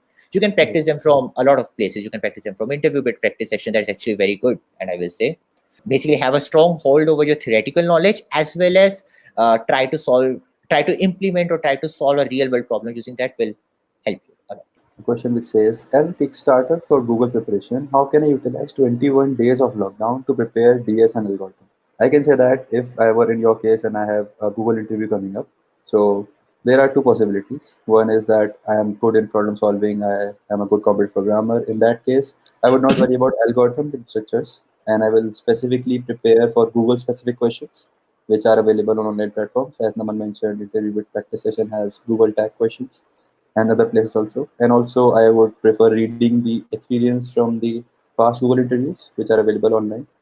But let's say if I'm not good in computer programming or not good in problem solving in general, then I would spend my time understanding the concept of algorithm and data structure, and I will practice the basic questions or the standard questions which can be used to solve the questions which will be asked in interview. So yes, it depends on your background and it depends on preparation till now. That how 21 days from now you can utilize. Naman, what are your thoughts? What I will say is that if you think that you have strong hold over at least the theoretical concepts and have done some kind of problem solving, then you can use this time to, as you mentioned, that okay, solve some of the problems that were asked in past interviews, or try to start practicing again. Okay, you can actually solve problems of different data structures and algos on like interview with practice even. Okay, then try to see that okay, with more practice, how are you improving and how many questions were you able to do in the very first attempt. Okay, obviously a 21 days time is not, I mean, like, from where you can go from the very beginning to the complete end of the preparation. Okay, if you think that you don't have much hold over the DS and algos, use this time to first learn the basic theory, that okay, what each data structure is, what each algorithm is, how they work, what are the different operations about that, how to calculate the time complexity, get a theoretical hold over of it during these days, and also try to solve easier problems of these data structures. Suppose like when you are even solving theory, for example, like stacks, there are problems like matching parentheses and all. Try to code them up as well. Don't just read the theory. Try to at least code those initial problems. Okay, that will at least create your base perfectly fine. After that, you can start solving more real problems that can be asked in interviews. Yeah. He says that what is the one thing that makes Google interview different from other company interviews, and how can you prepare for the same, and how long it will take to be really ready for that. According to me, Google interview is not that different, but yes, the difficulty of Google interview and algorithm literature is little bit higher compared to the difficulty which is asked in other companies. Also, Google interviews do not focus on theoretical concepts like operating system or networks, etc. And ideally, I can say that 6 months time is enough to prepare for Google. It depends on your past knowledge and past preparation. I think of all the interviews that I have given, I have loved the Google interviews the most. I mean, like the problem discussions, the problems are very interesting. That what I face at least in my Google interview. So it takes a kind of aha moment that, oh, okay, so this, if I reduce this problem to this problem, it then becomes an easier problem. So it's like one level above the normal problems that you might have seen. Also, once you have solved a problem, the discussion with the interviewers, how they try to take care of, okay, what if something like that happens? How will you take care of a case when this situation happens? So basically, once after problem solving, it also judges that, okay, how well can you handle some changes in the problem description. Okay, and the problems do tend to be a bit more what we say discussion oriented, that okay, that's yes, you can discuss that. Okay, so if this is the case, the problem reduces to a kind of a simpler problem. So I mean, like the problems won't be something that you have seen, but they will be kind of a level above, but reducible to the known problems. So what they try to see is that how from the present knowledge that you have, you can try to solve the problems that you have not seen. Okay, how you can apply the knowledge that you have to solve some interesting problem. How likely is someone to receive interview call based on performance in Kickstart? I can say that due to my experience that my best ranks were 40 and 80, and which I used to hear that if you have ranks under 100 in Kickstart, then you can have a high chance of receiving call. And also it depends on the openings. So let's say if you are like scoring a good rank, even 20 or 22, 23, but there are no openings available, then recruiter will not call you. But let's say if you have a rank of let's say 90 or 92, 93 kind of thing, and we have a lot of openings available, then yes, recruiter will call you. So it depends on recruiter as well as your rank. But yes, Kickstart really helps in getting the interviews. I actually got a call by a referral, so I mean, like I'm not really sure, but probably Kickstart rank helped me probably to skip the initial phone interviews. That's what I will say. Okay, we have one interesting question. Yes. So, Naman, it's for you. How was Naman's experience in Scalar Academy? The experience was great. I have written a basically Medium article on that as well. So I got to solve a lot of interesting problems. I got to learn some of the deep details of the algorithms and data structures. So the learnings on system design, Anshuman sir himself took the classes. So from his experience at Facebook, the knowledge of high level design, low level design, how systems work, how large scale systems work was very what we say, the experience was a lot worth it, and I got to learn a lot of concepts. Obviously ended up with a good offer as well. So I think I mean, like I have written a Medium article over that with mentioning complete details of how helpful it was me for the complete career. So I will definitely recommend anyone that yes, you should join this, and it can give you a different kind of boost to your whole career. Yes, definitely. I can say that. Yes, it Yes. was really helpful. Okay, we have the next question. It's saying, does internship also matter in Google interviews? I had done internships till now. So basically, internship gives you work experience. Okay, and the more work experience you have, it's more kind of like a proof for you that yes, you are interested in software engineering. So I think they having internships on your resume, and even better if you have those internships at good companies, that will boost up your resume and might help it what we say get shortlisted. Also it gives you a good experience with okay, what kind of projects that you have worked upon, and you have tackled some software engineering problems. So when you are in an interview, you can give, or basically when you, even in your googliness round, you can give examples of that. Hey, once in my project I did something like that, which and give examples that okay, how you in that particular interview or basically in that how in that particular project, how you used your problem solving domains to solve a real world problems, and that actually helps as a booster to your the feedback that the interviewer will give to you. My experience, I can say that yes, I did a lot of internships. I mean, Microsoft, HackerRank, and Geeks for Geeks. But in the interview process, the entire interview process, or even the on-site round, no one really asked me about the internships. I mean, they were just focusing on algorithms and data structures. I received a call. They directly called me for on-site. I gave the on-site round based on purely AlgoDS, and then I came back, and there was no discussion about the internships. So Yes, I will say that yes, the discussion though doesn't happen about internship, but at least in googliness now, it helps you that okay, that yes, because you have some internship, you can give examples for them, right?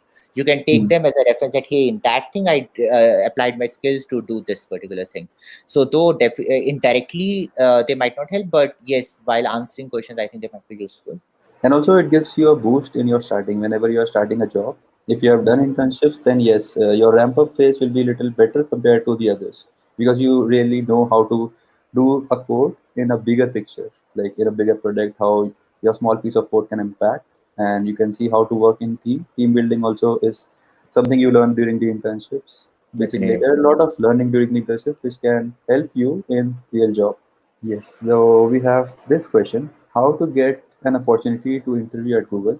I have applied in job sites but couldn't get a chance. So, my case was Kickstart, Naman, your case was referrals, I guess, yes?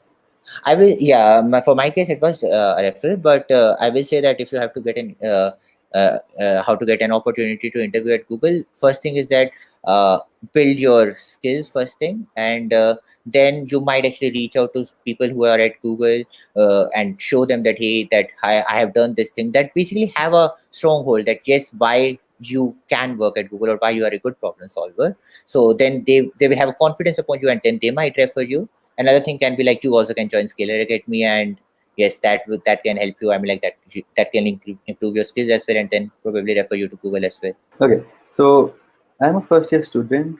Are there any guidelines that can guarantee my placement in Google in fourth year?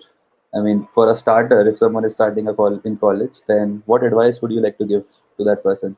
It's actually good that you are. I mean, like you are in the first year. You still have 4 years to basically improve your problem solving skills. You can actually spend enough time to, and it's actually very great that in this year only you are actually thinking about that. Yes, my career, your career plays an important role for you. So that's actually a very good thing.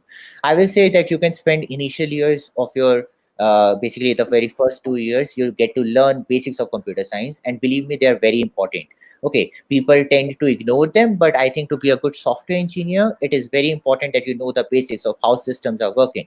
The basics of operating systems, computer networks do play a role that when you are designing big systems. Okay, so learn those also in your data structures and algorithmic classes. Learn them well. During those times, try to learn from other websites as well. Okay, and during those times you can probably start problem solving on some competitive programming website or wherever you like. Okay, so in the very first 2 years I will recommend that, okay, yes, you should focus upon building upon your basics of computer science and also starting problem solving, so that your brain starts to shine, and your problem solving skills improve. After that, you can, I mean, like, develop projects. You can use the knowledge that you learned in the very first 2 years to apply to some real world domain. Because I, at least for me, I think I recommend that, because the knowledge that you gained of computer science, you should solve some problems that people are facing in the real world and get to see that. I mean, like, it's actually very good that when some people use your product and they thank you for having this in existence even. So get that feeling. Also, that will develop you as a software engineer. You will get to know that how requirements of people change, how you actually have to understand that what your customer wants and hone your product in that way. So you will develop some very good skills along the process, not just software engineering skills, but you will also develop skills of understanding your customers, and these will also improve you as a person or your career as well. Okay, the next question is: can I internship in Google from Kickstart? Yes, Manisha, you can internship in Google from Kickstart, because I know one of my friends who participated in Kickstart and got good ranks, and he did internship because of that. Then there is one question, I guess no one can answer it better. Can you list few projects that are considered good? So if you're applying for a job and some projects are written in your resume, what projects can you say are good? So I will say that take any problem that you encountered yourself or you see that someone is encountering. So start developing a tech solution to that. Okay, no project is that good, no project is bad. Okay, so I mean, like, take a problem, go into deep of it, try to make a tech solution to it, and along that understand that how tech will help you there. Okay, so I mean, like, no problem is bad to solve. Okay, and so that is why there is no project that is bad. The only project that is bad is that something that you copy directly from GitHub and submit to your coursework. I would definitely not recommend that. Try to use the knowledge that you've gained in your coursework to solve a problem by yourself. Okay, because even if you are not able to successfully finish your project, but the learnings that you will get, the problems that you will face, will develop you as an engineer in a much better way. Okay, so I will say that take any project, it is fine, but implement it yourself. Get to see that, okay, what are the problems that you see that while you code a project, okay? Because those things you will never learn if you are just taking something that has been pre-implemented, okay? And initially don't see the code from somewhere, try to solve it yourself, okay? And then get it. Even though I was a lot of involved in computer programming, but still I had some projects in my resume which I prepared during my college days. I also hosted one of my projects in Play Store, like for the normal game. So projects do matter because they will help you understand how your code can solve a real world problem or can have a product which is useful, which is used by users. So yes, projects do matter. Okay, the next question is how important are design problems for Google? What I can say is in the interviews, I don't think people ask like Googlers ask design questions if you are a fresher. But yes, if you are an experienced person, then yes, design questions are asked to you.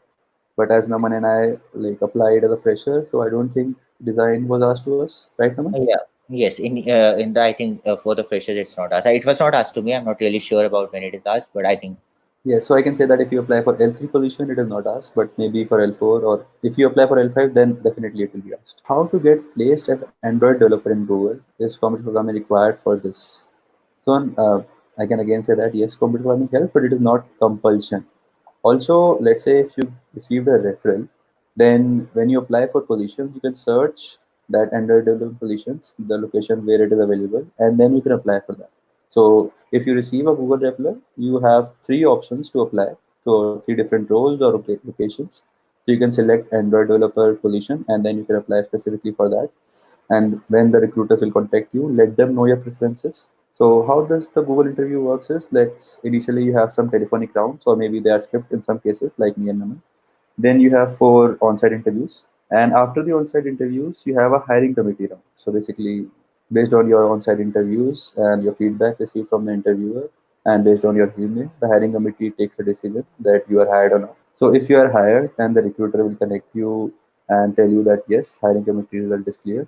Then you will have a team matching round. I mean, yes, you have a Google Test round before this, but it was not matches. So you have a team matching round, and when this team matching round is there, then also at that time you can tell the recruiter that you are interested in a team which works on Android, and maybe the recruiter can connect you with a team who is in, like who is having the same field of like your field of interest. So I can say yes, you can have a specific position, but again, if that team is not having any openings, then you won't be able to apply for that.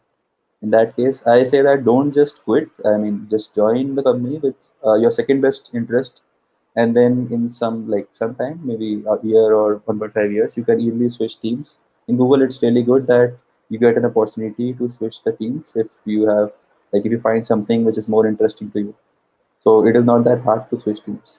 But yes, you can tell the recruiter in the start only that my field of interest is this, and please check if there are any openings in this case, then I will be happy to join. Are questions related to project asked? What are those like? I don't think it was asked to me, and neither Naman. Naman also not answer. Does the yes. interview So ask you about your projects or resume? no, I mean like in the interviews it's not asked, but that as I mentioned earlier in the Googliness round, you can refer to those projects about what kind of problems you solved choosing that, but not directly related to projects. You are not asked that, okay, that tell me about the project or something. So the next question is how important is knowledge of certain technology for experienced engineers? I mean, I guess for this question, Naman and I are not qualified enough to answer because we Yeah. joined as a fresher. I can say that this, if you are experienced in certain technology, then it will really help you in the team matching. So when you are applying for a particular position or particular role, maybe as a L5 or L4, then yes, that will really help because experience really matters in that case. But for L3, I don't think if you are experienced in certain technology, then it is that required. But yes, it will definitely help you. How to pick up coding questions from a pool of questions. So Naman, what was your strategy in this case? If I don't feel comfortable till the time I don't feel comfortable with a particular topic, I normally try to sort. I first filter the topic, and then I sort the questions based upon easy to difficulty, and then I start solving them in sequential order. So that is one way to solve the questions. That okay, in the initial time when you are practicing topic by topic, because in the initial phase of your preparation, you always try to learn a topic first and then move on to the other topic based upon the difficulty. So for that time, I can say that okay, filter that particular topic and then sort the questions based upon difficulty and start solving them in that order.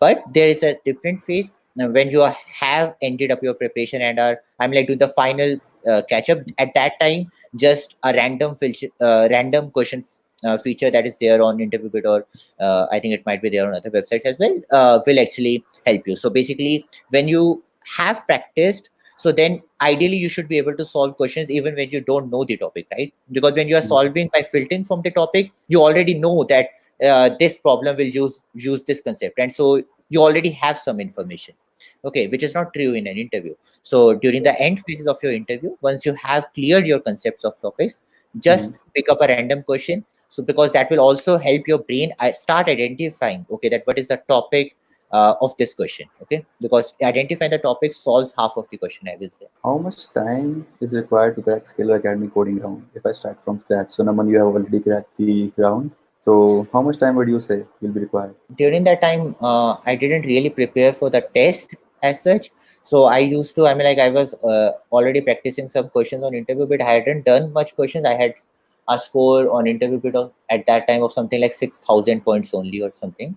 Okay, so and I gave the test and I was able to crack. But I never really I prepared for this directly, because questions I think in the test are mostly easy, and if you're able to solve all the easy questions, you should be able to make it to the academy. Okay, the harder questions are more for what we say to even they act as a bigger proof that yes, you are qualified and you can be a part. But I think even if you're able to solve all the easy questions in time, okay, because a coding speed also might play, because if many people have solved that question, I think they might rank based upon the time who solved first will be given a preference.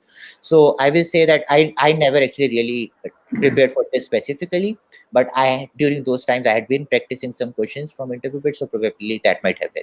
But that I had only 6,000 points something at that time, so it was like 12 or 15 questions, not more than that. Now we have one question which I think will be interesting to you. Does 10th and 12th marks matter in Google interviews? I don't know. Do you? No.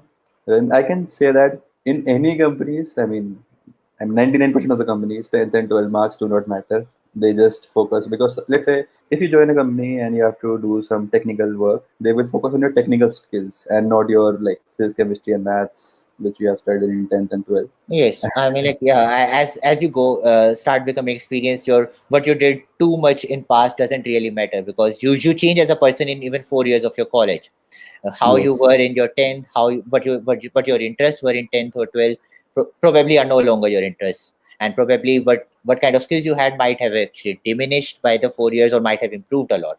So I don't Mm. think they will be an indicator, but I'm not really sure if they matter, because I've never been there. But according to me, no, Yes. they should not matter. Yeah, they Yeah. don't matter. Yeah. Yes. If some company is asking such kind of questions, I don't think you should like consider them. Okay, so Naman, we have one question to you. Can you talk detail about resume building? I guess you have already discussed. So Yeah. let's say if you have to give one tip, one Hmm. main tip, what would be that tip be to someone? The very first thing will be have a good template. Okay, a good Mm. template helps. And the second most important, okay, and a one page resume. Okay, mostly templates are one page only, so I think that's a subset of the very first thing that I said. And the Mm. second thing will be make sure you mention about your projects and your work experience quantitatively, that hey, I did this to achieve this, which helped in this. Okay, So basically so specific. yes, I worked upon a project which helped, which improved the accuracy of this by this much, and which helped my company grow revenue or something like that. Okay, Mm. so basically each whatever you do, you should have an idea of what the bigger picture is, right? Because you don't. That shows that okay, you are thinking of the bigger picture that why you are doing something that you are doing. Okay, Mm. and then you also are maintaining that hey, did I really improve? If you don't have metrics, then you can't say that my project really helped in something, because you should have quantifiable metrics that hey, after I did my project, something improved by this percent. Okay, so that helps. And okay, what was the end result of that?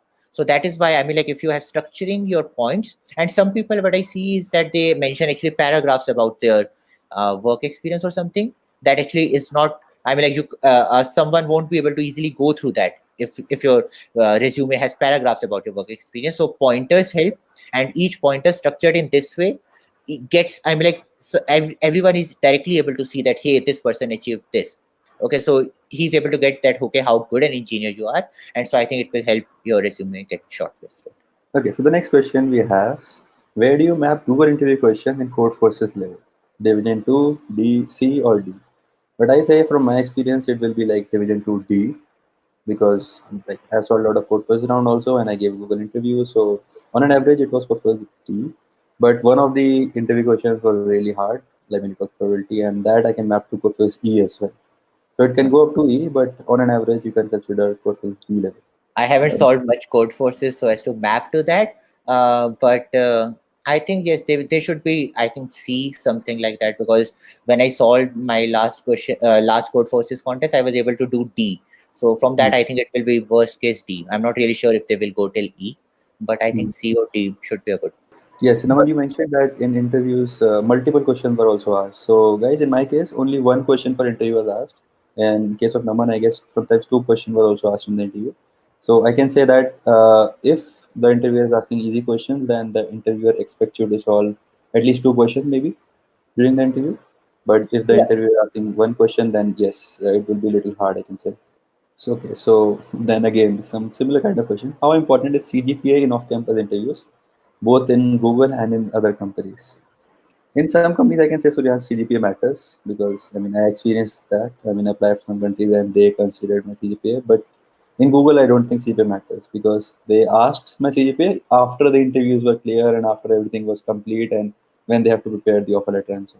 I had a good, I mean, like, I have good CGPA, but I'm not really sure if it matters or not, probably. But a good CGPA, according to me, acts as another validator for that. Yes, you are good with what you are doing. Okay, so I think it might matter, but I'm not really sure about that. But I think anything above a particular, what we say, bar should be fine. Something like 8.5 or above should be fine, but I'm not really sure.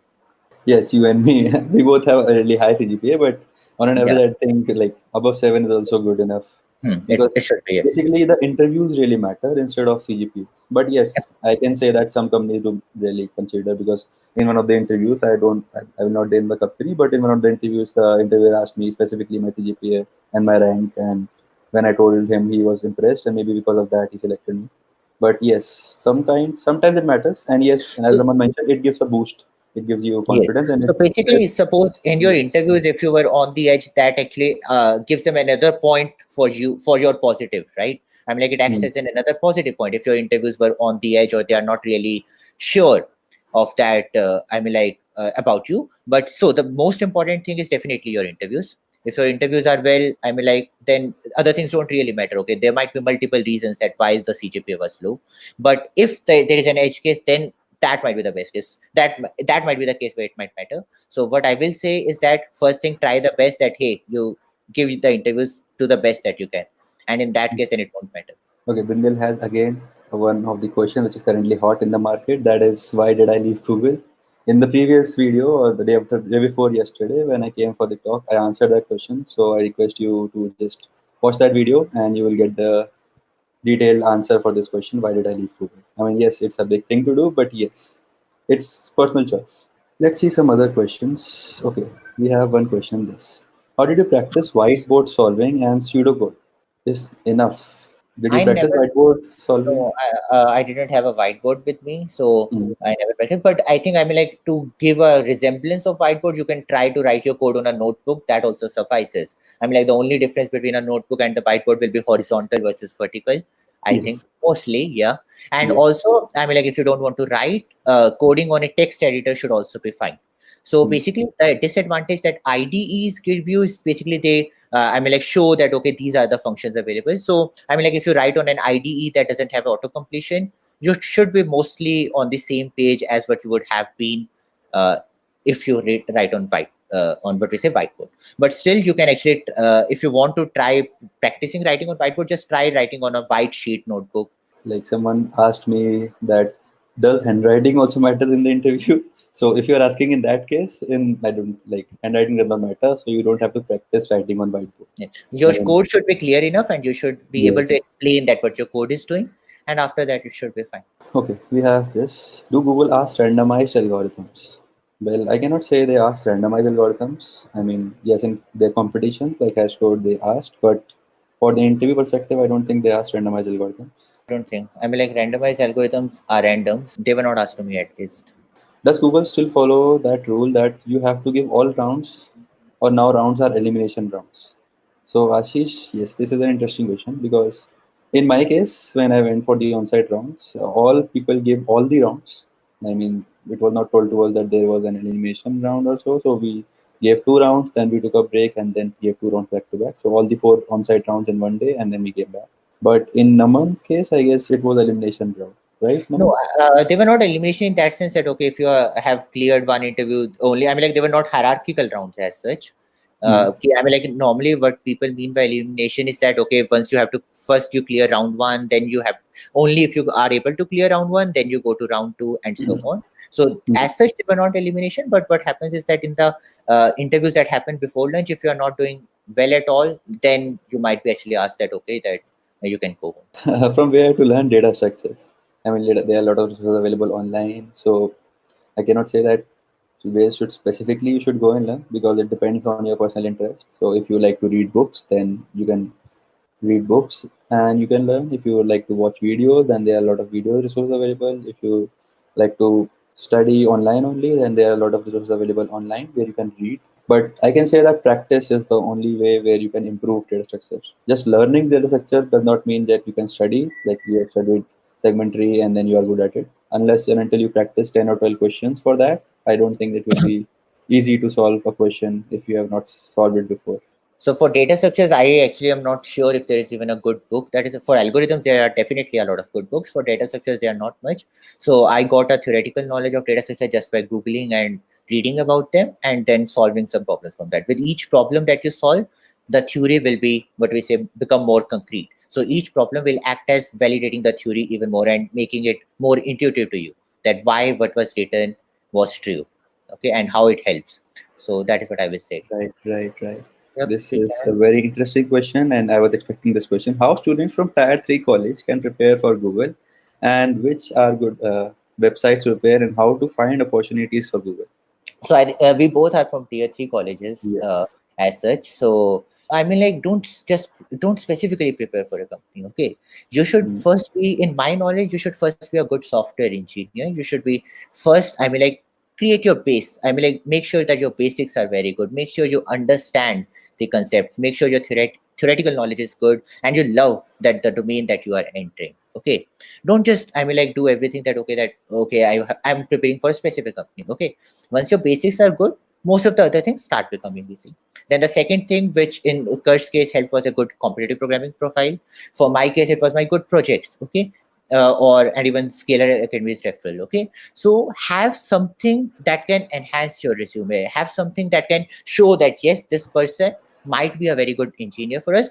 Should be something that we should consider as a person that who can work with us. So you can build your profile, a great profile in any of the domains. It might be competitive programming if you love that. It might be building projects if you like that. So basically, that is what I will say, that okay, first have a good profile that shines, that says clearly that yes, you are a software engineer and you like the domain that you are trying to enter. Okay, and don't just prepare for, I mean, like okay, specifically for a thing.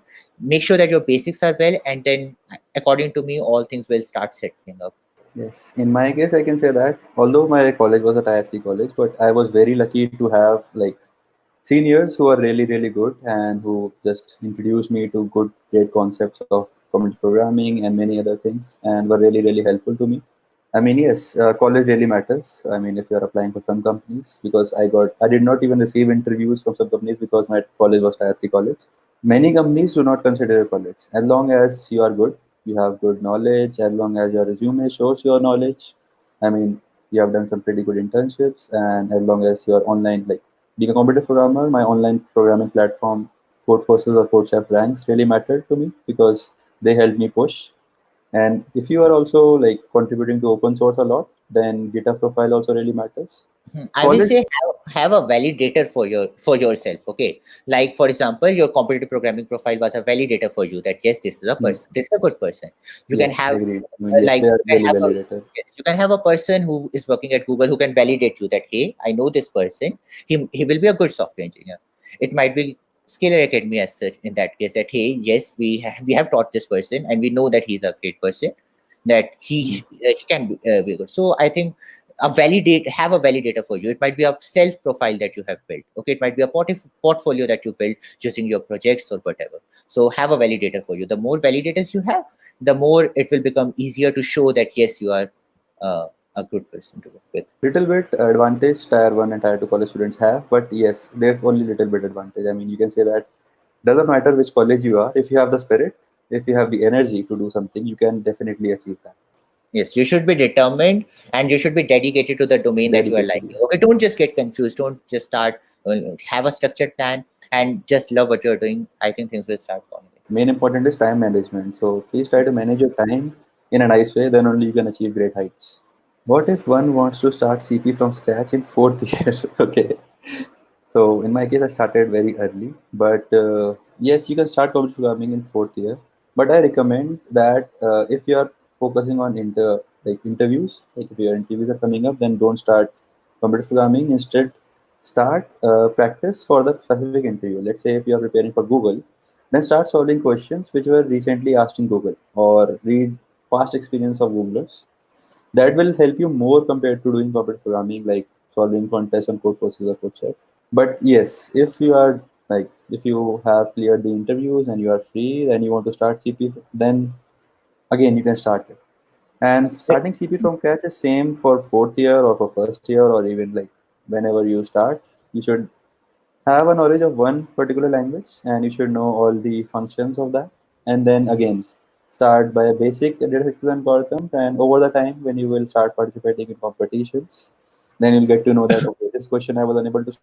And then if you realize the reason for that question, maybe you'll get to learn a new concept. Yes, So I think you should do competitive programming if you love competitive programming. Don't do for one purpose that okay, I want to crack interviews and that is why I'm doing competitive programming. Competitive programming, as far as I know, is a sports, and you should do that because you love it, right? And actually, but you should do whatever you love. I mean, like if you love problem solving, you can definitely solve there. You can don't do it only for the purpose of cracking interviews, okay? Because you love that, you want to try that. Definitely, you can start it anytime. okay, guys. So thank you very much, everyone, for all your comments, and I hope we have answered most of the questions. Hey guys, thank you so much for joining. So my introduction, my name is Vedant. I am currently with Scalar. I lead the business vertical for working professionals for Scalar Academy. Before this, I was a venture capitalist and I was a management consultant before that. Hi everyone, I'm Shubham. I graduated from DTU in 2020, just right now. I majored in CS. I have just joined Google last week on 3rd of August. Shubham, do you want to just start off a little about your background?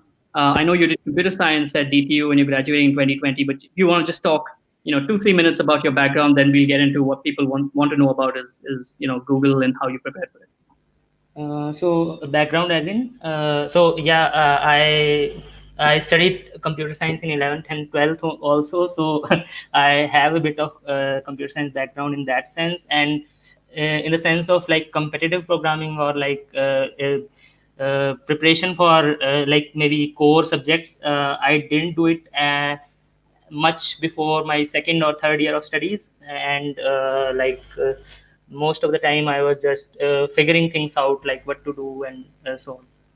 Got it. Awesome. And why did you choose DTU? Why did you choose computer science within DTU?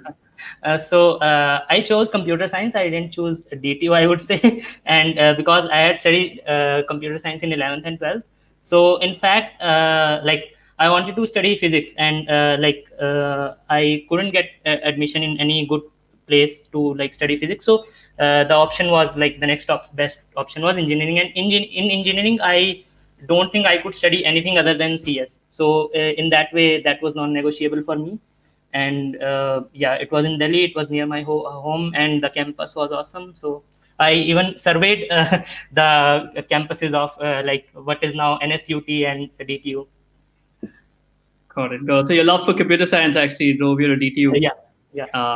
Awesome, great, and congratulations again for cracking Google. I guess you'll be joining in a few months from now. No, I joined last week. Oh, you joined last week. Awesome. Yeah. Great. And are you feeling excited about it? How's the general sentiment with you at home? So yeah, of course, everybody is excited, and like it was kind of unexpected, so that makes it all the more awesome. Cool. So maybe we can start with how you went about the preparation of Google, the interview, and then we can take specific questions from people who've asked in the chat bar. So Shubham, why don't you just start with that? Yeah, how many interview rounds does Google have? What's the first interview like? Why don't you get into that? Okay, sure. So yeah, so I applied. So I was referred by Utkarsh from Scalar, and I applied in September, and I heard back from them in the same month or in October early. And I first went through. There's a first of all, there's a phone call interview. So some people get accelerated their process, and like Google accelerates their process, and they kind of can skip the phone call interview, but I had to go through it. And after clearing my phone call interview, I went on site in Google Bangalore, which is going to be my current office, and they interviewed me there for an entire day. And in that there were 4 rounds of technical interviews and 1 round of what we call googliness interview, which is behavioral round. What was the telephonic interview round all about? What kind of person took your interview then? Okay, so an engineer from Silicon Valley, Google, took my interview, and he was 3 years experienced. The interview was scheduled for 45 minutes, and like it got over early in about 30 minutes. And the question they asked were like about DSLGO, which is like classic DSLGO questions that big companies ask. When it ended in 30 minutes, did you feel that, oh no, I screwed up? It should have been longer. How did you think about it at that point in time? Is a 30-minute interview a good thing, or it's not a good thing? So there was no reason to think that it's a bad thing, and it went really well in my head. But obviously, like we all have self doubts, and so but I was not worried about the time as such. But I think it's probably better because like see, Google wants to hire you more than you want yourself to hire. They have a huge budget, and like you'll probably be shocked if I told you how much they spend and how many candidates they interviewed. So and like Silicon Valley engineers themselves like are earning a couple grand maybe every day. So they have a huge budget. So and they are sifting through a lot of resumes. So they want to hire you more. So they are looking for signals to hire you, not to reject you. Like you have to screw up really bad if they like reject you due to what you did.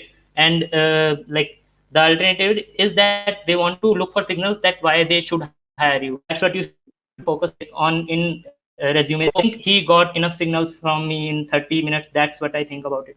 Prashad is asking a question. Maybe we should answer this. Could you be more specific about the classic DS questions that were asked? Exact questions are like we have them confidential, but still the traditional questions that you have about all of the basic data structures. So specifically, I can tell you that it was from the data structures called hash sets, and like which is unordered set in C++, and that was the phone call interview. Only one question was asked, and yeah, follow up was like I had to write tests for that same question.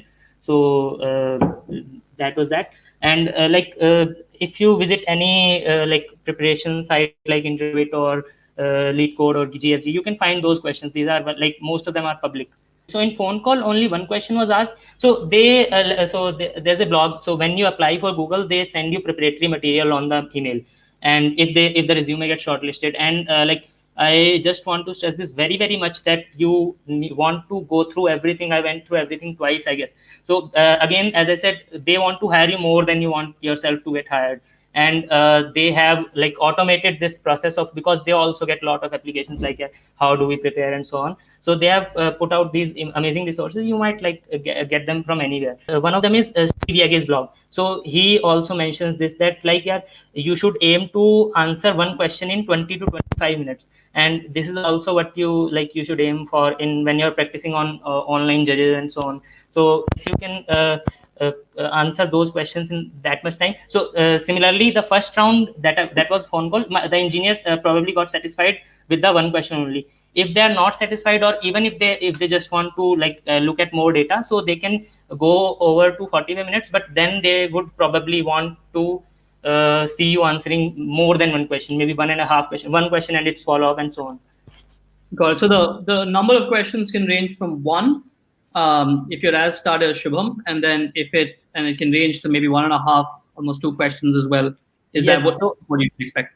in fact, it can go less than 1 2. So in one of my on-site interviews, so on-site were 4 technical rounds, I was not able to complete even one question, but by that point I had, I think, enough mileage, so they took my other interview and so on, and overall it came together maybe.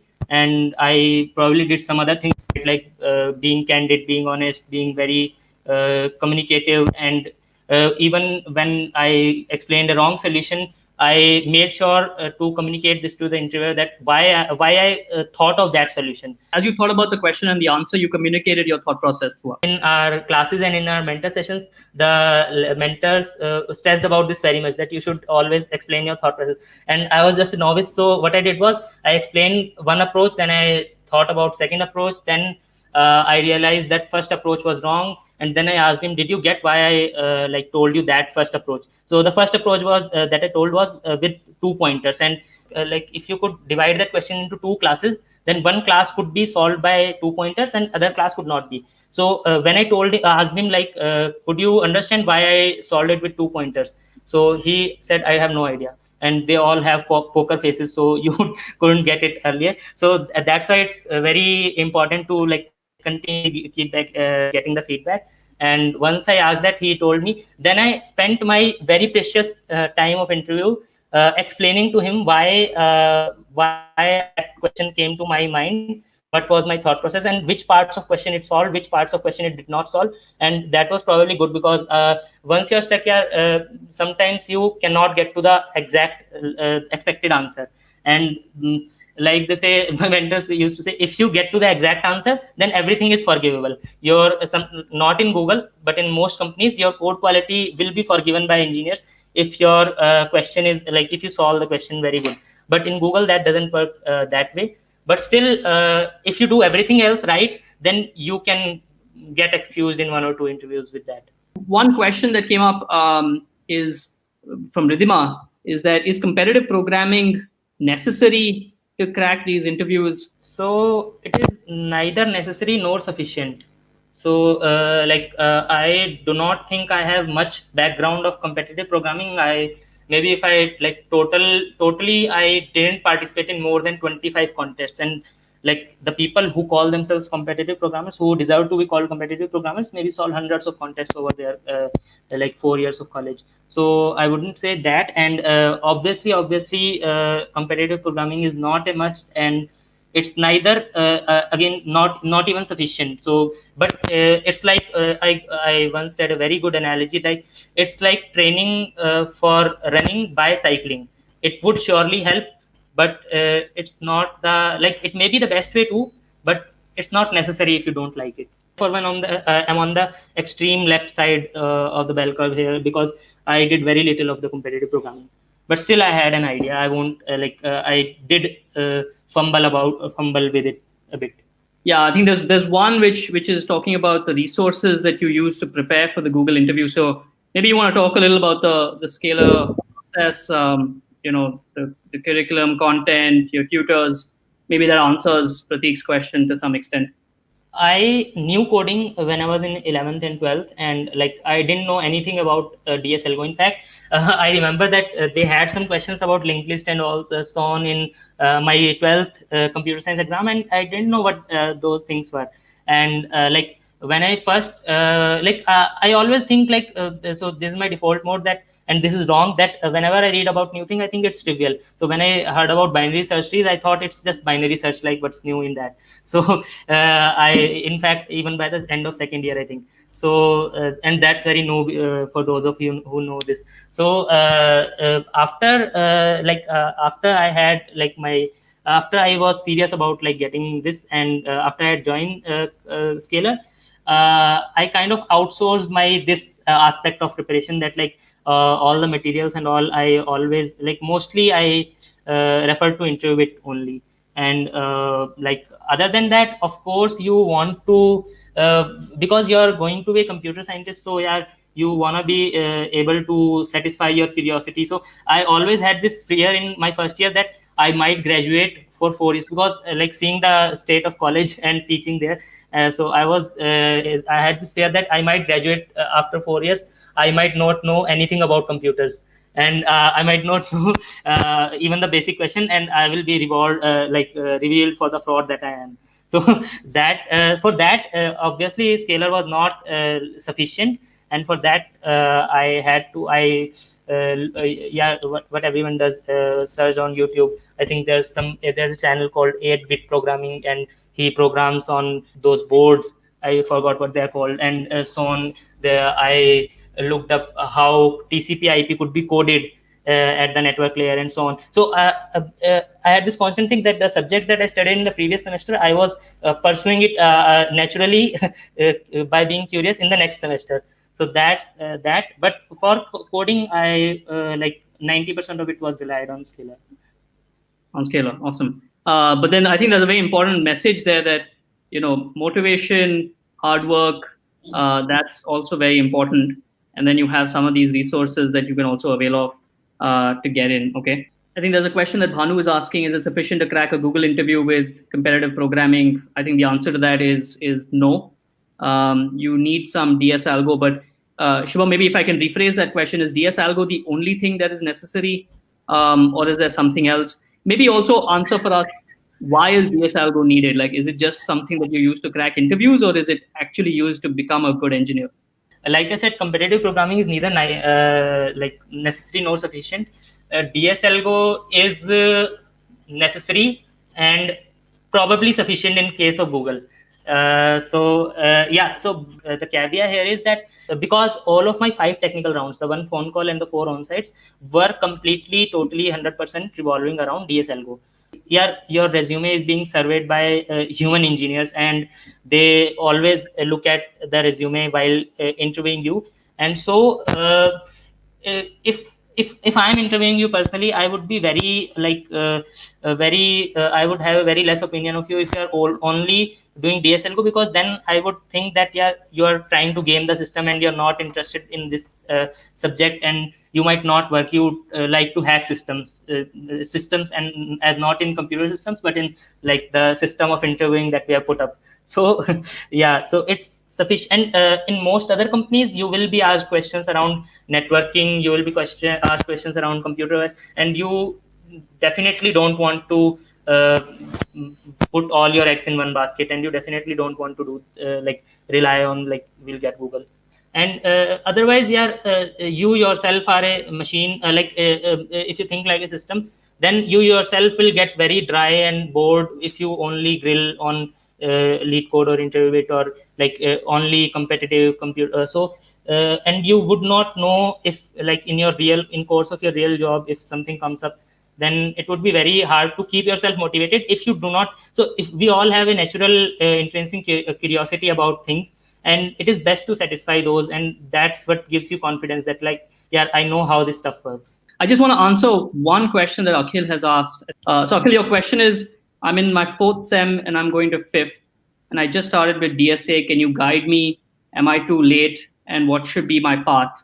This new program that Scalar has launched called Scalar Edge, which is specifically for folks like you who are currently in college right now and want a more structured sort of path to learn. Just check out our website, scalar.com/edge. I'm just going to flash it on our screen as well.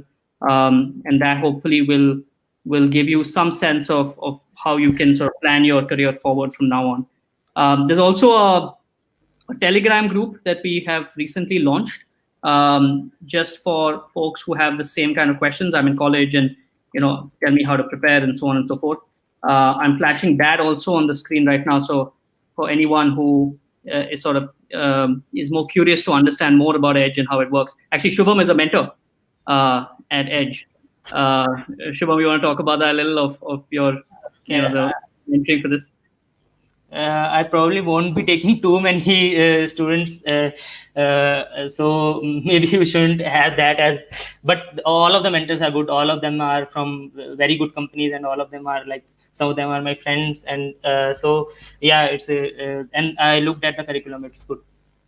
Awesome. And Yeah, no, no.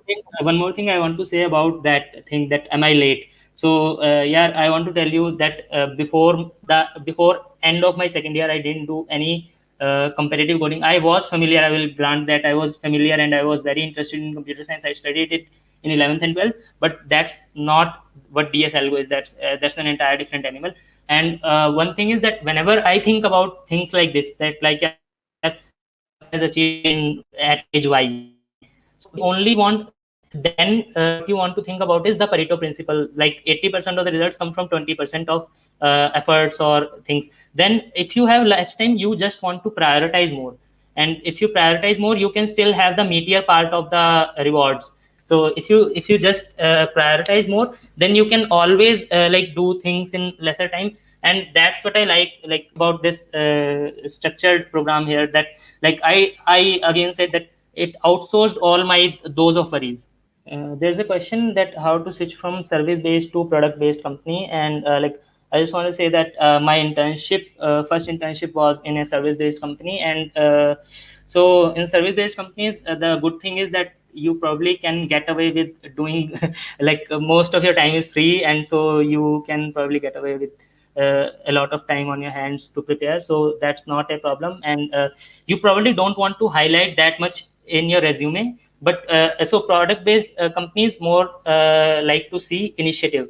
So if you like, you certainly would have had some situations in your job, and if you did not even have that, but if you are that type of person, you surely would have grabbed some hard problem and try to solve it on your own. So you maybe want to highlight your self projects more than, like, if I am now interviewing for a company, then I would have better things to say about my experience. That's totally excusable, but still you probably have a lot of other things that you can emphasize. Got it. So you're saying project-based companies, kind of flash on the screen again, project-based companies like seeing initiative, Yeah, show self projects. yeah, Is in your my resume too, I showed that I did this and this. I automated myself out of a job in my service based company, and so on. So you can probably tinker about it. I probably have 20 versions of my resume in my Google Drive, but it evolves over time. So it's like that's another takeaway. I think that you should like probably look at your resume every once in a week and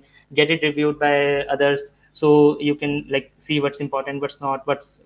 So you have to be data driven. Yeah, you are an engineer, so you just send one version, do A/B testing, send one version of resume to 10 people, and send another version to 10 other people, see what gets response, and so on. There was also a question on internships. So internships do matter, and I'm probably the one who took it lightly because by the end of my second year, so companies start coming in fifth semester. That is the beginning of third year for internships, and I did not have the CGPA cutoff that was required to sit in the most of the companies. So I couldn't sit in 70-80% companies. So I didn't even build a like a resume manager profile. That's our internal system for students who want to apply for internships. And I ignored, because that's when I started thinking seriously about this stuff. And my priorities were that I want to sit for 80% of the companies, and the difference was not that large. So I prioritized that, and I didn't sit for any companies for 6 months, and most of the good companies were gone. And so I started sitting in internships for 6 semester only. So that was probably I could have how can I say, I could have done better, but I could have like outsourced more of my worries if I was doing an intern in a good place. So internships do matter. There was one question on, is there a specific weightage in DSA for different topics within this broader umbrella? I mean, do you want to talk about it from a Google point of view? You can talk about it from multiple other companies' point of view as well. If you were to just look at DSA, Okay. do you think one topic has more weightage? Do companies have weightage? Yes. So Amazon, as I gather, like, don't ask much about dynamic programming. I again don't have any clue. I got rejected in their first round, so I don't have access to that. But I hear it that, and Google does ask dynamic programming. They grill on it. I heard that, but I was only asked a 1D DP question. That was, I won't say trivial, but that wasn't too hard. So yes, companies do have a profile, and if you want to prepare for a company, so there are two modes of preparation. One is a long diffuse mode, and one is a focus mode. If when you are preparing for a diffuse mode, I very strongly believe that you should pursue your natural curiosity. So if you don't get bothered by like how do we solve this problem, I don't know, like, yeah, do you even have a heart? So you should, if whenever you are worried, like, yeah, how can this problem be solved, you should naturally pursue it and see how it can be solved. And it doesn't matter which topic it is from, but how much hard it is. But like, again, we live in real world, and like it works in a it pays to actually try to focus on the particular topics companies ask. So again, most of the companies won't ask you harder questions than, let's say, you should do linked list, stacks, queues, arrays, and trees. That's about it for most of the companies. Now if you go for the big 4 5, so then they like start trading in the deep waters of dynamic programming and graphs. Even in Google, I can say that at my specific role, they didn't ask anything harder than like breadth first search and depth first search in my interview round. In fact, my mentor scared me because like before my Google interview, he told me that one of the persons was asked, there's a famous problem called mice and holes problem, and it gets solved by like Floyd Fulkerson algorithm, Max Flow-Minkert thing. And I was very worried, and I tried to study it, but they don't ask it, at least at our stage. But that is to say, if you are even very experienced, then they will probably ask more about, maybe they can do 2D DP, which is which is somewhat tricky, or they can do in graphs, they can go beyond DFS and BFS, or maybe they can ask a follow up and A star. I was told that. So in fact, that even depends. If you are boasting about CP in your resume, then you will definitely be graded by some of the interview, because one of the interview will definitely try to test it, because some people try to game that thing by faking profile ratings. So then they'll definitely do it. But I was very modest. In fact, I didn't even mention my code chef profile or any profile in my resume, so you can get away with that. I didn't even mention my LinkedIn profile, you can get away with that. So if you don't do that, then the things you boast about, only they will be tested. Got it. So I think the takeaway here is that, be honest with what you know. Yes, absolutely. What you know is what will get tested, and have a very, very rigorous understanding of that. There's one question around A star algo and balanced BST, which Sneha has asked. Okay, what about A star algo and balance BST? Are they likely to be asked again? So the person who was asked this A star algo, so first of all, they weren't asked to implement it. They weren't asked to do anything with it. The question they were asked was something related to Dijkstra, and the interviewer, and it was very evident that it could be solved with Dijkstra optimally. And the interviewer asked them that, can you, if you were to, like, if you were given lakhs, uh, if you could like somehow optimize this algorithm by being somewhat incorrect, maybe by approximately optimizing it, what would you do? And they simply expected a one word answer that I would apply A star here by like using some heuristic. So that's about it. And that person was, I think, very, like, he was boasting about CP, and he could solve it, of course. He could justify that. So I don't think that we are like, we the mere mortals are likely to be asked those kind of questions. And balanced BST is a like I think yeah, so they do ask balanced BST, and sometimes I wasn't asked it, but I did prepare for it, and it is very general to hear about. In fact, in the preparatory material, they have all these topics by list, that like you should know how to at least one BST balancing algorithm. Got it. So you're saying some of the preparatory material does cover what you need to sort of study as well. Maybe the question then, I saw this question a little earlier, is how do you get a referral into some of these companies? Okay. You want to share some light on that?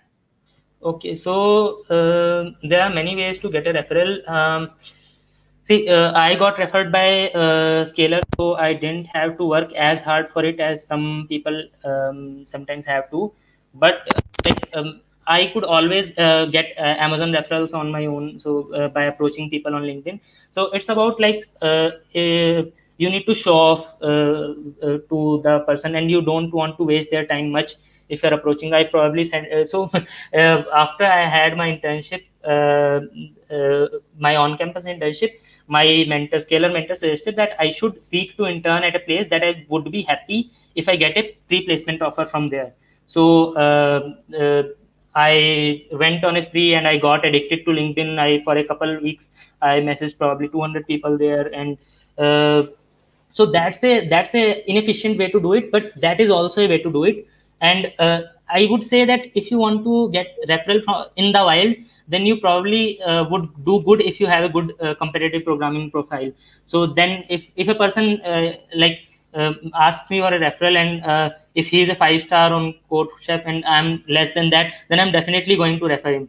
And if I'm thinking like, yeah, he might not be able, so my only concern is that will he or she be able to crack the is there even a remote possibility that because it doesn't cost me anything and it only has an upside that I might get a bonus. So that is there. And many people I know got referrals from their friends contacts. So knew someone senior and they got a referral that way. So it isn't I want to say that it isn't that hard. So when we are in college, we think like, yeah, getting an interview is that very hard. So my uncle is in IT, and he's a very weird background. He did bachelor's in economics and he did then MCA, and he's now 10 years senior. He says that even if I now want without any, like, I'm a BTech, so obviously big companies would prefer me more than in economics and then MC and so on, with a entirely different background. But he says that even he says that getting an interview is not that hard, and that is exactly true. Another takeaway that I want to share is that don't be, even if you're from a good college, don't be too reliant on or too expecting from the on-campus interviews. So I know many friends who got like dozens of offers off campus, and campus obviously there's a like constraint. So your preparation should be always like, you don't want to put in one basket. You play long term. Even I have a shot at Google, and I got lucky that I made it. But even if I had not made into it, in a couple years more, I would have landed into a good place. That I can say for sure. But nobody can assure you that you can go into Google. So exactly, getting into it isn't as hard as you think in college. Yeah. Nowadays it might be. So if you are not, don't think that like that guy said that getting into it isn't as hard, and I still am not getting it. It's a game of probabilities. If you have a like 2% uh, uh, reply rate, then you can just do that thing 200 times and you will get a couple of replies, and then you got to take your shots. Very, very, very interesting, very helpful as well. There's one question around, questions around system design. Okay, That's so Agar and in my profile, Google didn't. So we were taught system maybe, design. if I just interrupt you there, maybe we can talk about Google and the other companies as well.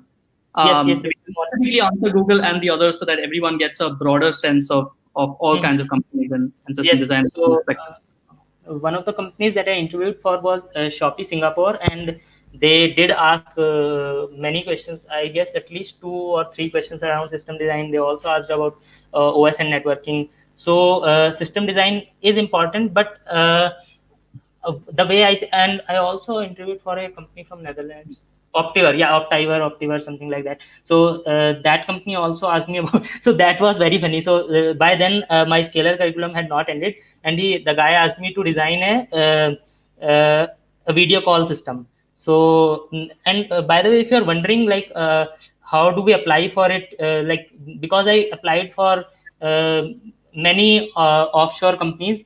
So you just have to like Google around it, and like I threw a name at you, Optiver. So they do hire from, you just look at what companies have from India. So then you know that these people are in like these companies do hire people from India, and then you can reach out to them. That's like kind of inefficient and desperate way to do it, but that is a good way to do it. That's not something to be looked down upon. So yeah, so I interviewed for Optiver, and the interviewer asked me to design a video call system.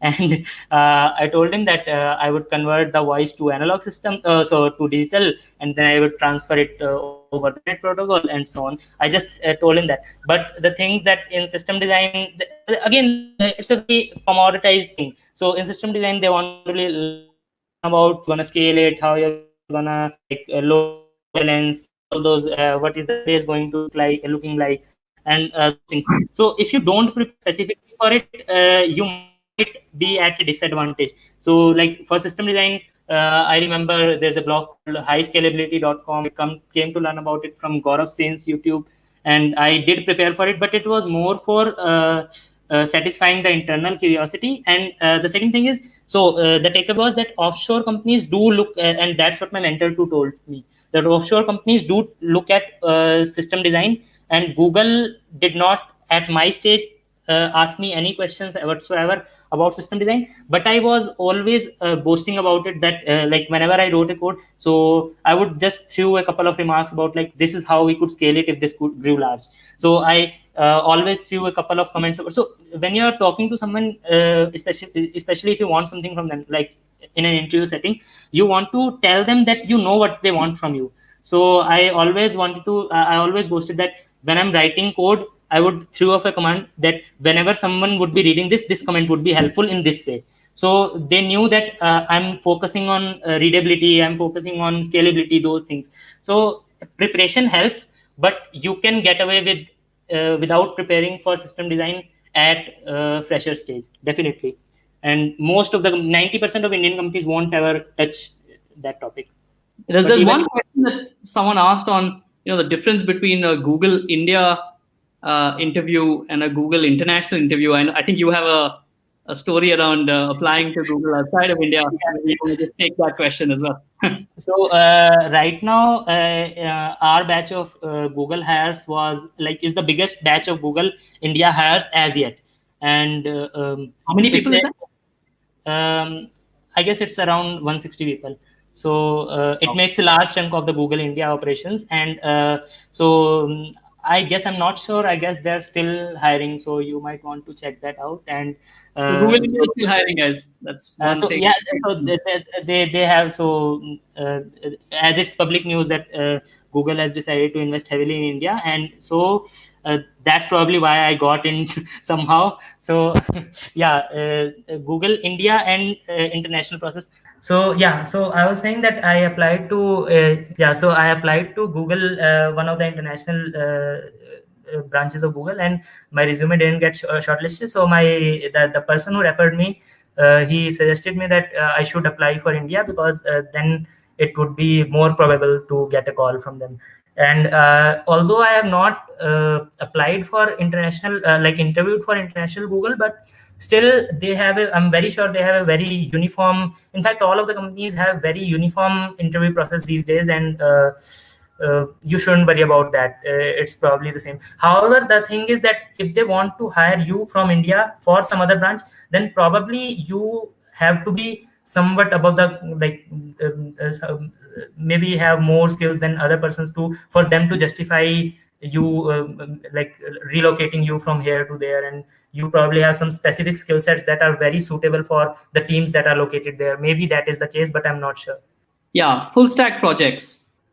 Full stack projects, okay, nowadays everyone's into ML. This buzzword has been going on for a very long time, so maybe you want to answer that. If I see an ML project in your resume, and if I'm interviewing you, I'm going to grill you very much on that. Although I don't know about it, but I would seek to understand how much you understand about it, because I don't have any ML projects, anything at all in my resume of that sort. And I unless you're trying to go into research, or so I don't think you would get hired at any very good place which lets you do ML right after graduation.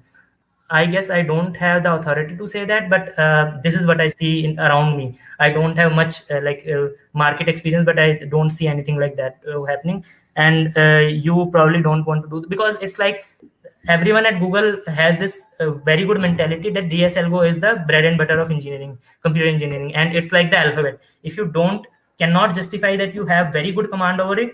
We don't want to look at your vocab, and we don't want to look at your putting ML projects on resume. And if you do, then you better be very good. And full stack projects, so I had a full stack project which solved a real world problem in our college.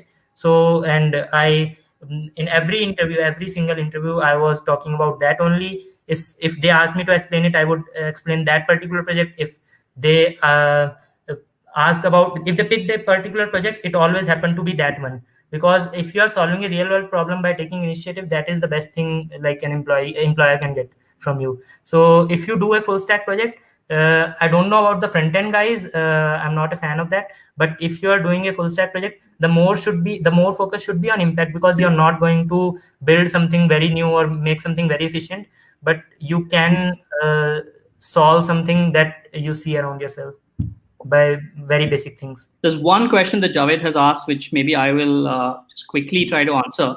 How do you get a referral for experienced folks? Is there a scalar program for folks who have less than 3 years of experience? Maybe I can answer that one, Javed. We have a program called Scalar Academy for working professionals. It's essentially a 30-week program where we take you, we sort of teach you the fundamentals of computer science, data structures, algorithms, system design. We also do a project with you, either in full stack or backend. If you're a working professional, you have maybe somewhere between 2 to even 10 years of experience, and you're looking to strengthen your basics and foundations of computer science, data structures, algorithms, system design, and also learn a technology stack, either backend or full stack.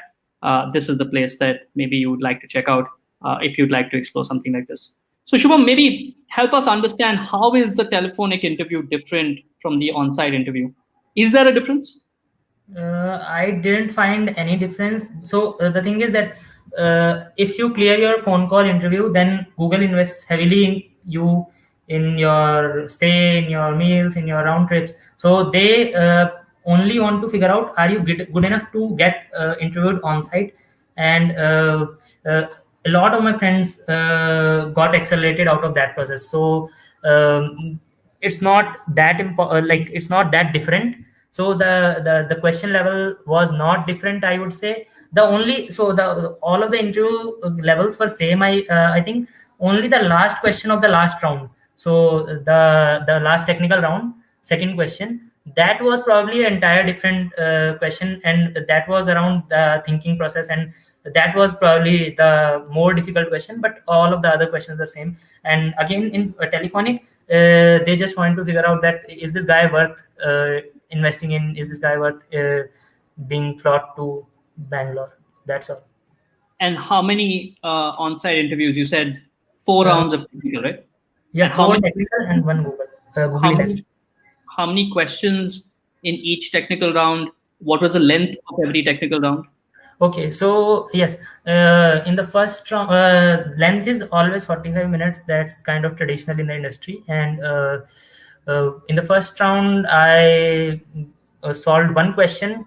It was more about figuring out the edge cases and all those things.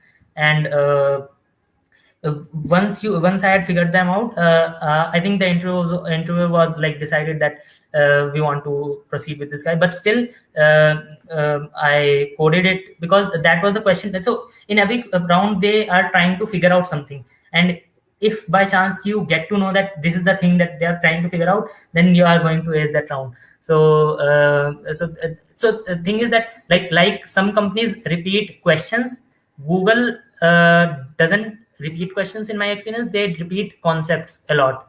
So there are a bunch of concepts: binary search on answer, and streaming data, and maybe DFS, BFS, and so on. So in the first round, it was around like figuring out the edge cases. And then while writing code, at some time I copy pasted a bit of code, and I mentioned it because I knew that redundancy is never pleases engineers. So I mentioned that I did it because of this reason, that I want it to be explicit rather than putting it forcibly into a function. So I did that, and the interviewer said that like, we don't want redundancy at all, you should make it into a function. So I did that. So if you are in doubt at some place, you should probably clarify it with your interviewer, because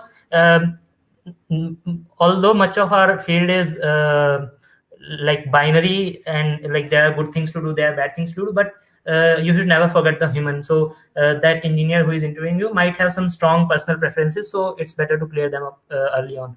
So that's that. And I couldn't complete the code of that question, that question in the first round, but it was done because I had figured out the test cases, and most of the code was done. In second round, I was asked 2 questions and 2 follow-ups on them, so technically 4 questions. But the follow-ups were again of that kind that, so yeah, the other traditional thing is like, you want to do something on big numbers, you do it using a graph, so you BFS or DFS on that. So that was the follow-up, and I probably wrote only one piece of code in that question too. So one good piece of code with functions and all. And after that, the one follow-up and that, which I answered quickly, then second question, then second follow-up, and I didn't have to write code for it. In third round was, which was my like very bad round, I already explained about it. I couldn't complete one question. And in the fourth round was very good. So in fourth round, I wrote 2 pieces of code. I'm not sure. I'm not sure. No, I wrote only one piece of code. Yes, I wrote only one. But the question was very good. The second question was very good, and like again, one question with a follow up with then second question. But if you want, What is training data concept is just that, like, you must have seen that very popular question about building an LRU cache, a least recently used cache. So you probably want to do that question very well and think about how could I have figured out how to do this question, and you will be fine. um, Many, how many many, many. rejections did you face? So first of all, I was not eligible to apply into any companies before in the internship phase, and I got rejected by a service-based company for an internship, and I got into the second intern. That's good. And then there was Uber. So yeah, I was telling that I solved a question on. I solved one question out of the 3 that were there in the test, and I still didn't get shortlisted, and I was very sad about that. Like, because the most I knew about, like, the guys who were the people who were shortlisted also solved one question. So things happen. And then I got rejected in Amazon in first round itself. I got rejected in Visa in first round itself. After that, I got rejected at Optiver online phone call. So in second round, so first was behavioral. There's a strange thing in like some foreign companies that they take the HR round first and then they take the technical round. Maybe because they want to see that if the person is a good fit, because that, like, of course there's uncertainty involved from on-site or like overseas hires. And then I probably don't even remember many of my rejections, because I told you I messaged 200 people on LinkedIn. So it's, you want a certain level of motivation to do things in life, and you don't want to some people say contrary, that I have a friend who says that we should forget our successes very easily, but I don't find that like very motivating, because if I forget my success, how am I going to like get the motivation to work for the next stage? I would think that I'm not good enough, so I forget my rejections very often. Shubham, there was a question around a behavioral interview that you were asked. What was that like? What are they looking to test? So I don't know if it's a good thing or a bad thing. So first of all, I definitely prepared for it. I made notes, I googled around like what do before every company. It is very good. So again, there's one diffuse mode of learning and one focused mode for a specific company, and you want to do both of them, because if you try to like overfit the preparation for some company, then you're going to have no other options. And if you be very idealistic and only prepare on the fundamentals and don't even look at the what the company is looking for, then you are at a uh, very disadvantageous position. So you want to do both. So in Google, I specifically looked about like what they're looking for, but I don't. So up until last week, I think I was thinking that I nailed that behavioral round. But during this week at Google, I learned a couple things that okay, these are our core values, and then I realized that I said totally opposite things in the interview. So again, there are no binary things, but still I was very confident in that interview. I was very honest. So even if I knew about these things, that like this is what they are looking for and so on, so I would not have focus mode for Google. I'll get to that. So yeah, so even if I had known about that, I would try to maybe justify my position. No, not justify, but I would like not have been dishonest. Certainly I would have maybe tailor made a solution, like answer for them. But yeah, so I was very candid, I can tell you that. So one of the questions they asked me, like, how do you handle stress? I told them about that, like I have a mid semester exam in 2 days in college, and I have not studied for it, and I am not stressed because if I nail this interview, nobody is going to ask me how much I got in that mid semester exam. So that's the way to handle stress. That's like we prioritize. If we prioritize right, then we will like hardly ever have stress. So these are the kind of answers that I gave, that like might look odd to people, but I was very honest. So I would say be honest, but like don't, if you're like, be yourself to the extent that you can justify that being in a society. So you had mentioned one thing, which is you were confident. Yes. Why was that? Like, why were you confident? What gave you that confidence in your interview? I'm sure people have that question. Okay, so I was not confident because so I'll give you two reasons. I was not confident because I was very good at like algorithmic coding or so on. So first of all, I was confident because I was sure that I had prepared for everything. So I had a list of topics. So the thing is that, like as I said, Google repeats concepts, and if you have studied all of the syllabus, then you know that, like if you face a new question, you know that it is from one of these topics only. So in fact, this is not a good thing to do. But if you are like totally hopeless, then you can just do a for loop on those concepts, that is this a binary search question, is there a graph question, is there a DP question. So that way at least you won't be totally lost. So this is not the thing that you want to do in every interview, but once in a while, once in 20 interviews, you can like probably get away with that. And I had already made it to the fourth round, and like I was sitting in my fifth round, so I was confident that, like, so see, the things that people say are colored from their ethos. So if I'm saying something, you probably have a element in your neural network that, okay, this is coming from a person who is in Google, then it carries some weight, and if this is coming from someone, then it carries some weight. So I knew that whatever I'm saying right now is coming from a person who has cleared 4 rounds. So I was confident in that sense. And I was confident in the sense that I think that I had a very structured worldview, and I think I knew like how to present it well. I think I know how to communicate well. So those are all the things, and these are all not all the things that I thought about myself 2 years back. So I had seen the progression, and I was confident because of that. So then, what changed? Like, so you're basically saying when you came to your behavioral interview as well, at least, right? You were very, very confident. The confidence stemmed from the fact that you thought you knew your stuff, and when you compared yourself to 2 years back to now, you felt a change in your confidence levels because you've studied it well. So what changed in that duration? So yeah, how can people here benefit from that? there are two dimensions of confidence. So first of all, it comes from not giving fuck. So what I mean by that is, even if I don't make it here, then I'll do fine. So I always had that in my mind. In fact, I always whenever I walk into, even in day-to-day living, so you can like probably capture it best by the word stoicism. But I didn't know about it that way. But what I mean is that even if I don't even if I end up getting no job at all, or even if I if I'm on streets, so I'll do fine. I just had that. And the second dimension of confidence comes from the fact that given that, you still have odds at doing the things that you want to do. So that comes from preparation, obviously.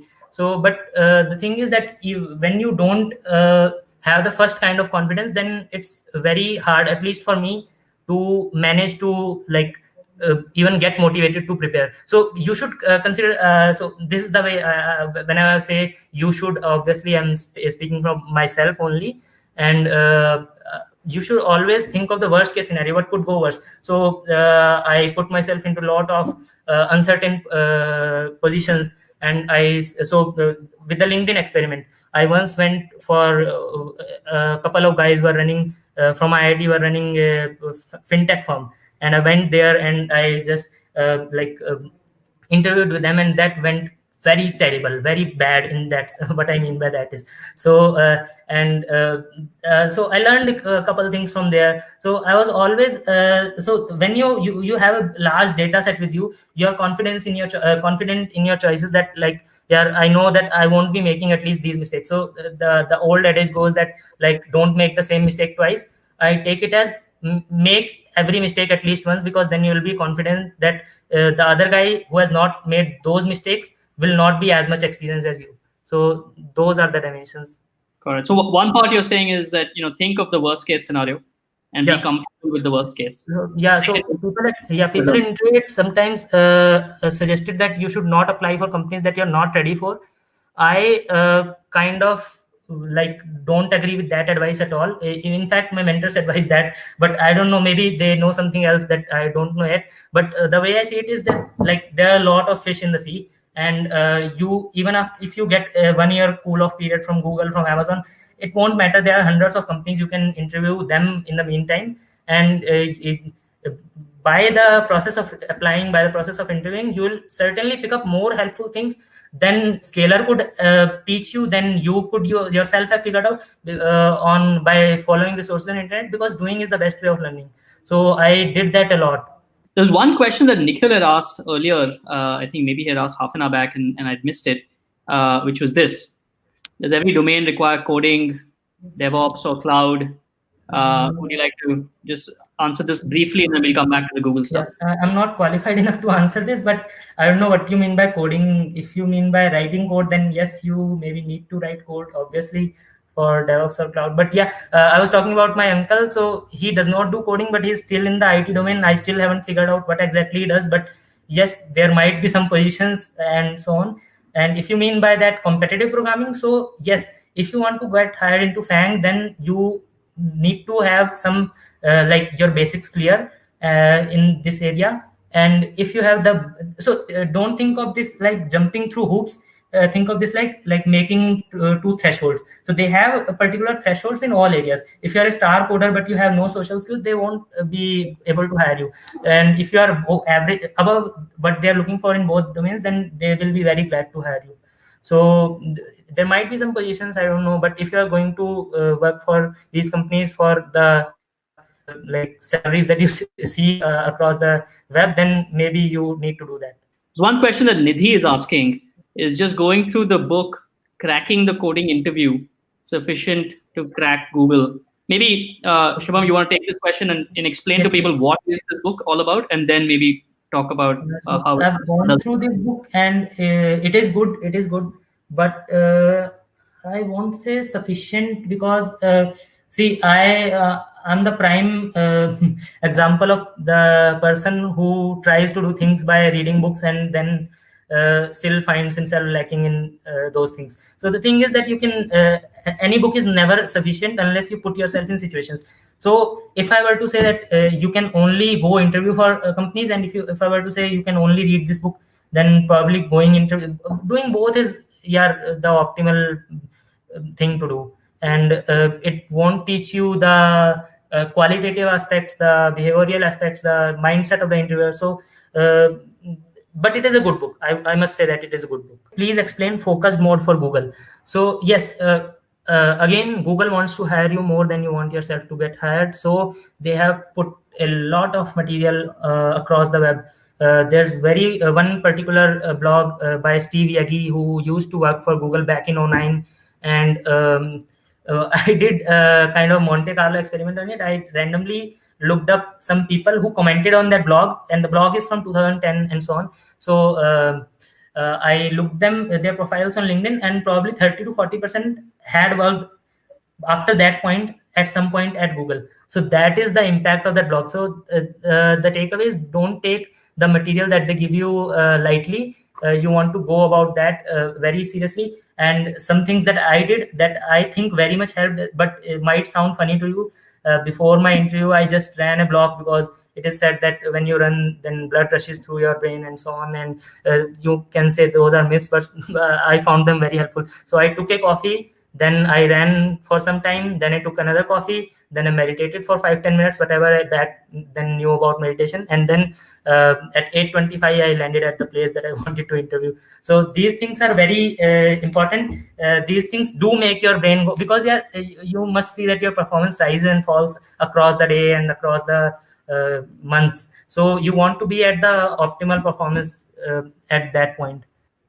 There's one question on internships. I think Gaurav is asking this question on, if you don't have an internship, does Google consider you? I think we answered that, that it's okay if you don't, but try to make it up with as many projects. Show initiative, essentially. But they might have some criteria, that because I don't know anyone who, so I don't know much people, but I don't know anyone who doesn't have an internship and got into Google, so I cannot definitely answer that. But it certainly helps. It will help you grow as an engineer. It is very, so my internships at CypherRock was very much a learning experience. So one internship I did from my on campus, and another I did at a startup which was founded by people from my college, and that was very very enlightening. And I interned for there for 3 months, and I like put a lot of that stuff in the my Google resume that went to the HR too. So sorry, not to HR, no, to hiring committee. So another takeaway, you can in fact at Google, the resume that I applied with was not the one that hiring committee saw. So I updated it continuously. Whenever she asked me, the recruiter asked me for a resume, I would update it with my new learnings and with my what I knew that Google was looking for. So I updated it, and uh, a large chunk of it was internship then. But did Google consider me before that? Yes, because but then again I already had an internship. So it's like, if you have zero internships, it kind of look bad on your resume, I would say that. Sneha's asking, can you share those repeated concepts at Google? So I've been seeing that binary search at answer. This is one of the concepts that gets repeated often. You can look up painter's partition problem, and you'll do good. Make sure that you understand all this, because it's like before taking these names, I hesitate a bit, because I feel like I'm making this thing public that people should work for. So because it took a lot of effort for going through everything, and then we find that these things are matter. But the thing is that even after I told you, if you don't work for it, if you don't understand exactly how it works, why it works, how could you have gotten to the point of solving it, then you probably won't benefit much from it. And so yeah, that's one of the repeated concepts. Then in graphs, they often ask about like DFS, and like if there are large numbers. So I don't know if Google asks this, but like this is a common question, that if you want to handle huge numbers, then you put them into a graph, then and so on. And I don't want to take that name, but like some questions, if you mention segment trees in as one of the solutions, and if you're confident that you can code it, then it might be an added advantage. But again, it wasn't an expected solution in the fourth round. I'm talking about the fourth round, second question.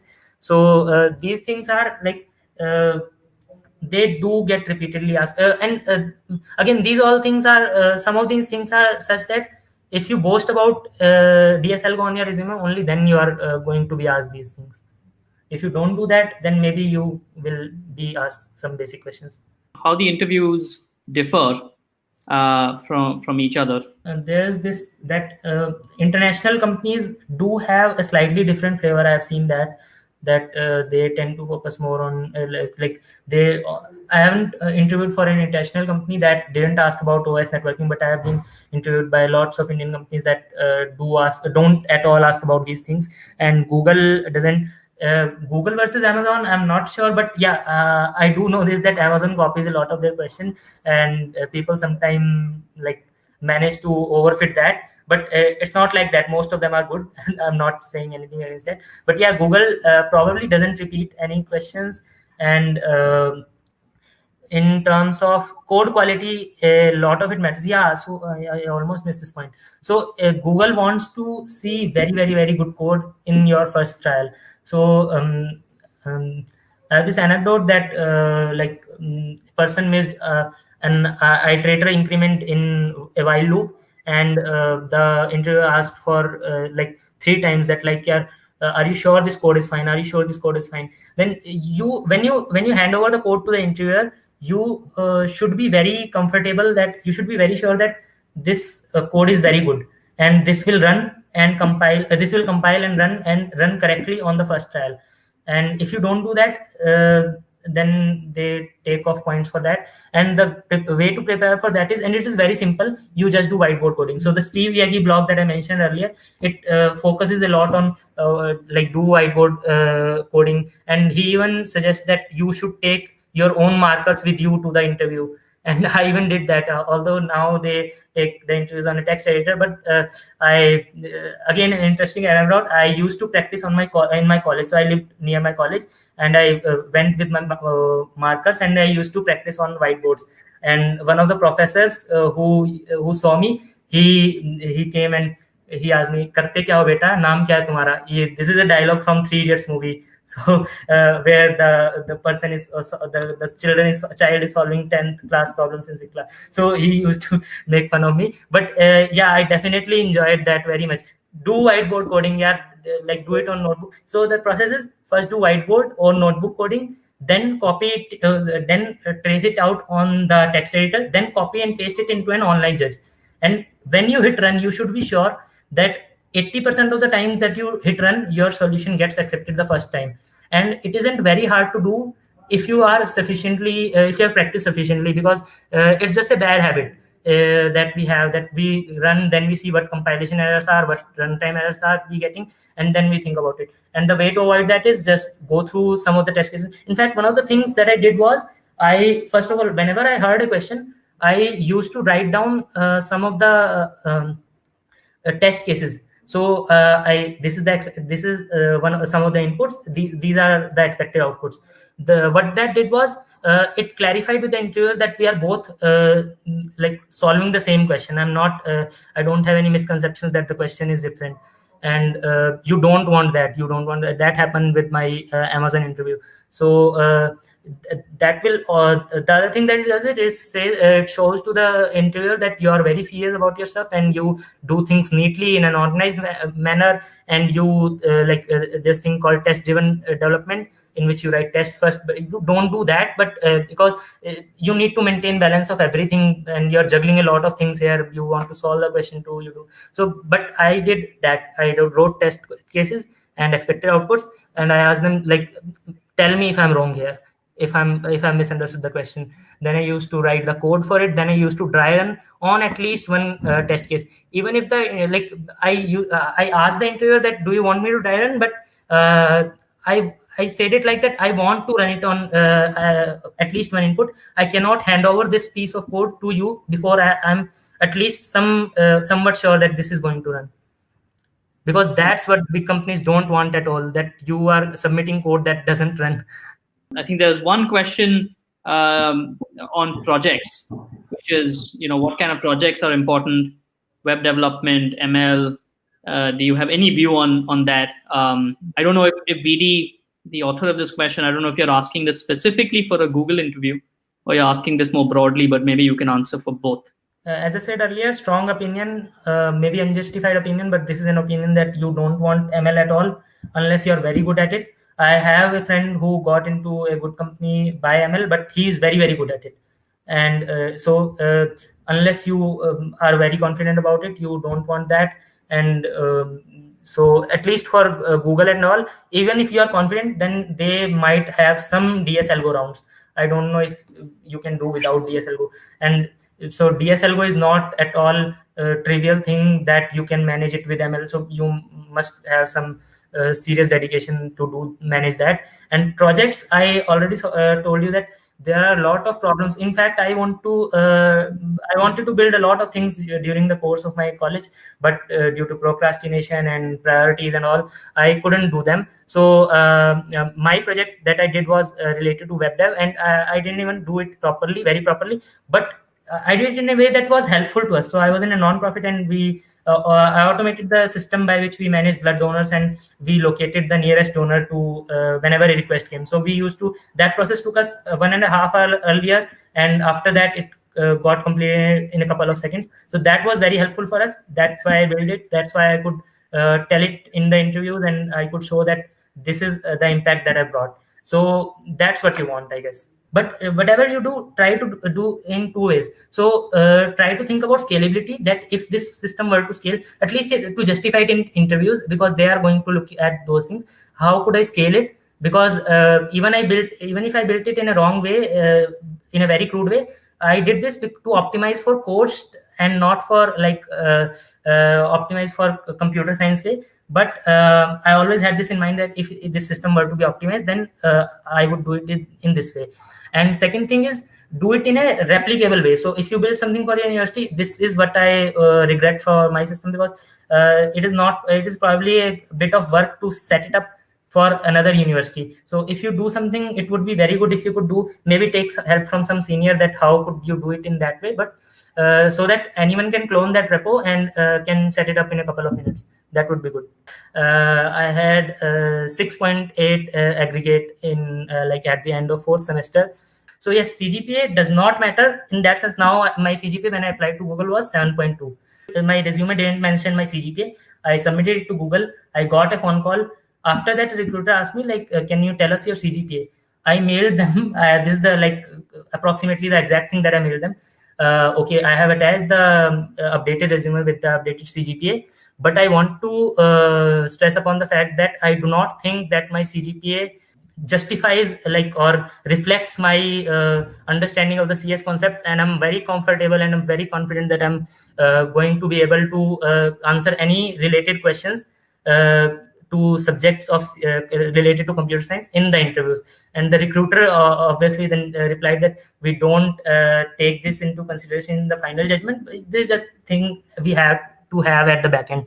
And the reason that they want to have that at the back end is, does interview performance correlates with work performance. So they are just running those kinds of experiment, and unless they find that CGPA does matter, and I'm very sure they will find that it doesn't matter at all, then you're good.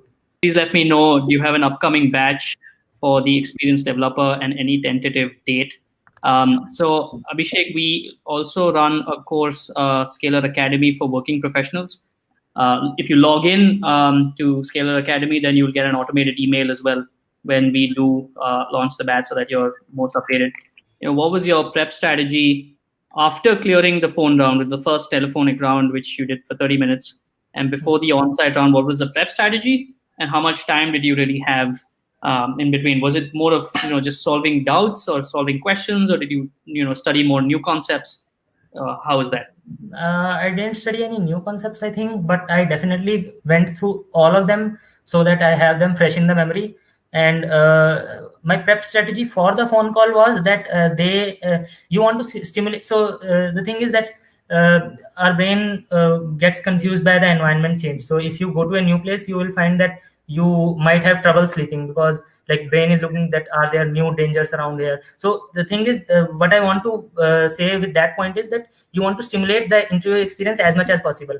So I used to take a lot of mock interviews, and what I did was, before the phone call, because the phone call was going to be happening on Google Docs, I practiced on Google Docs. And because I was under the impression that the real interview was going to happen on whiteboard, I practiced on whiteboard.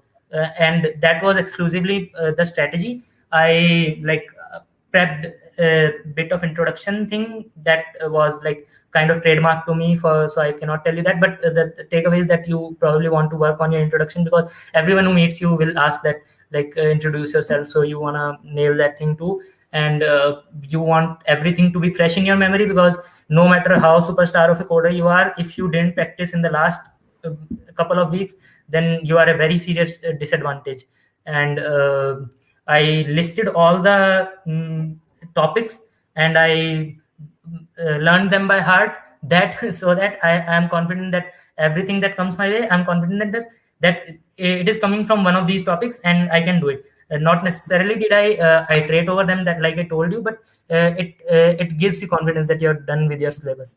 And prep strategy, again, I told you I coded on whiteboard, then I copied it on Sublime text editor, and then I copy pasted into the like interview with the platform, whatever question I was doing. If it was lead code, then lead code, and then I run it. And I was optimizing for the fact for like I want to get accepted at the first time. This is not my long term diffuse strategy. Diffuse strategy was like whatever question, whatever they were teaching at Scalar, and whatever I wanted to study at that, whatever my mood was. So I was studying in that way only. And how did you come up with the strategy of? It's very interesting, right? You first whiteboarded out, then you go to a text editor.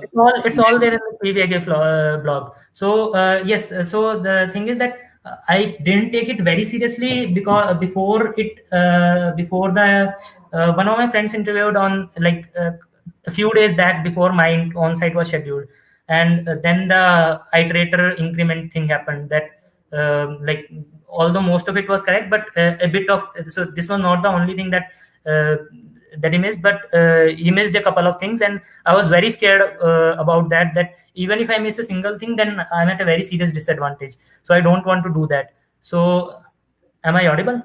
Yeah. So I was very scared that I don't want to mess up in this dimension, and I was comfortable that I'm prepared with the syllabus. And again, the best advice is that don't study anything new in the last days. But I still attempted to study the Floyd-Fulkerson algorithm, and like it's just because the mentor told me that Google was asking that a couple years back. But you don't want that. Even if you like, the worst case is that you will miss that question, and something else would be asked. If you're covered with 90%, then you're good enough. Is English is very important during communication in interview. So it's not something that they're judging for. It's kind of something that they take for granted, that if they, because more our headquarter is based off America, so they probably want you to be comfortable, very comfortable with.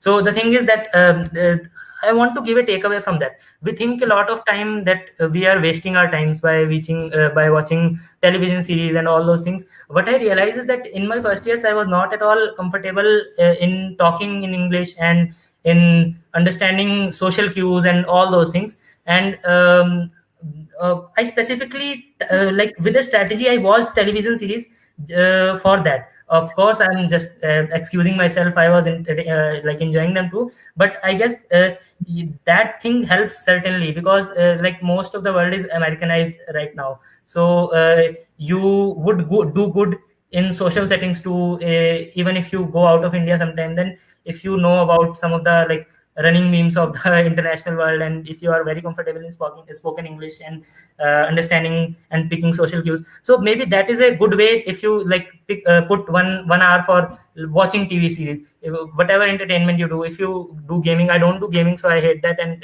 like you can probably utilize that time, and it is not something again that they judge you on. But if you don't have that, I don't think that they would want to consider you. Sorry. We do provide demo classes for Scalar. Just check out scalar.com/edge.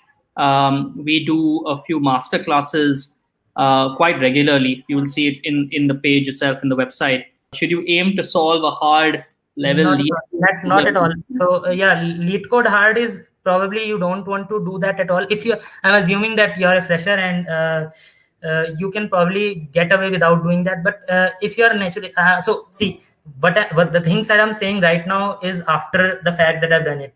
So maybe doing those things helped me, but I don't think I can ever solve this lead code hard problem in 20 minutes unless like I'm very experienced and drilled. But yeah, that's not so. The free interview version, that interviewit.com/practice, that has enough questions, and if you can solve all of them, if you can solve 90% of them in under 25 minutes with explaining your thought process, then you're good enough. Then after that, if you face any rejections, then it's due to the inherent ambiguity in the nature of interviewing process, and then it's not your fault. And then you just want to optimize for appearing for more and more interviews. I just want to take a question from Umesh Kumar. I have below 7 CGPA. I have not done any prestigious internship. And is there a chance I will crack Google, Microsoft, or big company? Yes, definitely. So the thing is that after a couple of years, the way I gather, I think Google and Microsoft. I'm not sure about Microsoft, but I'm sure. I think I'm sure about Google and Apple that they removed their degree requirement.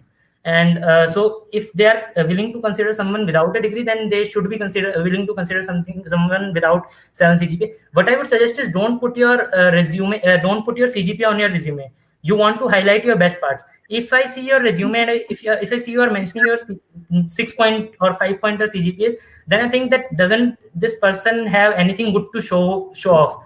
So you should understand that, and you want to put your best parts, and maybe it might matter for a couple years. And I think Microsoft, if I'm not wrong, has a 7 CGPA requirement for at least I think 4 years. So that might haunt you, but it's not something to that I would worry about, because anyways you cannot change that. If you cannot change, then it's a constant, and you should not be worrying about it. You should just go ahead and apply. If it doesn't like if it doesn't go your way, then what you can do. But you definitely have a shot at one of the big five. Points to be taken in consideration while creating CV resume. Okay, so this is what I'm grateful to Sujit Nair, who is who was my mentor at Scalar. He works at Netflix Silicon Valley, and he I appeared for a test at NPTL, and I did a course at NPTL in Python and data structures and algorithms and so on. So in that I managed to get a very good rank, and I posted it on the top of my resume. And that particular program was run by IIT Madras. So I put it in this way: NPTL IIT Madras. So he suggested that this looks like cheap signaling. Why do you want to put IIT? First of all, it's very cluttered. So you don't want it cluttered. You want a homogeneous thing, homogeneous font, and you want to keep it classy. So this is one of the things that I see people cheap signaling on LinkedIn, that they got selected. I don't want to trivialize it, but please just if you're applying for a good place, then you should show that if you're applying for a classy place, then you're yourself classy. And by that I mean that you want to highlight things that took effort to do. You don't want to do something that I think you get what I'm saying. And so I removed that IIT Madras thing immediately. So this is just that complex that we all have, and we shouldn't do that.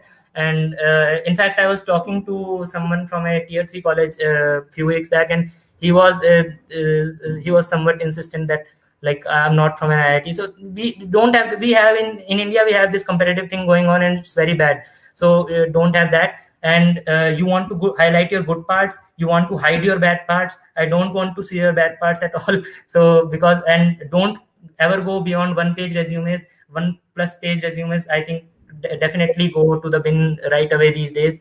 And this is the general wisdom that we have all decided upon. Unless you have 10+ years of experience, then that is justifiable. Mention things that you're interested about. So I have a miscellaneous section on my resume in which I don't talk about CS things at all, and it takes about 15 to 20% of my resume, where I mention that I like to read books and I've read X number of books. So this is the thing that I generally boast about in my and then I mentioned the non-CS courses, online courses that I've done. So that's a miscellaneous section. What things I've done. Then in fact, if I add volunteering thing, then it gets over to 30%. So my 30% of my resume is not at all about CS. And even in that volunteering thing, what I show is that there I brought my CS knowledge and helped optimize that process that I was talking about earlier, blood donation process. So you want to show that you are passionate about CS, and you are not just someone who is attracted by the huge packages, and you optimize yourself, you automate yourself out of difficult tasks. You are what you're like. I definitely want to know what makes you, and what are your internships are good. And anything that talk in terms of numbers. Engineers look at your resume, and they they they get very excited when they see numbers. And you want to show that I got this much rank, or this much out of these many people, and otherwise there's no point of saying you want to do that. Then another thing, so one of the people who I mailed from Steve Yage's blog, and I looked it up from Steve Yage's blog and mailed him, and he replied that what you want to do is uh, you want to describe your experience in terms of achieved X by doing Y as measured by Z. So even though I had to make those numbers in terms of my internships, but they want to see it in those terms. And like, you don't want to be dishonest, but you can do, ultimately you can approximate that. So what I did was I wrote that I made I restructured the flow of control of the thing that I was working on by doing this. I decreased the development time by 80% by restructuring the flow of control as measured by time measured to like put in a new screen on our product. This is about my internship at CypherRock. So this is the thing: achieved X by doing Y as measured by X, and you want to as measured by Z, and you want to want it all to be in terms of numbers. One more thing: feel free to omit anything that you don't that you think don't doesn't add to your resume. I didn't put my any competitive profiles there because they were not exceptional, although they were good, I get. So I didn't put LinkedIn because I hate that platform. I didn't put a lot of things that are traditionally in the resumes. So yeah. Hello, everyone. It is my pleasure today introducing Swapnil here. So, first of all, congrats, Swapnil, for the offer from Google. And you Thank really you, bro. deserved Same to you. it. Yeah, thank you. You really deserved it. So, over to you. First of all, please tell the audience about your journey, where you started from, and your experiences to getting this offer. So, hello everyone. My name is Swapnil Mahajan, and currently I'm doing my BTech from HBTI Kanpur. So, I started my competitive programming in my second semester. My username is, by the way, Swapnil159 on CodeChef and CodeForces. So, initially, I used to code on CodeChef only and used to practice a lot there. So, as time passed, I was introduced to CodeForces by my brother in third year, and after that, my practice has been on CodeForces mainly. So I've not done too many projects or things other than competitive programming. It was last year in October when Scalar Academy referred me to Google, and after that, my telephonic rounds were skipped because of my Kickstart rank. I secured 51st rank in round G of 2019. So after that, I was called for the on-site interviews. There were 5 rounds, out of which 4 were technical, and one is the behavior round, which they call googliness and leadership round. So the interviews went well, and after that, I cleared the hiring committee and team matching as well. So I got the offer recently. So I was just checking. I have been checking your profile since long. So you Okay. seem to be maintaining a good consistency in your profile, right? You mostly participate in all the contests. Would you like to? Was there any time where you got demotivated, left that? Because regarding competitive programming, I have seen that many people stop competitive programming once they start feeling that their rank is not increasing, while you had been very much consistent for the, let us say, 1.5 year. So, were there times when you felt demotivated or felt to leave it? How did you maintain your confidence amongst that and consistency? Okay, so my goal basically when I started coding was to give as many competitions as I can and then absolve them, because the only way to grow was by giving contests, in my opinion.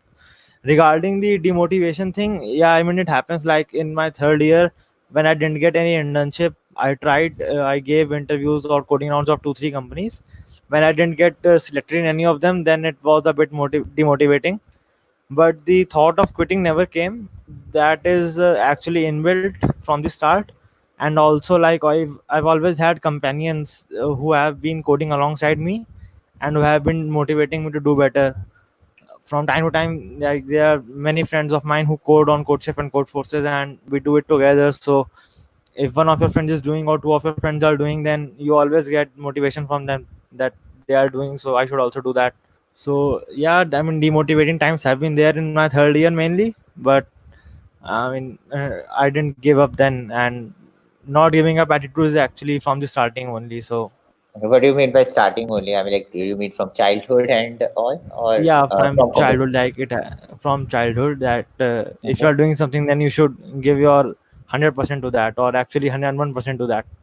Would you like to share any other instances where this never giving up attitude helped you? I mean, like, because you say that it started from childhood, right? So, would you like to share any instance for that? From childhood, I cannot remember instances. I mean, now actually most of the instances are of coding only, where Okay. not giving up has helped. It helped in ICPC, clearing the online round of ICPC. Okay. So we Yeah. didn't do it in third year, but then in final year it happened again. So Okay. There is a question from Shikhar that would you like to tell about the Googliness round? Because this is a round okay. that was recently added by Google. I mean, like, I think around 1 year ago, if I'm not wrong. So, would you like to share about your experience with Googliness round? That, okay, what kind of round is it? Okay, so the googliness round is basically to test your leadership skills and to test your reactions in various situations that you might face in the company. The experience of the googliness round, am actually the campus ambassador for interviewit also, and I've also been the head of the teams in various fests that are organized in college. So these experiences, the management experiences, helped me ace through this interview, because they basically asked like how would you behave with your team members and others in various situations. So having organized fests and coding contests in my own college, that helped me in getting through this round. Good. So, yeah, I'm like Googliness round basically to test for your leadership skills, your how you face problems and all those things. So you should be very interactive and what we say, have a good hold and good interest in engineering. Okay, so if you have very good hold about your projects or engineering fundamentals and want to talk about how you face problems, I think you should be fine with those rounds.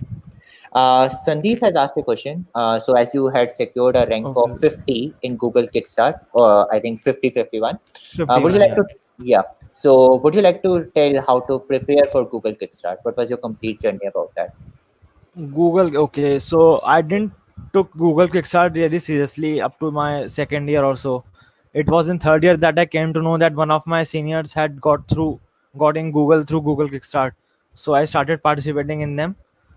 See, the preparation for Google Kickstart is, it is like an online competitive programming contest only. Like you give on Code Forces or Code Chef. So any separate preparation, I don't think I did that. It's basically they test the data structures and algorithms only, dynamic programming and all everything. So the preparation is like it is basically a competitive programming contest. I gave it assuming this, and it is like that. I mean, if you are practicing on Code Chef and Code Forces, then it wouldn't feel you very different from that. So I mean, I didn't prepare anything special for that. Yeah, I would also like to say the same thing. That yes, I mean, like Google Kickstart is also like a competitive programming contest as such. So, I mean, like if you are very regular with competitive programming and basically practice is the key. I mean, like that the same thing will help you in Facebook Hacker Cup. The same thing will help you in Google Kickstart as well as in the Code Forces rounds. There's nothing much different. The more hold you have, the better you will be for all these coding. Would you like to?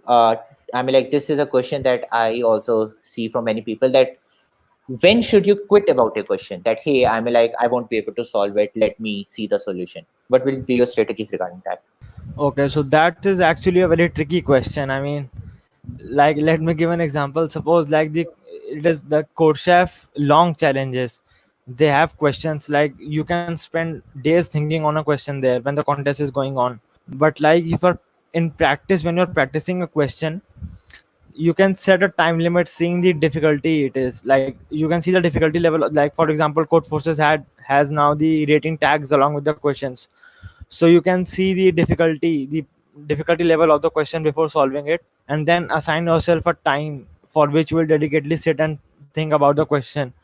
It can range from 15 minutes to 1 hour, and after that, when you have spent that much of time thinking about that, then you can see the editorial. I will say that if you are very close to the solution, you are feeling that you are missing only some edge cases, I would my personal opinion would be that you should sit and think a bit harder. So because when you get an AC by your complete efforts and without looking at the editorial, it is much more satisfying. And if you are feeling that okay, you don't have much clue of it and you have been thinking for a long time, about an hour or so, and you are not able to reach up to the crux of the question, then I would say that it's better to look at the editorial, because that question either involves something that you have not studied till now, or you are practicing a bit too hard. Exactly. I mean, like, I would also like to say my strategy is normally in that used to be that, okay, if I'm not able to reach a solution or find a solution, like let us say 30 minutes to 1 hour, I most of the times assume that probably there is some concept that I don't Yeah, know. So even if I take like 6 hours or 12 hours, I won't be able to reach that. it won't. So Exactly. see the solution better. But yeah, I'm like, in that case, if you see the solution, don't just move on to the next question after seeing the solution.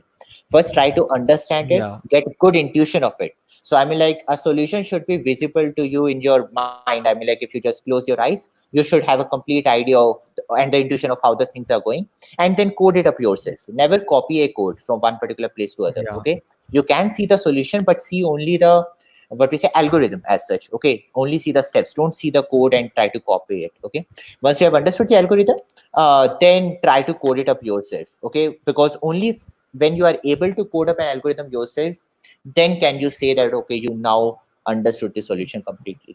Anish has asked a question that, hey, how to come back after the streak of coding is lost? Did it ever happen that you took a long break in computer programming or anything? Yeah, only during my end semester examinations.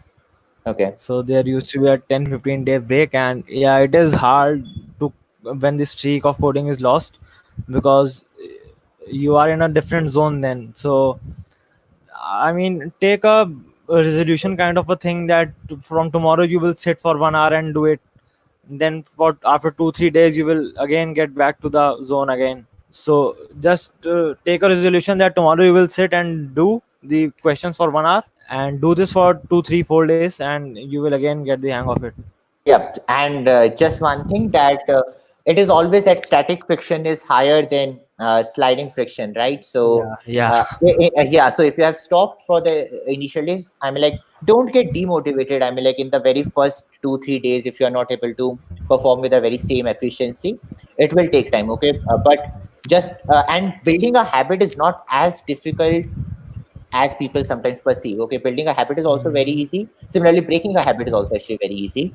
But yeah, once I'm like, make a determination that yes, I will do it. Have a good reason for a determination. Okay, that I want to do this because of this reason. Okay, and then making a habit won't be that hard a job. Hi guys, in this video let's talk about a problem, different bits sum pairwise. So this problem is also by the name Hamming distance. So basically it was asked in Google, in one of the interviews of Google.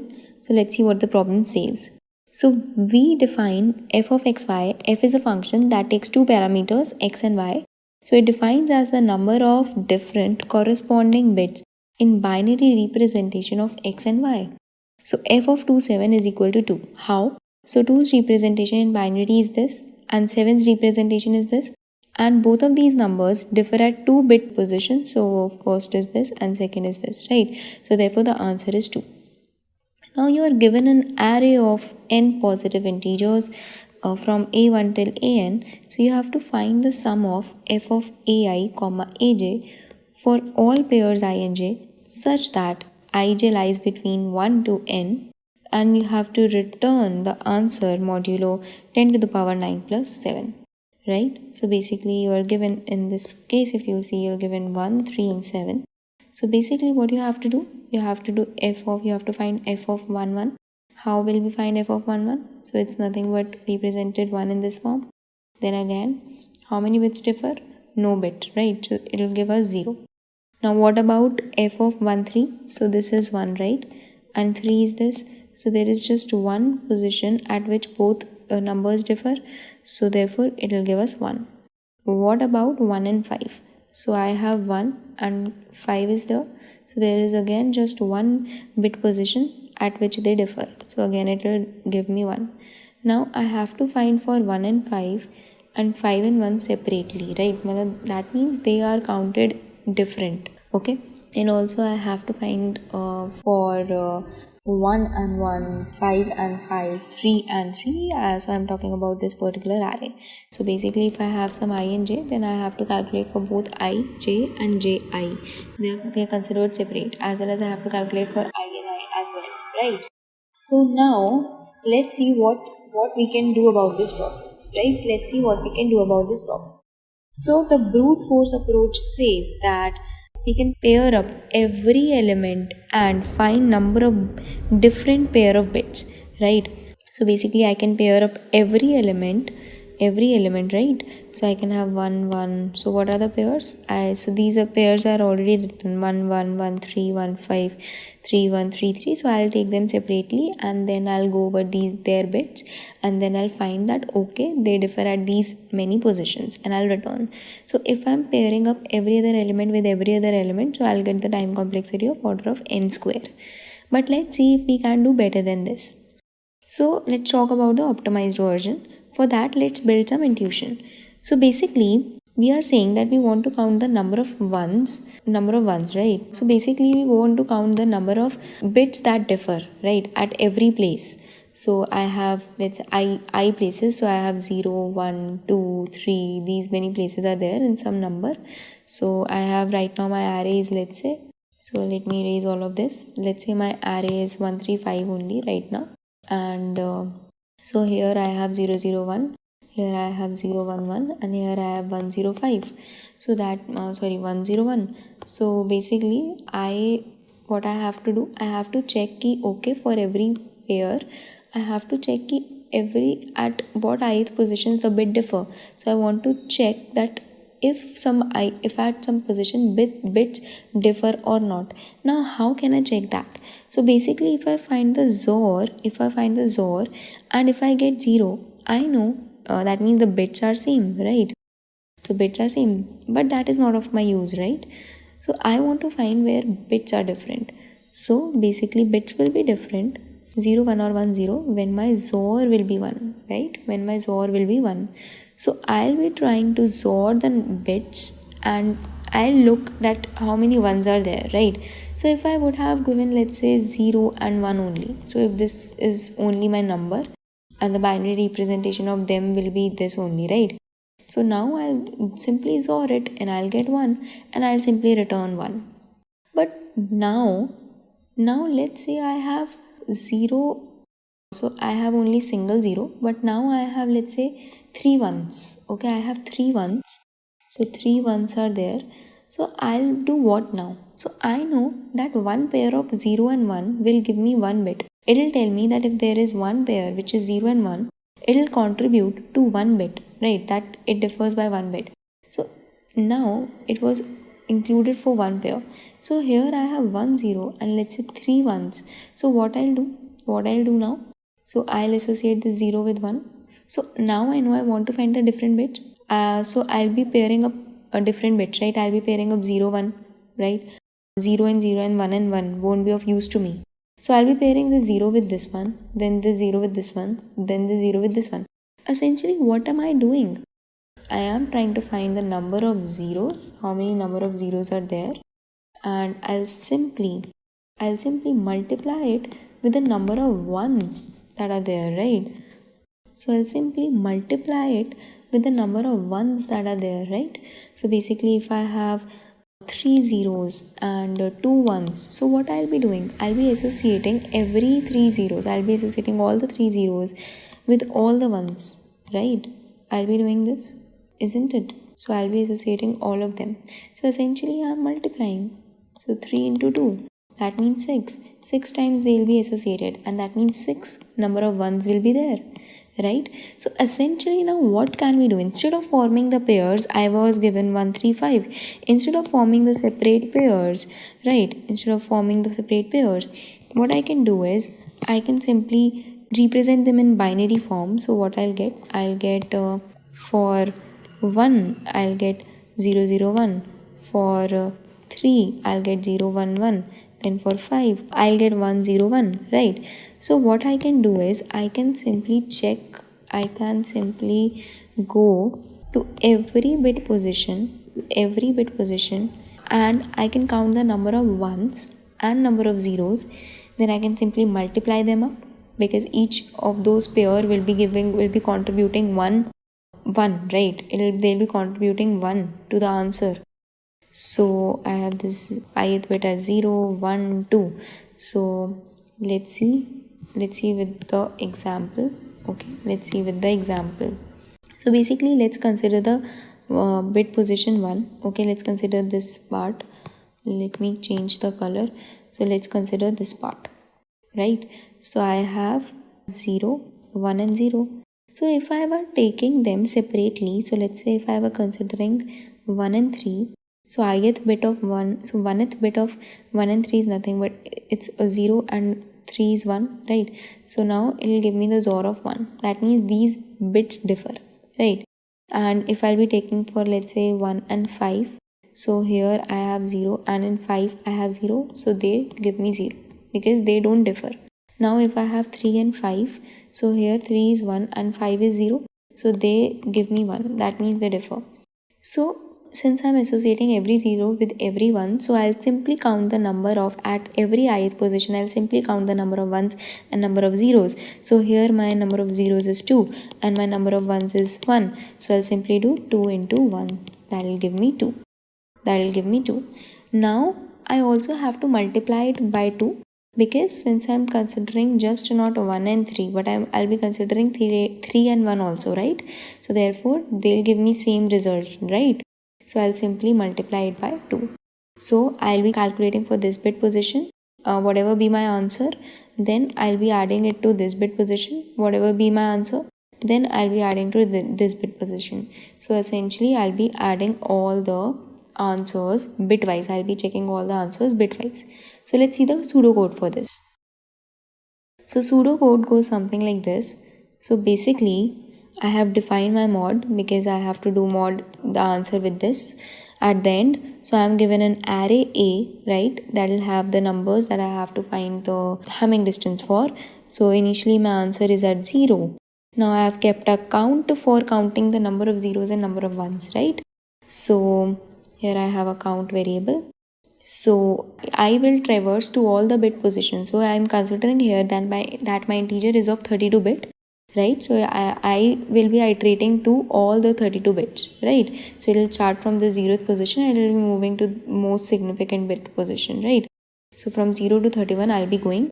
Then my count is initially 0, and then I'll be iterating over my given array, right?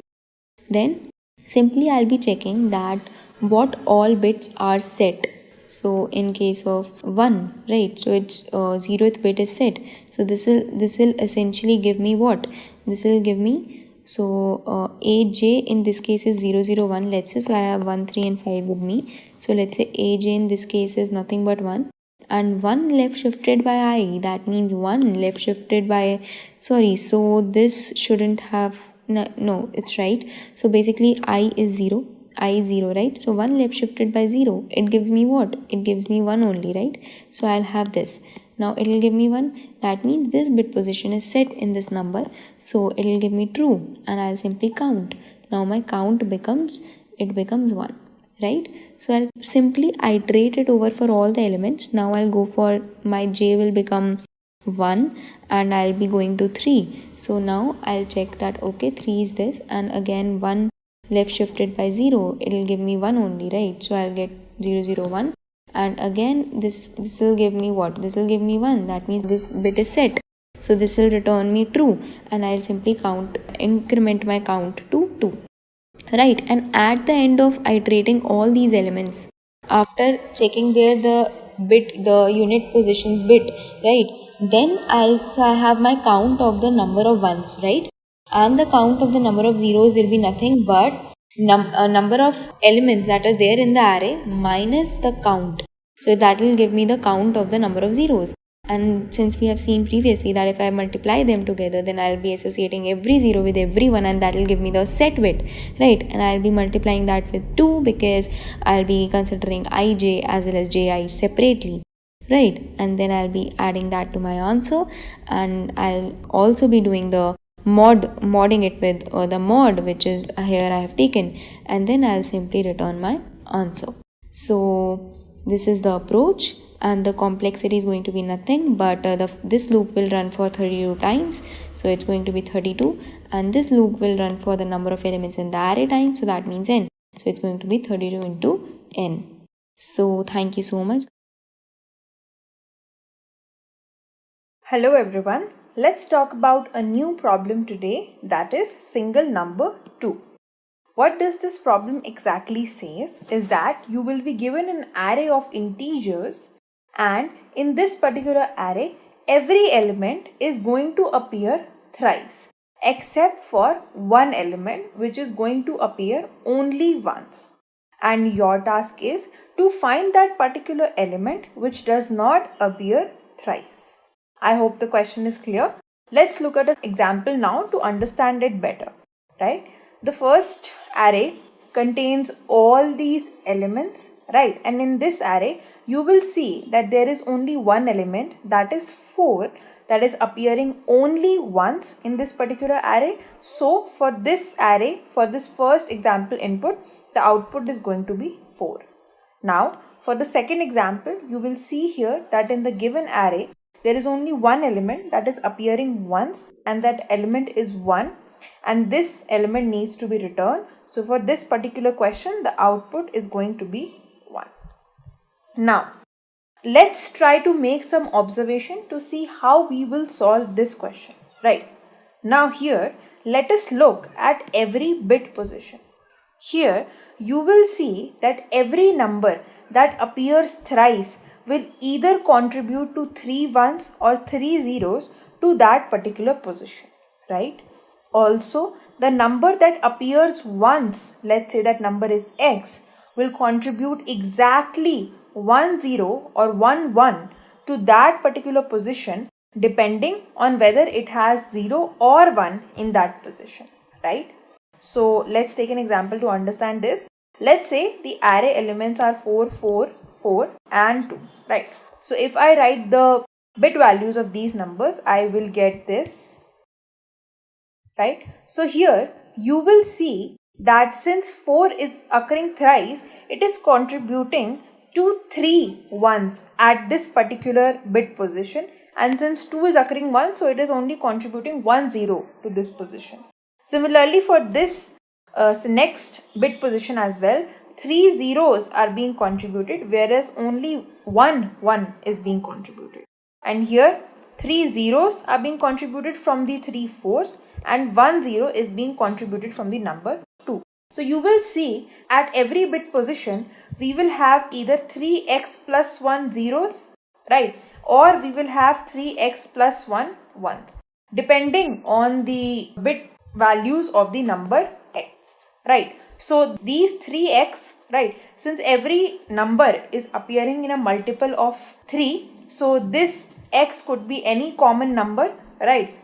Basically will be depending on the numbers which are occurring thrice, and this will be the factor multiplied because each number is occurring thrice, right? So we will have this factor 3x factor because every number is occurring thrice for the bit positions, and this one factor will come because of a number which is uniquely occurring in the array, right?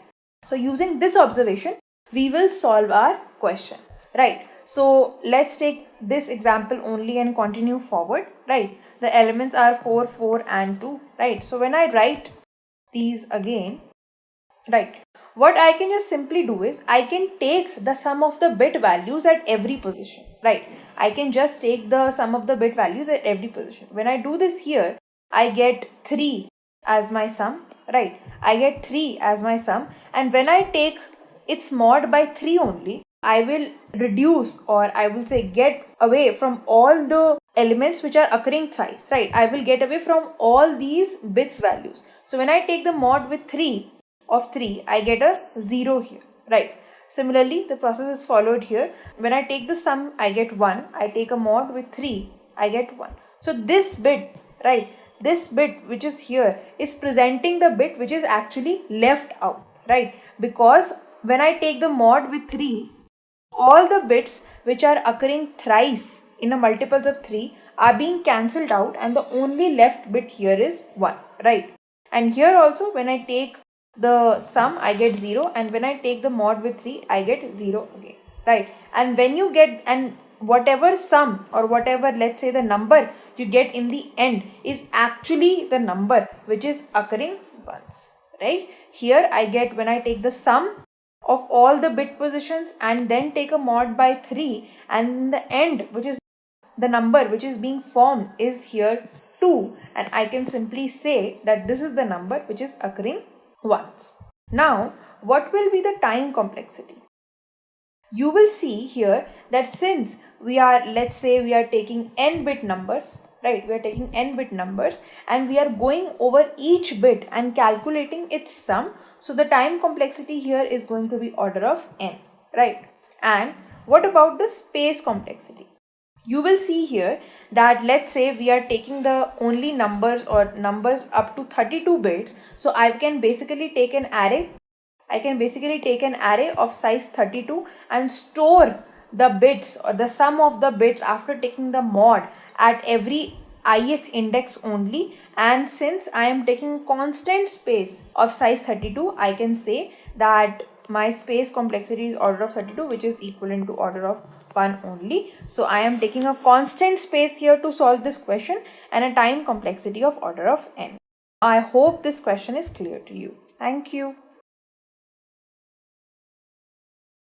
Hello guys, my name is Utkarsh Gupta, and today with us we have Bhavya, who is an ICPC World Finalist this year. Before that, let Bhavya please introduce yourself. So, hi everyone, I am Bhavya Jain. I am undergraduate of IIT BHU Computer Science and Engineering. I interned at Microsoft and I'll soon be joining Microsoft Redmond as a full-time employee. Also, I qualified for ICPC World Finals this year. Alright, so you might have heard of Fibonacci numbers, right? Yeah.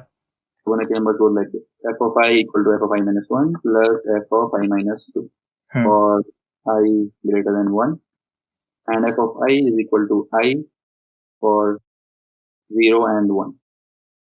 So let's modify it a little bit. So currently, let's say we are saying f of 0 is equal to some random number a. We will give this in the input.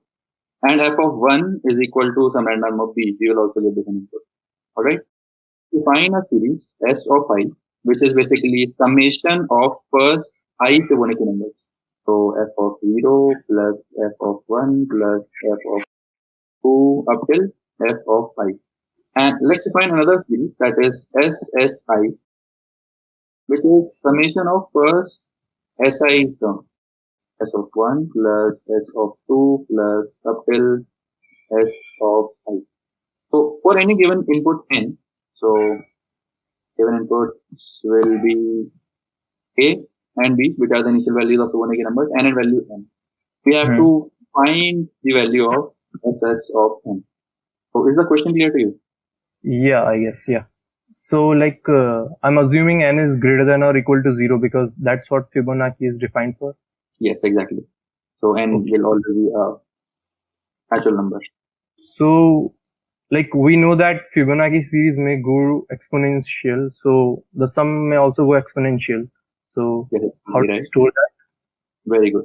So in case we have bigger values of Fibonacci numbers and similarly S of I or S of I, we are taking mod. So let's define a mod like 10 is to the power 9 plus 7. So you have to return the value of S of n mod capital N. Let's say M is our mod. So a naive approach would be like to calculate all the Fibonacci series, then calculate the prefix sum of the Fibonacci series, which will give us S, and then calculate another prefix sum, which will give us S of n. All right. So let's say Fibonacci is X, Y. The first two terms are A and B. So A, B. Let's take some input. I mean, let's say A is equal to 1, and let's say B is equal to 1. So yeah, the standard Fibonacci series 1, 1, 2, 3, 5, 8, 13. And if we can go on calculating this. Then we will store the prefix sum, which will be 1, 3, 1, 2, 4, and so on, 7. Then we can store another prefix sum, which will be 1, 3, 7, 14. And we will go on doing this till n, and we will find and we also will take mod so that there is no overflow. Yes, that will give us the nth number in the series S of S. SS. Good. Right, very good. Can we start with the code of that part first? Okay. So I'm assuming the bounds on A are like NR 10 to the power 5 or something. I mean, let's start and then later on we will discuss the complexity Okay. part. Just So assume you have a function in which you are given inputs A, B, and N. N, A, and B. Yes. And we have to return N, S of N, modulus N. So let's make three arrays, vector int F of size N, S of size N, and SS of size N. We know that F of 0 is A, F of 1 is B. Also, we can see that it follows the relation S of I is S of I minus 1 plus F of I, because since it is the prefix sum. Or actually we can store the prefix sum directly. So let's first calculate F. For 2 to N,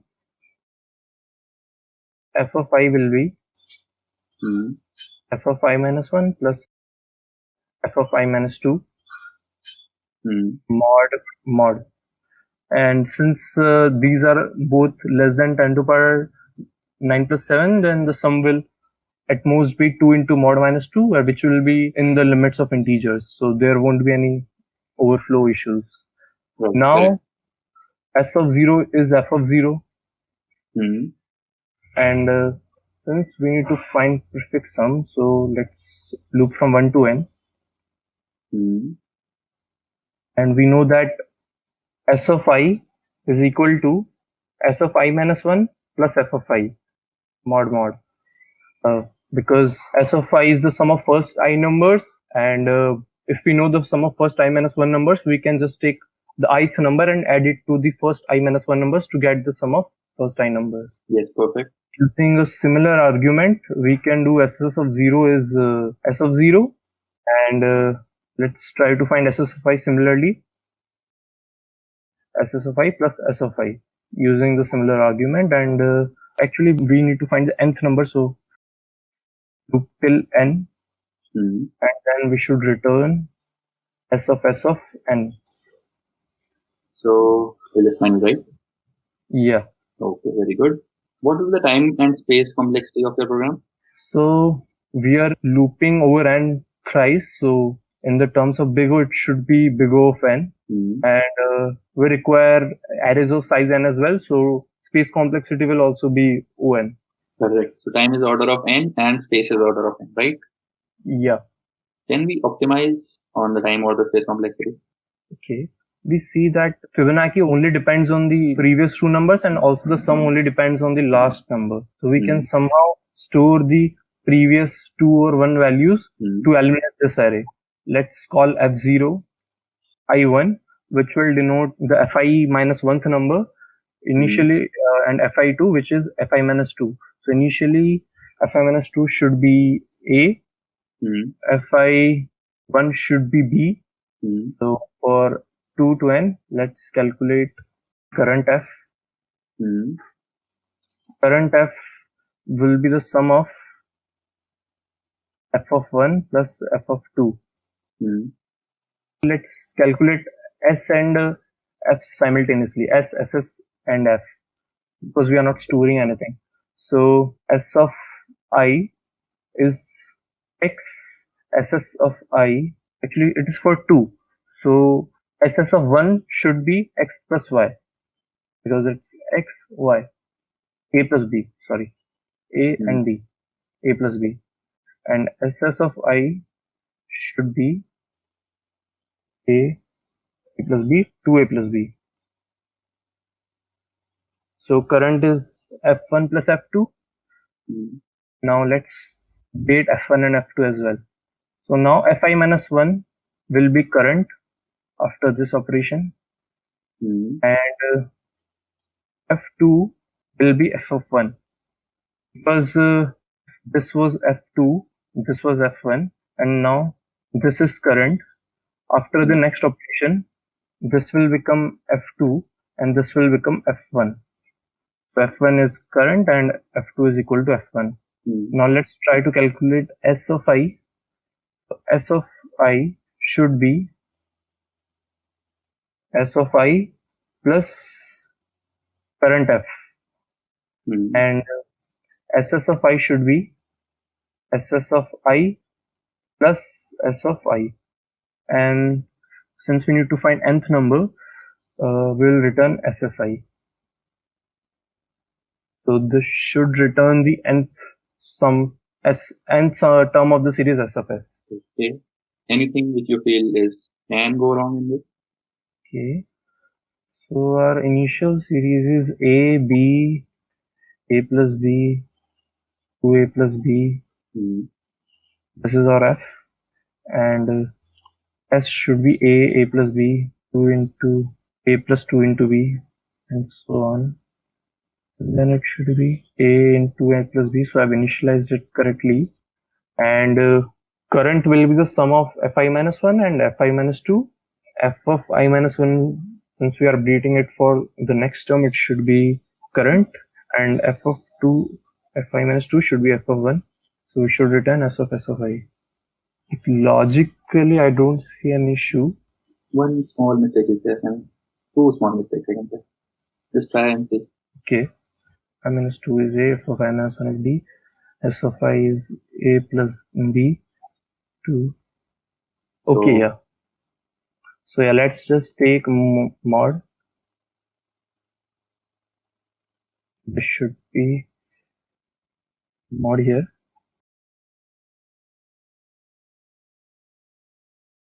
And now let's just assume that all the operations we are doing are under this modulo. Okay. So all the sum and multiplication are under this modulo, mod 10 raised to 9 plus 7. One small mistake is still there, I can say. I mean, just try and see. Okay, defining current F. And don't worry about the capital and small cases. Yeah, Google Doc automatically does it. So yeah, it's okay. It's okay. One logical mistake is there, one small logical mistake. Just try and observe. Okay. So are the initialized values correct, right? S of S of I is 2A plus B. Any hints? Any help? Okay. Yeah. F1 equal to current F should be above, should be below F2 equal to F1. Reason is, once you have updated current F, you are initializing current F to F1, and that current F is again added to F2. I mean, F2 is also equal to current F now. Because of this, all the three parameters are equal. So we are keeping using a track of previous. Keep it here. F2 equal to F. Yes, correct. F2 equal to F1, yeah.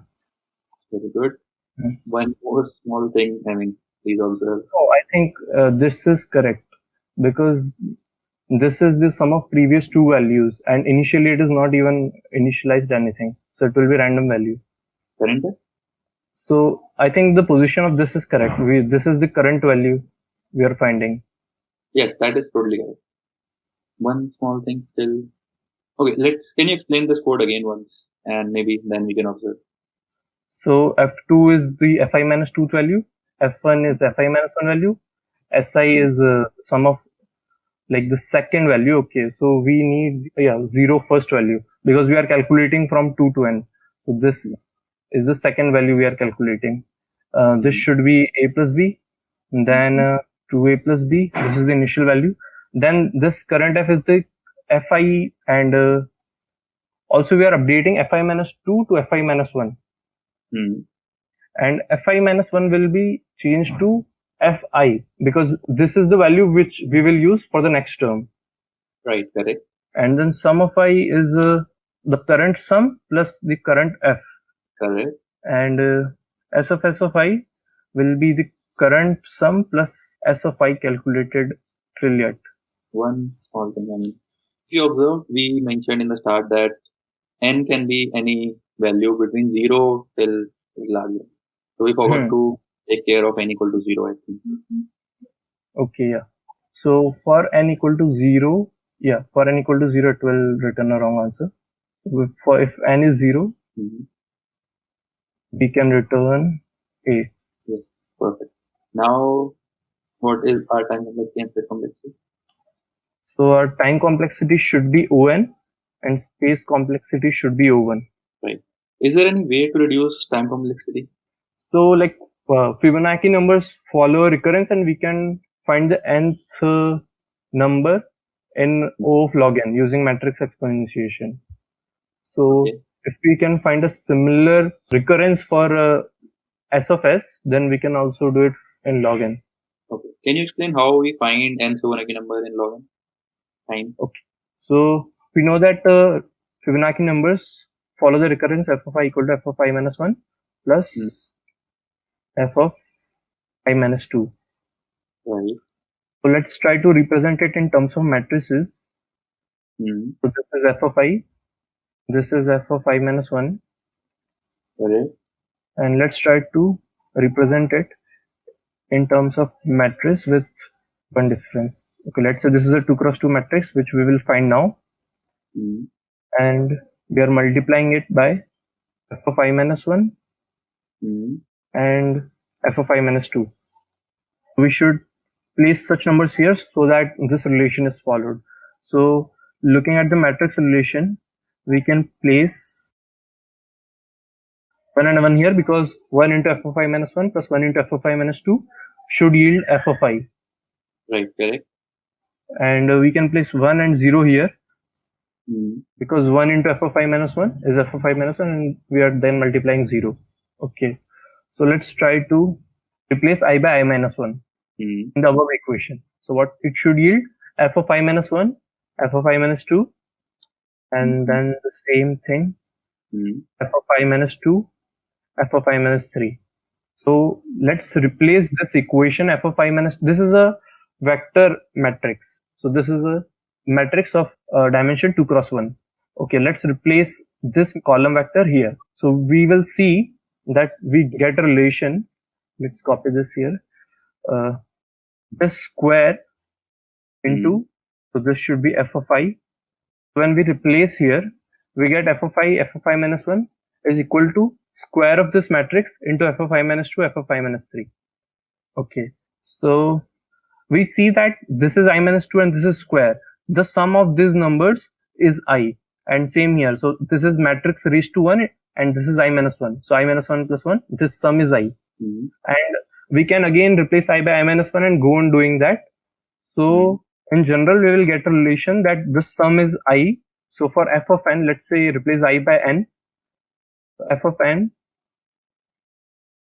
minus 1. Then this matrix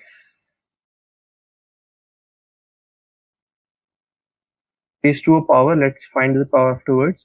And we know the initial two values, f of 1 and f of 0. Yes, correct. Okay.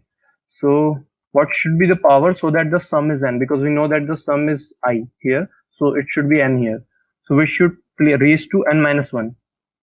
So this matrix 1, 1, 1, 0 raised to n minus 1 into f of 1, f of 0. This relation should also follow. Yes, makes sense. Okay. So all we need to do is find a matrix raised to a power. Correct. And we can do it using exponentiation. So let's say we want to find, we know that we can multiply two matrices, square matrices of order n in n cube. Right. Okay. So, and this is, since a matrix of 2 cross 2, we would require 8 operations, 2 cube operations. So let's try to find how we can raise a matrix to a power. So we can, so let's say if n is even, so n is even, we can write a raised to, we can write in terms of 2k if n is even.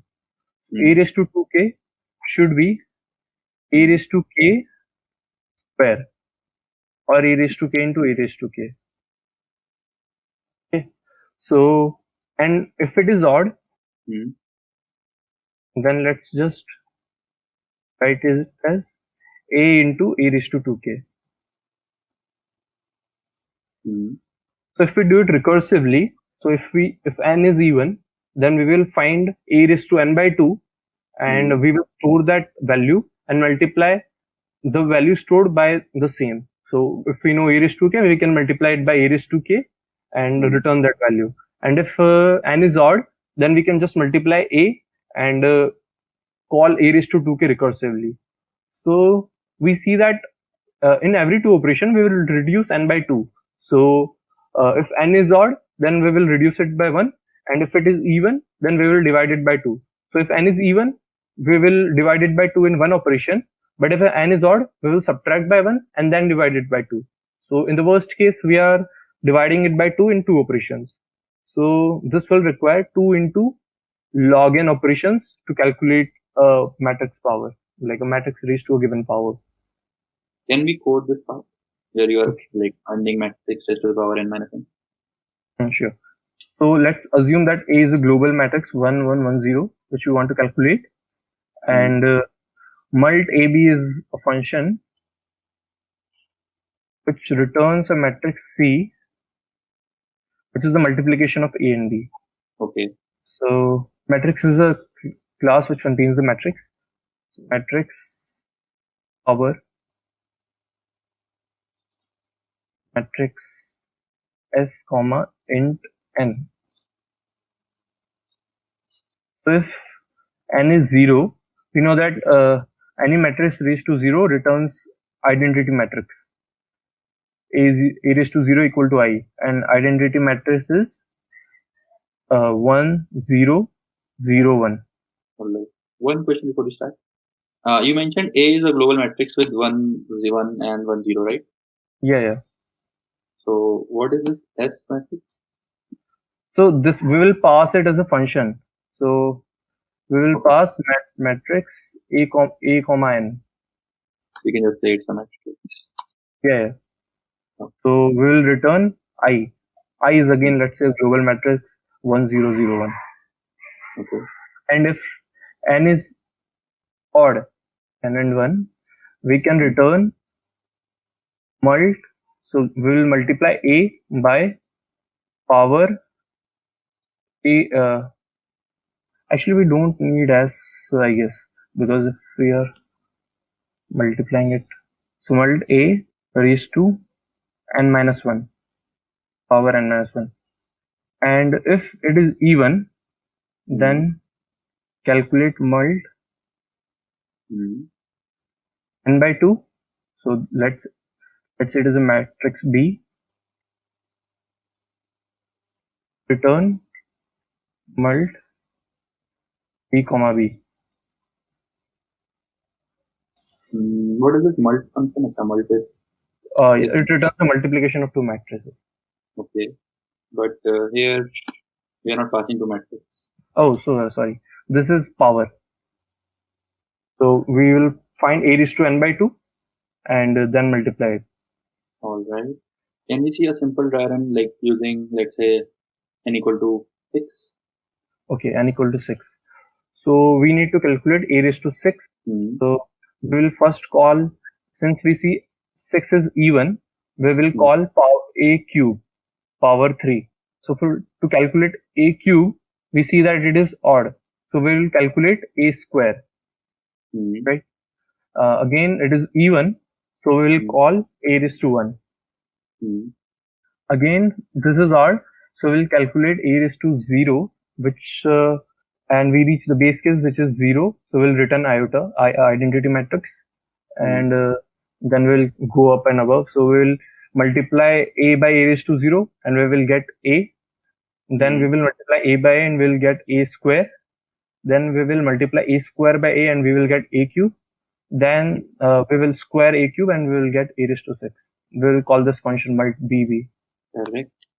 And as you explained, time complexity will be order of log n, right? Order of log n, yeah. Okay, so using this, like as you explained, based on the matrices, we will be able to find f of n, like n Fibonacci term.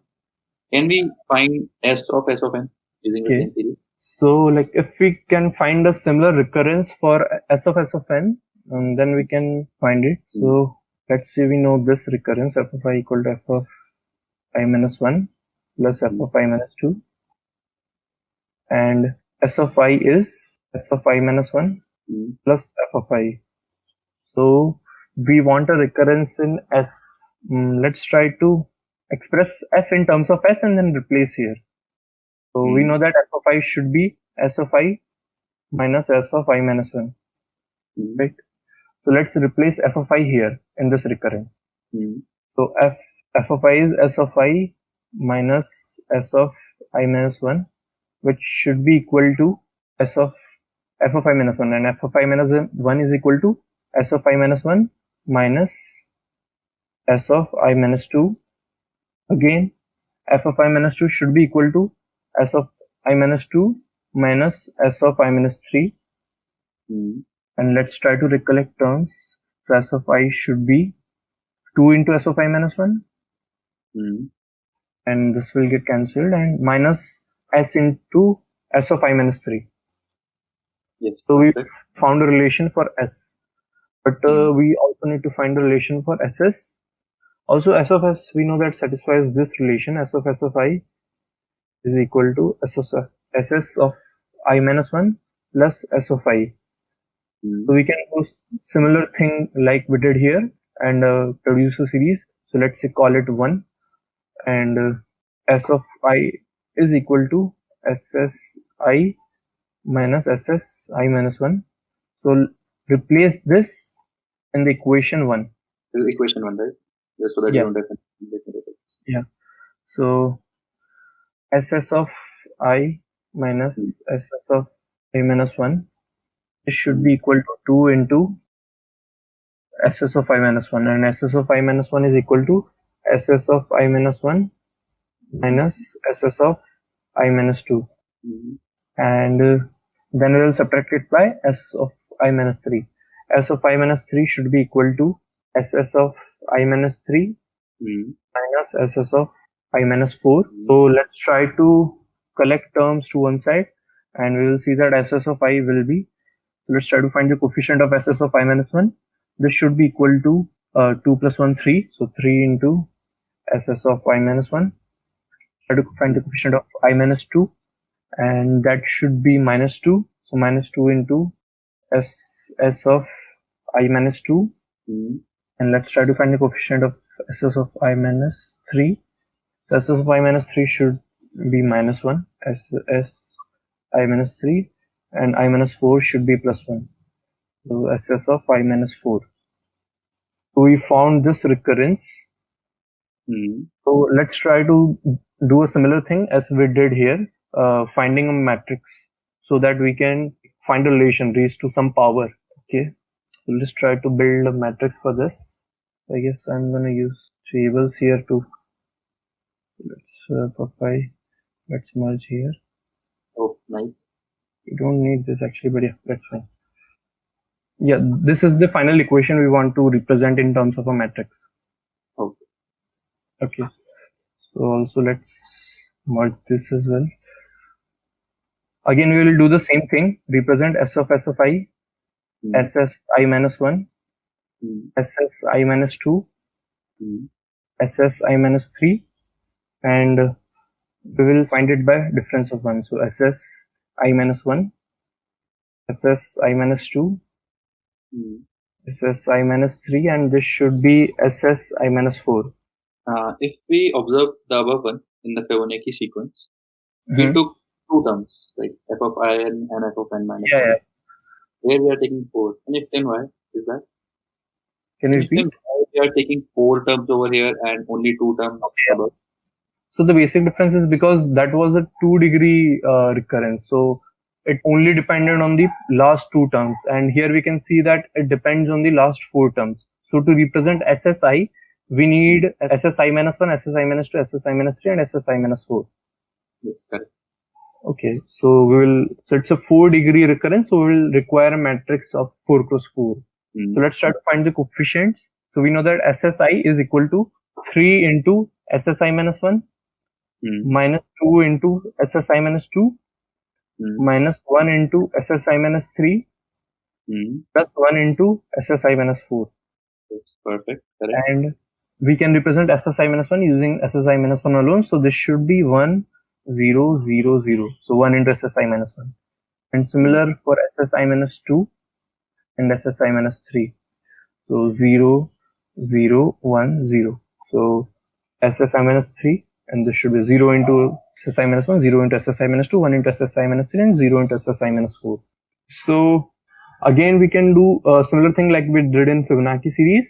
So we see that the sum, this is matrix raised to 1, and this is SSI minus 1. This sum is equal to I. Hmm.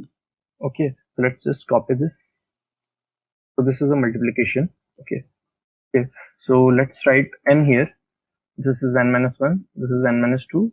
This is n minus 3. So the sum should be n, and we know the value 0, 1, 2, 3. We can find the value 0, 1, 2, 3. So 1, 0. And we know that the sum is n. So this matrix should be raised to n minus 3. Correct. So this is n minus 3 multiplied by SS3210. So again, we can do a similar thing like we did here.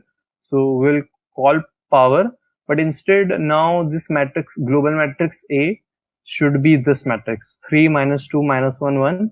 And again, yeah, like since we are calculating it modulo given number mod, so we will, whenever we multiply two matrices, we will do it modulo mod operation. So here also, since these are negative numbers, we will add mod here. So minus 2 plus mod and minus 1 plus mod in order to like do it modulo given number. Can we write the code of that part where we are given an input and we are finding these values? You can assume you have this power function. Yeah, okay. And you can assume you have the matrix multiplication function, in which you are multiplying the matrix. So SS int n, int A and B, which are the initial values, right? We should use the first four values. This should be A plus B. Let's write here. We need the first four values as base cases, right? Like we need to, whenever we get a matrix, we'll multiply it by these four values. So A, B, A plus B, and A plus 2B. 2 into B. This should be F. And basically this. S, yeah, this is F. S will be A, B, A plus B, 2A plus 2B, and then 3A plus 4B. To this, we are adding 2A plus 2B by A plus 2B, so 3A plus 4B. Again, we'll find the prefix sum of S to get SS, and this should be A, 2A plus B, add 2A plus B by 2A plus 2B, so it should be 4A plus 3B, 4 into A plus 3 into B, and then we'll add 4A plus 3B by 3A plus 4B, so it should be 7A plus 7B. So let's initialize these values here. A, 2A plus B, 4 into A plus 3 into B, 7 into A plus 7 into B. Okay, so this is our matrix. B is F n minus 3 because we need to find the power n minus 3 in this case. And to get the nth number, so we need the value at the first row. So this should be like if we've got this matrix, this should be A00 into SSI minus 1 plus A01 into SSI minus 2, A00 into SS of 3, A01 into SS of 2. So let's loop from 0 to 4. So this is answer int answer equal to 0 for int I equal to 0 to 4 actually. I plus plus answer will be bi. So b, we will only need the like first row, so b0i into ss of 3 minus i, because we are multiplying b00 by ss of 3, b01 by ss of 2, and b03 by ss of 0. So the sum is 3, so I and 3 minus I. And again, we will do all these operations modulo mod. So okay, let's do it here. So since we are using integers, so it multiplication of two numbers which are of the order 10 raised to 9 will be of the order 10 raised to 18, which is outside the int limits. So we will write 1 LL here. So it will change this number to long, and there won't be any overflow issues. This modulo mod, and again answer modulo equal mod. So we'll return mod. Answer. Is it final from your end? Do you like to recheck it once, maybe? Okay. Again, like we may have missed some base cases like we did previously. So let's check if n is the function is not defined for n negative, the f power function. So this is not f function, this is power function, and this is not defined for n negative. So if n is less than 3, then there is an issue with this code. So if n is less than 3, we can use the pre-stored values. Correct. Okay, so if n is less than equal to 3, we can include it or not. It doesn't matter because we have both here, and this will return iota. So this should be return SSN. Very good. One thing more I would like to suggest. I mean, can you see one more mistake? Is there one small mistake? Okay. Again, yeah. Here we have to include mod as well.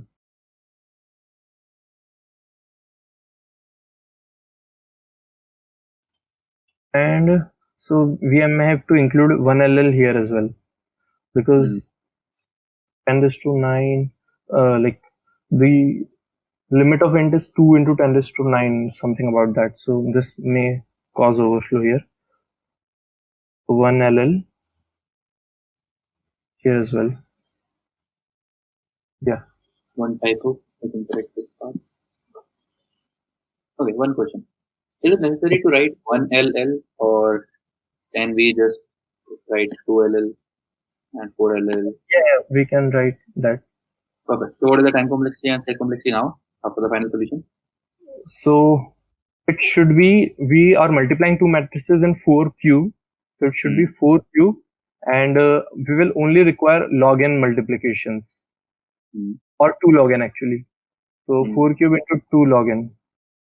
It is order of log n approximately. Yes. So like if the matrix was of size k cross k, then it should be k cube log n.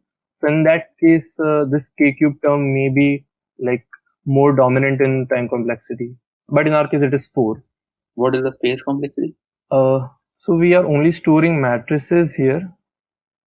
So it should be O1. But yeah, for calculating the power, we are using recursion. So we are pushing the like all the matrices on the stack. So that should be log n. Although we can write iterative power as well, function as well. So that will reduce the space complexity to O1. But the recursive part is log n, right? Yeah. Okay, perfect. Very good. And we are done with our 45 minutes interview, I guess. So, few feedback. I mean, please note few things which matter in the interview really, really much. First, very positive point was that he was able to solve the complete solution. He reached the final log n time complexity. That is a really big plus point. Few small mistakes which can be improved are, I think, the formatting issues. We should have spaces between the operators and separators. Little formatting, but that's okay. Not a big deal. And I think rest everything was really, really awesome. So someone is unable to reduce the complexity in the interview, what should be done? Okay, what your views on this? So like you're expected to do that. So try to explain your brute force solution first, and the interviewer always gives you help, like hints as well. So if I wasn't able to come up with matrix exponentiation, so Kirsch would have helped me like to get it to log n complexity. So he would tell me about divide and conquer, like not divide and conquer, so dividing the power into 2 and representing the recurrence into matrices. So yeah, try to explain your brute force solution. So mostly interviewers like check your thought process, and if you're near to the solution, they will guide you to the solution. And one small tip is there, like if you are stuck and you're not able to reduce the time complexity, then try to take small examples and try to do a dry run on them, and you will see some patterns or observations that can help you. That helped me a lot. This question is optimized by previous known techniques. If anyone doesn't know, then will the candidate be passed or not? So Akshay, in my scenarios, I was able to not solve it completely, that probability question in the whole go along side, but the rest 3 rounds were really awesome. So out of 4 rounds, you are just based on all the 4 rounds, not just 1 round. So if 1 round is not very well or very awesome, look, if another 3 are really awesome, I think you can be selected. So like they don't ask the similar questions from fixed topics, so they ask questions from diverse topics. So you're expected to know at least some of them. Yes. How to prepare for math? So Bobby, I think you are really good in math. I mean, again, the same thing, yeah. So like I practice on online platforms like Codeforces, and some, like I also try CodeChef long challenges. They have some good mathematics problems. And if you want to like read something maths online, I think CP algorithms is a really good resource to study.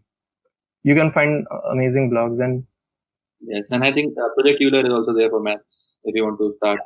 project, actually I didn't try Project Euler, but I wouldn't recommend that as well. So they don't have like mostly like number theory problems, and that requires some lemmas. Hard problems are generally not really helpful. So you can try the medium ones, but mostly the hard problems I've seen, they mostly use some lemmas which won't help much. How many years you have prepared for ICPC? So, Bhavya, when did you start your programming? I mean, in which year?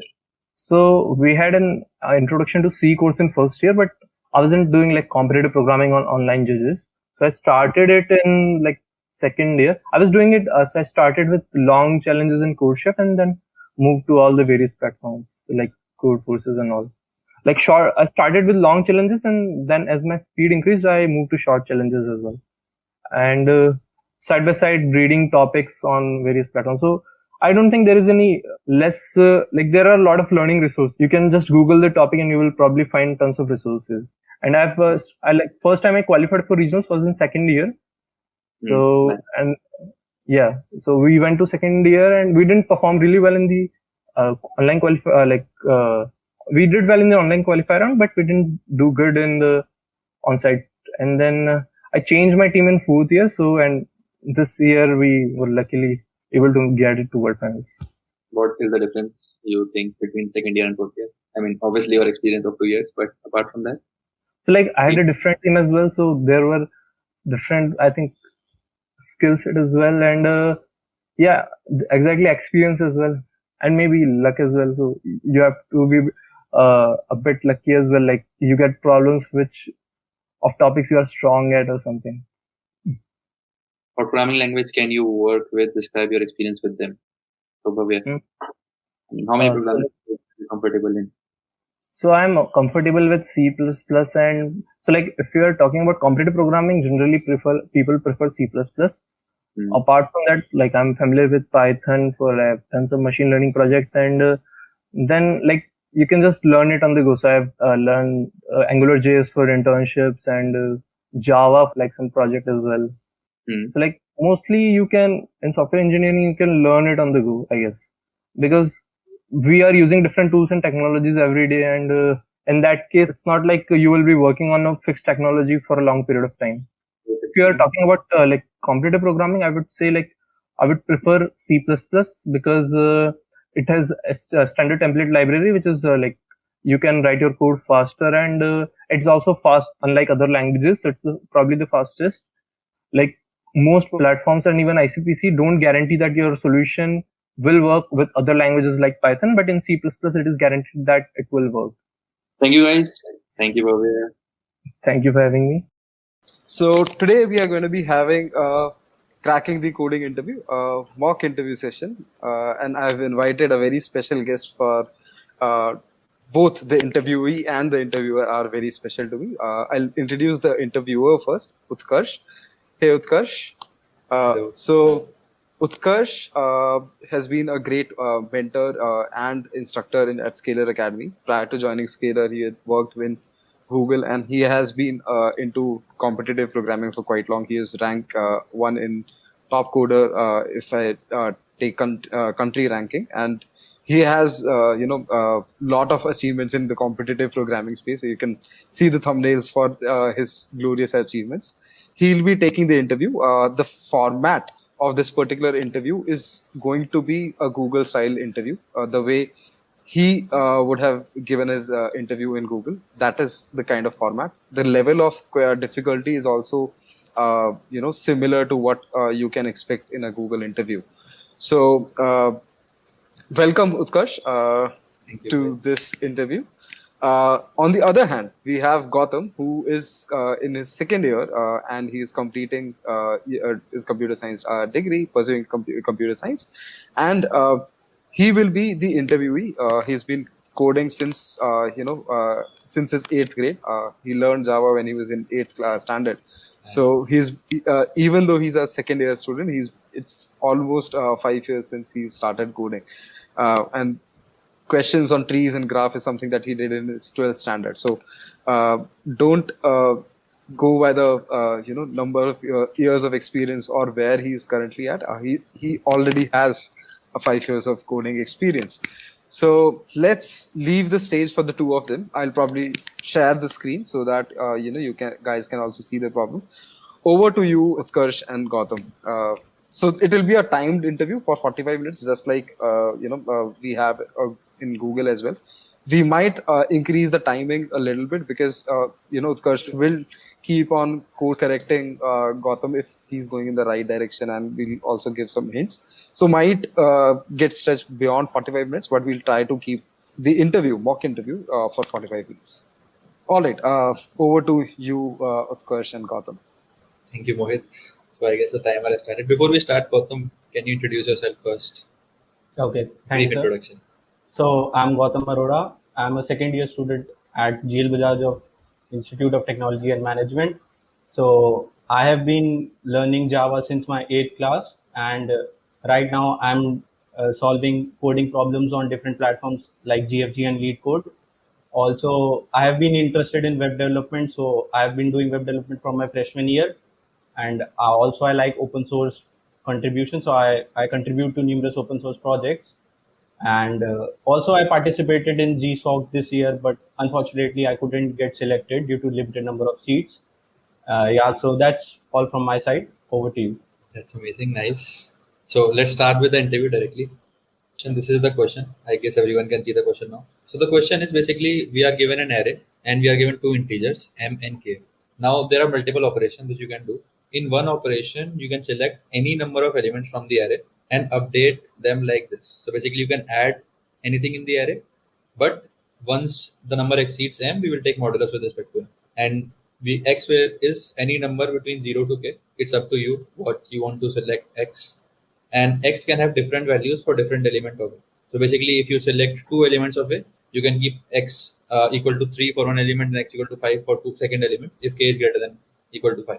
The goal is to find minimum number of operations to sort the array in non-decreasing order. So basically, we have to sort the array in non-decreasing order. This is our goal in minimum number of operations. Let's take example. So first example is this is our array. Here the numbers are m is 7, k is 1. So k equal to 1 means the x value can be either 0 or 1. Now, for this particular example, the answer is 2. These are two operations which we can do. So we can either, so first operation is we will select a of 0, a of 1, a of 2, and we'll select x equal to 1 for all three. So when we select a of 0 equal to, and add 1 to a of 0, it will become 5 plus 1, 6. When we add 1 to a of 1, mod with 7, it will become 0. Similarly, when we'll add 1 to 6, it will again become 7, and mod with 7 becomes 0. And 3 will remain as it is because we are not doing anything. In the second operation, we take a of 0 and a of 2 and x equal to 1 again for both. So if we add 1 to 6, it will become 6 plus 1, 7. Taking mod with 7 will become 0. Similarly, for a equal to 2, it is currently 0. We'll add 1 to it, it will become 1. So this is a non-decreasing array. Similarly, we have second example, 5, 6, 6, 1. In this case, k is equals to 2. So the values of x can be 0, 1 or 2. So in this example, we can solve it in one operation. We have selected a of 0 and added 2 to it, it will become 0. We have selected a of 1 and added 1 to it, it will become 0. And we have selected a of 2 and added 1 to it, it will become 0. So the final array will become 0, 0, 0, 3. Is the question clear to you? Yep. Any doubt in the question? No, it's clear to me. Yeah. Great. So any thoughts that come to your mind? Okay. So we are given an array of integers a and then two integers m and k, right? So we can perform one operation in which we have to select any number of elements in the array and update according to this expression. So what we can do is we can add x to any element and then mod it with m. So x value can be less than equal to k. So it is varying from 0 to k. Okay. And x can have different values for different elements of a. And now we need to find the minimum number of operations to sort the array in the non-decreasing order. Okay. So let's take this example, which is 5663, and we are given value of k as 1. So now what we can do is we can take x as either 0 or 1. Now what we can do is we are adding 1 to, so m value is 7. which is the greatest value, means the value of AI can range from 0 to 6, I guess. We can also mention that initially all the values of a of I are less than equal to. So for all a of I, it is less than n. Okay, less than m. So we need to find the minimum of two operations. So The input also it's valid. let's take a look at this example first of all. So we are adding 1 to a of 0, a of 1 and a of 2. So while adding 1, 5 becomes 6, this 6 becomes 7, and when I mod with 7 it becomes again 0, and this 6 also becomes 0, and this 3 remains unchanged. And so the new updated array is 6003. And now what I'm doing is I'm doing x equal to 1. I'm adding 1 to a of 0 and a of 2. So a of 0 added by 1, I'll get 0, and a of 2, I'll get 1. Okay, so I need to sort the order. So first of all, I'll try with a nice solution. Beginning with nice solution, what I can do is, so we need to sort the array in the increasing order. So what can be the nice solution? I can start with the first Non-decreasing. Sorry, it's non. non-decreasing. Okay, so means we need to sort in the ascending order basically. Yeah. So I can start with the first element. Okay, so first basically what I can do is find the largest element in this array. So let's say the largest element is 6. So I can say that 6 will require least number of addition to become 0, if I would say like this. So 6 will only require 1 to be added so that it can become 0, and 5 will be requiring 2 to become 0. Okay, I need to find the minimum number of operations. Okay, first, can we find the maximum amount of operations required to sort this array?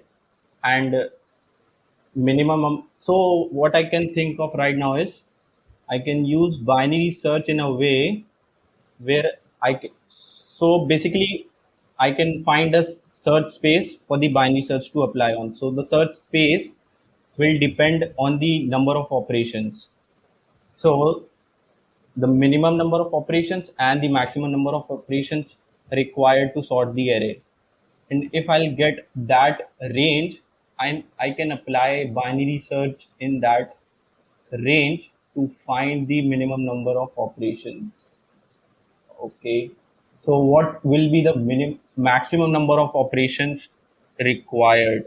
So the maximum number of operations required will be the equal to the length of the array, I guess, because so I think the concept for solving this question, though I'm not sure, is binary search on the answer. I'm not sure about that. So what binary search on the answer does is it applies binary search on the criteria. So what can be the criteria over here? Okay, as you mentioned, if we calculate minimum number of steps and maximum number of steps to sort the array, so let's try to define them. So, can you tell minimum number of operations? Minimum number of operations. Basically, we need to find the minimum number of operations only to sort the array. So maximum number of operations. So the maximum number of operations, I guess, would be equal to the length of the array, if I'm not wrong. Because how is length of the array? For example, let's start with this element and try to make it 0 by adding. Okay, I can't add more than k in it. So see, let's start with this first element. So what are the maximum amount of operations required to make it as 0? It will be 2 operations, right? Because if I'll add 1 in the beginning, I'll get 6, and then I'll add 1 again, I'll get 0. So I can get 0 here by by the minimum of 2 operations. So 2 operations for this, 1 operation. So now what I can do is, So basically, all zeros is also a sorted array, right? Correct. What? So I can make each and every element as 0. Yes, nice. So let's say this. So the first array element requires 2 operations. The second element requires 1 operation. This 6 again 1, so 4 in total, and this 3 again It's requires. not okay. When you mentioned 4 in total, what do you mean? So We are means adding. what I mean over here is I'm adding. I need to. So basically, all 0 is also a sorted order. So what I can do Correct. is That is correct. I can apply some operations to make each and every element 0. So that will Correct. give us the sorted order. So the operations required for that will be 5 means ARR of let's say M minus ARR of I. Yeah, so 7 minus 5 will give us the number of operations required to make array of I as 0. Am I right? Yes. In case k equal to 1, then it is correct. Yeah, it's in case the k is equal to 1. Okay. When we're discussing about minimum number of operations and maximum number of operations, it's like we are given any input and we have to return any answer. So what are the Yeah. minimum answer we can return for any given input? What are the minimum possible answer we can return? Minimum might be 0, I guess, Correct. if Yes. array is Because if already we sorted. yes, that is correct. So we get a minimum. What are the maximum possible answer we can return at any point of time? I mean for any input in general. Okay, so if the maximum number of operations required to would be if let's say each and every element is 0 as you mentioned. yeah, okay, it's 0, so the minimum operations. Maximum number of operations, let me check. Let's say this element is 5. Okay, let's say if the array is in decreasing order, let's say the array is 6, 5, 4, 3. That's a Okay. decreasing order. So there is 6, 5, 4. 5, 4, 3. Maybe 2 or 1 also. Yeah, 2 on 1, no problem. Okay. And m is equals to 7. And for now let's take k is equals to Okay, let's so do this. maximum number of operations required would be, so let's say 6 would be requiring 1, then 2, 3, 4. So I guess n plus 1 by 2 would be the maximum number of operations, and whereas n would be the length of the array, if I'm not wrong. Are you sure? 6, 5. Okay, let's start with any array element. So basically, if the array is so Okay, let's say m. I'll recommend you to Yeah. read the problem statement again. Just try this reading once again. Okay, so given an array of integers a and two integers m and k, for all I 0 less than equal, so this is the range of the elements. Okay, in one operation you can select any number of elements from a. Oh, in one operation you can select any number of elements from a and update them like. Okay, I think I missed this where I can in one operation I can select any number of elements, right? Yes, correct. So this is So the now expression. let's Okay, come back. so maximum number of operations can be let's say if we can pick any number of elements in the array in one operation. So what so let's say the array of length 6, and these are the elements. What how would it be to pick only one element so as to increase the number of operations? In each operation I'll only select one element, that will increase my number of operations. Yes, but that will not be a good idea, right? And we would prefer selecting because our goal is to minimize the number of operations. So would you Okay. prefer selecting one element at a time, or you would prefer selecting two elements if there is option of two? So Okay, in let's so take this example. Let's take only this example, and let's say we have to find the answer for this. What is the answer for this particular input? okay, so m is 7 and k is equal to 1. So x can be varied from 0 or 0 and 1. So the x can be equal to 0 or 1, right? Does So x equal to 0 make sense? no, actually, because if I'm adding 0 to any element, there won't be any change, right? So that doesn't make any sense. So let's take x equal to 1 in each and every. So let's start with this array. In first operation, what I can do is I can add 1 to this, add 1 to 6. So 6 will become 0 because it's modulus by 1. It's modulus by m. And what I can do is I can add 1 to 5. So it will become 6. And I can also add 1 to 4 so that it could become 5. It's actually 5 if I'll add, and now it's 3. So now the question arises, should I add 1 to 3 or not? Let's say we add 1 to 3 as well. Okay, let's try with adding all elements. Add 1 to each and every element. So what it can do, what it can become is 0, 6, 5, 4, 3 and 2. Now the array becomes 0, 6, 5, 4, 3, 2. And now what I can do is I can add 1 to element starting from AI, from index 1 to n minus 1. So the next 6 becomes 0. The 6 becomes 0 now, and this 5 becomes 6.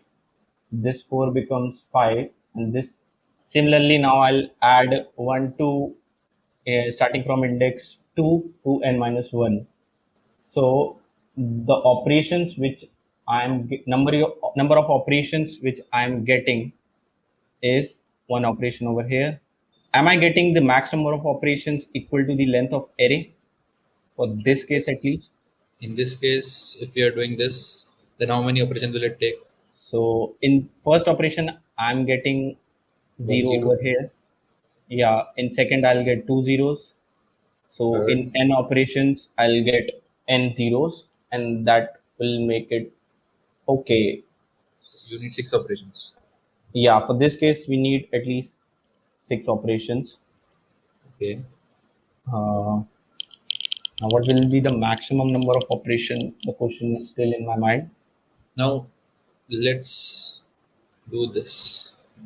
Let's remove this, and let's remove this, and let's remove this also.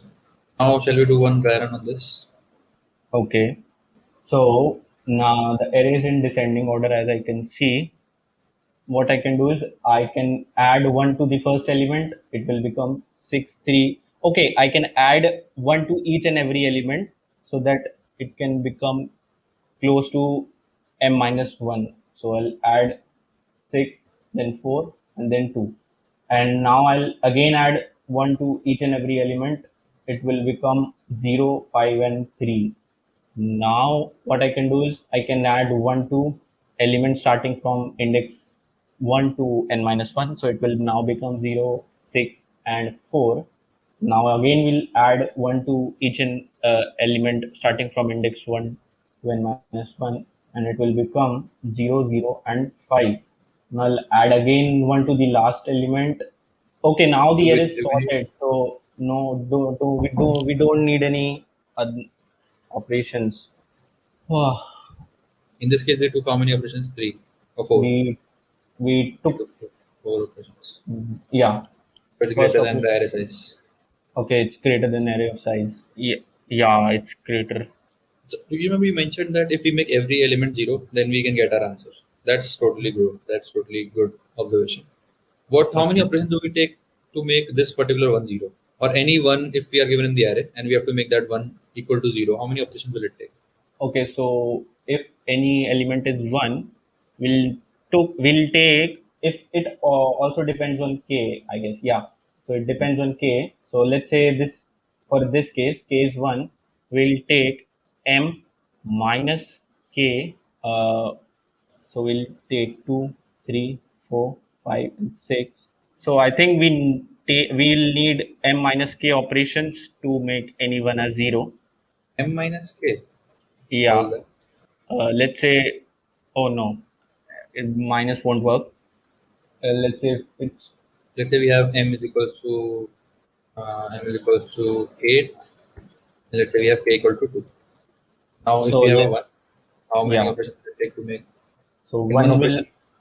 I'll get 3, and then I'll get 5, then I'll get 7, and when now I'll add 2, I'll get again 1. But you can add 1 and make it 0. Yeah, so the operations required would be M divided by K. And will it be floor or seal of this? So it can be a boolean. Also, it can be a decimal number. I guess it will be the floor, because yeah, it will be the floor, because let's say there's 1 over here and I'll add 2 on each iteration.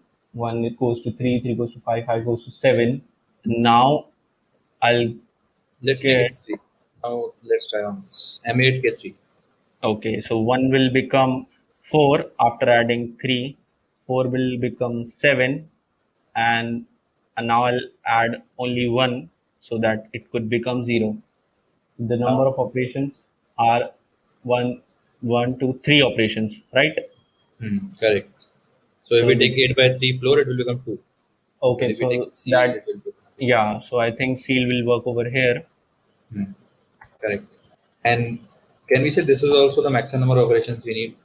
For the 1, are you saying for 1? No, for any answer.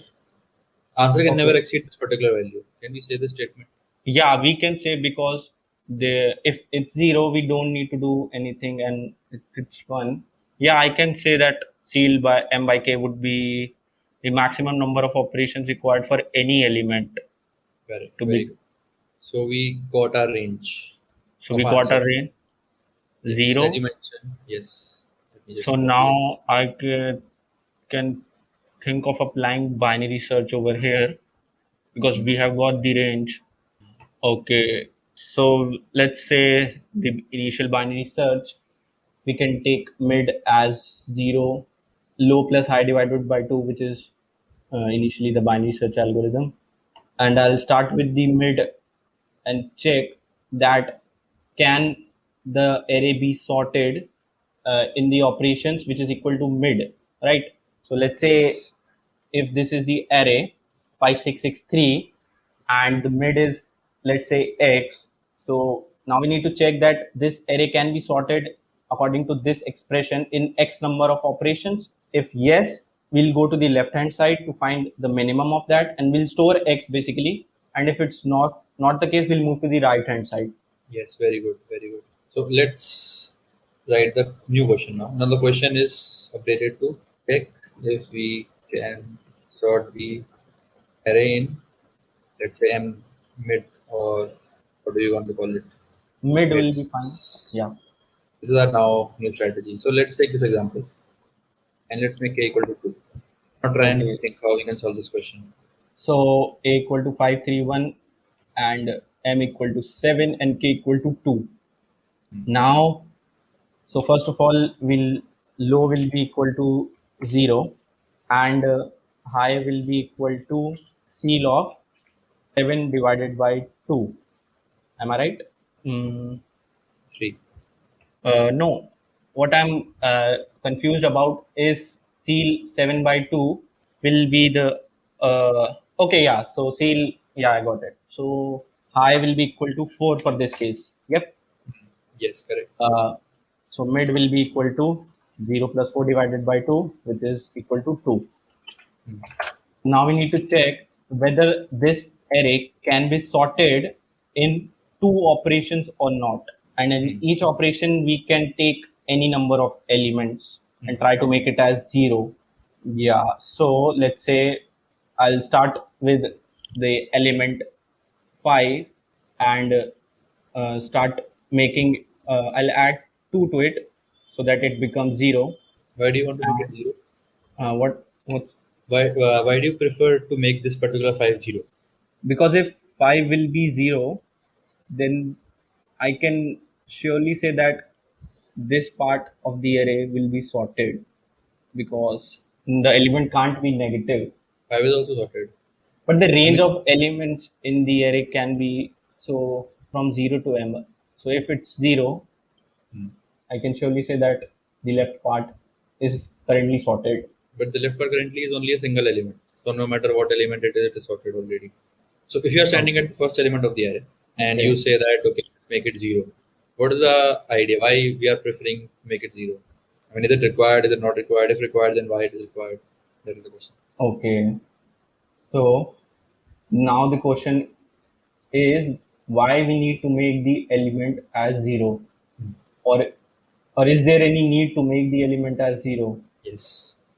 Okay. So let's say if the element right now, let's say the pointer is at 5, and we check for the next element, the element immediate right element of I, and if it's less than the current element, we'll need to make it smaller than this, right?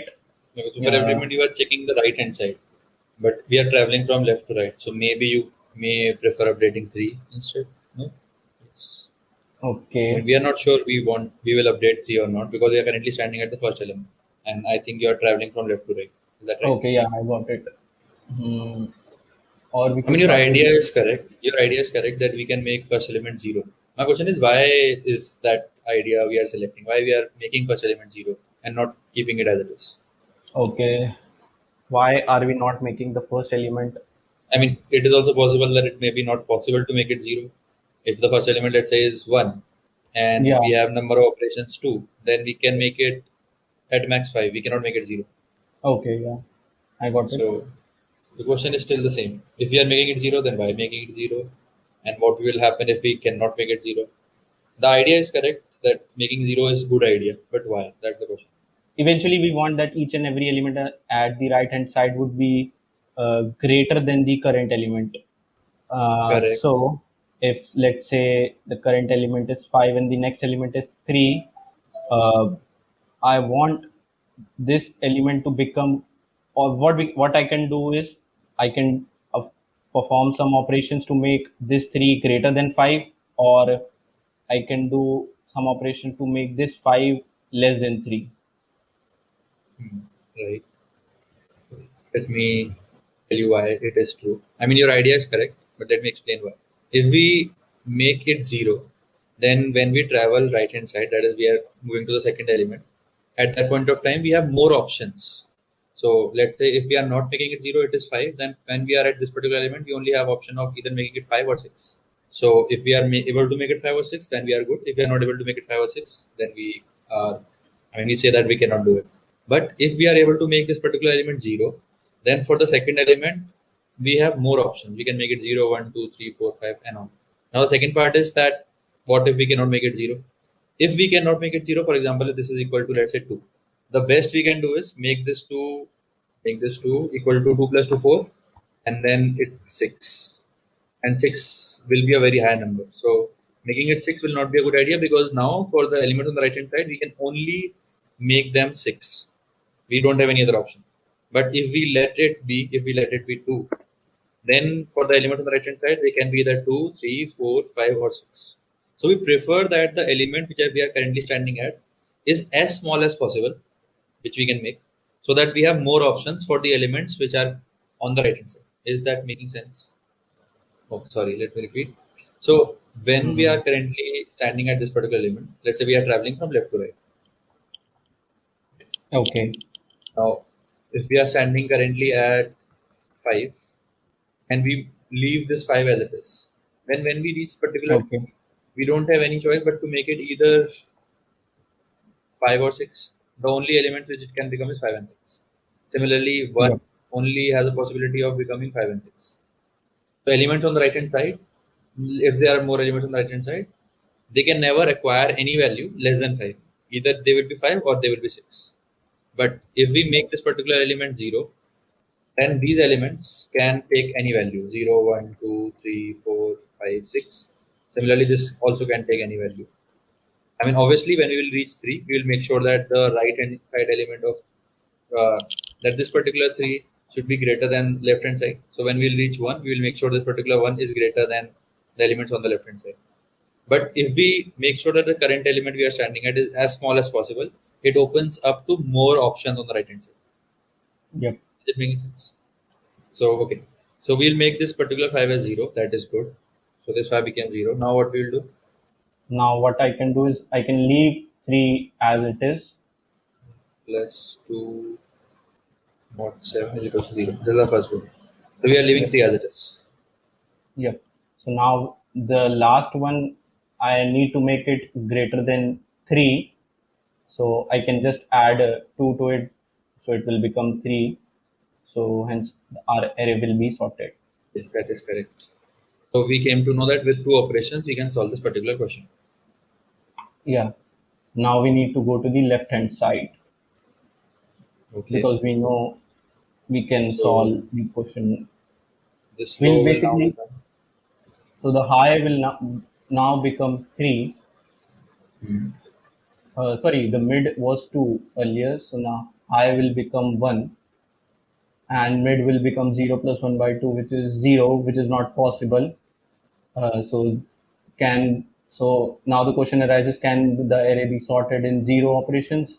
So it is not possible until the array is itself sorted. Correct, very good. So hence we can be sure that our answer is 2. We can return the answer as 2. Why we have not checked for 1 right now? We checked for 2, we checked for 0. Still low is less than equal to high. If we say that it is not possible, we will have to update low We have to move. since We have to move to the right hand side. So now low will become 1 and high is equal to 1 and mid will also be 1.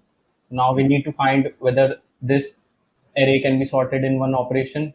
So if we try to make it as 0, the first 5, it will become 0 in first operation and this 3 will remain at it as it is, and again 1 can be become 3, and yeah, the array is now also sorted. So we can return, now we can easily return the answer as 1. So the minimum operations required to sort this array is 1. because after this, So if we try to make this, it will become 0. yeah, so when low has now bypassed the high, and now we'll stop our binary search. So now we say that for this particular problem, I need to make first element as 0 so that I can get maximum number of opportunities or cases to make the array sorted at the right hand side. Can I say that? Yes. Okay. Okay. So the idea is more or less clear to you. Let's write the code for this particular part only, where we are checking whether we can sort the array in any number of steps.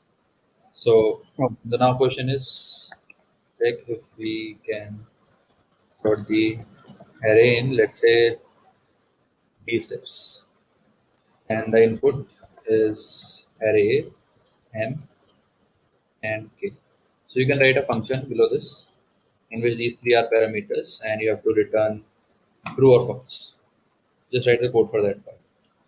Okay, let me try. So let's make static boolean.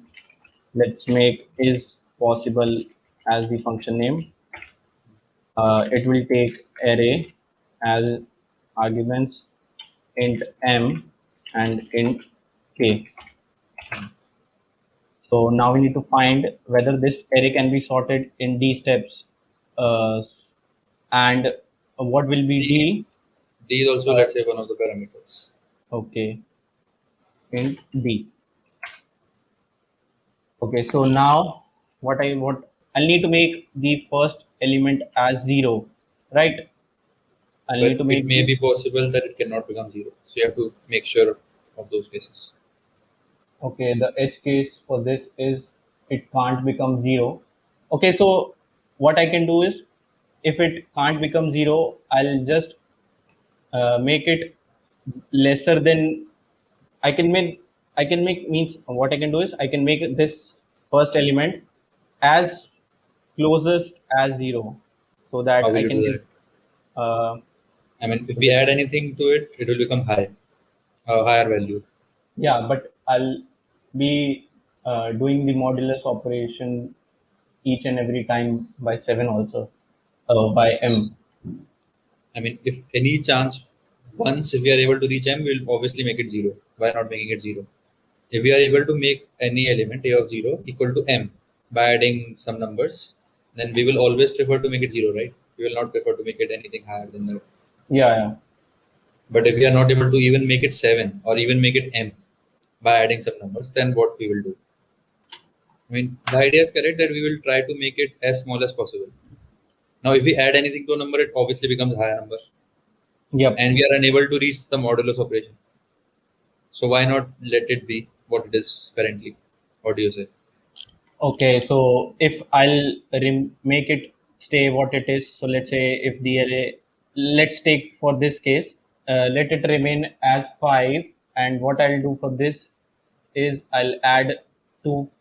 In the first operation, I'll add 2 to this element, and I'll add 2 to this element. But it will not serve our case. I mean, we first have to write the condition to check whether it is possible to make it or not. So try writing the code of that part, the checking part. How will Okay, you so check what? whether we can make the current? How we can check whether we can make the first element equal to 0 or not? Just start with Okay. that first. Then we'll see how it goes. So let's say k is 2 and m is 7. I'll keep on adding 2 to 5. So I can start with the loop, I guess, and let's say, and I'll keep on iterating until the k reaches ARR of I reaches 7 or not, 6 or not, m minus 1. And if it becomes m minus 1, or if it is 5, by I can add 2 to it to make it 0. In this case, I can add 2, which will become 5. So let's say the element is 2, and I'll add 2 to it to make it 4. Then I'll add 6 to it, and then I'll add 1. So I guess any element can become 0. It is possible for any element to become 0 eventually. What about if this is 2? If this is 2, okay, so I'll add 2 to it to make it 4, and then I'll add 2 again to it, make it 6, and then now I'll add 1 to it to make it 0. Yeah, so I think the element will, any value can become 0 eventually. Yes, but we have a limited number of steps. We have D steps only available to us. Okay. So let's say if in this particular case, let me just update this. If we have D is equals to 2. Now what we'll do? So the basic question now is, can we make any element as 0 in D number of steps, right? So if the gap between m minus 1 and array of I is greater than In this example, is it clear that we cannot make this to 0? no, we can't Yes, make so it no. in two operations. Correct, very good. So what is the condition you will write to check whether we can make it 0 or not? Let's skip the code part for now. Let's say we don't want code. We just want that condition. And that will be all. Okay, so first we'll So- find the gap between the m minus 1 and 2. So the gap in this case is 4. And if the gap divided by k, so what I can say basically is, if the gap between m minus 1 and ARR of I is greater than or equal to the multiplication of k and d, I can say that it can't become 0. Am I right? Yes.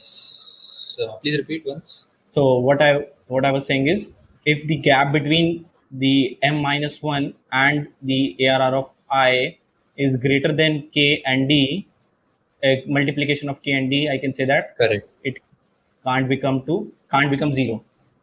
Yes, that is correct. So can you write it down? Just that. And we will do this. Okay. If the gap between m minus 1 and ARR of I is greater than or equal to k into d, I can say that the value can't become 0. Why we are writing m minus 1 minus a or of I? So ARR of I basically means the value of the array element at particular index. If we take this example, then m is 7. So if we take 7 minus 1, it will become 6. If we do 6 minus 2, it will become 4. 4. So 4 is equals to 2 into 2, 4. That is true.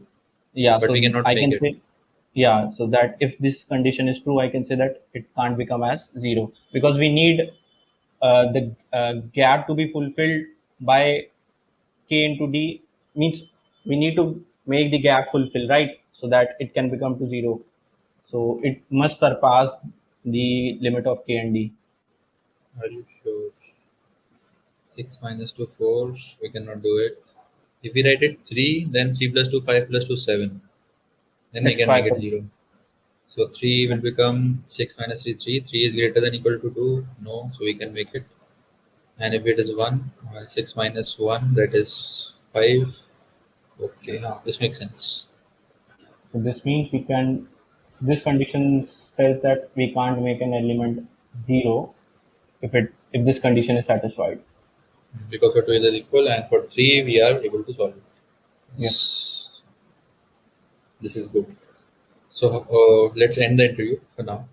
Thank you so much for the interview, Utkarsh and Gautam, both of you.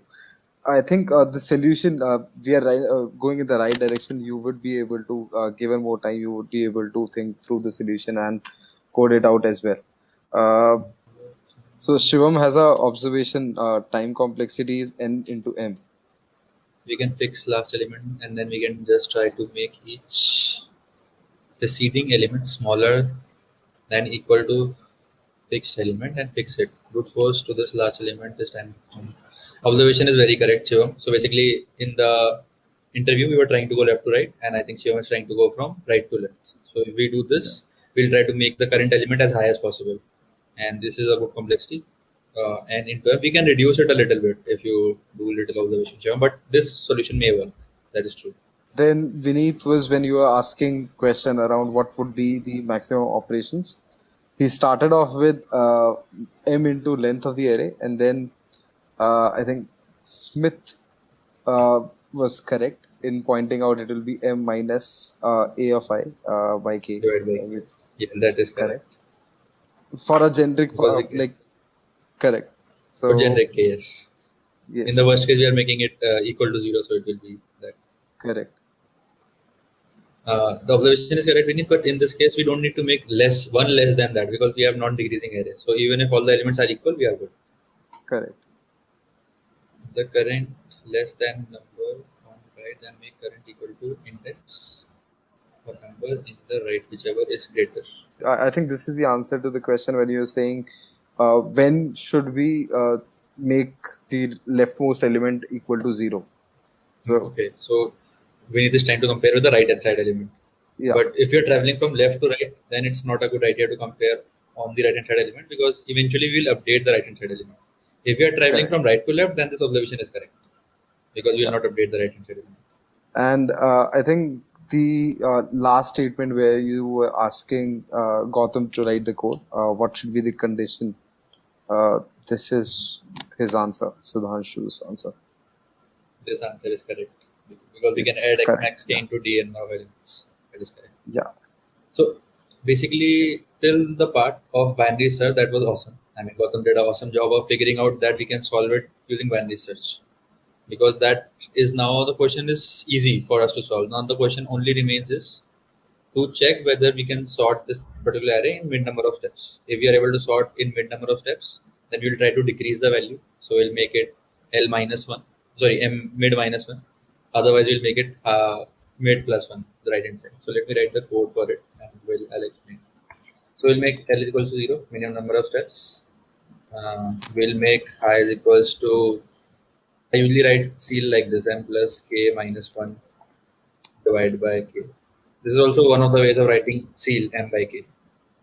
While L is less than equal to I, now equals to L plus I by 2. I can write L plus I by 2 because L and I are not very big numbers. In case they are big numbers, we should prefer writing it like this. L plus I minus L by 2 so that we don't have any overflow while adding L and H. Then we need to check whether we can solve it in this particular steps or not. So let's take a variable last, which is taking that currently we can make our element equal to 0. 0 is a good element. Now we'll have for, and we'll take a boolean variable can equal to scan is a boolean variable which tells whether we can do it or not. Right now, I'm assuming we can do it. So for n is the size of the array. Now we have to check whether we can make the current element equal to 0 or not. So if the current element is a of I plus number of operations we can do is mid multiplied by k is greater than equal to what we have is m all the given in the input. Then we can do it. Otherwise, we cannot do it. So if we are able to do it, what we'll do is we'll just update a of I is equal to 0 and we'll keep last equal to 0 only. So last will remain as it is because next element also will try to make it equal to 0.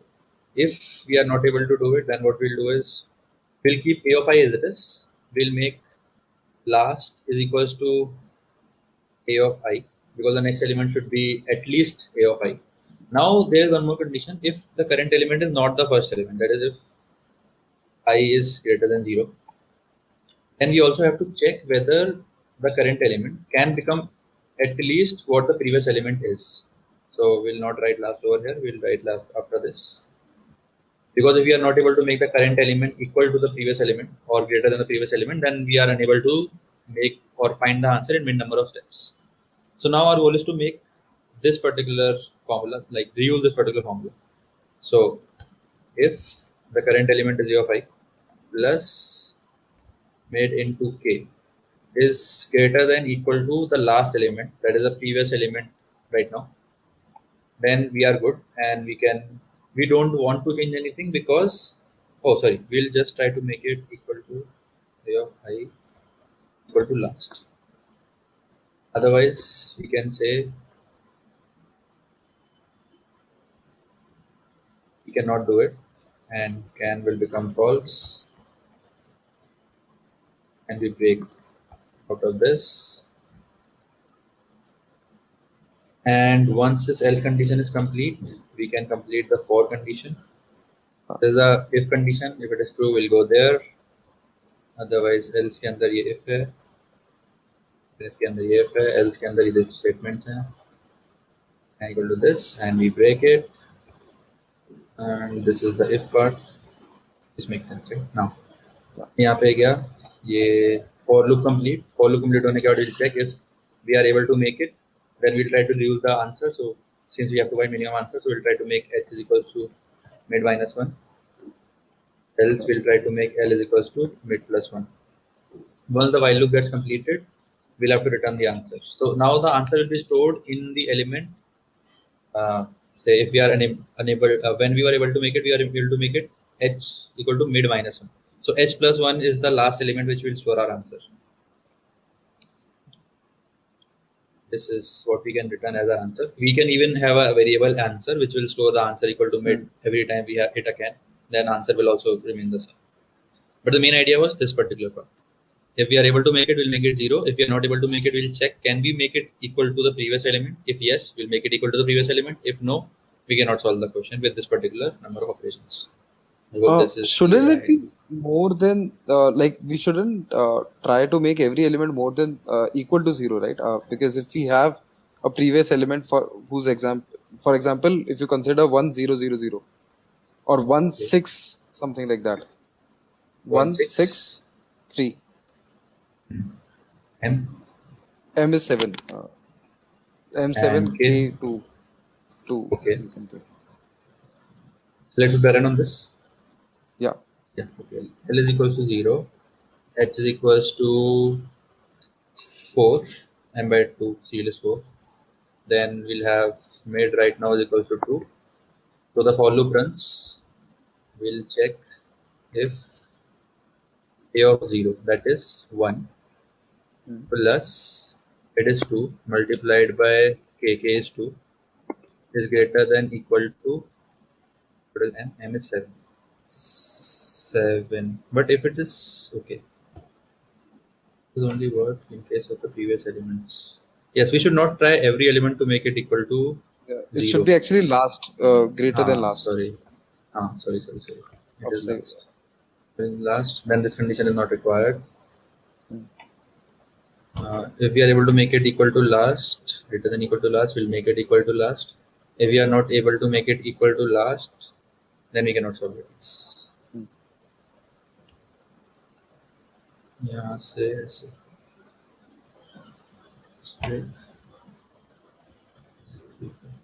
This is fine. Roshan says it's a bouncer. So it's not a bouncer, right? You just keep practicing such kind of questions. It is, I'd rate this somewhere in the hard difficulty, if I'm not wrong, It's hard. of this particular question. It is hard, right? Right. So finding out, first of all, it's a binary search problem. That itself is hard. Gautam did a brilliant job in finding that out, that hey, we can apply binary search to solve this particular problem. So difficulty is definitely hard. So Vineet has another question, that which companies would ask questions of such kind of difficulty or in this kind of a format? Google or Facebook, I'll say. Yeah, so any FAANG company, right, which is primarily a DSA, which primarily hires based on your performance on DSA rounds, you can expect such questions in those kind of companies. Any feedback that you would want to share, Gautam, with us? How was your experience? So it was a great opportunity for me to get a live mock interview with Utkarsh sir. Thank you so much for that. And I really loved it. It showed me the path where I need to focus on more to get a job at FANG. All right. Any things that you want to suggest, Utkarsh, or maybe what are the things that he can, go back and look at so that he can improve upon his DSA skills? You have been a competitive programmer, right? So is that the only way to, if somebody has to crack FANG, so it should he, go and do competitive programming, or are there any better ways? I say best is practice. That's the only way you can improve on competitive programming. For interviews, competitive programming is an advantage, but not a prerequisite. So I would recommend you to solve most of the interview questions specific to the company which you are targeting. Let's say you are targeting Google. Try to solve the questions which are asked in Google. You can find it online. I mean, we have a lot of platforms where you can find Google tagged interview questions, and try to solve as many questions as possible. That's the only tip which can help. I mean, there is no shortcut to success. That what I say.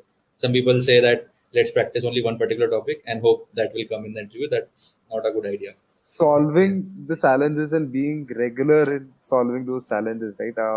Solving problems on any platform, I would say, not just interview, but right, any platform. Go there and solve the problems in a timed manner, right? Because timing in an interview is everything, right?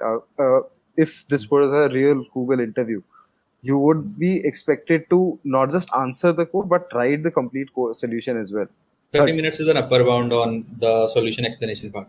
If you are unable to explain it within 30 minutes, then you can assume like your interview is not going very well. But if you are able to explain the complete solution in 30 minutes, then writing the code in 15 minutes is very easy. The interviewer will not expect you to write very detailed code. If you are only able to write a small piece of code, like a sub problem, like in this example, the actual question was a binary search and answer, but the interviewer may expect you to write that part where you have to just check whether you can solve or sort the array in these steps. That code is also good enough because binary search is just 2 or 3 lines above and below. Cool, guys. Let's wind up. Bye bye, guys. Thank you, everyone. Bye.